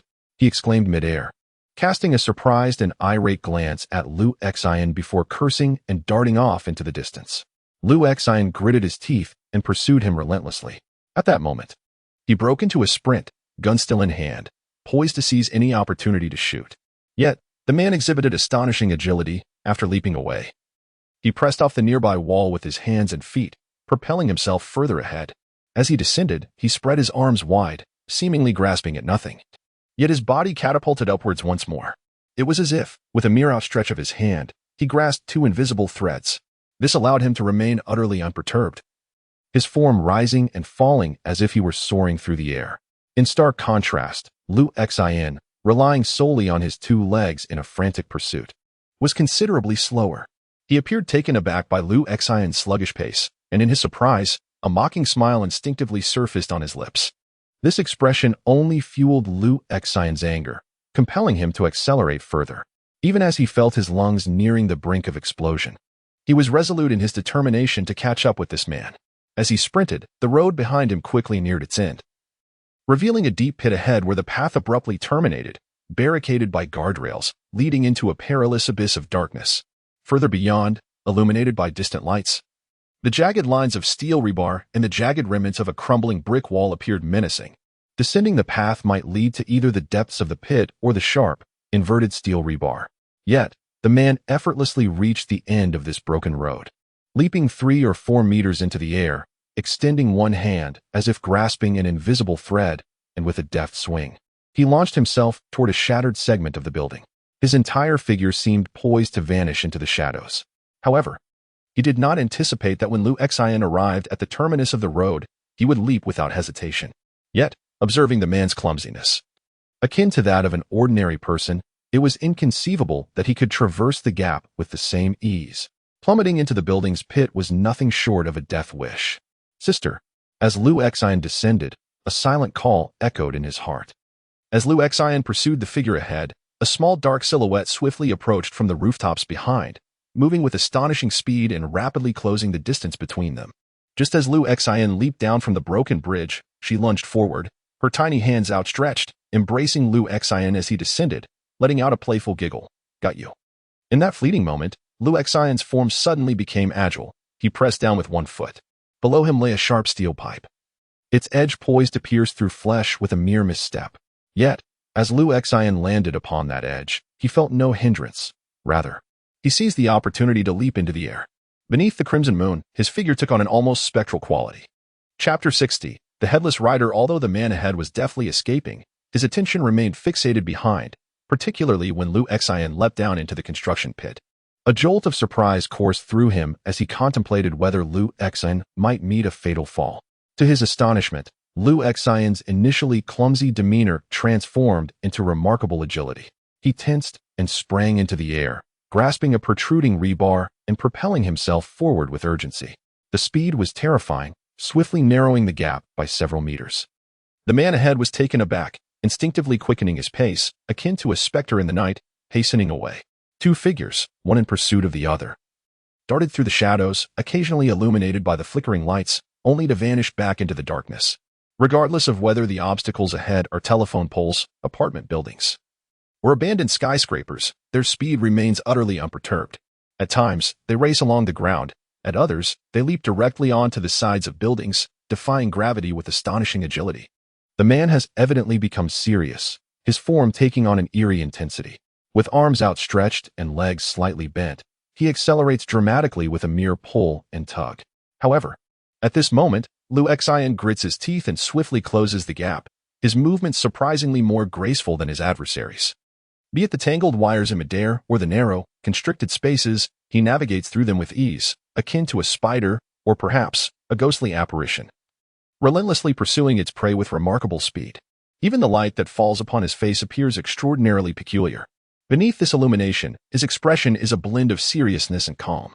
Yet, as he bursts into the next pool of light, his pupils turn pitch black, and a mocking smile graces his lips. Although both are moving at great speed, Liu Exin distinctly outpaces his counterpart. Earlier, when his sister failed to catch up, the opponent had effortlessly distanced himself by nearly 100 meters. Now, however, that gap is steadily diminishing. 3 meters, 5 meters, 10 meters. In Liu Exin's eyes, his foe's figure becomes increasingly distinct. Yet, this area is situated near the edge of the high-walled city. In their relentless chase, they swiftly approach the towering walls that encircle the city. Ahead lies an expanse of 1,000 meters, devoid of any structures, where only wild grasses flourish. In the distance stood towering walls, rising abruptly into the sky, seemingly obstructing half of the night sky. The figure, with unwavering resolve, darted into the desolate land, charging towards the high wall. At this moment, the distance between Liu Exin and the figure had diminished to nearly 60 meters. Without compromising his agility and speed, he raised his firearm without hesitation and fired several shots at the individual. Regardless of how accurately the bullets were aimed, after traversing 50 meters, they had already lost some of their potency. Particularly, the figure moved with the agility of a civet cat, weaving through the wasteland, causing the bullets to miss their mark, merely kicking up tufts of wild grass. Further ahead, atop the high wall, brilliant light suddenly illuminated the surroundings. Emanating from a distance of 400 to 500 meters on the left and over 1,000 meters on the right. These were undoubtedly the patrol forces stationed on the wall, responding swiftly to the sound of gunfire. In the pitch-black night, those two beams of light resembled extraordinarily bright swords. Alas, even though the light beams stretched several meters in diameter, the vastness of the wasteland rendered them ineffective. The figure swiftly reached the edge of the towering wall. Broad and thick, the surface was smooth and polished, designed to accommodate the swift movement of a battalion. To this individual, the wall seemed as easily climbable as a ladder, and he effortlessly ascended the wall, racing towards the top.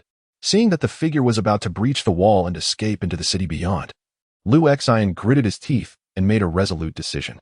As he swiftly reloaded his weapon, he forcefully tossed his pistol into the air. From his perspective, his sister leaped into the air, her petite form poised as if propelled forward. In her small hands, she had already grasped the revolver, freshly loaded with bullets, and aimed it at the figure scaling the high wall with astonishing speed, nearly indistinguishable in detail. Beneath the veil of darkness, her small face revealed an enigmatic smile. Then, she fired consecutively. Bang, bang, bang. The recoil of the revolver nearly sent her weightless body flying backward. Yet, 3 bullets soared ahead with remarkable vigor. One struck the figure high on his body, another lower down, but the third was remarkably precise, accounting for his rapid ascent, and shot directly toward his head. In Liu Exin's eyes, it seemed as if the bullet slowed, traveling at a deliberate yet accurate pace, imbued with a sense of enchantment. At that moment, the figure scaling the wall abruptly halted, instinctively turning around, his expression behind dark sunglasses betraying a hint of surprise and disbelief. Then, with a sharp crack, the bullet found its mark at his neck. Blood gushed forth, his throat torn apart, and his head was violently dislodged, leaving his body eerily suspended against the high wall. Lu Xian watched this scene unfold, taken aback. He had utilized a revolver, known for its relatively modest firepower. Favored in the high wall city due to its simplicity of design, he had never anticipated that such a shot could prove fatal, especially with such a devastating effect on the neck. Perhaps it was due to the fragility of his body, which was more delicate than that of an ordinary person. As these thoughts coursed through Lu Xian's mind, he did not hesitate. He swiftly caught his fallen sister and hurried forward. However, scarcely had he taken 2 steps when, all of a sudden, the head was gone, leaving only an arm hanging from the high wall. In an unexpected moment, the lifeless body shook, and with a rapid intertwining of hands and feet, it ascended with astonishing speed, effortlessly scaling the wall in an instant. A sense of dread washed over Lu Xian as he hastened to follow, climbing the wall in pursuit. Upon reaching the top, he beheld the desolate landscape beyond the wall, where the roar of a motorcycle echoed, a flash of light racing away. By the time he had ascended, the motorcycle, throttled to its maximum, had already surged forth a distance of 70 to 80 meters. The moonlight was splendid, and Lu Xian's vision became extraordinarily acute. He discerned the figure atop the motorcycle, where the neck bore only a remnant of flesh, utterly vacant. This headless corpse sped away on the motorcycle, vanishing into the depths of the wilderness. A bizarre sensation suddenly gripped Lu Xian. Who could that be? He raised his hands, lest they fire upon him. The heavy and rapid footsteps resonated on both sides of the wall, accompanied by the blinding beam of a handheld flashlight. The glaring light was almost unbearable. Behind this dazzling illumination, Lu Xian sensed the presence of numerous soldiers, their weapons trained upon him. "I have identification in my pocket," Lu Xian declared, lifting his hands to allow them to see clearly that he bore no firearm. Speaking in a measured tone, he halted his sister with a glance. Perhaps it was his current severity that compelled her to obediently crouch by his side. A figure approached swiftly, extracting identification from the upper left pocket of Lu Xian's shirt and presenting it to the commanding officer beside him. The blinding glare of the flashlight faded, leaving only the distant beam of the spotlight illuminating the area. The captain of the 4th Patrol Squad, Xiechun. In Chapter 61, Outside the City, the Caped Rider. Upon receiving Lu Xian's call, Chen Jing suddenly felt a surge of clarity. "Yes. Do not move anything for the time being. Wait for me." Chen Jing decisively ended the call. Meanwhile, around Lu Xian, the other soldiers, acting on their captain's orders, dispersed to cordon off the area, remaining vigilant. They could not hear Lu Xian's conversation. Only the captain, who stood slightly closer, caught fragments of the dialogue. He was left bewildered by the mention of a decapitated head and advanced driving skills, struggling to comprehend the situation. Even now, he remained unaware of Lu Xian's true identity. However, he recognized Lu Xian's credentials and understood the authority they conferred. Thus, he could only reflect on the scene he had just witnessed in preparation for the impending inquiries. He indeed saw a motorcycle speeding away. But at such velocity and under those lighting conditions, it was impossible to ascertain whether the rider had a head. This did not imply he dismissed Lu Xian's claims as unreasonable. After all, upon discovering Lu Xian standing atop the wall without any climbing gear, he found the very existence of such a scenario illogical. He was also aware of a special department within the main city. His comrades in the city patrol often found themselves reassigned to that enigmatic department, making it increasingly difficult to see them again. Moreover, those dispatched to this department typically fell into 2 categories. One comprised of troublemakers, notoriously difficult to discipline, some having committed grave offenses that brought them close to expulsion, or who had already been dismissed. The other group consisted of the elite among elites. Occasionally, whispers would circulate about a particular patrol unit being suddenly dispatched to seal off a specific area, ensuring that no living being could emerge from it. However, such lockdown missions were often issued without any explanations, and frequently, high-stakes operations would inexplicably be called off. Thus, this seemingly ordinary young man must possess considerable prowess. He mused quietly to himself. Soon enough, subsequent events would validate his speculation. First, a squad arrived, equipped with superior gear and led by officers of significantly higher rank than his own. They were armed with Ellie Eclipse series handheld plasma guns, renowned as the bane of lunatics. Although these weapons could only fire a single plasma round at a time, their destructive power was terrifying, capable of reducing 3 or 4 nearby individuals to ash with a single shot. Though their numbers were limited, around 20, They swiftly took command of the situation, establishing a meticulous perimeter. The city patrol remained outside, while they stationed themselves within, offering no explanations. Nevertheless, they still refrained from engaging with the young man, until a helicopter, accompanied by a cacophony of noise and brilliant lights, arrived at the scene. He observed that even before the helicopter had completely landed, a tall woman clad in a black suit, with short hair and an aura as sharp as a blade, emerged from within. This compelled him to avert his gaze immediately. However, as she passed by him, he straightened his posture and offered a salute. For a warrior like him, adept at discerning the essence of individuals, recognizing the formidable nature of this woman was instinctual. Where could that head have ended up? After disembarking from the helicopter, Chen Jing immediately approached Lu Xian, bypassing any form of handshake and directly inquiring. It should be in that direction, Lu Xian indicated, drawing upon his recollection, having arrived here ahead of Chen Jing. Members of the support team, clad in black protective gear, promptly moved towards that particular area. Given that 2 squads of soldiers had previously cordoned off the location, it remained untouched, with not even a blade of grass having been disturbed. How did you notice his abnormality? During this interval, Chen Jing earnestly questioned Lu Xian. After a moment of contemplation, Lu Xian responded, I was simply walking along the road when he glanced at me. Chen Jing furrowed her brow slightly, and then? Lu Xian replied, then I shot him. Chen Jing's expression shifted noticeably. You shot him simply because he looked at you? No, initially.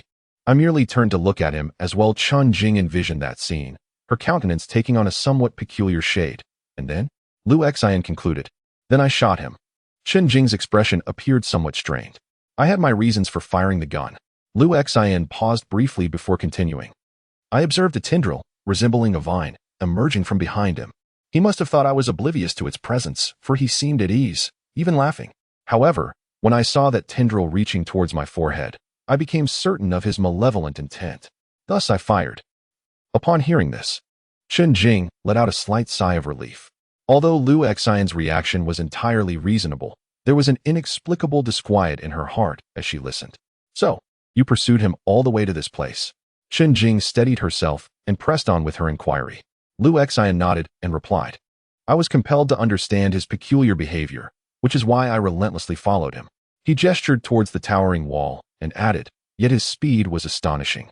Unlike mine or that of a gecko, he seemed capable of perceiving his surroundings and extending strange tendrils, akin to threads, that could ensnare various objects from a distance. Almost as if he were flying. In areas dense with buildings, I found it exceedingly difficult to keep pace with him until we reached here, where he was on the verge of scaling the high wall. Consequently, I resolved to eliminate him. Despite the possibility of making a similar decision in such circumstances, Chen Jing felt a tinge of oddity upon hearing Lu Xian's resolute declaration, remarking, So? Merely because you found him peculiar, you deemed it necessary to kill him? No. Lu Xian shook his head and replied calmly. It is because he appeared beside the Red Moon Orphanage. However, Chen Jing suddenly grasped the crux of Lu Xian's expression. His murderous intent towards that man stemmed from the mere fact of his proximity to the Red Moon Orphanage. This implied that, regardless of whether the man was approaching Lu Xian, he did not provoke his wrath. It was solely his presence near the orphanage that suggested a potential threat to it. Thus, Lu Xian resolutely made the decision to eliminate him. She refrained from speaking immediately, instead pondering slowly, You have not been recruited for long. And the incidents of mental contamination you have dealt with are few in number, each concluded satisfactorily. Therefore, it is unlikely you have harbored any grudges with others. In your previous life, did you come into contact with anything else? After a moment of contemplation, Lu Xian responded, No, I have always lived in the satellite city. Chen Jing furrowed her brow slightly, as if a thought had crossed her mind, yet she held her tongue. The fact that the adversary had concealed a vehicle outside the wall indicated a high probability of them being from beyond the wall. After a brief interval, she nodded and murmured, It seems likely that a power user from outside the city intends to cause trouble again. Chapter 62, The Mental Reformers Soon.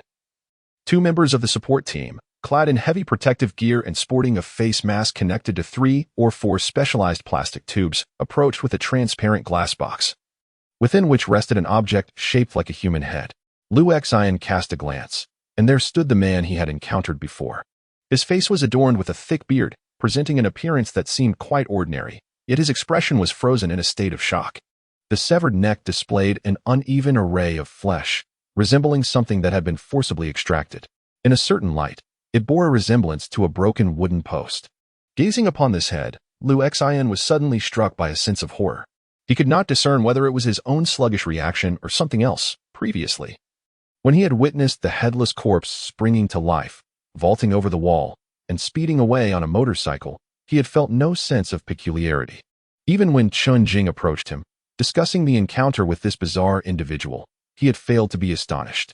It was only upon seeing the head within the glass case that he began to comprehend the gravity of the situation. The notion that one could flee even without a head was genuinely terrifying. Chun Jing glanced at him and remarked, "In terms of timing, your reaction was rather delayed." This. Liu Xian could only continue to stare at the head. This defies all logic. Though my education may not be extensive, I have attended school and performed commendably. Human consciousness and thought originate from the brain. Every action and response of the body is connected to the brain through intricate links and feedback. If he has no head, how is it possible for him to continue escaping? Chun Jing observed his somewhat dazed expression, seemingly searching for a semblance of matching astonishment and panic. There was indeed some, though it was quite limited. Thus, she turned her attention back to the glass case and suddenly declared, "Let us conduct a basic triad of tests." The two members of the support team nodded in acknowledgement. One of them cradled a box while the other produced a slender laser pointer, directing its beam towards the eyes of the lifeless skull. After a couple of flickers, the laser merely illuminated the dull surface of its eyes, eliciting no response.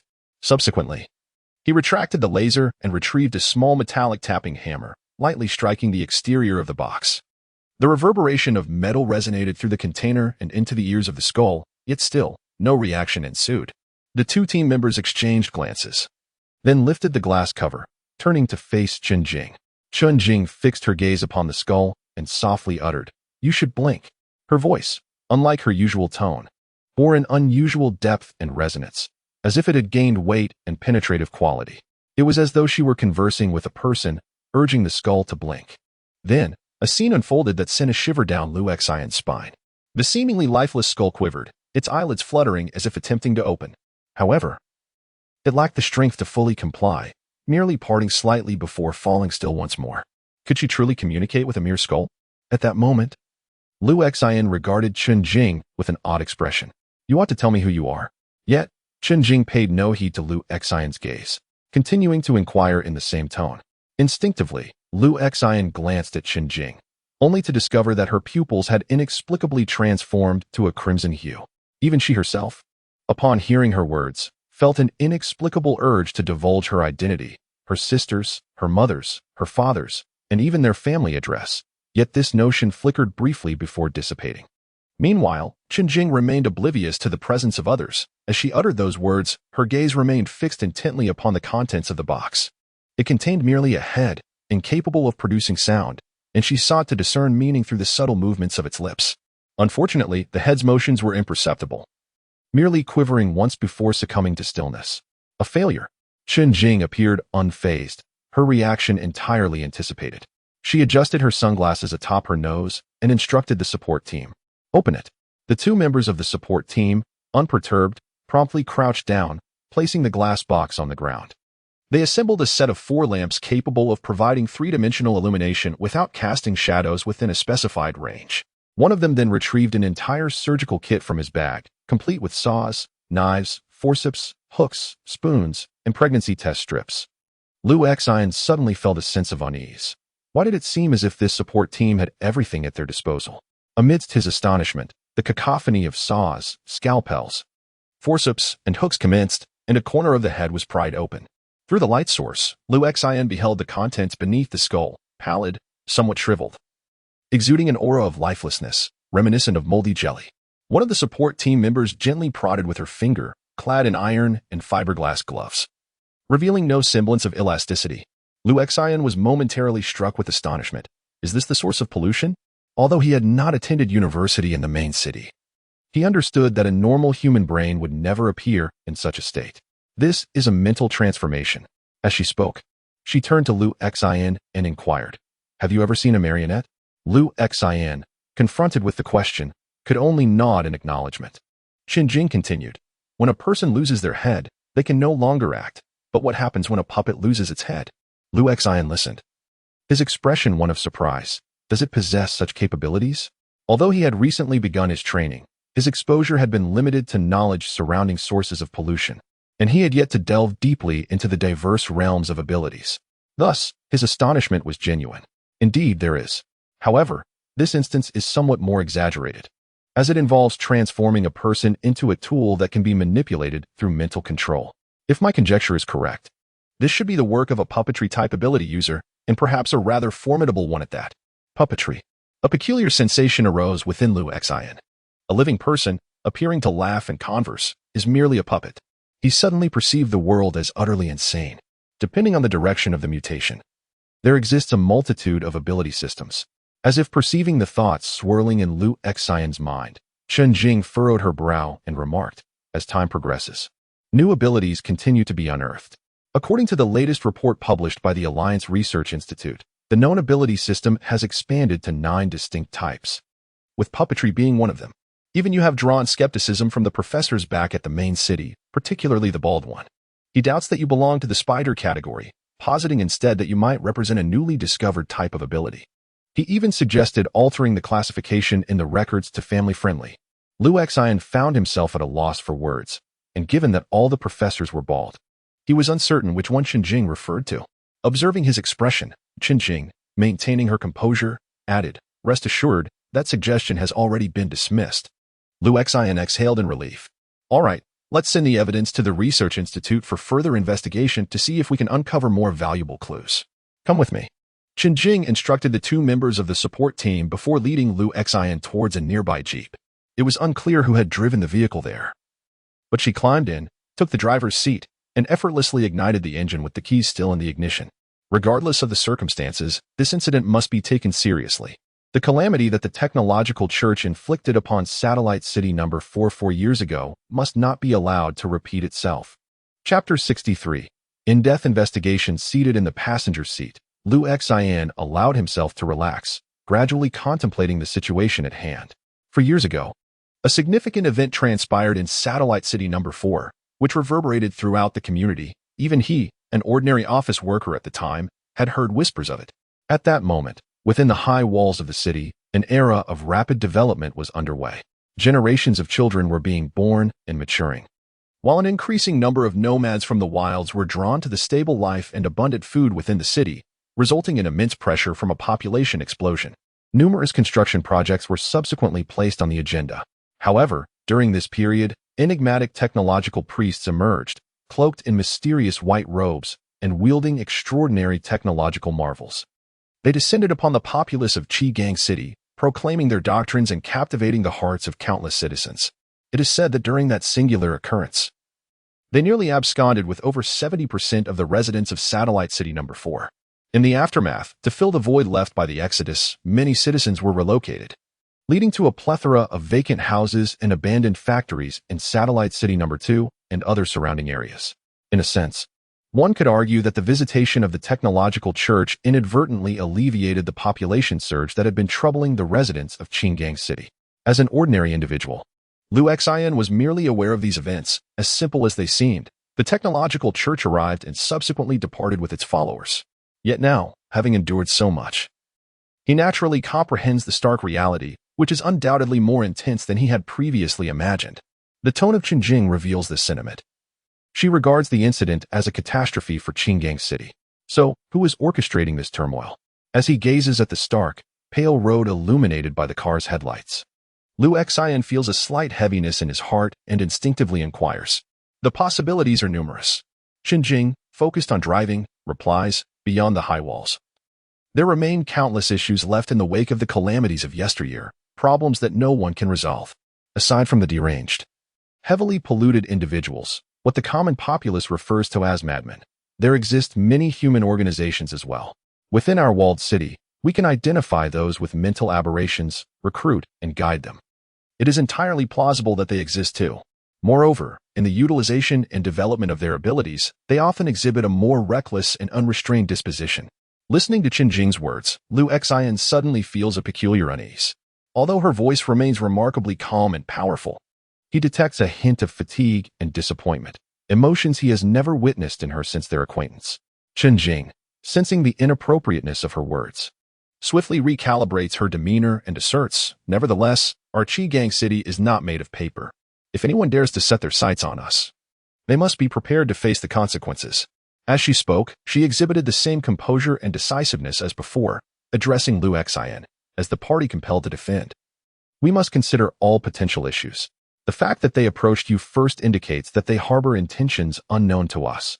It is quite possible that, aside from you, other capable individuals within the High Wall City have also caught their attention." Liu Xian nodded in agreement.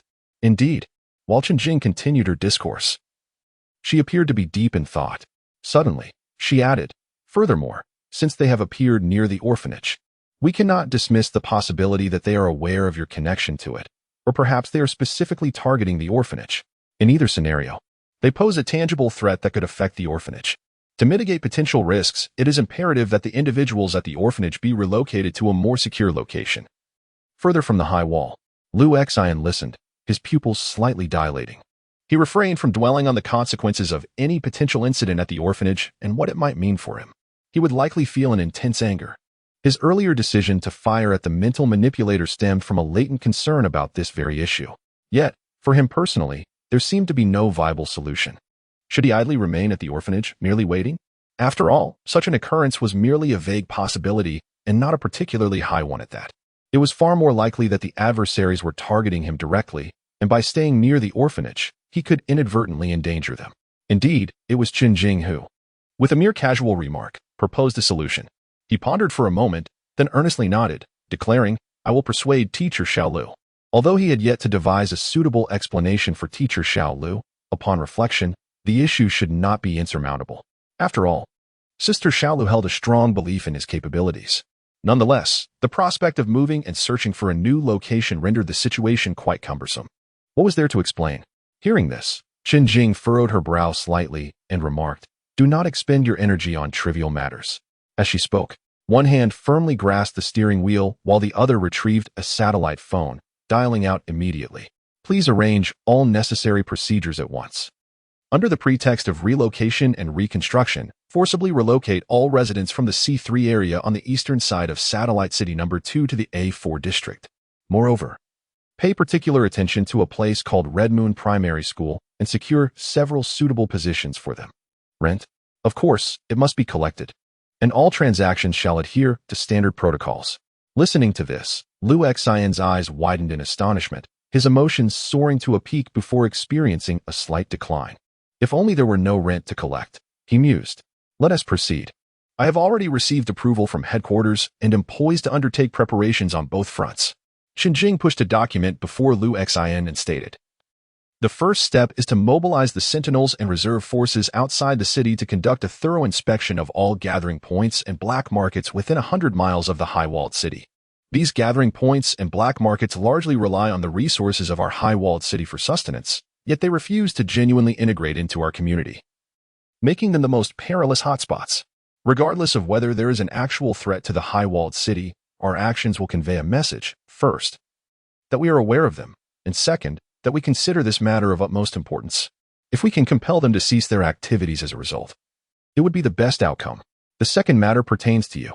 Effective immediately, we will initiate an in-depth investigation and cleanup of special pollution sources. All members of the special action teams are to cancel their leave and remain on standby, including you, if necessary. You may need to request a temporary leave from your company."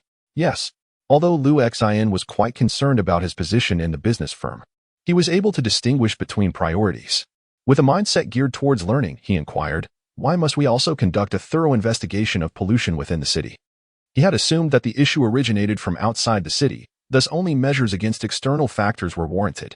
Such occurrences had been witnessed before.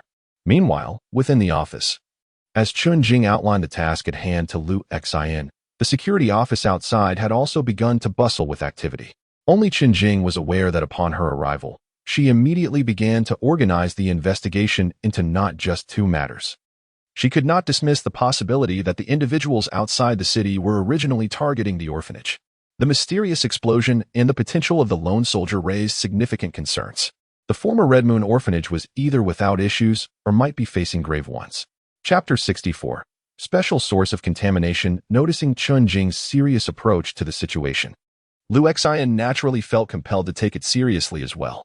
When a leader is anxious, one cannot afford to remain indifferent. While he had always aimed to excel in both his roles, once Chun Jing explicitly requested him to take leave from the business company. He had no choice but to comply, especially considering the stark contrast between a base salary of 5,000 and 1,000. Despite these thoughts, when he approached the director the next day to request leave, he felt a twinge of guilt. He was well aware that the project he was overseeing had only just begun to gain traction, and there were still numerous tasks to attend to. Requesting leave at this juncture could easily be perceived as shirking responsibility. Tentatively, he broached the subject. "Director, I would like to request a leave of absence." "Leave of absence?" The director was initially taken aback, but then a smile spread across his face. "For how long?" "It won't be for long." Lu Xian averted his gaze from the director and recited the excuse he had prepared. "My sister is ill, and I need to take care of her." At that moment, his sister, who was hanging from the chandelier, cast him a bewildered glance. The director, upon hearing this, expressed his understanding and concern, repeatedly assuring him, "No problem, no problem. Taking care of your sister is what matters most." The director repeatedly waved his hands, urging calm. "Do not be anxious, do not be anxious." He chuckled, his lips barely able to close as he added, "Our company practices humane management. I shall grant you a few extra days off." Thus, Lu Xian effortlessly secured a week of leave, and with the director's warm send-off, he departed the company with his backpack.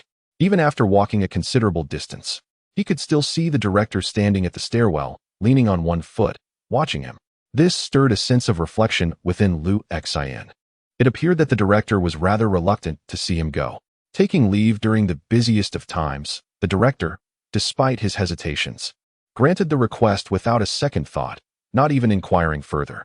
Such a humane company is indeed a rarity in this era. Once the leave was finalized, Lu Xian welcomed a rare moment of tranquility. The streets were now bustling with an increased presence of sobriety checkpoints.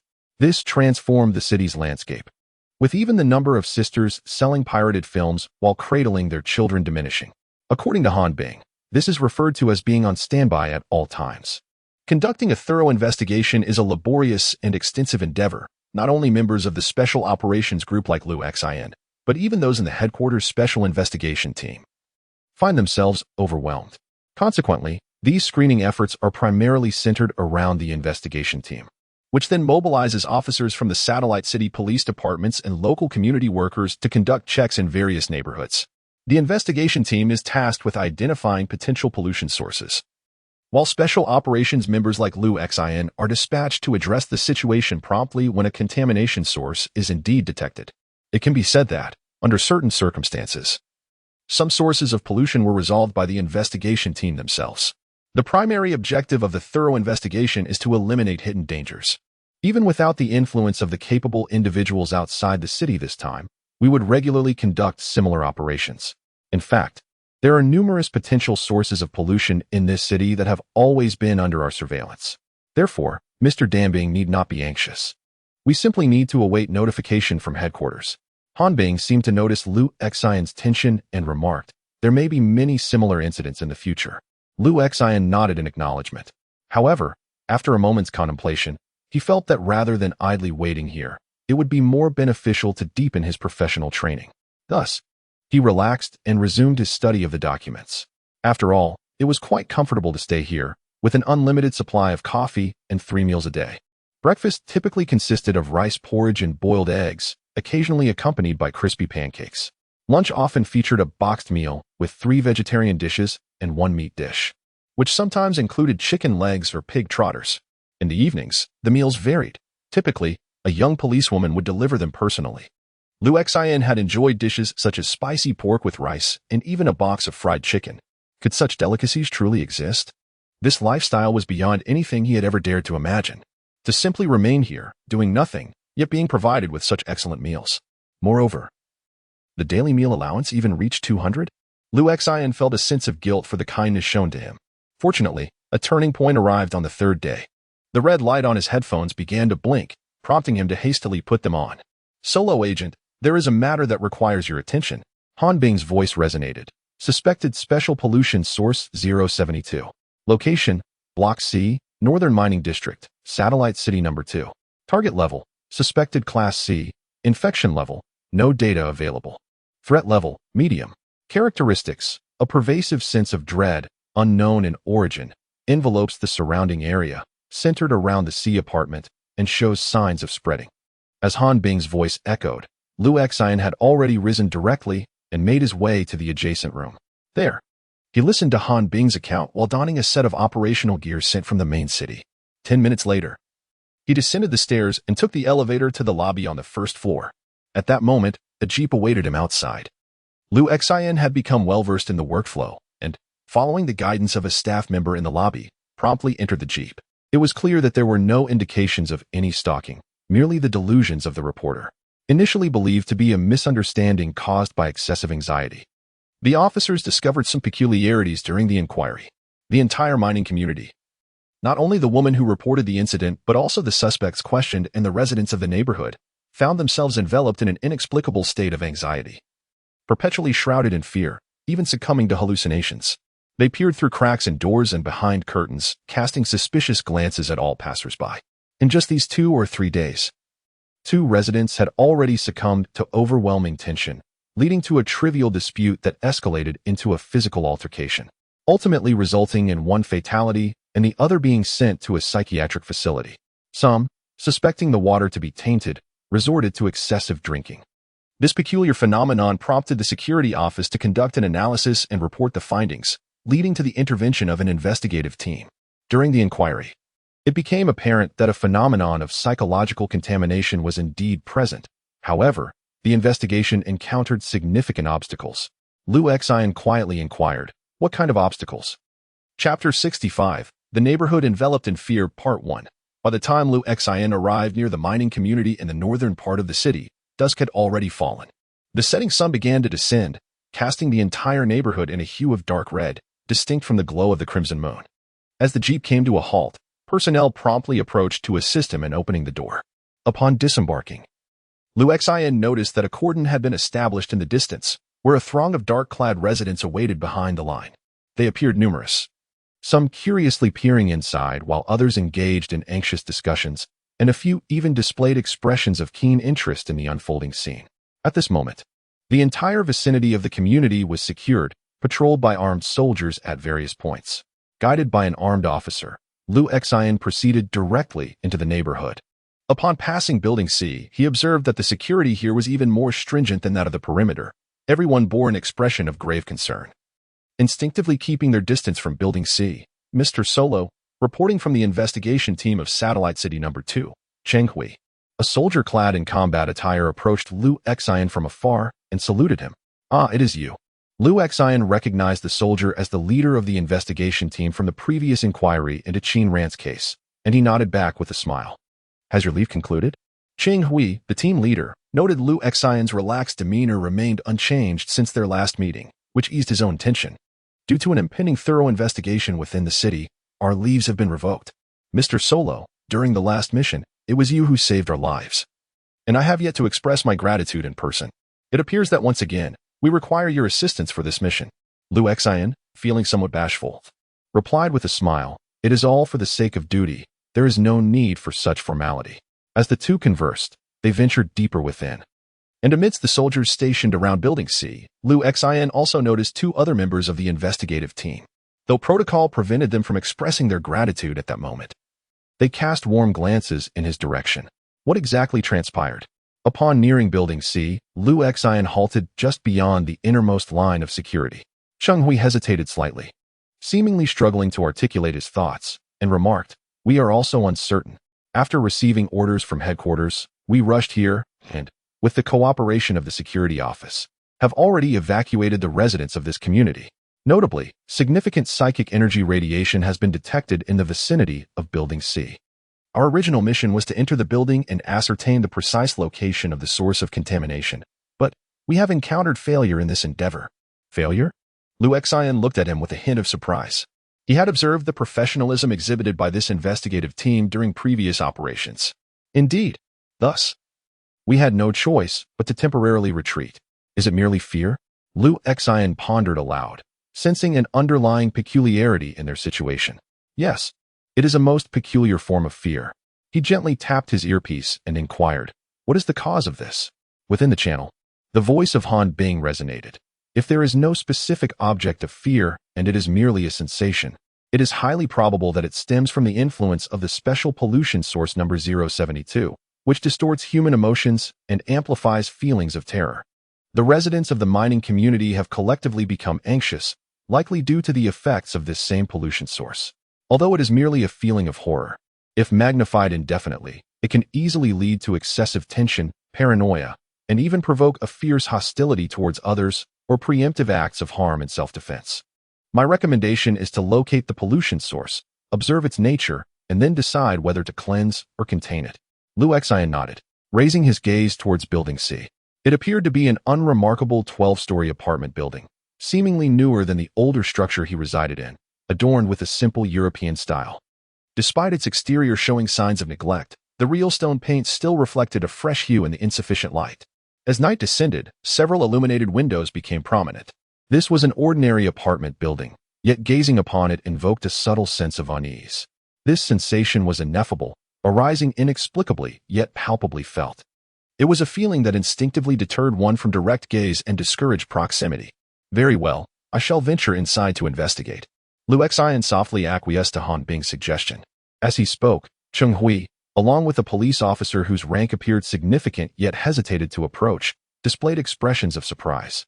The distinction lay in Cheng Hui, who quickly recollected himself and concealed his astonishment.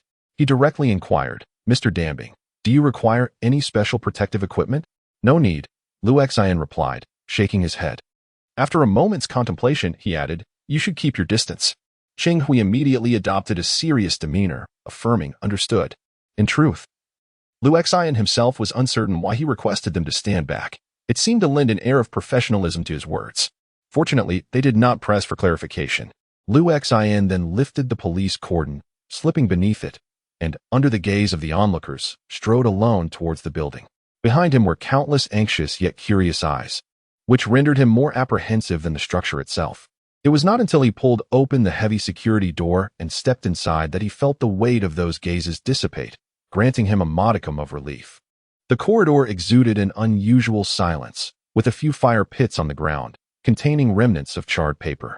This was likely the work of the building's residents, who often turned to the supernatural when confronted with uncertainty.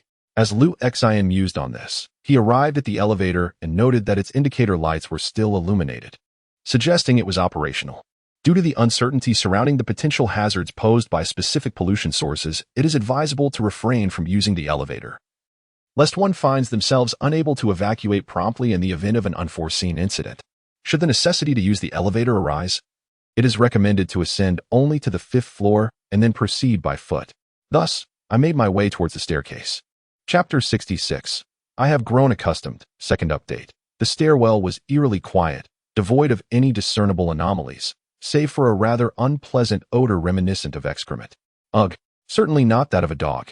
As I ascended the stairs, I spoke softly to myself. At this juncture, I had officially embarked on managing an incident independently, which afforded me greater authority and a significant upgrade in my equipment. I was now clad in a protective suit, delivered previously from the main city, fashioned from a lightweight yet remarkably resilient black fabric of indeterminate composition. This suit was further equipped with a diminutive camera capable of transmitting visual feed directly to the display screen in Han Bing's office. However, due to lighting conditions or limitations in the filming area, certain details necessitated verbal clarification. Upon mentioning the unpleasant odor, I remarked, "To be careful not to step in it." Following this, I echoed a sound of disgust, adding, "Such a lack of virtue." With such cautious utterances, I continued my ascent, gradually becoming aware of an unsettling presence, a chilling sensation, akin to a breath of cold air brushing against the nape of my neck, yet it was not merely a chill. It was a profound sense of dread. This sensation, intensifying with each heartbeat, threatens to overwhelm me at any moment. There is indeed an undercurrent of fear, yet I perceive nothing tangible around me. It is a visceral dread, akin to those instances at home when an inexplicable anxiety suddenly arises, compelling me to avoid solitude, requiring that I hear some sound or hastily flee downstairs for solace. Now, having ascended to the 4th floor, this feeling has grown exceedingly potent, and I instinctively resist the urge to move upward, not out of knowledge of what lies above, but simply a desire to escape. Meanwhile, in the channel, Han Bing attentively absorbed Lu Xian's words, accompanied by the faint, rhythmic sound of her fingers tapping the keyboard.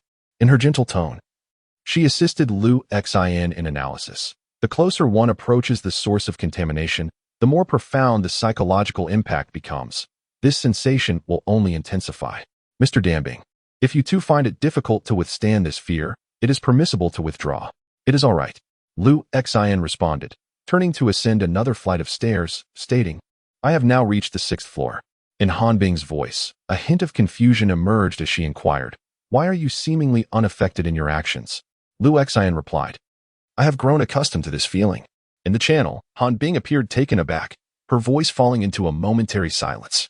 At this moment, Lu Xian stood at the stairway of the 6th floor, turning his head to behold a long, dark corridor on the right.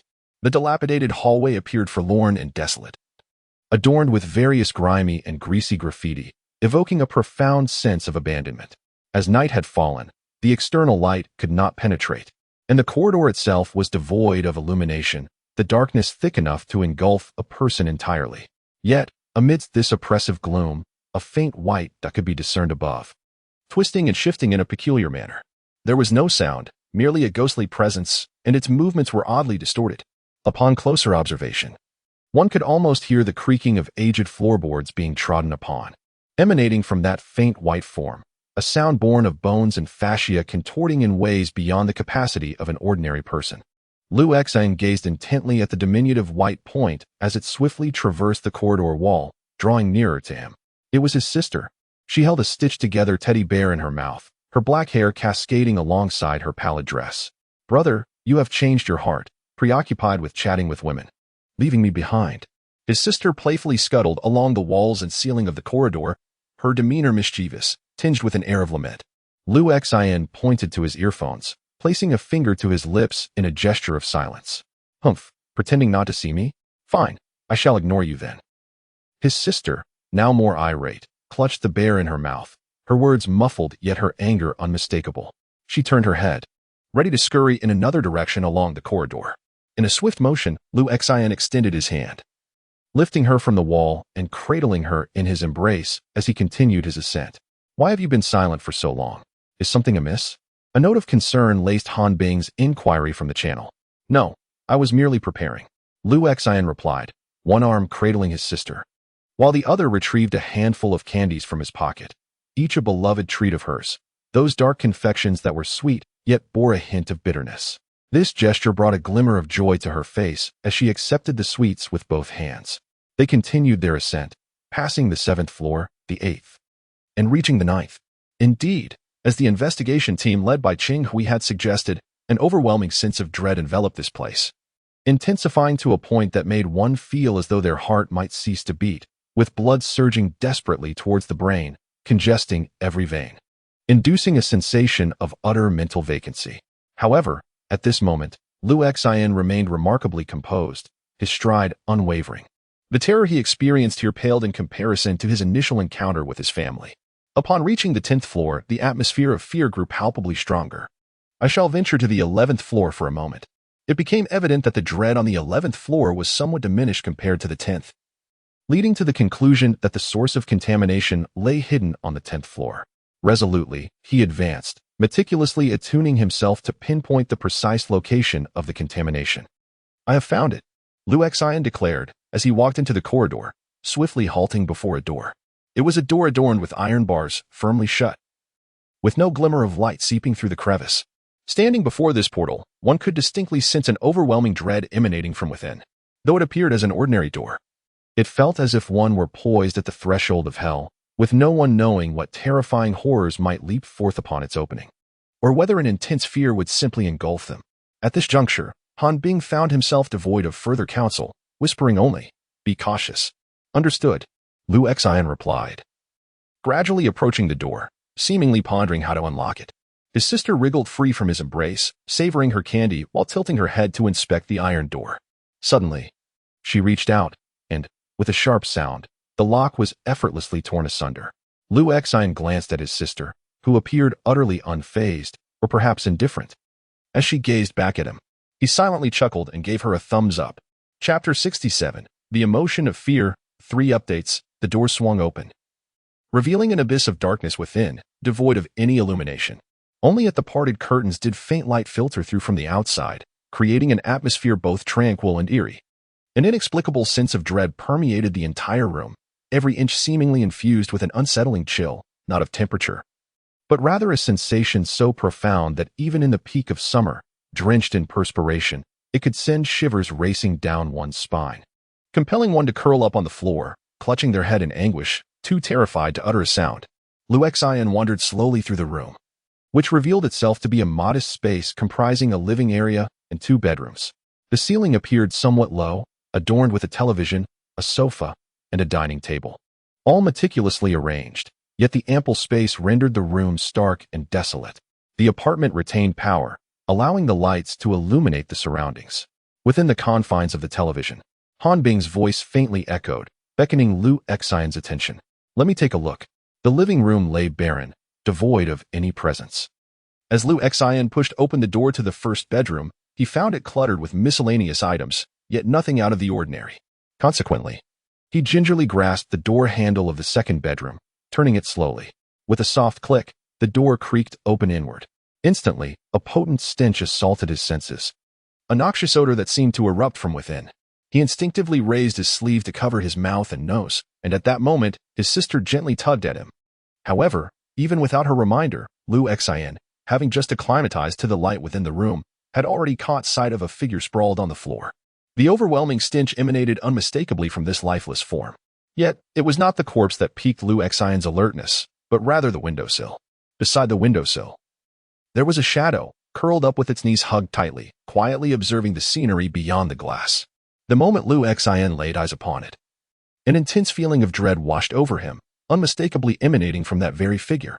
His sister, fixated on the silhouette, crouched slightly, her eyes gleaming with curiosity.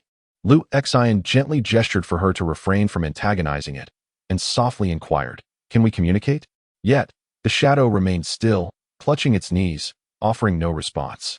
It became evident that it was merely an ordinary source of pollution. Suddenly, with a flick of the switch, the room was illuminated, and in that instant, the shadow by the windowsill vanished, as if the very essence of fear within the room had dissipated. Lu Xian could now clearly discern the layout of the space. A rather spacious bed lay in disarray, the covers haphazardly strewn about, with half of them dragging onto the floor. Following the trail of the blankets, he discovered a lifeless body sprawled on the ground. It appeared to have perished 4 or 5 days prior, with signs of decay already evident. The corpse retained a position as if it had attempted to rise from the bed, its hand outstretched desperately towards something ahead. A few meters away from its grasp lay a small medicine bottle, a few bright yellow capsules having spilled out. It seemed that in its final moments, the individual had reached for the bottle, but alas, had failed.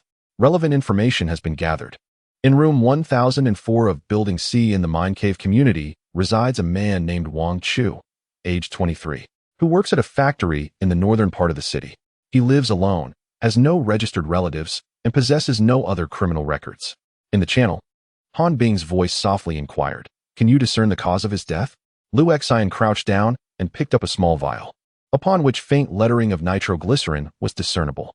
Han Bing, observing through the camera on Lu Xian's person, promptly deduced. Nitroglycerin is a medication used to prevent and treat symptoms of coronary heart disease and angina. If the body bears no other external injuries, it can be inferred that the deceased likely succumbed to a sudden cardiac event, unable to access the necessary medication in his final moments. However, the precise cause of death would only be confirmed post-mortem examination. What should we do now? Lu Xian nodded and posed the question to Han Bing in the channel. Han Bing suggested utilizing a specialized containment bag to recover the body, thereby severing the connection between the contamination source and the outside world, and then allowing the support team to enter. Lu Xian acquiesced, retrieving a compact, neatly folded bag from behind him.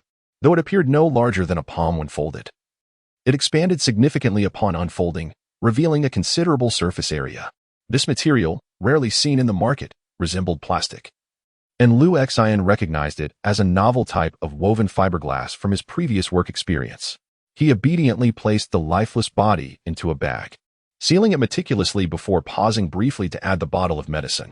The pervasive sense of dread that had enveloped the surroundings dissipated rapidly, nearly fading into oblivion. Meanwhile, Han Bing had already alerted the support team through the channel. Thus, how was the source of contamination formed? Lu Xian approached the window, pushing it open to release the foul odor permeating the room, while simultaneously inquiring. A detailed report should emerge from subsequent investigations, Han Bing remarked, then hesitated slightly before continuing. However, this situation is not particularly difficult to analyze. The young man named Wang Chu lived alone in this house, devoid of relatives or friends. Suffering from heart disease, he kept nitroglycerin on hand. One fateful night, he experienced a sudden heart attack but failed to access the life-saving medication in time, ultimately succumbing to death in this very room. It is likely that the intense emotions he experienced in his final moments led to a distortion of his psyche. Nevertheless, lacking any harmful intentions, he merely manifested a contamination source below D class, rather than transforming into a malevolent entity. Furthermore, since he had already passed away, the spread of this contamination source occurred slowly and unconsciously. Such a source of contamination can exert a profoundly severe emotional impact on individuals. However, due to his passive nature and reluctance to assimilate or attack others, both his threat level and contamination grade remain relatively low. Theoretically, he could be classified as an E-grade pollutant, a rather pure source of contamination. Although his influence extends over a vast area, brief exposure does not lead to significant pollution. Of course, prolonged exposure would undoubtedly result in some dreadful transformations. Lu Xian listened intently and inquired, why has he left behind such a source of fear? This must stem from his profound fear. Han Bing paused momentarily before softly explaining, it is not merely a fear of death, but also a paralyzing dread of solitude, of dying unnoticed, with no one to discover or care for him. It is this very fear that has transformed him into such a source of pollution. After a while, Lu Xian gently nodded in agreement. Instinctively, he glanced towards his sister, who, seizing the opportunity while the support team had not yet arrived, was joyfully unpacking the toys and figurines displayed on the shelves in the living room, her eyes sparkling with delight. A wave of reassurance washed over him. Fortunately, he had family by his side. Chapter 68. The mysterious solo soldier. The support team swiftly ascended the stairs and carefully enclosed the solitary resident's body within a glass cabinet. They then proceeded to leave personnel behind to conduct a final residual psychological assessment of the room and the entire building. Amidst their orderly commotion, Lu Xian led his sister back downstairs. The night had fully enveloped the surroundings in darkness, with the lights in the community casting dim shadows all around. Lu Xian faced the slightly cool night breeze and let out a deep sigh, addressing the channel. Surely, this inspection is nearing its conclusion? Han Bing's voice responded. In a day or two, it should be wrapped up. Such inspections typically occur annually. This year, however, it was expedited due to recent events. Presently, the major satellite cities and the central city are undergoing rigorous inspections, revealing numerous clandestine pollution incidents. Fortunately, most of them are classified as grade D or even lower, making them relatively manageable. Lu Xian nodded lightly and remarked, I hope we do not encounter more such pollution incidents. Han Bing paused for a moment before saying, do you harbor some aversion to these pollution events? Lu Xian was taken aback for a moment. Han Bing continued, I can sense your emotional downturn. If you find this type of pollution distressing, I can note it in your profile, allowing for your avoidance in future incidents in Qi City. Lu Xian hesitated briefly before slowly shaking his head, stating, I indeed detest such matters, or rather, I abhor all forms of pollution. However, work is work. Since I receive a salary for this role and have earned compensation for this task, I must fulfill my responsibilities. Moreover, this individual named Wang Chu must be yearning for his discovery as well, right? Han Bing reflected for a moment and replied, I believe so. Then her voice slightly elevated. Taking on a more cheerful tone, she remarked, the administrative hall is currently considering the renovation of more signal towers and the introduction of an increasing number of mobile phones into the market. I believe such issues will become less frequent. I hope so, Lu Xian replied with a smile, finding the girl's words somewhat uplifting. He added, as for the compensation for this mission, rest assured, I am here for you. The voice of Han Bing in the channel sounded quite lively as she declared, I am certainly on your side. From now on, I will meticulously calculate and apply for expedited transfers for your regular allowances, basic salary, and the remuneration for each field task. In tasks such as this one, the difficulty is not even comparable to a D-level assignment. Typically, the compensation hovers around 10,000. However, I have managed to secure 12,000 for you.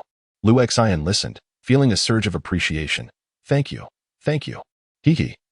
I should be the one thanking you, dear solo operative. This is entirely your due. Regardless, I must express my gratitude. No.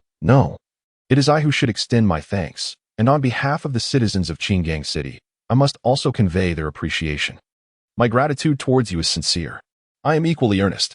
Upon hearing Lu Xian's words, her sister gazed at her with a hint of melancholy. Why not just go to the main city and thank her in person?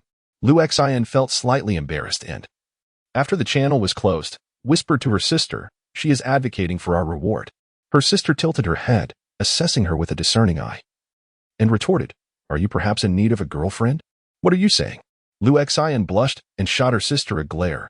She is a colleague. Is it reasonable to go to the restroom without toilet paper? Lu Xian followed her sister's retreating figure with her gaze. Where did you hear that? Solo operative.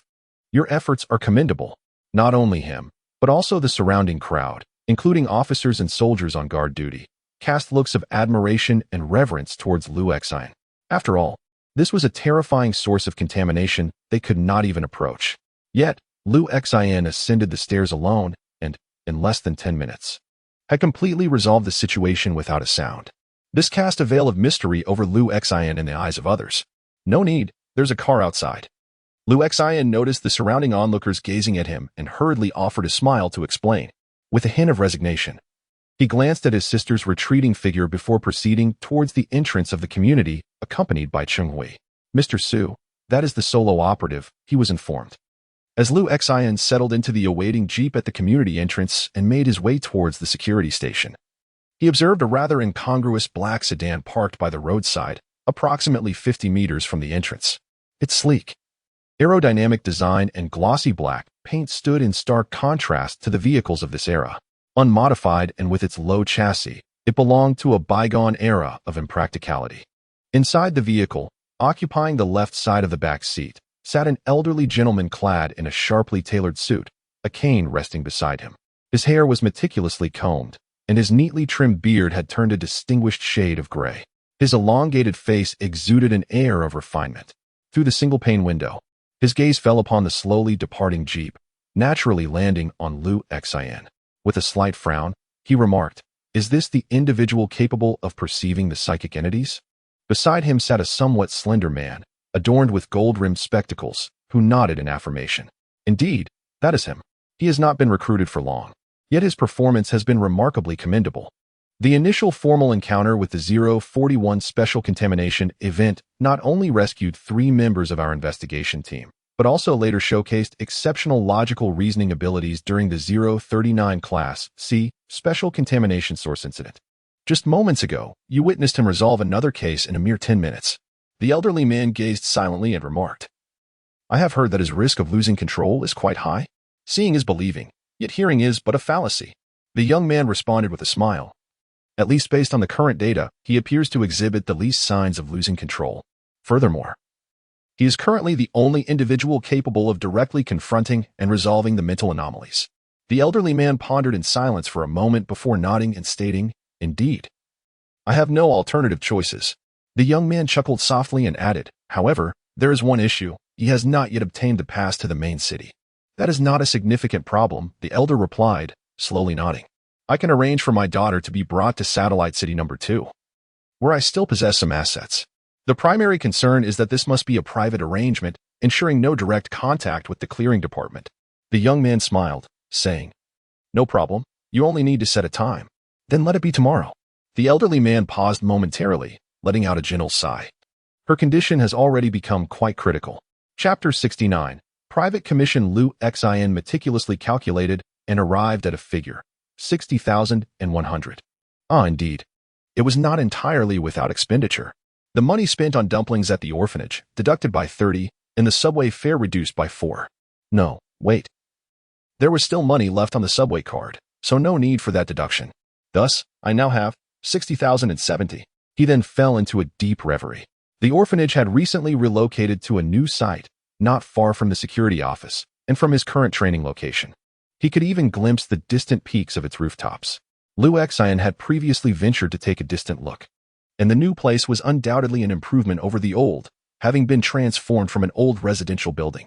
The only issue was that the elevator was out of order, making it inconvenient for teacher Lu to navigate the stairs. Furthermore, with the relocation, there was now an obligation to pay an 80 yuan monthly rent. Perhaps it would be wiser to purchase a place of his own. Lu Xian pondered silently. In the heart of the city, a property valued at 1 million seems to be out of reach, with a deficit of approximately 900,000 based on one's income. If one considers this shortfall to equate to the salary from 2 jobs, it would take nearly 12 years to accumulate such an amount. If only the monthly earnings were consistently high, saving for a little over a year would suffice. Lu Xian pondered, regrettably, that after an extensive inspection, numerous pollution sources had been addressed, leaving little work available in the near future. The aspiration to purchase a home would still require diligent savings. Just then, a knock echoed from outside. Lu Xian absent-mindedly acknowledged it, and the young police officer quietly entered, initially intending to inquire about Lu Xian's dinner preparations. She hesitated upon seeing him engrossed in calculations with an old-fashioned calculator, fearing to disturb him. Instead, she simply refilled his teacup and discreetly stepped back out, concerned about interrupting his concentration. The paper before him was meticulously filled with intricate data. While this enigmatic loan operative continued his calculations, his expression grave, indicating the significance and mystery of his task, too compelling to steal a glance.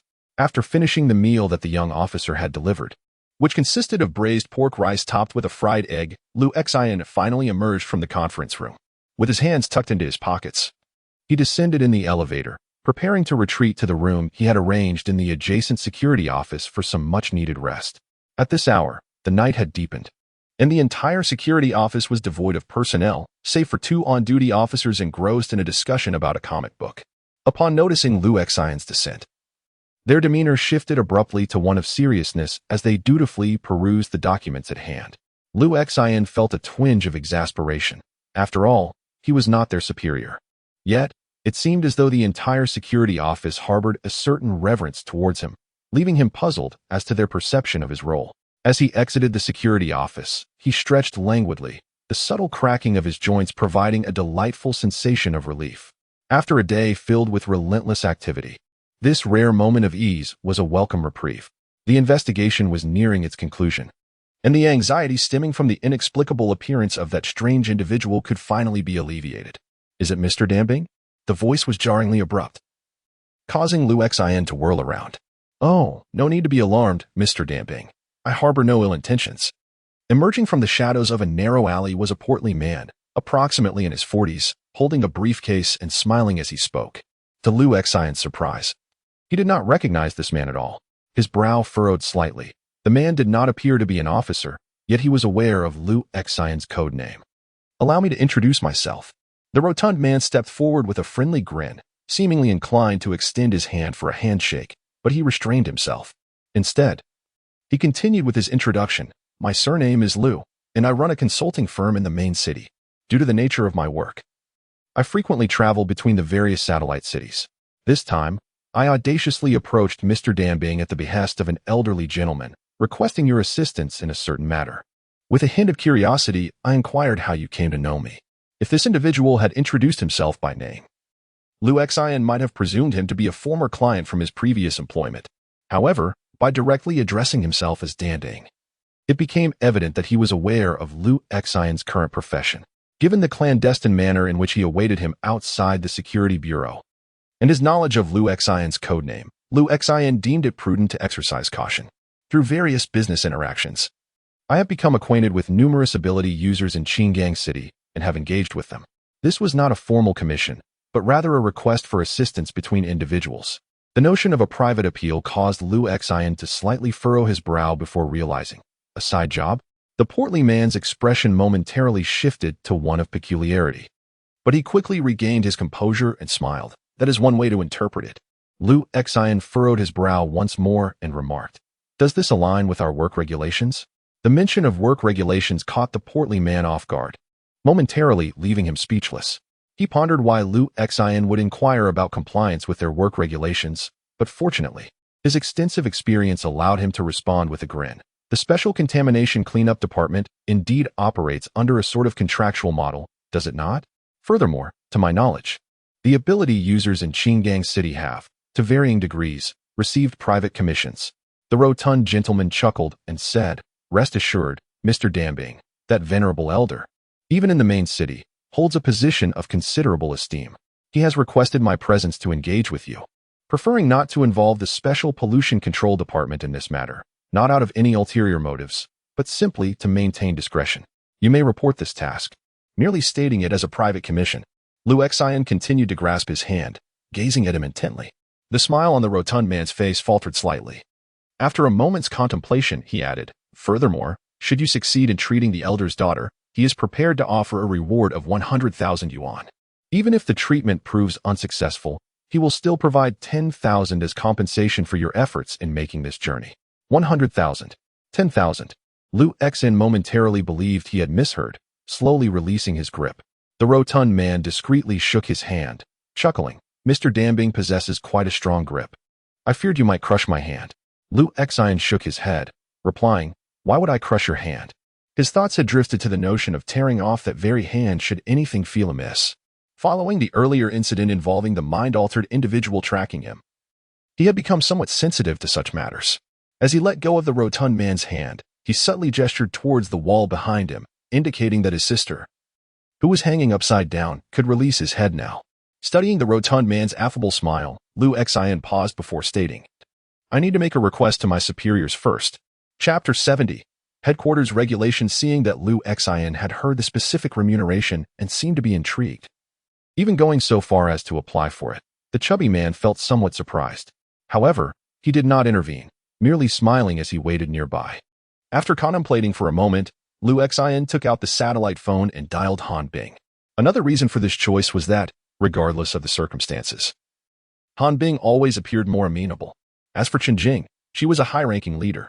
It was unwise to consult her for every trivial matter, especially those that appeared somewhat irregular.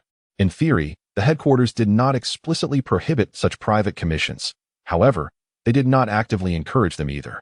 Upon receiving Liu Xian's call, Han Bing gently explained, "Due to various complex reasons, there are indeed individuals who are aware of the existence and dangers of specific pollutants, yet, out of various concerns, prefer not to resolve issues directly through the Special Pollution Cleanup Department.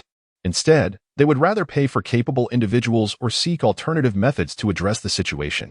If we were to refuse, it might lead these individuals to conceal such incidents, potentially resulting in greater troubles. Thus, the headquarters stance is that members of the Special Operations Team may accept commissions when faced with similar issues. However, there are several important considerations. First, it is essential to estimate the time required to handle the commission in advance, preferably noting the general location. To avoid conflicts with the headquarters operations during the execution of private commissions, and to facilitate a thorough understanding of any unforeseen incidents that may arise during such private assignments. Secondly, regardless of the other party's consent, such matters will be duly documented by headquarters. Even if the other party wishes to sign a confidentiality agreement, we shall at most conceal their true identity, employing an anonymous method of recording. Thirdly, upon resolving these private commissions, you should assess the subsequent risks. If they remain unaddressed, or if you suspect that there may be hidden variables posing potential risks, it is imperative to deal with them promptly or report them to headquarters." He attentively listened to Han Bing's narration and remarked with a smile, "All right, I understand. I apologize for disturbing you at such a late hour." Han Bing replied in a gentle voice, "It's no trouble. This is your trust in me. I appreciate your assistance." "Not a bother at all. This is my duty," he responded. "I should be the one thanking you for your trust." With the customary pleasantries concluded, the call ended. Since this was a private commission, Liu Xian refrained from insisting that Han Bing maintain constant communication or provide informational support during the task. After hanging up, he turned to the plump middle-aged man and said, "I can look into the matter you mentioned, but I fear I may not be able to completely conceal it from headquarters. Do you understand?" The stout man chuckled and replied, "That's fine. It can be recorded anonymously in the end." Seeing that he was aware of such matters, Liu Xian finally believed that the portly gentleman before him was indeed well-versed in the intricacies of the Special Pollution Cleanup Department. After all, this was the first time he had heard of such a commission model, and the remuneration was surprisingly generous. Thus, he posed his most pressing inquiry. "When?" The gentleman retrieved a document from his briefcase and handed it to Liu Xian with a smile, saying, "We can arrange a meeting as early as tomorrow." Liu Xian accepted the document and, Upon examining it, noted the printed terms, including remuneration and a confidentiality agreement. It was quite straightforward, with a designated space for his signature. Additionally, a handwritten address and contact number were inscribed in a neutral pen further down the page. This document indeed suggested that the commissioning company operated with a notable level of professionalism. It was a curious yet widespread phenomenon. Even during his childhood at the Red Moon Kindergarten, the old principal had remarked that the existence of laws had previously been taken lightly, whereas now they were held in high regard. If tomorrow was the day, then he decided to tentatively schedule it for the evening. Liu Xian did not respond immediately but stated, "Should I have an urgent task, I may need to delay the time. If not, I will come after I finish work at 6 o'clock. May I sign the contract then?" "Certainly," the gentleman replied with a grin. "I will arrange for a car to pick you up at the security office entrance at 6 tomorrow." After finalizing their arrangement, the gentleman rubbed his right hand, smiling as he extended it towards Liu Xian, initiating a handshake. However, Liu Xian chose not to shake his hand this time. He merely smiled and waved it away. He was uncertain about the nature of the task entrusted to him, a novice who had only recently begun to engage with such peculiar sources of pollution. Having never encountered a similar assignment before, he doubted his capability to handle it. Yet, these uncertainties held little significance. What truly astonished him was that this private commission offered a reward of 10,000 yuan, regardless of whether he succeeded in resolving the issue, a remarkable prospect indeed. Surprisingly, Liu Xian felt an inexplicable anticipation for this modest sum, overshadowing the 100,000 he would earn upon successful completion of the task. Perhaps it was the buoyancy of his mood that allowed him to notice an abundance of couples as he walked through the streets. Whether embracing in a kiss by the roadside, snuggling while shopping, or quarreling in a narrow alley, they added a vibrant hue to the city's atmosphere. As per usual, the day unfolded with training and study, and he did not encounter any special pollution incidents requiring his intervention. At 6 o'clock, taking advantage of the newly fallen twilight, Liu Xian exited the security office. His gaze fell upon the portly figure he had arranged to meet the previous night, who was waiting beside a black sedan. Following him into the vehicle, they proceeded toward the city center and soon arrived in the Qingyan mountain area of the Eastern District, a location far removed from the imposing walls, characterized by its sparse population yet devoid of desolation. Instead, it presented a pristine ambience, almost evoking a sense of being in the main city, with its orderly and spacious buildings as opposed to towering skyscrapers. The automobile glided into a villa district enclosed by iron railings, coming to a halt before a grand 3-story residence. A well-dressed individual, resembling a butler, assisted them in alighting from the vehicle. Liu Xian, filled with curiosity, surveyed the surroundings and was captivated by the exquisite scenery, replete with vast expanses of greenery and gardens. Alongside a sizable pond, encircled by a quaint garden equipped with swings, slides, and various play apparatus. It would indeed be splendid to establish an orphanage in such a locale. Liu Xian couldn't help but exclaim, intrigued, "What a grand house! How much does it cost?" The plump gentleman who followed him out chuckled. "I couldn't possibly afford it either, so I'm not entirely certain. What about your residence?" His latter inquiry was directed at the driving butler. The butler, with a composed smile, replied, "I'm not entirely versed in the specifics, but I recall the master mentioning that a gentleman from the main city once offered 5 million alliance coins to purchase this place as a vacation retreat, yet you declined. For him, this house, a relic of pre-catastrophe German architecture, holds substantial artistic value. 5 million. Liu Xian came to his senses slightly and suggested, "Let us proceed inside." Chapter 71. The severely contaminated the villa's interior was spacious and remarkably serene, exuding an aura that suggested it had not been frequently inhabited. Nevertheless, every surface, from the marble flooring to the intricately carved walls, and even the grand piano positioned before the floor-to-ceiling windows, was impeccably spotless. Accustomed to the dimness and confinement of old buildings, Liu Xian felt somewhat constrained within the confines of such a villa. After settling onto the sofa in the living room, a man resembling a butler served tea alongside a platter of fruit and pastries to Liu Xian and the plump manager Liu, before quietly withdrawing. Seizing this moment, Liu Xian reviewed the contract that the rotund Liu had provided the previous day, which he had meticulously examined and even sought confirmation from Han Bing to ensure its validity. Signing it and retaining a copy for both parties. "Is it true that I must completely cure her to receive the promised reward of 100,000? Liu Xian inquired as he handed over the contract. "Indeed," Manager Liu replied with a chuckle, It is akin to treating a patient. The process is only deemed complete once they have fully recovered, is it not? Liu Xian nodded, adding, sometimes, even when one appears cured, their mental state requires recuperation. Manager Liu paused momentarily, then quickly reassured, rest assured, we will take that into consideration. With that, Liu Xian felt a sense of relief and asked, where is the person you wish for me to examine? Just as he posed this question, a sound caught his attention from behind a door adjacent to the living room, resembling wheels rolling across a smooth surface. The door swung open to reveal 3 or 4 staff members clad in white lab coats, pushing a tall iron box, approximately 2 meters in height, into the room. The box was tightly sealed, and from within emanated sporadic sounds of violent banging and crashing, alongside a faint echo of what resembled a wounded beast's anguished and furious roar. She is here.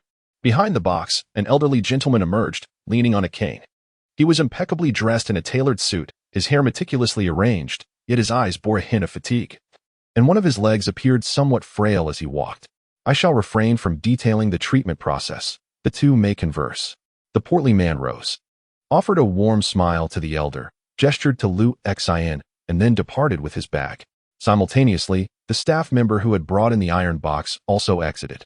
Soon, the once bustling living room was left with only Liu Xian, the cane-bearing elder, and the clattering iron box. Please, have a seat. The elder settled onto the sofa and invited Liu Xian to sit. He sighed softly, glanced at the iron box, and said, inside lies my daughter Xiao Xiao. She is merely 21 years old, having just graduated from the prestigious Qingang New University in the main city last year, where she studied the research and preservation of antiquated art. Even her mentor often praised her remarkable talent in this field. Just 3 months ago, she became engaged, and her relationship was flourishing. Alas, none could have anticipated that she would suddenly lose her mind. No physician has been able to ascertain the specific cause, thus I can only suspect that she has been subjected to some form of contamination. Liu Xian pondered for a moment and replied, but why have you sought my assistance? I am not particularly adept in this area. I have already consulted numerous individuals. The elderly gentleman sighed softly and said, I have utilized my connections to invite some experts for a private consultation. Although there is a prevailing suspicion that she has been contaminated, no trace of abnormal mental energy remains detectable. Furthermore, we reside primarily in the main city, where the scrutiny and management of mental pollution are quite stringent. Logically, she should not have been exposed to any sources of contamination. Then, could it be that she has truly gone mad? Liu Xian furrowed his brow and inquired. Absolutely not. The old man's expression suddenly turned serious. I firmly believe that is impossible. Our family has no history of hereditary illness. If she were to have lost her sanity, it could only be due to a severe shock. However, I have investigated her experiences prior to her decline and found no significant upheaval. From any perspective, her transformation into this inexplicable state is utterly bewildering. Given his evident apprehension, Liu Xian felt reluctant to express any further thoughts. Mr. Tianming, I implore you to understand. At that moment, Mr. Su sighed deeply and continued, I am 70 years old this year. All my family perished in the cataclysm 30 years ago. She is a daughter I was blessed with when I was 50, a divine gift from God. Therefore, I will spare no expense to restore her health. Otherwise, I am left questioning the very meaning of life. With such a daughter, only 100,000. Liu Xian inwardly scoffed, reflecting that it was merely 1/50th of the villa's worth. Nonetheless, he kept these thoughts to himself, for the contract had already been signed. Observing Mr. Su's demeanor, it was evident that he held considerable affection for the girl. Yet, this piqued Liu Xian's curiosity, prompting him to inquire, you care for her so deeply.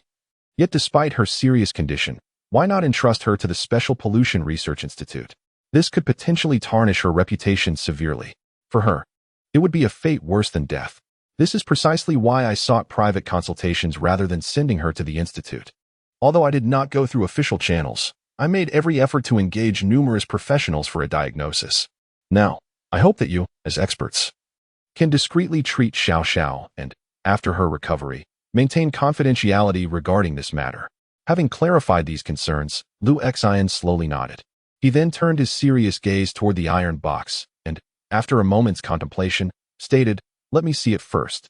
Mr. Su let out a long sigh, nodded in agreement, and, leaning on his cane, made his way to the box. He retrieved a key from his pocket, unlocked the clasp, and as he opened the side cover of the box, he instinctively stepped back a few paces. The lid creaked, propelled outward by its own inertia. Inside the box, one could observe that it was meticulously lined with a special inner fabric, seemingly designed to prevent harm to its captive. However, upon casting his gaze within, Liu Xian could not help but be momentarily taken aback. There, confined within the box, was a young girl clad only in a nightgown, her hair disheveled, and her body marred by several wounds, some hastily bandaged, while others were left untreated. Despite her disheveled appearance and bloodshot eyes, her beauty was undeniable, reminiscent of a glamorous star from the silver screen. Her neck, wrists, and ankles were tightly bound with plastic ties, securing her firmly within the box. Even her mouth was gagged with a plastic rod. Yet, in spite of her dire predicament, she struggled fiercely, emitting primal, beast-like growls. The violent thuds that had echoed from the box moments earlier were the result of her only movable feature, her head, pounding against the confines of her prison. Liu Xian furrowed his brow and inquired, "What are the symptoms of her madness?" Mr.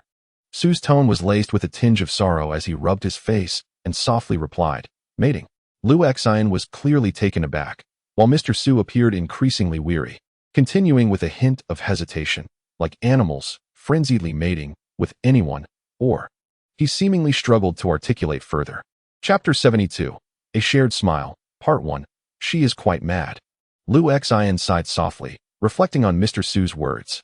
He finally comprehended why Mr. Su, upon learning of his daughter's misfortune, was not consumed with thoughts of employing every conceivable method to restore her health, but rather was preoccupied with concerns regarding his reputation. Indeed, this is a situation that could jeopardize one's honor. Mr. Tianming, please understand that I am not particularly inclined to elaborate in detail. Through Mr. Su's halting narrative, Liu Xian had already grasped the essence of the situation. He nodded sympathetically, signaling to Mr. Su that he need not further burden himself and could proceed with his account. Turning his attention to the young girl, he regarded her earnestly, only to furrow his brow slightly. He was acutely aware of the reason Mr. Su had summoned him. When it came to handling such matters, he was still a novice. And in terms of capability, he likely did not measure up to several other adept individuals in Qingang City. Furthermore, regarding theoretical knowledge of mental contamination, even the janitor of the Special Contamination Cleanup Department probably possessed more insight than he did. So why had Mr. Su sought him out? Yet, Liu Xian believed there must be another rationale, such as his unique ability to perceive spiritual anomalies. Thus, without needing Mr. Su's prompting, he scrutinized closely. However, after an extended observation, he discerned nothing unusual. "Mr. Tianming, do you have any discoveries?" Mr. Su inquired, his anxiety palpable, mingled with a hint of anticipation. After a moment of contemplation, Liu Xian slowly shook his head. Instantly, Mr. Su's complexion turned somewhat ashen. After a moment of contemplation, Liu Xian reflected on the circumstances under which he had previously encountered the spectral monstrosities. It appeared that he could not perceive them directly, rather, he only became aware of their presence when they took action. This was akin to his initial experience in that CAF, where the waitress had seemed an ordinary person until she attempted to taint him, revealing her aberration. Similarly, during the handling of the 041 incident, it was only after the source of contamination had erupted that he beheld the humanoid fruit tree. With a slight furrow of his brow, Liu Xian inquired, "Could you possibly release her?" "Release her?" Mr. Su hesitated momentarily before responding. "If I do, she will cause a scene without restraint." Contemplating this, Liu Xian asserted, "I believe I can manage her."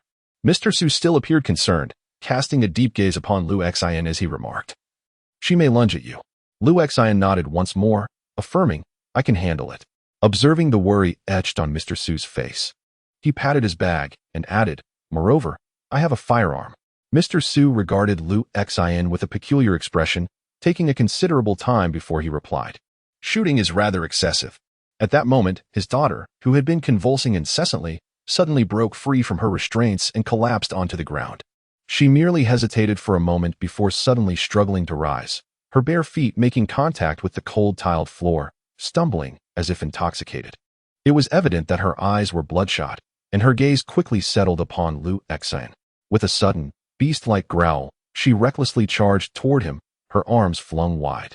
"Mr. Tianming, be careful," Mr. Su exclaimed anxiously, instinctively calling out. Yet, Liu Xian merely frowned, observing the young woman as he remained composed on the sofa. Just as she was about to leap upon him, he deftly nudged a nearby stool. With a loud thud, The girl was sent sprawling to the ground. Mr. Su cast a concerned glance at Liu Xian. As the girl fell, she immediately attempted to rise again, disregarding everything in her fervor to grasp Liu Xian. Pressing her knee against her back and leveraging his weight, he effectively immobilized her for the moment. However, it was clear she was far from surrendering. Her guttural roars intensified, and she reached out toward Liu Xian.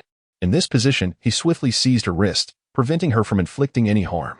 Mr. Su, filled with tension, stood frozen, his lips trembling. Meanwhile, Liu Xian suddenly turned his gaze toward him, an expression that mingled reproach with a hint of fondness, sending a shiver down Mr. Su's spine. At last, under the intimidating gaze of Liu Xian, the younger sister, who was joyfully lying in the oddly designed iron box, reluctantly crawled over and squatted beside the girl, tilting her head in curiosity to examine her.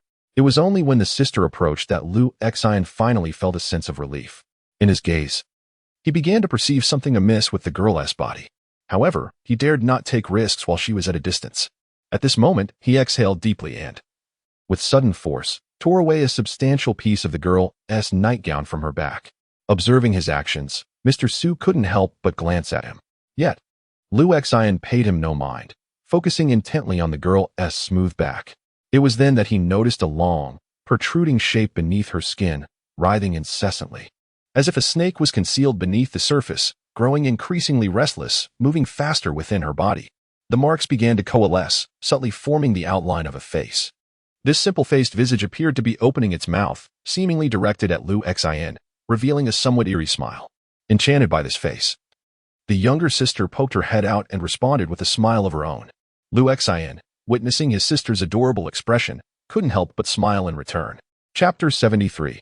The Head and Tentacles. Second update. Mr. Su, standing nearby, was utterly astonished, his soul nearly escaping him. He too could see the face faintly outlined on his daughter's back, the skin bulging in a disconcerting manner. The face that appeared on the back of the daughter instilled a peculiar sense of horror within him. However, when he beheld Liu Xian displaying an equally bizarre smile, his astonishment deepened. The sight of two faces exchanging smiles rendered him inexplicably weak in the knees. What manner of creature is this? Liu Xian paid no heed to Mr. Su, his knee pressed against the girl's waist, restraining her. He observed the eerie visage surfacing on her back, becoming increasingly pronounced, indicating that the serpent beneath her skin was now moving with greater urgency. The faster it swam, the more agitated the entity within her became. Strangely, the girl, who was being held down, seemed to exhibit diminishing strength in her struggles. Liu Xian furrowed his brow. At this juncture, it was reasonable to surmise that the source of Mr. Su's daughter's frantic condition was this very face. Even through her skin, he could sense that this entity possessed a tangible presence. Thus, to restore her health, he needed to contemplate how to confront this being. Liu Xian had never encountered such a creature before and instinctively wished for Han Bing's analytical assistance at that moment. Yet, lacking sufficient information, he was left to devise a solution on his own. Gazing at the face, Liu Xian frowned slightly. Theoretically, the most straightforward approach to eliminate this face would be to excise it. Therefore, he earnestly contemplated the feasibility of this plan. A mere incision should not prove fatal. But how would he make this incision? He was not a support team, after all, carrying an abundance of equipment at all times. With such thoughts, he couldn't help but glance at his sister, who was crouched nearby, seemingly captivated by the bizarre human face. Her eyes sparkled with increasing intensity, and her small hands twisted slowly, as if she were eager to seize it at any moment. Her hands were sharp enough to tear through skin, yet at times, she lacked the finesse to gauge her strength, leaving Liu Xian concerned that she might end up harming the girl. Contemplating this, Liu Xian turned to Mr. Su and inquired, "Do you have a knife?"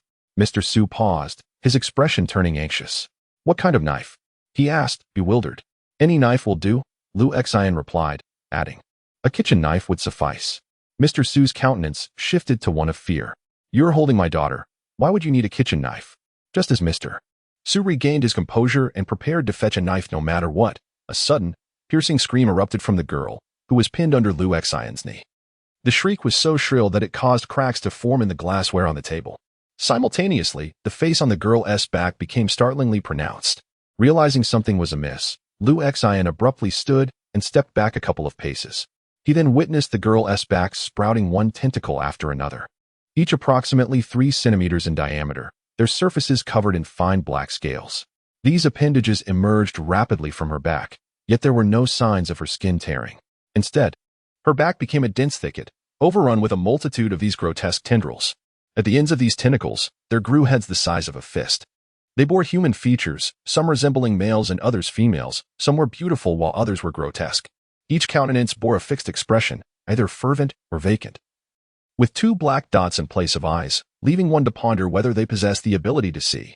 Once they emerged, they swayed gently like seaweed, turning to survey their surroundings. What had transpired? Mr. Su was startled by a piercing scream, his ears ringing, his head buzzing. Suddenly, he felt an impulsive urge to rush over and check on his daughter's condition. Do not move. Lu Xian swiftly turned and gestured for him to stop. This very gesture unexpectedly captured the attention of the tentacles sprouting from the girl's back. Lu Xian observed as these heads moved in a slow yet rhythmic and synchronized manner, swaying gently like a group of seaweed undulating with the currents, gradually aligning before collectively turning to gaze in Lu Xian's direction. From his vantage point, he could see only a collection of heads, each adorned with an eerie and rigid expression, smiling towards him. The atmosphere was undeniably unsettling. Thus, Lu Xian forced a slight smile in return. In that fleeting moment, as Lu Xian presented his smile, the assembly of heads surged toward him. Though they appeared to be merely 30 centimeters long, at that moment, they seemed to stretch infinitely. A throng of heads on tendrils, bearing expressions of fervor, surged before Lu Xian. He furrowed his brow, scarcely able to evade the onslaught when, in a flash, his sister appeared before him, giggling mischievously. With both hands outstretched, she seized the foremost two heads and wrenched them away with a swift motion. Hiss. The remaining heads on tendrils recoiled in alarm, as if startled. Unyielding, his sister scuttled across the ground, pursuing them with a gleam of wickedness in her eyes. As she drew near, the heads on tendrils seemed to sense an impending danger, their expressions shifting from fervent zeal to one of palpable trepidation. Suddenly, with a resounding whoosh, all the tendrils simultaneously scattered, akin to serpents fleeing in all directions. Some coiled around the coffee table, others entwined themselves around the pillars of the living room, while a few wrapped around potted plants. Some even melded into a painting of a voluptuous woman from the medieval European era, hanging on the wall, striving to assimilate into its essence. In that instant, everything in the vicinity seemed to acquire a semblance of life. Mr. Su, having just emerged from the daze induced by the piercing scream, looked around and found the surroundings to be increasingly bizarre. The coffee table now appeared animated, resembling a charming and delicate girl, while the potted plant transformed into a slender figure clad in a green dress. The portrait of the voluptuous woman on the wall seemed to come to life, slowly stepping out of its frame. The living room, though retaining its original arrangement, suddenly felt transformed. Everything around became vibrant and filled with an alluring charm. Chapter 74. The Core Key. Additional update. Upon exceeding 1,000 monthly votes, Lu Xian could perceive the changes within the living room. For an ordinary person, this transformation was undeniably peculiar. Each object appeared to pulsate with vitality, as if animated. His mind, perhaps still issuing warnings that the reality surrounding him was illusory and unworthy of trust, found its commands undermined by the uncontrollable secretion of various hormones within him. When the surge of these hormones reached its zenith, they began to dominate his thoughts. Perhaps this was the sensation of madness. Lu Xian mused inwardly. The human-headed tendrils, now entwined with the surrounding furniture, writhed desperately, some even emitting a soft, blush-inducing laughter. Mr. Su, nearby, was merely affected by this bizarre atmosphere, while Lu Xian found himself at the epicenter of it all.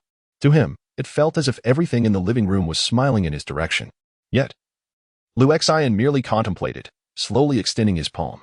Despite the eerie transformation wrought by these human-headed tendrils, how could he possibly feel drawn to them? It would be utterly abnormal to be influenced by such things. It is now certain that contamination has occurred. As this thought crossed his mind, he slowly extended his palm outward.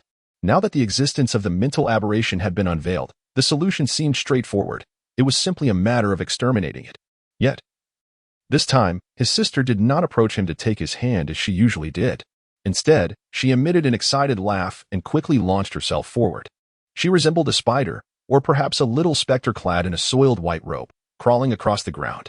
In an instant, she had leapt onto the adjacent coffee table, seizing downward with both hands. The table showed no sign of disturbance, yet in her grip was an appendage resembling a human head, yanked from within the table, which she gleefully tore in two, only to grasp the halves and rend them into several fragments.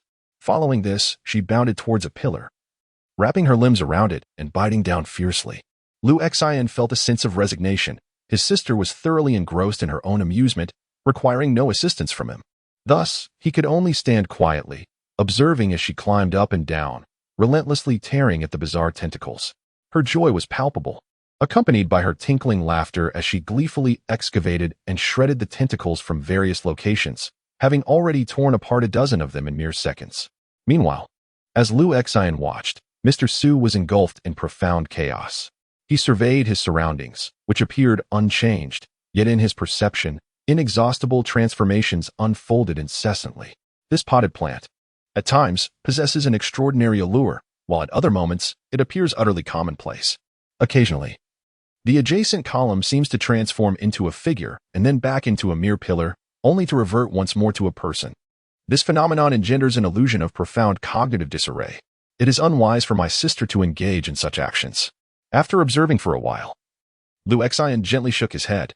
In comparison to these writhing tentacles, his sister is undoubtedly formidable. However, the sheer multitude and cunning nature of these appendages present a daunting challenge. Some have been torn apart, while others have evaded capture. They even possess the cunning to conceal themselves when she lunges at them, only to re-emerge moments later. At times, she crouches in a corner, diligently digging. Yet the tentacles extend from above the wall. It appears as though she is being playfully taunted by them. As her elder brother, how could Lu Xian allow his sister to suffer such indignities? Thus, he furrowed his brow and scrutinized the scene. From the beginning until now, she has managed to shred a considerable number of tentacles, yet their overall presence seems unchanged. These tentacles are animated and varied in form, yet their expressions are uniformly sinister. Each source of pollution possesses its own logical chain and critical nexus. Therefore, Lu Xian directed his gaze toward the motionless girl on the ground. The crux of the issue lies with her. Contemplating this, he retrieved the gun from his bag and approached the girl. His actions immediately triggered a significant transformation. The various heads and tentacles adorning the surrounding walls and objects seemed to have taken notice of his movements, suddenly becoming exceedingly tense while emitting hissing sounds, rushing towards him. In a moment of curiosity, she lowered her gaze. Lu Xian also slightly lifted his head, casting a resigned expression towards his sister, an expression that conveyed his disdain for her perceived foolishness. Instantly, his sister pouted, appearing somewhat indignant, and swiftly leaped forward. She bounded directly towards the girl lying on the ground. As she approached the girl, the surrounding tentacles simultaneously surged toward her, resembling a mass of seaweed sprouting from the girl's back. The sister dashed forward, seizing several of the tentacles and forcefully tearing them away. These peculiar and twisted appendages were abruptly severed in half, while the remaining tentacles writhed in agony, desperately intertwining with one another, as if weaving a rope. The severed tentacles coalesced into a singular form, a top which grew a head, its expression significantly more animated. This head then split violently down the middle, transforming into a maw lined with sharp teeth. It bore an unsettling blend of terror and ferocity as it lunged toward the sister.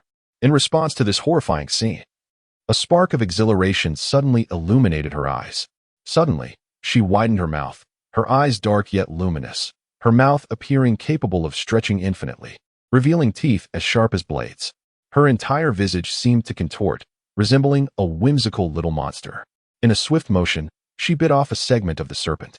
Yet, her sister's eyes sparkled with excitement as she eagerly pursued it, seizing it with both hands. This time, however, she did not rend it apart. Instead, her small hands alternated rapidly, deftly pulling it free. It was evident that she was extracting the creature piece by piece. Yet what remained in her grasp was but half a meter in length. Eventually, she yanked out the last segment of the appendage, or perhaps another head, but still, only half a meter remained in her hands. Her sister clutched its body tightly, her eyes gleaming with fascination. This entity resembled a fierce and agile serpent. Yet unlike a typical snake, it possessed mouths at both ends, filled with sharp teeth, silently screaming. Its contorted body emitted cries of agony, as if it sought to struggle or even retaliate against her. However, under Lu Xian's watchful gaze, filled with a desire to intervene, the sister bit down sharply onto the serpent's body. The creature howled in a more pitiful manner. Chapter 75. Pollution and Contamination. Lu Xian's face turned a ghastly shade of green as he observed his sister devouring the serpent, feeling an urge to voice his thoughts, yet uncertain of how to articulate them. The girl who lay on the ground became violently convulsed after her sister pulled the snake away, only to suddenly fall silent. This abrupt cessation of movement was striking. It resembled the stillness of one who had been shot in the head. Mr. Su's face was etched with terror. What has happened to Xiao Xiao? The unspoken question lingered in his mind. Is she still alive? Moments prior, he had witnessed Lu Xian restraining his daughter, only for Lu Xian to abruptly rise and step back, his brow furrowed as if he were observing something extraordinary. He made only subtle gestures, reaching out, expressing concern, sighing, frowning until, in a startling turn, he drew his gun and took a few steps towards his daughter. Yet, ultimately, he did nothing further and did not approach her at all. His reaction oscillated between bizarre intensity and a sudden, complete immobility. It was as if a bucket of cold water had been poured over him, leaving him uncertain whether his daughter had been saved or perished. I do not know if she is all right. Lu Xian glanced at his excited sister, munching on snacks, then surveyed the girl on the ground, remarking, however, the contamination should have been resolved. Mr. Su's heart nearly ceased to beat. Surely, I cannot ask you to resolve my daughter's predicament. Only for you to eliminate her instead? Doctor, please come in. In a state of panic, he shouted urgently while hastening forward. Suddenly, the door swung open, and the medical staff, who had been pushing a metal cart, rushed in. Behind them, the curious Lu Fatty peeked inside. Upon entering and witnessing the scene on the ground, they were all taken aback. They quickly approached, first checking the girl's pulse and breathing, before finally relaxing and hurriedly lifting her onto the sofa. It appeared she was out of danger. Lu Xian quietly observed from the side, contemplating the situation. Fortunately, the girl had survived. Otherwise, it would have been a complicated matter to resolve. Although her contaminated symptoms had been treated, her death would complicate the scenario. For instance, what kind of compensation would he be entitled to? Given this consideration, should the next contract include a clause stating, only cleanse the contamination, without regard to life or death? It felt somewhat unsettling. Thank you, Mr. Tianming. I am truly grateful. Mr. Su, having confirmed his daughter's safety, was no longer consumed by the previous strange madness. His face brightened with joy as he approached Lu Xian, instinctively extending his hand as if wishing to express his gratitude. Strangely, as he gazed at Lu Xian, who stood quietly, he felt an inexplicable sense of reverence. Initially, he viewed this young man as ordinary, but now, he sensed an aura of mystery and an unsettling quality surrounding him. Lu Xian proactively grasped his hand, offering a brief handshake, and remarked, "No need for thanks. It is only right. In truth, I had my uncertainties before." With a faint smile, he added, "Fortunately, she is alive." Mr. Su's expression immediately became somewhat intricate, as he seemed to struggle with unvoiced thoughts. The matter of her contamination appeared to have been temporarily resolved, leaving only one final issue. "Is it not over yet?" Mr. Su asked, visibly taken aback, glancing at his daughter. "Indeed," Lu Xian affirmed. "Are you not curious about how your daughter came to be contaminated?"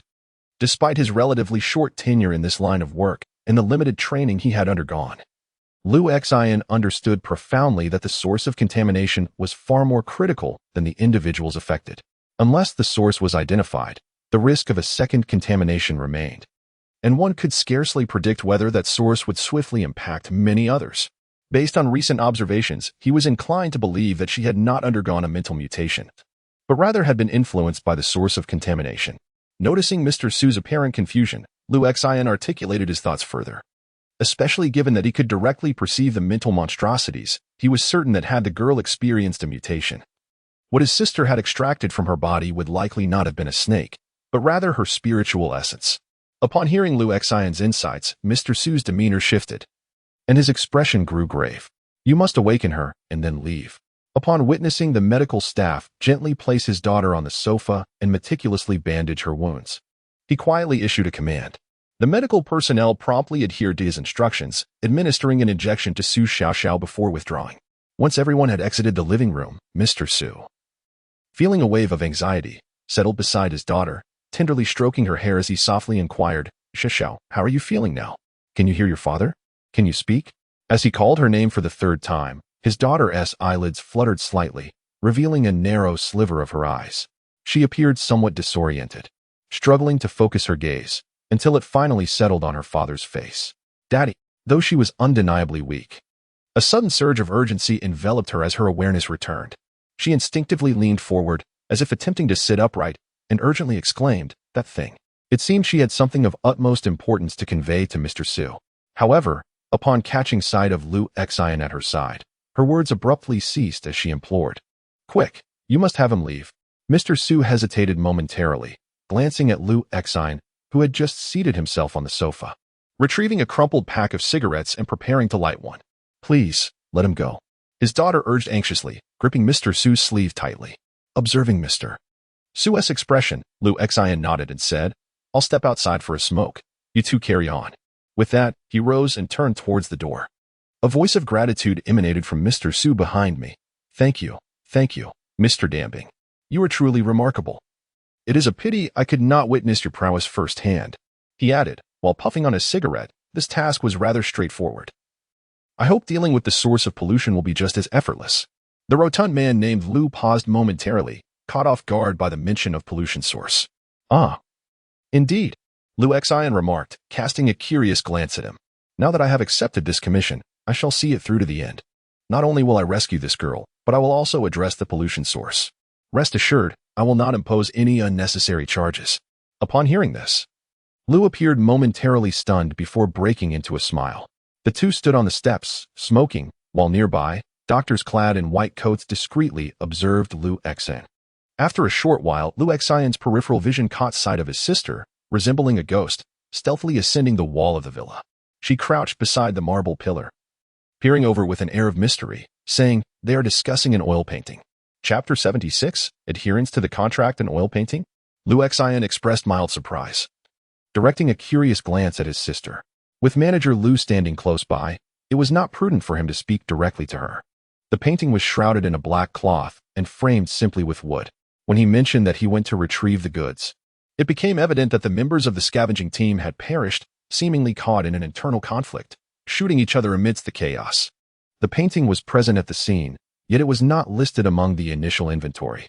Lu Xine, maintaining a calm demeanor, slowly nodded and half-turned to signal his sister with a glance, implying, Continue to listen. After a moment of contemplation, Lu Xine remarked, This Mr. Su appears to be quite affluent.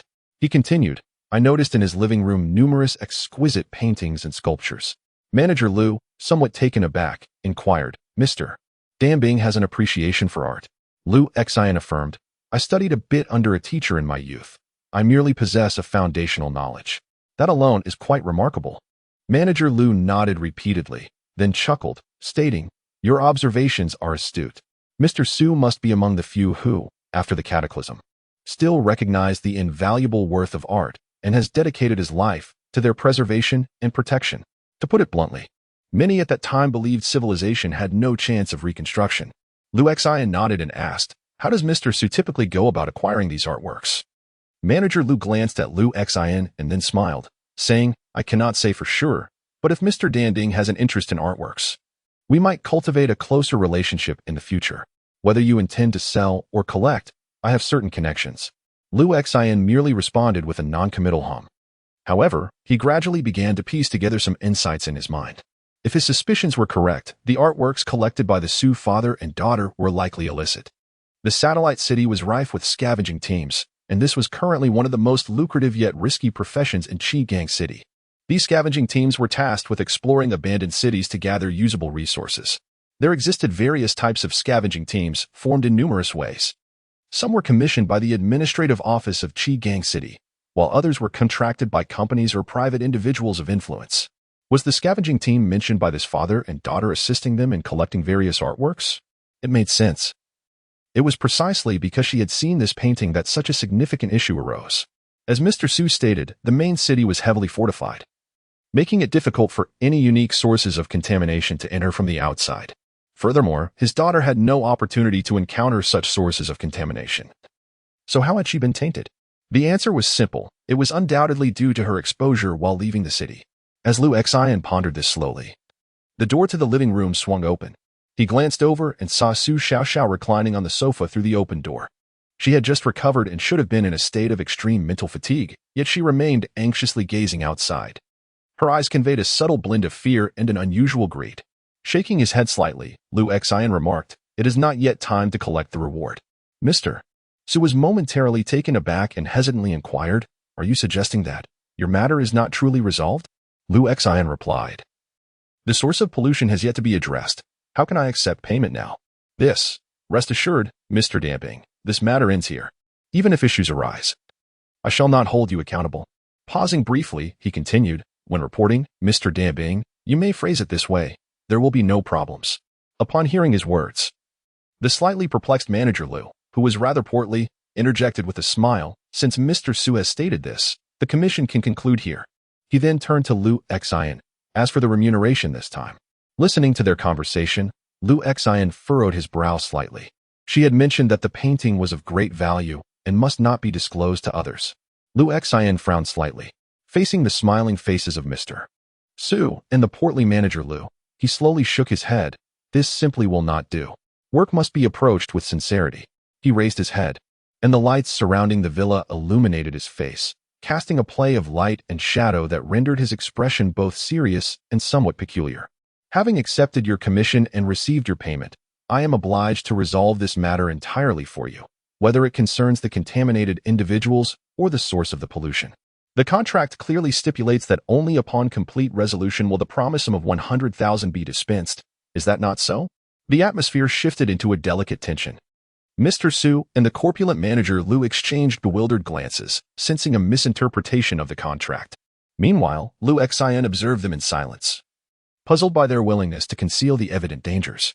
Were the Su father and daughter not in their right minds? Chapter 77. No need for such escalation, Mr. Su and the portly manager Lu felt a strange sensation as they regarded Lu Xian's demeanor. They had encountered similar private commissions before, from searching for items in the old city to handling matters that were best kept in the shadows. Yet, in every instance, it was they who worried about encountering the irresponsible, those who would merely brush aside their requests. Who could have anticipated that they would come across someone with an almost excessive sense of responsibility? Despite having declared the matter concluded and expressed willingness to pay, he remained unwilling to relent. For a moment, Mr. Su's expression grew awkward, his brows furrowed tightly, and he remained silent. Manager Lu, the portly figure, immediately discerned that Mr. Su appeared to harbor ulterior motives, yet he was reluctant for others to intervene. He promptly smiled and diffused the tension, stating, Mr. Tianming is truly a responsible individual. However, since the client has already expressed such sentiments, Lu Xian furrowed his brow and inquired, is this specified in the contract? Manager Lu was momentarily taken aback. After all, this was a life-saving contract. Such details were hardly included. Moreover, he had never anticipated such a scenario nonetheless. He resolved to incorporate it into future agreements. Double the amount? He suggested, nodding as he glanced at Lu Xian, seemingly finding merit in the idea. Yet, Lu Xian shook his head, replying, I am not motivated by your compensation. I simply refuse to accept payment without merit. The atmosphere grew notably somber. Mr. Su suddenly exuded an air of authority, silently scrutinizing Lu Xian as if attempting to unveil his true intentions. Father, what are you discussing? At that moment, an inquiry echoed from the living room of the villa. Su Xiaoxiao, now clad in a thick down jacket over her robe, approached the doorway, her expression tinged with impatience. Please expedite their departure. We must leave immediately, otherwise we shall be unable to enter the main city tonight. Although she was slightly anxious, she instinctively concealed part of her message, as if wary of Lu Xian overhearing. At that moment, the younger sister hung playfully from the doorframe, giggling and twirling about. They were in a hurry to retrieve something from a place called Bangbu Port, and were eager to expedite your departure. Lu Xian listened intently, his expression deepening. Meanwhile, Mr. Su, unaware that Lu Xian was already privy to all the details, furrowed his brow and remarked coolly, Xiaoxiao, please wait a moment. You should make a call to arrange things. This Mr. Tianming seems dissatisfied with the compensation we have offered. Lu Xian frowned at this statement, thinking it an unjust accusation. He raised his gaze to Mr. Su and said, I merely wish to address the issue of the pollution source. He intended to convey that such matters pose significant risks, and that should anything go awry, it could endanger not only them but also others. Yet he felt they were likely cognizant of the implications. There is no pollution source, Mr. Su interrupted, his brow still knit. Mr. Tianming, this is merely your unfounded speculation. As Lu Xian contemplated how to articulate his thoughts, he noticed a woman clad in a thick down jacket striding swiftly towards the door. With a frown, she stated, I've heard about you from my father. You saved my life. In gratitude for your life-saving deed, and to ensure you refrain from speaking carelessly in the future, I can offer you 300,000. Let this matter end here, and do not be overly greedy. 300,000. Lu Xian was momentarily taken aback. Is their wealth acquired so effortlessly? He shook his head and remarked, 300,000 is indeed a substantial sum, but... Just then, Manager Liu, the rotund figure, suddenly noticed her draw a gun and hastily stepped back. Even Mr. Su furrowed his brow, appearing as though he wished to speak, yet ultimately remained silent, merely observing Liu Xian. In the distance, the medical staff, witnessing this scene, displayed mild surprise, though they appeared somewhat accustomed to such occurrences. Liu Xian stood still, a slight frown adorning his brow. His gaze fell upon the girl named Su Xiaoxiao, who was now looking back at him with an intense and piercing stare. Liu Xian observed that her eyes were slightly reddened, exuding a subtle blend of excitement and severity. It was evident that the mental affliction she had been under had been eradicated, and she was conscious. Nonetheless, there lingered a potent and impulsive energy about her. Even though the mental affliction was removed, was she still under some form of influence? Or perhaps, I have no time for your prattle. Just as Liu Xian pondered this, the girl had already disengaged the safety on her weapon. Her voice was sharp and her brow furrowed. I present you with two choices, take the money and depart immediately, or... The unspoken words were clear to Liu Xian. Manager Liu, unable to restrain himself, interjected. Mr. Tianming, it need not escalate to such extremes. Mr. Su also paused with his cane, slowly stating, Mr. Tianming, we could have avoided this deadlock. After a moment of contemplation, Liu Xian finally nodded, saying, Indeed, there is no need for this. Standing on the steps, Su Xiaoxiao's face instantaneously contorted into a cold smile upon hearing those words. At that moment, she suddenly noticed Liu Xian looking up at her, his expression tinged with concern, which caused her to momentarily freeze. Then, an eerie chill wafted through the air, and to her astonishment, the gun in her hand began to move of its own accord. Though it was a perfectly intact firearm, at that instant, the chamber, barrel, spring, body, magazine, and even the bullets seemed to possess a life of their own. Inexplicably soaring into the air, disassembling piece by piece, cascading down to the ground in a clatter of parts.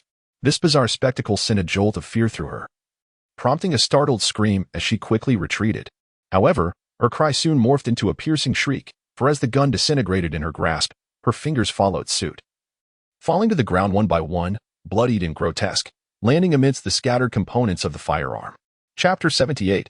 An abundance of toys, that's enough, Liu Xian declared, observing the severed fingers and palm of Su Xiaoxiao lying on the ground. From the moment she had aimed the gun at him, his sister had been hovering ominously above her, watching intently. Yet now, she seemed quite fond of playing alongside him, exhibiting far more obedience than before, only acting when he nodded. Perhaps it was due to her previous experience during the gun disassembly test that had sparked her fascination. Upon leaping down, she immediately dismantled the firearm in Su Xiaoxiao's grip, and it appeared that disassembling the gun was merely the beginning, as she proceeded to dismantle Su Xiaoxiao's hand as well.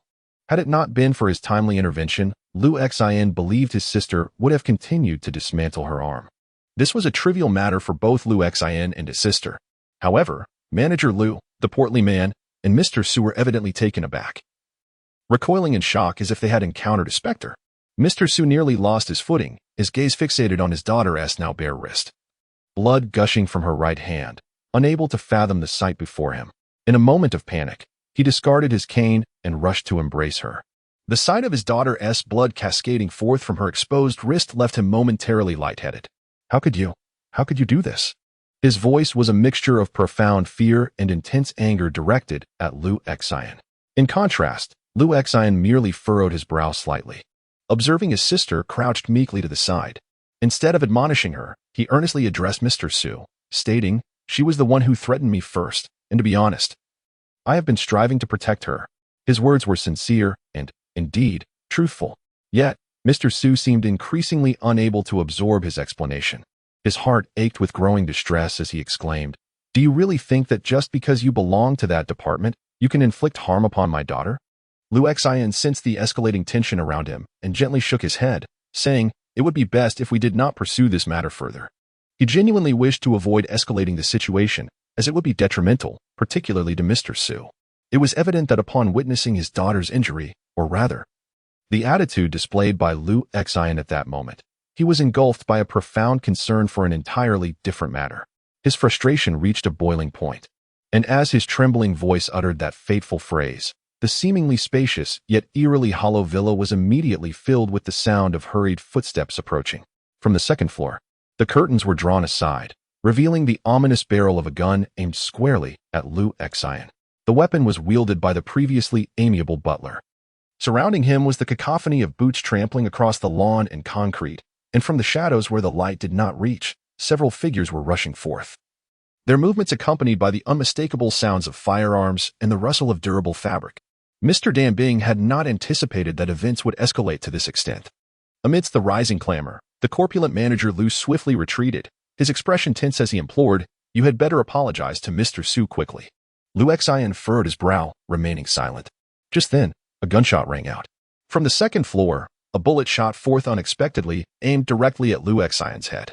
The seemingly refined butler, who spoke and acted with deliberate calmness, displayed a ruthless intent to kill. The bullet traveled with astonishing speed and in such close proximity. Death often followed the gunshot almost instantaneously. Yet, in that fleeting moment before the shot was fired, Liu Xian suddenly tilted his head aside. The movement was both eerie and swift, as if his bones had suddenly fractured, and his head jerked abruptly to one side. In that very instant of evasion, the bullet whizzed past his cheek. On the stone-paved ground 3 or 4 meters behind him, sparks erupted, dislodging a chunk of stone the size of a fist. This sudden and somewhat uncanny scene left Mr. Su and manager Liu, the corpulent figure, wide-eyed in disbelief as they gazed at Liu Xian. The steward on the second floor, who had fired the shot, momentarily thought he was hallucinating and instinctively blinked. He quickly gripped his firearm tightly, fixating his gaze downward, preparing to fire a second shot. However, to his astonishment, he found that Liu Xian's figure had vanished. Instantly, his expression tightened, and he leaned closer to the window, cautiously peering down. As his field of vision gradually expanded, Liu Xian remained elusive. Instead, he caught sight of a group of medical personnel and manager Liu, all of whom were directing their gaze towards him.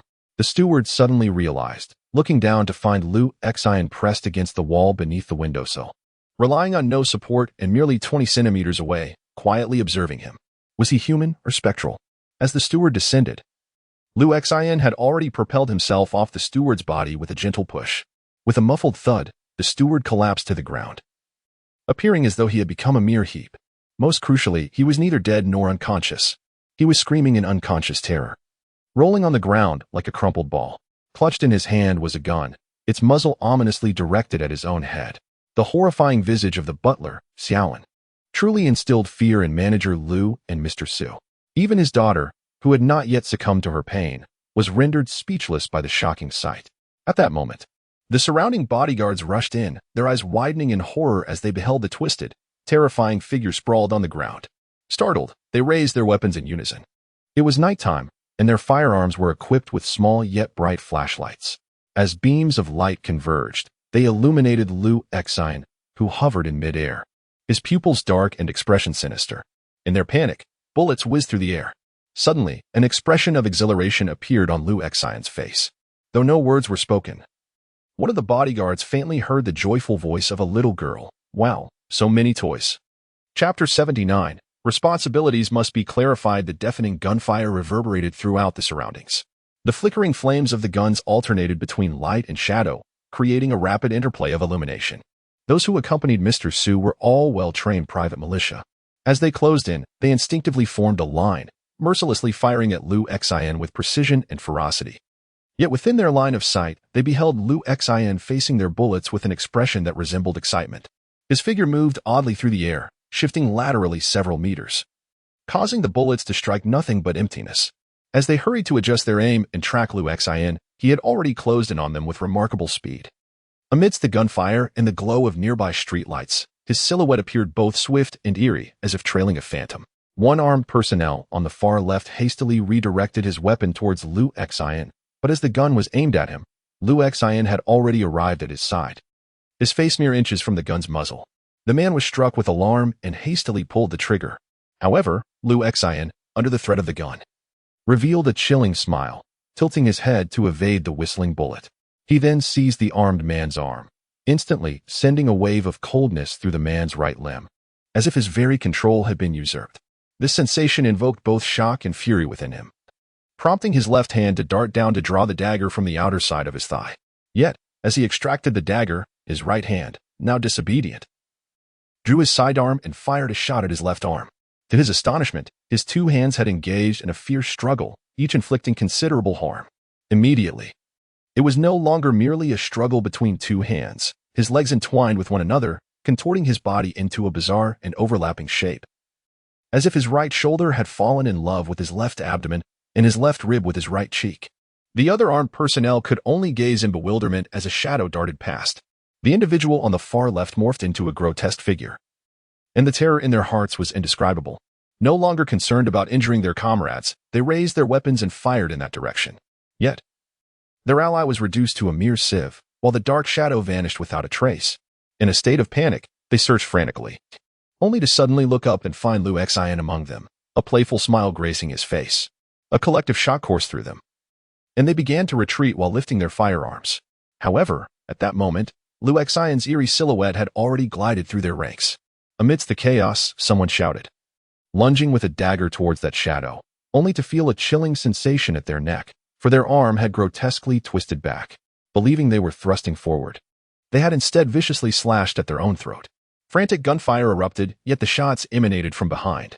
Lowering their gaze, they realized their neck had inexplicably twisted 180 degrees. Now facing the rear, the cacophony of that moment reached an indescribable crescendo. Before the once tranquil villa, gunfire, screams, and the thud of bullets striking the ground intertwined in a chaotic symphony. In that instant, everyone became strangely contorted, like a troop of marionettes beyond their own control. In the midst of it all, a faint, elusive giggle of a little girl could be heard. The abrupt sound of gunfire shattered the eerie silence that had enveloped the scene. 7 or 8 bodyguards lay twisted upon the ground, some unable to utter a sound, while others lingered, paralyzed by the horrifying spectacle before them. How amusing, truly delightful. Liu Xian emerged amidst the disarray of armed squad members sprawled haphazardly, along with scattered pieces of firearms, daggers, shell casings, and human remnants. He turned slightly to glance at his sister, who was crouched beside him, her eyes gleaming with excitement as she clapped her hands gently, observing the chaos around her as if admiring her own artistic creation. Noticing Liu Xian's gaze, she suddenly lifted her small face, a hint of apprehension flickering in her expression, as if fearing reprimand from him. However, Liu Xian regarded her for a moment before he simply bent down to pat her head gently. There were neither words of praise nor reprimand. He then straightened up and surveyed the surroundings. To the eyes of others, it appeared as though Liu Xian's form had momentarily morphed into something grotesque before returning to normal, but to him, it seemed as if he had not moved at all. It was as if the terrifying shadow that had just transformed was not he, and everything that transpired was unrelated to him. He cautiously lifted his foot, stepping over the fallen armed personnel as if wary of treading upon them, and made his way toward the Su father and daughter standing at the top of the steps. Suddenly, a gunshot rang out behind him, prompting Liu Xian to turn around with an enigmatic grace. It was only then that he realized it was the butler who had fallen moments ago, struggling for quite some time, inadvertently pulling the trigger. The gun, which had been aimed squarely at his forehead, promptly claimed his life. Liu Xian felt a sense of relief wash over him as he continued onward. Mr. Tianming, suddenly, a trembling voice broke the silence. Liu Xian paused momentarily, turning to regard the source of the voice. It was Manager Liu, the portly figure, who instinctively took a step back in response to Liu Xian's gaze. He had encountered some individuals with abilities before, even witnessing them resolve certain issues in private. However, it was evident that the powers he had observed were either wondrous or peculiar, always leaving him in awe. Yet today, the person before him instilled a genuine sense of fear, a chilling dread that penetrated to the very core of his being. It felt as if this individual, while merely observing him quietly, bore no expression of anger or animosity, yet he could distinctly sense an unsettling apprehension, akin to being scrutinized by something perilous. Mr. Tianming, I wish to convey. He hesitated, forcing himself to steady his voice. It would be preferable for us to discuss matters amicably. Mr. Su, being of considerable standing in the main city, should we not strive to resolve this without escalating to a point of no return? Liu Xian listened, a look of astonishment gracing his features. Have I not been reasonable? No, that is not what I meant, Manager Liu hastily clarified. What I intended to convey is that we should not have allowed it to come to this. Liu Xian furrowed his brow and turned his gaze towards the daughter held in Mr. Su's embrace.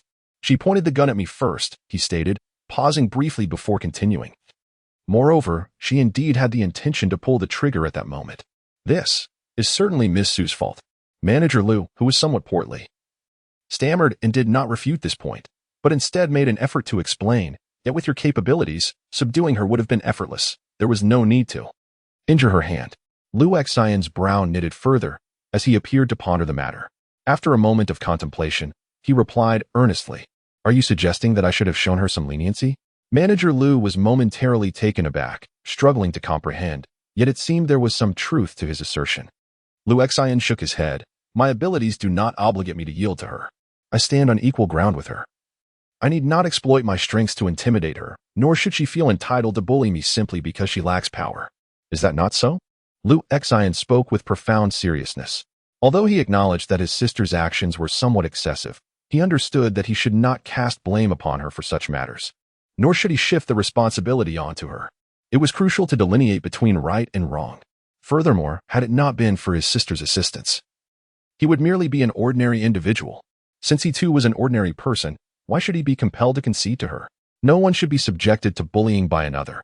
That is the essence of true fairness. In response to Lu Xian's earnest words, Manager Lu appeared visibly stunned. After a considerable pause, he could only sigh. Even so, having escalated to this point, it is difficult to find a resolution. Indeed, unexpectedly, Lu Xian nodded and remarked, "If everyone were to reason through their actions, we would not have arrived at this juncture. I shall assist her in rectifying the contamination issue and in addressing the source of the pollution. I would not even demand additional compensation. Her hands would remain unscathed, the steward on the second floor would not meet his demise, and these bodyguards would encounter no troubles. You need not fret so deeply here. Now that it has come to this." He cast a glance at the Su father and daughter, stating, "They certainly need to reflect upon their actions." The rotund Manager Lu found himself momentarily at a loss for words. He sensed, albeit vaguely, that something was amiss, yet Lu Xian's words were logically sound. Noticing Lu's silence, Lu Xian continued to advance. It was only when Lu Xian stood directly before him that Mr. Su finally reacted. He tightly embraced his daughter, instinctively recoiling, and with a voice hoarse from tension, exclaimed, "What exactly do you intend to do? Do you genuinely believe that by joining that department, you can act with impunity? I do not perceive myself as someone who operates beyond the law." Lu Xian cast a glance at him and calmly stated, "I am merely saving your lives. Regardless of the identity of the painting you wish to conceal or your intentions concerning it, such matters are inconsequential. What I am certain of is that the painting is not something you can dispose of casually. Particularly, should any issues arise, the consequences will extend beyond just you. Therefore, even if you wish to exclude me from this matter, I shall involve myself." As he spoke, he directed a look at the corpulent Manager Lu, adding, "After all, your endeavors are merely private affairs. Addressing these matters is one of my professional responsibilities." "How do you know?" Mr. Su was momentarily taken aback, only to suddenly realize that Lu Xian had referred to the painting, his expression shifting dramatically. "Now, I must discuss another matter with you. Thus, I need to report this to my superiors. Since you were uncooperative from the outset, even if I escalate this, it cannot be construed as a breach of contract on my part. This should be understandable, correct?" Lu Xian delivered these words with utmost seriousness.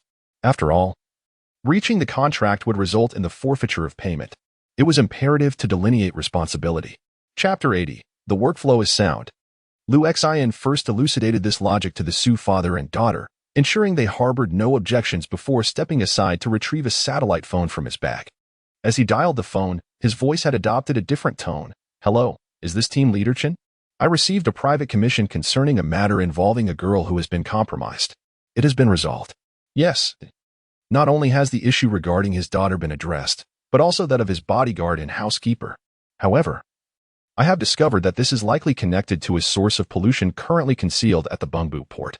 It appears to be a painting, shrouded in black cloth and merely framed with an ordinary wooden structure. They wish for me to cease my investigation, even resorting to threats with firearms. Additionally, I have some doubts. In future situations like this, can I choose to remain uninvolved? I understand. The Su father and daughter watched this all unfold as if in a dream. Even now, they could not comprehend how so many armed private forces were resolved in such a brief span of time. Nor could they fathom the nature of the twisted and cruel figure they had just witnessed, questioning whether he could still be considered human. Naturally, they were also unable to grasp how he casually divulged a secret known only to themselves. After concluding the call, Lu Xian turned his attention away from other matters and sat down on the steps, not far from the Su pair. He retrieved a crumpled pack of cigarettes from his pocket and extracted one. After pressing the plastic lighter twice with no response, he glanced up to see Manager Liu, a portly fellow, staring vacantly in this direction. As he met Liu Xian's gaze, a sudden realization dawned upon him. Gritting his teeth, he took a few brisk steps forward. He then produced his rather exquisite, silver-cased vintage Zippo lighter. Yet, this time, he lacked the courage to ignite it for Liu Xian himself. Instead, he held it at a slight distance and handed it over to Liu Xian directly.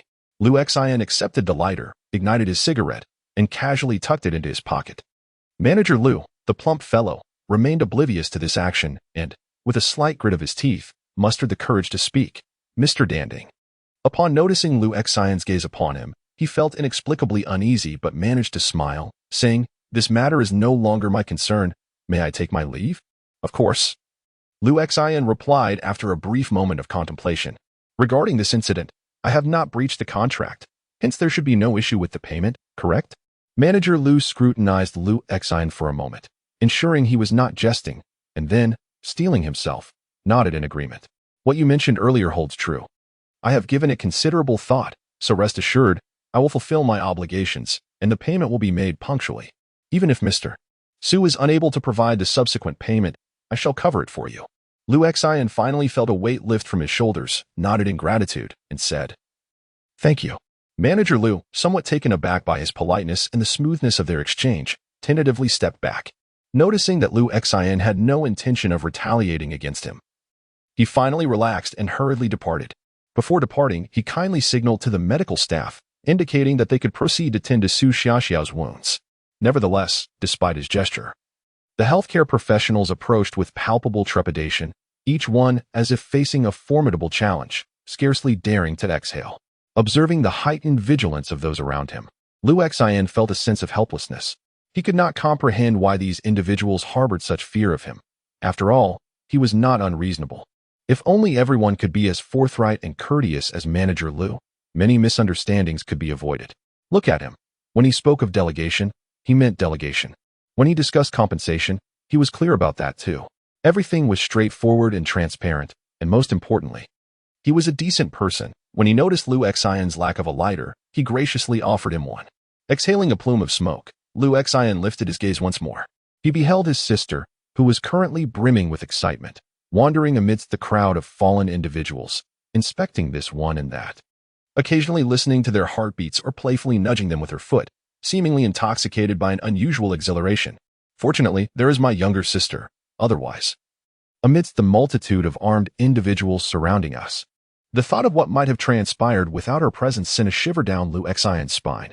How perilous it was just moments ago. Yet, scarcely 10 minutes had elapsed when suddenly the sound of a vehicle revving its engine and surging up the hill pierced the air, followed by a cascade of bright lights illuminating the villa district.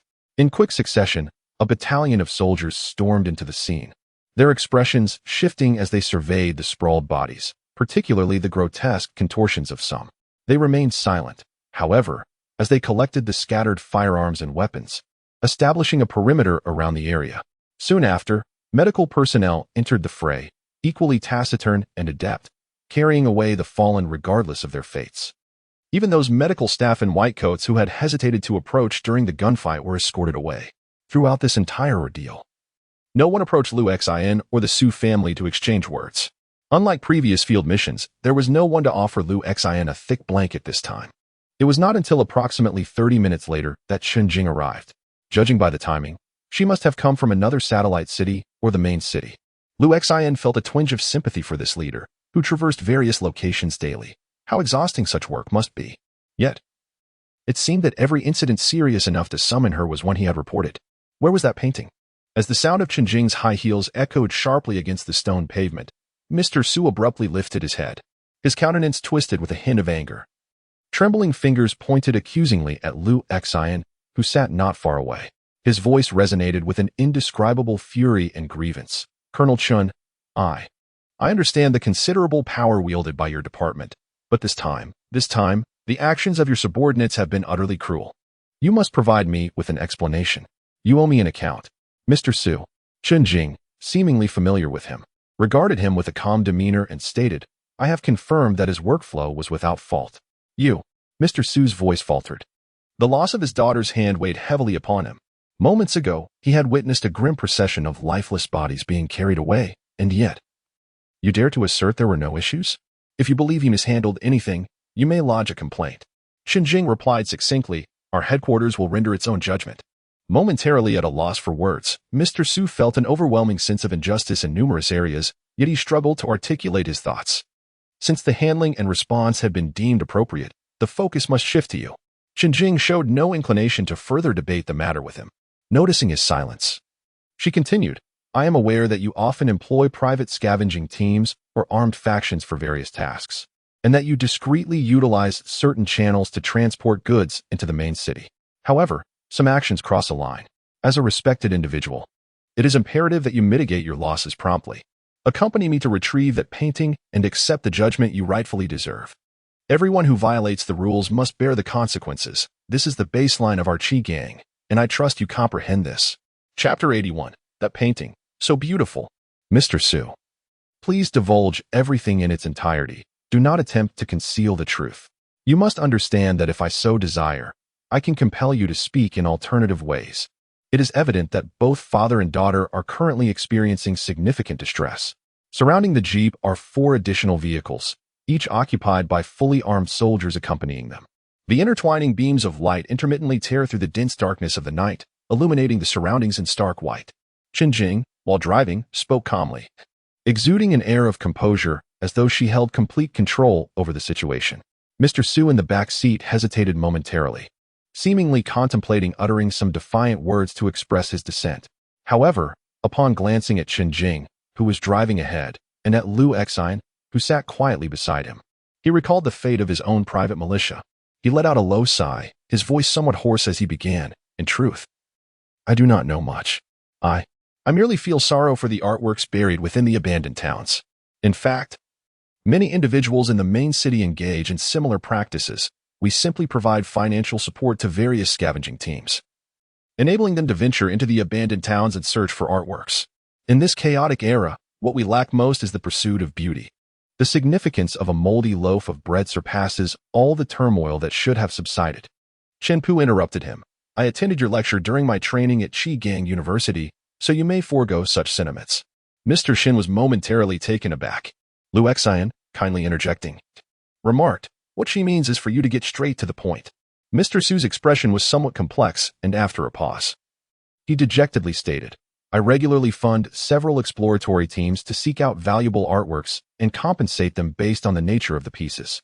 Subsequently, I utilize private channels to transport them into the main city for collection or to share with like-minded individuals. He added, I believe you understand that such occurrences are not uncommon.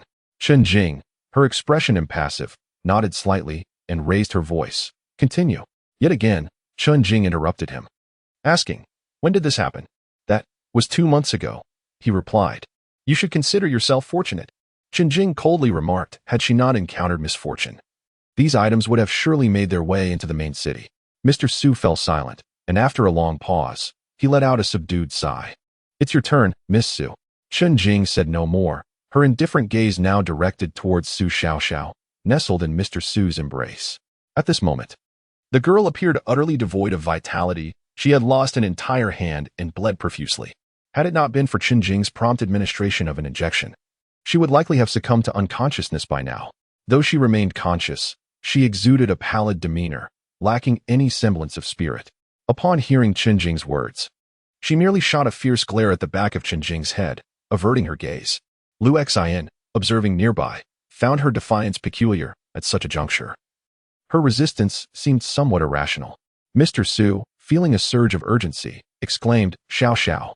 Before he could articulate further, Qinjing's brow furrowed in impatience. Through the rearview mirror, her eyes fixed upon Su Xiaoxiao, her voice deepening slightly, imbued with a penetrating resonance. You've been harboring secrets in your heart, and it must be quite burdensome, wouldn't you agree?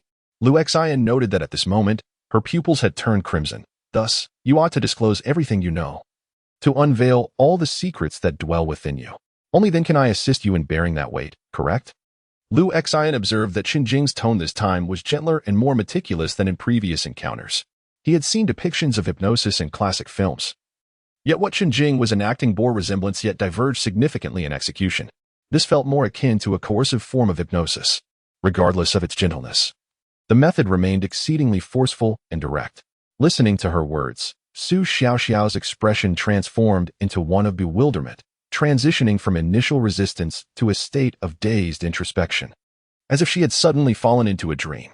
Despite being awake, she appeared somewhat somnambulant, murmuring, "At that time, when I visited their camp, the members of the scavenging team were already dead." Mr. Su was slightly taken aback and exclaimed, "Colonel Chun, let her speak." Chun Jing replied calmly, "She is currently in a deep state of hypnosis. If you wish to render her foolish, go ahead and disturb her." Mr. Su promptly closed his mouth, feeling both anxious and concerned. Meanwhile, Su Xiaoxiao numbly divulged everything. They looked terrifying in death. I saw several team members, all without clothes, huddled together. Some were even clutching a pig's head.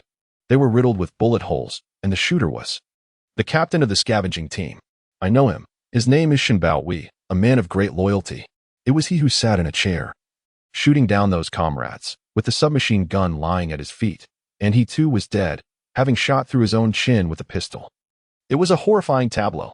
All other items remained securely packed within their boxes, save for that painting, which was prominently displayed in the center of their tent upon a wooden easel, shrouded beneath a layer of black cloth. It appeared as though it had been hastily covered with the dark fabric. I arranged for all belongings to be packed and, through bribery of the patrol officer, Old Wei, managed to transport them to a temporary warehouse at the Bengbu port, where I undertook their organization and categorization. I took possession of that painting because I discerned the significance they attributed to it, believing it to possess considerable value. Thus, I resolved to ascertain its worth, and so I unveiled the black cloth. At this juncture, Qinjing, seated in front, furrowed her brow, while Lu Xian, seated in the back, slightly tilted his head. Listening intently, Mr. Su attempted several times to interject, but ultimately sighed softly, allowing his daughter to continue. He was acutely aware that after disclosing the entirety of this affair, his own path would surely come to an end, and many others would be adversely affected as well.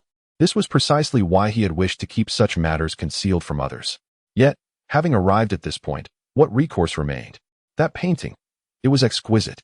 Su Xiaoxiao remained in a state of confusion, yet when the painting was mentioned, her nearly motionless pupils glimmered faintly, hinting at a burgeoning desire to break free from her bewilderment. Chapter 82. Distorted. While Qinjing noticed her transformation in the rearview mirror and softly spoke, "You should describe that painting to me in detail." Her pupils once again turned crimson, resembling two faint red moons within her gaze. Upon hearing her words, Su Xiaoxiao once again fell into a state of bewilderment. Mu's narrative unfolded. It was a crimson oil painting, created by no renowned artist. Its reverse void of the creator's name. Yet that painting was undeniably exquisite. Depicted within it was a chaotic city, where the lights flickered erratically, and all the inhabitants were in a frenzy, engaged in a relentless struggle. Every semblance of order had vanished, leaving only distortion and disorder in the wake of the city. Dominating the sky above this urban landscape, occupying approximately 1/3 of the canvas, was a blood-red moon, quietly observing the turmoil below. How magnificent it was! A dazed expression transformed Su Xiaoxiao's countenance into one of rapture.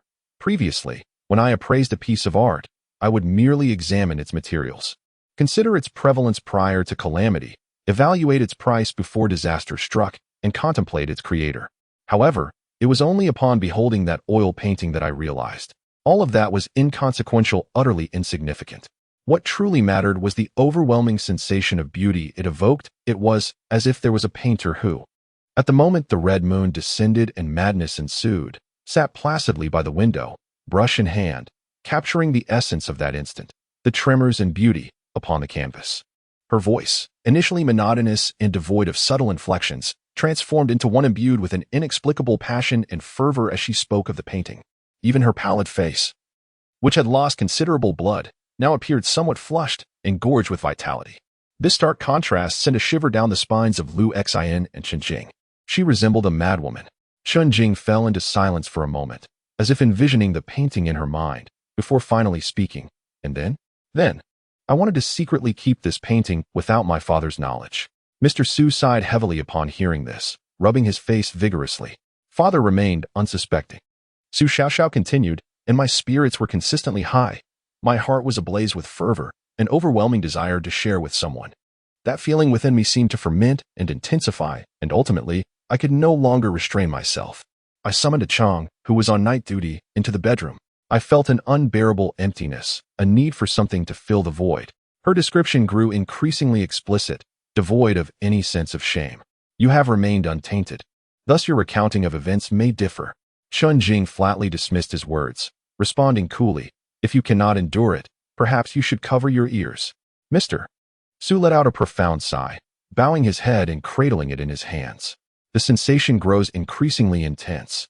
At times, I recognize the inappropriateness of my feelings, and I feel a surge of anger. However, when that feeling strikes, it consumes my mind, rendering me unwilling to contemplate anything else. I resent my father for his interference, believing he fails to comprehend me. I also have no desire to meet Wei Chang, as I find him utterly irksome, and I loathe pretending to be normal in his presence. Qinjing listened intently and suddenly spoke softly. Is this something you wish to do? Or are you compelled? Of course, it is my desire. In the past, I wouldn't even dare to consider it. Those thoughts were merely suppressed deep within me, but now they have risen to the surface. I suddenly feel that nothing else matters. I wish to disregard everything because I need to engage in such actions to fill the void within me, to combat the emptiness. That sensation is simply exquisite. Su Xiaoxiao gradually recounted her experiences, revealing an extraordinary honesty. From her narrative, Lu Xin could sense her transformation. It appeared to unfold gradually, delving deep into her psyche, altering her behavior, from an initial fluttering sensation to indulgence, yet still concealing her actions, and eventually, she began to shed all sense of shame. She yearned solely for that feeling. Everything else paled in comparison. Consequently, her actions spiraled into a frenzy over the course of a month, reaching a point of uncontrollability. Ultimately, this was the very demeanor Lu Xin encountered when he first saw her. The absurd and bizarre descriptions caused Lu Xin's initial flush of embarrassment to transform into later astonishment and shock. The ringing of a phone shattered the distorted and frenzied atmosphere, which had rendered the entire carriage somewhat oppressive. Su Xiaoxiao's narrative was abruptly interrupted, her gaze turning vacant. Chun Jing furrowed her brow and answered the satellite phone at her side, inquiring, "What is it?" After listening for a moment, she replied decisively, "Handle it according to the previous procedures. I have more pressing matters at hand." With that, she hung up. During the investigation, several traces of contamination sources were discovered, and arrangements were made for their remediation. Qinjing casually explained this to Lu Xin, then, after a brief contemplation, glanced at Su Xiaoxiao through the rearview mirror. Instead of probing further into her feelings during the contamination, she coldly asked, "What does it feel like to be awake?" Su Xiaoxiao, her expression blank, took some time before responding. "I remember everything. Upon awakening, I felt that the overwhelming sense of madness had vanished, but I still recall that exquisite sensation. And I hope." Mr. Su, listening intently, widened his eyes in disbelief. He seemed utterly unprepared for the revelation that his daughter was eager to view that painting for this very reason. Even Lu Xin furrowed his brow slightly, as if beginning to comprehend why Su Xiaoxiao had been awakened with such an unusual demeanor. After the contamination was cleared, the lingering effects remained. Chen Jing slowly remarked, her gaze shifting to Mr. Su through the rearview mirror. "This is something you hadn't anticipated, is it?" Mr. Su appeared somewhat dazed and disheartened, and after a lengthy pause, he finally spoke. Xiao merely told me that it was a painting unlike any the world has ever seen, destined to become an artwork that would astonish the globe. She is studying this very field, so I trust her judgment, and moreover, she mentioned that as long as the painting remains covered and unseen, there would be no issues. At this point, he could no longer continue. For now, she had come to realize that all of this was, in truth, her daughter's deliberate persuasion. As her daughter, she naturally understood where her vulnerabilities lay. Qinjing fell into silence for a moment before addressing Lu Xin. "You have performed admirably this time." Lu Xin nodded slightly, comprehending Qinjing's reasoning. The distortion and uncanny sensations evoked by the painting, along with the terrifying impact it had on Su Xiaoxiao, were difficult to fathom. If this painting were to be introduced into the main city, witnessed by a larger audience, or if, one day, it were to unexpectedly appear at an exhibition, one could only speculate on the perilous distortions it would inflict upon the entire Qingang city. Particularly concerning was the fact that this father and daughter, one believing himself to be healed and acting on his own understanding, while the other had faith in her daughter, feeling herself capable of controlling all circumstances. Both perceive their actions as governed by sheer will. Yet they remain oblivious, still ensnared in the web of influence their will distorted. I truly did not anticipate. Mr. Su's voice bore a hint of dryness. I am aware of the pollution source's existence, yet I did not foresee the severity of the situation. You have received ample warnings. Your ignorance stems from our efforts to address these matters.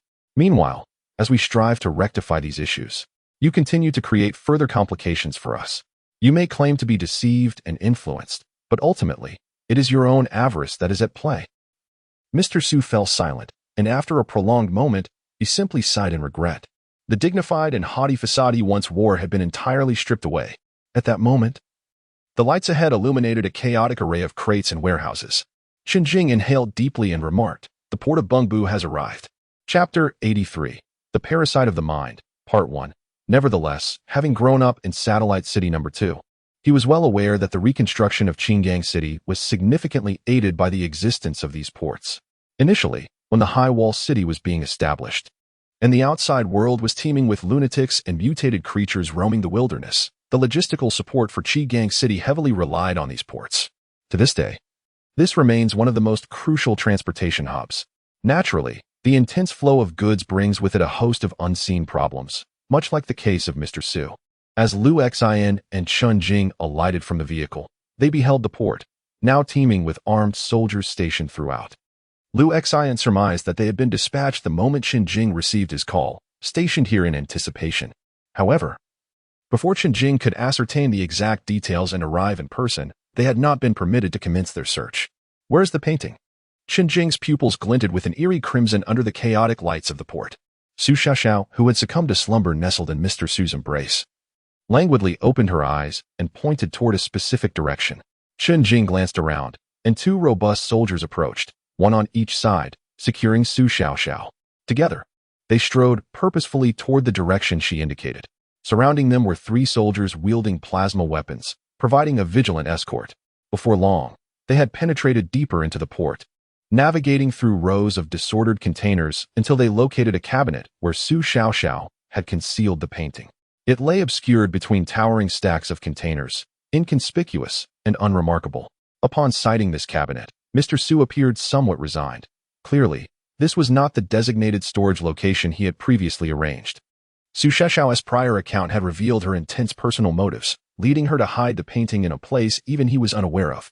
The cabinet was secured with thick iron chains and a substantial lock, yet without the need for Qin Jing's command, the two soldiers beside her advanced. Equipped with a torch that emitted blue flames, they swiftly severed the chains, confirming that this cabinet was indeed their target. The clattering of iron chains fell to the ground, resonating starkly in the silent harbor. "Allow me." At that moment, Lu Xian stepped forward, striding towards the cabinet.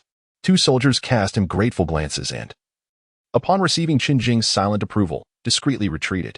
Observing Lu Xian's silhouette as he approached the cabinet, Qin Jing's gaze softened slightly. If Lu Xian were to articulate it, he would undoubtedly perceive it as a look of commendation from a leader who holds him in high regard. Creak. Lu Xian pulled open the cabinet door, and a chilling breeze wafted out. In that instant, everyone instinctively held their breath, with several soldiers raising their guns. Yet, within the cabinet, there was nothing amiss. It appeared to be a cabinet long untouched, housing only a few wooden frames and a couple of black briefcases piled in one corner. Along with a painting shrouded in black cloth, quietly leaning against the wooden structure at the center of the cabinet. Lu Xian discerned no peculiarities on the painting, and Qin Jing's detector remained unresponsive. With a gentle approach, Lu Xian lifted the painting under the watchful eyes of all present. Again, there was no change. The painting was lightweight and unremarkable, the black cloth draped over it imparting an air of mystery. Lu Xian turned to Qin Jing, who nodded and said to the side, "Let the support team in." Soon, the distinctive heavy and synchronized footsteps of the support team echoed outside the cabinet. Two individuals clad in black protective suits entered, bearing a noticeably reinforced flat glass box. Subsequently, Lu Xian placed the painting within the box, watching as they secured it with a lock. They carefully handed it over to Qin Jing, who grasped the handle atop the box, perfectly suited for her to carry. Observing this, Lu Xian cast a concerned glance at Qin Jing. If she were to be contaminated, Qin Jing's gaze met his, seemingly discerning his thoughts. and she calmly reassured him, "Rest assured, I will not be contaminated. The study of this painting will only occur in a secure environment. Moreover, should any anomalies arise during transportation, I can resist for a while." She then turned to Lu Xian, casting him a knowing look, and added, "If anything were to happen, wouldn't you be there as well?" Lu Xian felt his cheeks flush, diverting his gaze to the side, feigning ignorance of her words. "Ah," Chen Jing chuckled softly, then addressed the others, "I will personally escort this painting to the Research Institute at headquarters." With each statement she made, those around her acknowledged her with affirmations. Diligently taking note, Lu Xian nodded and followed her outside. When they boarded the jeep once more, under Chen Jing's watchful eye, Lu Xian moved from the back seat to the front passenger seat, dutifully fastening his seatbelt. He nodded, his cheeks still aflame. In truth, he understood that, in the eyes of others, a member of the Spider clan should inherently possess the ability to drive without the need for formal instruction.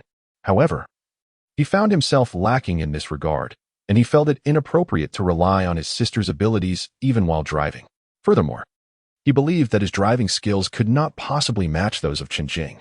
As the vehicle resumed its journey, he could distinctly sense an elevation in the level of security. 2 black jeep cars, brimming with fully armed soldiers, forged ahead, followed closely by 2 additional vehicles providing backup. What, then, could this tableau signify? On the road, Lu Xian could not help but shatter the silence within the car, inquiring, "I had thought that only the living could become sources of pollution. Did you resolve a pollution source designated as 072 yesterday?" Lu Xian nodded and replied, "Indeed. That matter was of a rather low level. In a certain sense, 072 is fundamentally akin to this scenario." Chen Jing elaborated, "Upon death, a person transforms into matter. Yet under the influence of a formidable spiritual force, they can similarly serve as a vessel for the generation of pollution. This illustrates that, through certain methods, matter can indeed embody spiritual power. The special pollution source you addressed yesterday, designated as 072, and even the earlier case of 042, related to the incident involving Qin Ran, all fall within this category. And since the deceased can embody spiritual power, it follows that certain unique objects can do so as well. Previous research has long established that through certain abilities or methods, certain objects can harbor and store spiritual energy. Some individuals with these abilities utilize this characteristic to accomplish tasks without the necessity of their direct involvement. Such objects are referred to as spiritual parasitic items. Parasitic items? Lu Xian furrowed his brow, contemplating the implications. Indeed, it signifies that a portion of spiritual energy resides within. Spiritual energy possesses a certain vitality. Thus, anything that contains it is deemed parasitic. Chen Jing casually elucidated, "Some of our standardized weapons are manufactured based on this principle. You may find them useful in the future." Lu Xian nodded, pondering the nature of these parasitic items, refraining from further comment. He was not particularly fond of silence. Yet he did not possess a temperament inclined towards incessant conversation. This had always been his demeanor. Time passed, and upon reaching a traffic light, the vehicles ahead abruptly halted.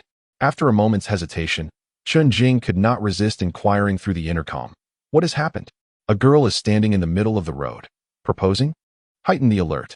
Chen Jing's immediate reaction was this, and then she expressed her astonishment by asking, "Proposing? In the middle of the road?"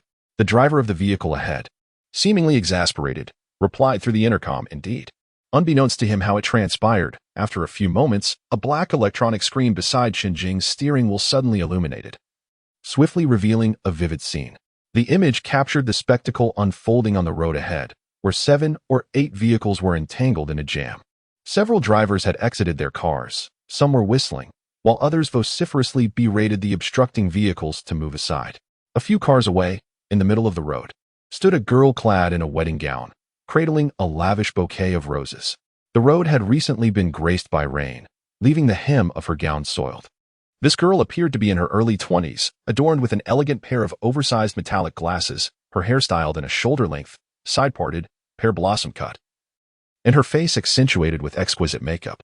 She radiated youth and fashion, embodying the ideal girlfriend image cherished by many young men.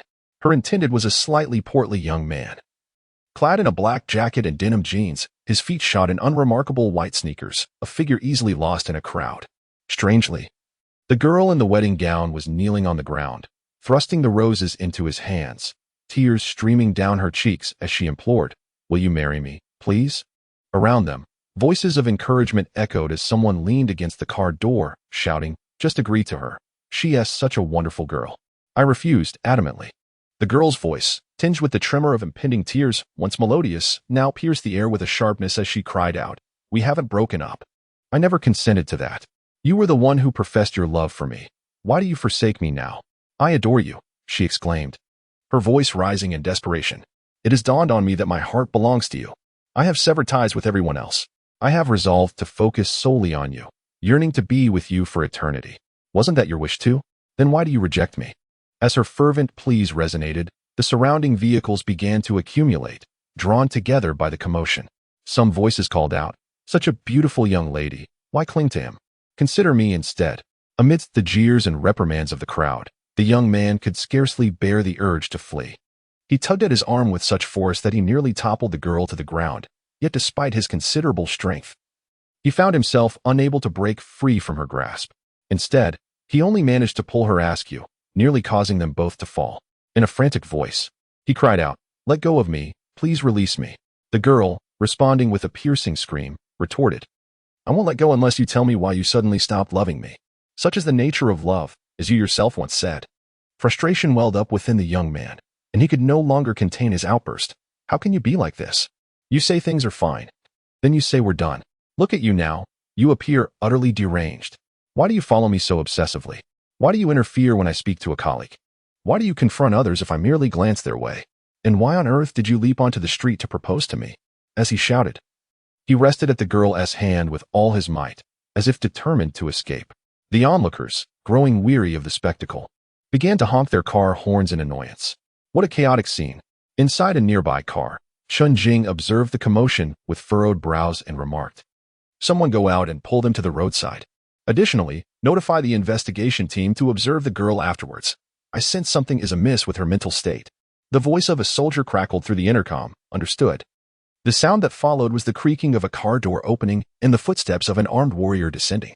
As he stepped into the scene, a quarrel between a young man and woman had escalated. The girl, finding herself overpowered by the young man, suddenly leapt up in a fit of fervor, exclaiming, "Because I love you.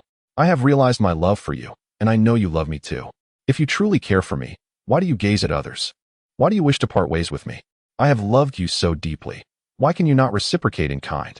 As she uttered these desperate words, she lunged toward the young man, enveloping him in her embrace, straining to kiss him. Despite the young man's strength, he was evidently unable to repel her fervent advances. Instantly, his face and forehead became smeared with the crimson of her kisses, a hue that intensified with each passing moment. Suddenly, the young man let out a piercing scream, causing all onlookers to widen their eyes in shock. Blood flowed profusely from his mouth as he staggered and fell, while the girl, in a wild frenzy, clutched a piece of flesh between her teeth. The kiss had transformed into a savage bite. "I love you. My affection for you is so profound that I can scarcely bear the thought of separation. Therefore, I must consume you," the girl shrieked, fervently kissing the young man once more, or perhaps biting him fiercely. The young man struggled desperately, but his resistance gradually weakened, his cries dwindling into silence. Surrounding them, the air was filled with the girl's frenzied screams, a sound seemingly imbued with enchantment, relentlessly assaulting the eardrums of all present. Those who had gathered to witness, as well as the armed warrior who had sought to intervene, seemed momentarily stunned by the madness unfolding before them, halting their actions and gazing blankly at the scene. The roses cradled in the girl's arms lay scattered upon the ground. The binding threads had unraveled, the blossoms mingling with the young man's blood. This vision possessed an almost supernatural quality, vividly etched into the eyes of every onlooker. Chapter 84. An outbreak of psychological contamination. Additional update for breaking 2,000 monthly votes. What transpired? Observing the unfolding scene, Liu Xian suddenly felt a chill in his heart. Even through the screen, he could sense an overwhelmingly strange sensation. Beside him, Chen-Jing's expression shifted dramatically as well. At that moment, the satellite phone next to Chen-Jing abruptly rang, its sound piercing through the pervasive silence, becoming the sole anomaly in the stillness of the tableau. At an indeterminate moment, the figures on the screen abruptly turned their heads, directing their gazes towards the camera, surrounding Liu Xian and his companion's vehicle. It seemed as if countless eyes were cast upon them from behind the glass windows. A sudden outbreak of psychological contamination. Amidst the profound silence, Chen-Jing suddenly shouted into the intercom, "Immediate retreat." As she called out, she violently turned the steering wheel and pressed the accelerator to the floor. The high-performance Jeep, akin to a beast, abruptly maneuvered at an astonishing angle, forcefully colliding with the rear of the Jeep ahead, crumpling its back end. Subsequently, this monstrous vehicle charged fiercely towards the roadside railing. Due to the chaos ahead, numerous vehicles had accumulated around, trapping them in a tight space. At that moment, Chen Jing quickly surveyed her surroundings and discerned a gap between two cars to the upper left. She steered the vehicle, preparing to forge ahead through the narrow passage, ensuring that both vehicles would merely be nudged aside rather than being severed by the Jeep. This maneuver would safeguard the lives of those within the car while allowing her to escape the congested thoroughfare. The flimsy metal railing could not withstand the force of the Jeep's impact. Beyond the railing lay a step over a meter high and a drainage ditch. Given the Jeep's superior performance and elevated chassis, descending this step and navigating the ditch would prove to be a relatively simple task. In a fleeting moment, Chen Jing made a most judicious decision. Simultaneously, as she made these decisions and executed them with immediacy, chaos erupted outside the vehicle. The fervently devoted girl, enamored with the young man, had collapsed upon his motionless form, diligently and meticulously gnawing at the flesh upon his body, rigorously fulfilling their shared vow. Her white wedding gown was stained crimson, the fabric becoming a tapestry of blood, unfurling like a shocking bloom of roses. The onlookers, initially bewildered, gradually turned their gazes toward one another, their expression shifting to one of fervor. "Xiaoqin, I love you." Suddenly, someone shouted, diving into their car and passionately kissing the woman in the passenger seat. Another individual abruptly ignited the engine, shouting wildly as they sped forward, oblivious to the presence of others in their path. A cacophony of chaos radiated from the girl in the blood-soaked wedding dress, swiftly escalating into pandemonium. Amidst this turmoil, a few solitary figures stood dazed in the center, seemingly uncertain of whom to seek. However, they were soon engulfed by the throng of fervent individuals. An urgent report emerged from the eastern section of Satellite City, along Zhejiang Road, concerning an outbreak of psychological contamination. Dispatch personnel immediately for cleanup. Fortunately, Chen Jing reacted swiftly. As the frenzy and madness began to spread, the Jeep had already surged off the road. Chen Jing shouted into her satellite phone while pressing the accelerator, determined to veer onto a narrow path. At that moment, on the road, a vehicle that had remained eerily silent suddenly opened its door with a gentle creak. From the passenger seat emerged a middle-aged man, a cigar clenched between his teeth. He donned a tattered leather jacket, his greasy hair falling haphazardly and obscuring his eyes behind oversized sunglasses. With a swift motion, he retrieved a black grenade launcher from the vehicle and positioned it atop the car. Narrowing one eye, he aimed at the Jeep driven by Chen Jing, which was revving its engine with intent. In the next instant, he pulled the trigger. "Run, brother," a voice echoed in his mind, and he felt a flicker of alarm as he caught a glimpse of fiery sparks at the corner of his eye. It was an AS-90 155mm self-propelled howitzer, its rear spewing a long trail of flame. In Lu Xian's peripheral vision, it appeared to move in slow motion, yet in reality, it soared towards the Jeep in mere seconds. The shell's trajectory seemed to dip slightly, altering its course. Inside the vehicle, Lu Xian felt as though he were experiencing a cataclysmic earthquake. In the moment before the explosion, he saw his sister reaching out to him, and then his body twisted and contorted in a surreal manner, absorbing much of the impact's force. However, amidst the chaos of the mangled vehicle, now grotesquely deformed, countless shards of glass and fragments of metal still pierced his body. The world spun violently as pain surged through him. As the indescribable dizziness and agonizing pain began to ebb, the scene before him gradually came into focus once more. He found himself pinned beneath the vehicle, half of his body protruding from the wreckage. A shard had pierced his thigh. On the opposite side, Chen Jing was exerting every ounce of strength in an attempt to push open the door. A figure clad in black camouflage, wearing a pair of worn military boots, emerged into view, nonchalantly approaching with a grenade launcher in hand. He bent down to retrieve a nearby glass case, which housed a red moon painting. Remarkably, due to its special material, the glass case remained intact amidst the violent explosion and impact. Lu Xian fixated on the man's silhouette, suddenly struck by an uncanny familiarity. A bizarre smile crept across his face. Qinran. In that moment, Lu Xian felt an inexplicable chill run through him, as though he had awakened from a stupor. The man bore the visage of Qinran. Chapter 85. weapons of mass destruction as the first incident in which he had participated in the investigation and conducted the final cleanup. The special pollution source, event numbered 042, left a profound impression on Liu Xian, particularly, although the matter had been resolved. The research department had failed to provide a definitive explanation, which led Liu Xian to occasionally ponder over this individual, enveloped in an indescribable sense of absurdity. Yet, he had never anticipated encountering Qin Ran again. Hadn't Qin Ran and Shui Wang been sent to the containment center as per the previous notice? How could he have suddenly escaped? Or perhaps, he had never escaped at all. This was merely another Qin Ran? A peculiar sensation of hair-raising dread suddenly permeated Liu Xian's mind, momentarily causing him to forget the perilous situation he was in. Liu Xian, are you all right? Soon, the dizzying sensation, coupled with the sight of Qin Ran's face, sent a rush of blood to his head, and the blankness in his mind dissipated. The cacophony surrounding him, the noise, the impact, and Chunjing's frantic calls, snapped Liu Xian back to reality. Turning his gaze, he saw Chunjing struggling to kick open the car door, desperately attempting to crawl out while repeatedly calling for him. I'm fine. He tried to free himself but realized he was trapped, unable to extricate himself. His eyes darted around the confines of the vehicle. Before long, he spotted his sister. At that moment, she was still seated in the car's interior. The Jeep had overturned, leaving her suspended in the back seat, an eerie sight indeed. Her eyes sparkled brightly, and her long, black hair cascaded downwards. Only when Liu Xian's gaze fell upon her did she slowly rise, crawling along the roof until she was before him. Her eyes fixated intensely on Liu Xian's severely injured thigh, the most grievous wound he bore. Brother, you're hurt. A strange excitement flickered across her face, as if his injury allowed her to vicariously experience the exquisite pain of brokenness, or perhaps the sight of blood gushing forth, the vivid red, was a thrilling stimulus for her. Liu Xian even sensed that she was on the verge of laughter. Just pull it out.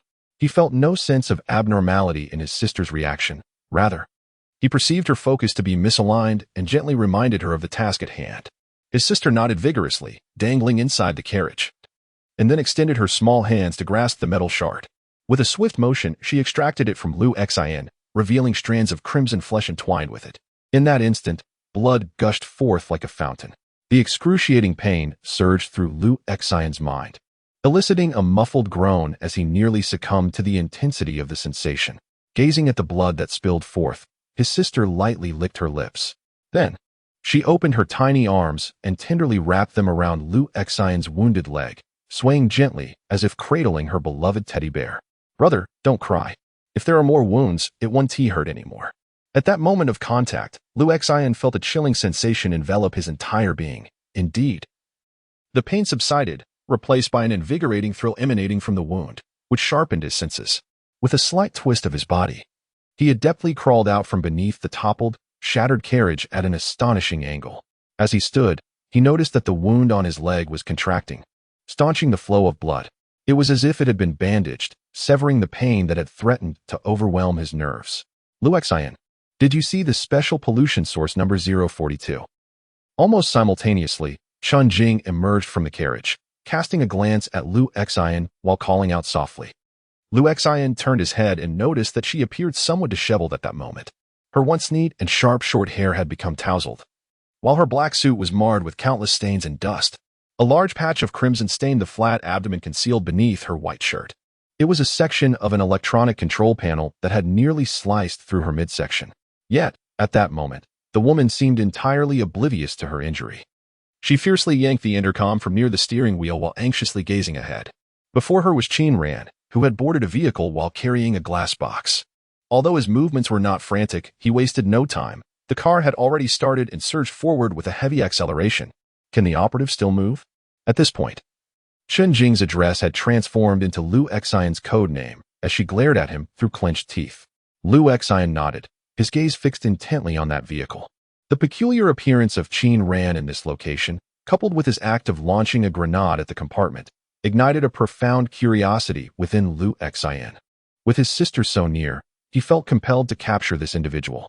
Before he could take any action, his sister tugged at his sleeve. Liu Xian turned to look, and an icy chill enveloped him.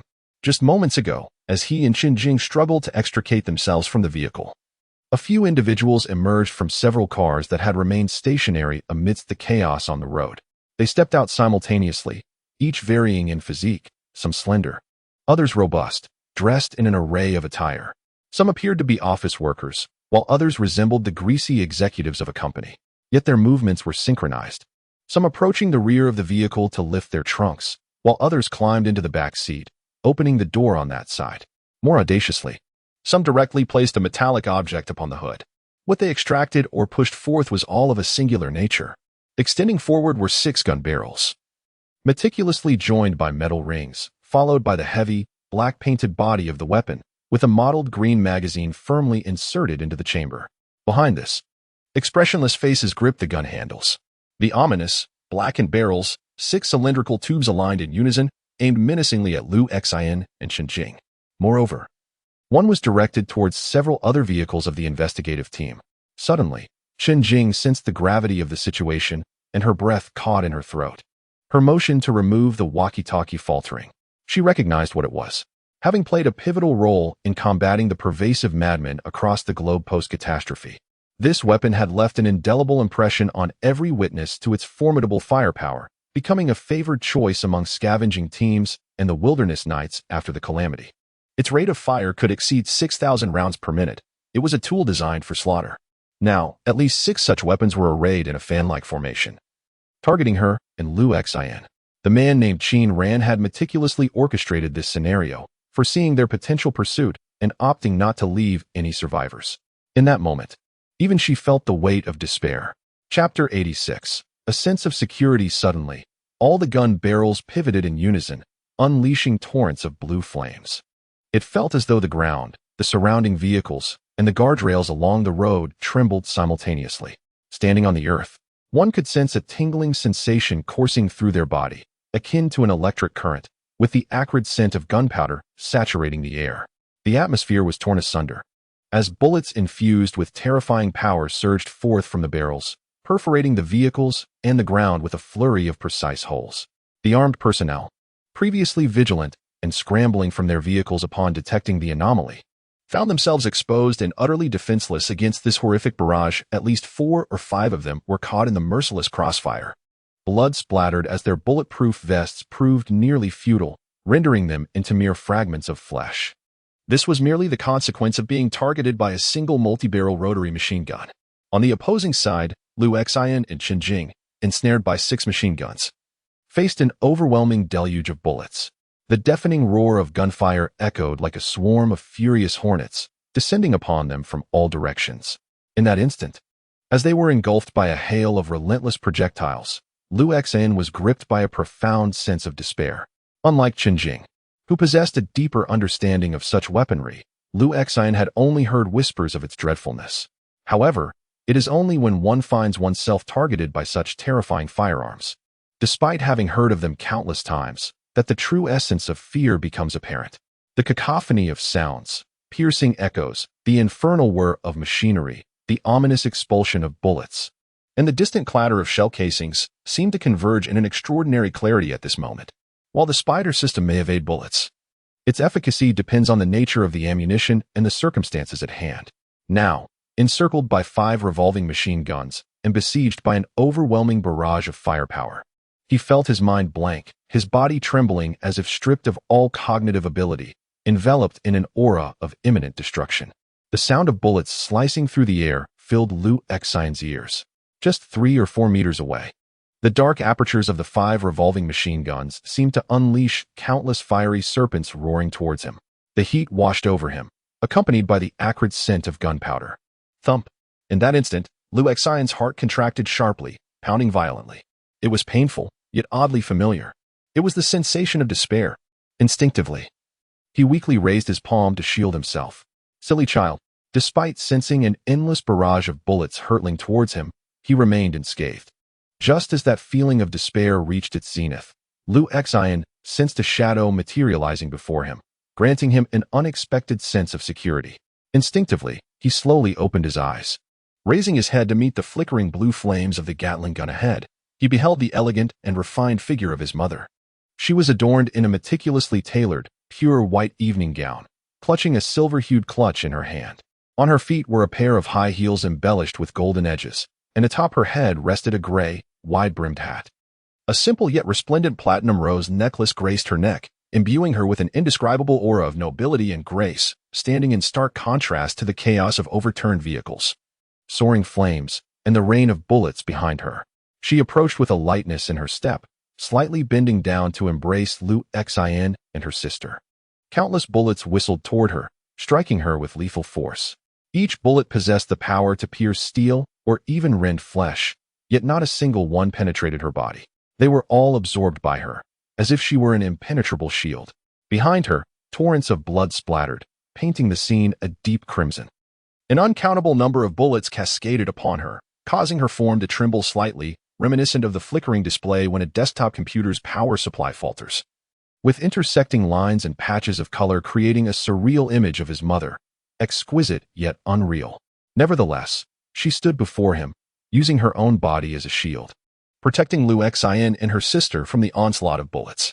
Lu Xin could even feel the immense force contained within the bullets that bombarded her. The terrifying aura that seemed capable of shattering everything into fragments enveloped the scene, yet there stood Mother, motionless, allowing the bullets to rain upon her. On her exquisitely adorned visage lingered a faint, enigmatic smile, accompanied by an elusive thrill, a bizarre and grotesque grin. Amidst the thunderous roar of gunfire, she appeared somewhat aggrieved. Addressing Lu Xin with a tone of reproach, "Did we not agree that you would not allow yourself to be bullied? How did you end up in such peril?" In that fleeting moment, Lu Xin was consumed by a torrent of conflicting emotions, rendered momentarily speechless. Chen Jing had initially resigned herself to the belief that her demise was imminent. The piercing gunshots seemed destined to be the last sound she would ever hear. Yet, to her astonishment, the cacophonous barrage echoed for several seconds without her feeling a single impact. This revelation jolted her, prompting her to raise her head abruptly. Her eyes widened in disbelief as they fixed upon the figure ahead. Before her, closer to the road, stood Lu Xin. He had faced the threat of those bullets long before her, and under normal circumstances, he should have been torn apart by now. However, as she gazed upon him, she beheld an image that would forever be etched in her memory. Lu Xin stood there, instinctively raising one hand as if to shield his eyes, while before him hovered a dense array of bullets. These projectiles were suspended in midair, approximately 30 centimeters away from him, as though held by an invisible force, unable to advance or fall. Due to the overwhelming barrage of bullets, which continued to rain down incessantly, these projectiles seemed to coalesce into a peculiar form. At a glance, it resembled a humanoid silhouette, an indistinct yet complete shape of a person. In simple terms, Lu Xin had conjured a psychic shield, one that astonishingly deflected the simultaneous fire from 5 multi-barrel machine guns. In that moment, Chen Jing felt as though her breath had been stilled, overwhelmed by an indescribable terror. On another level, this shock was even more profound than the impact of facing 5 machine guns aimed directly at her. What an extraordinary magnitude of mental prowess this must be.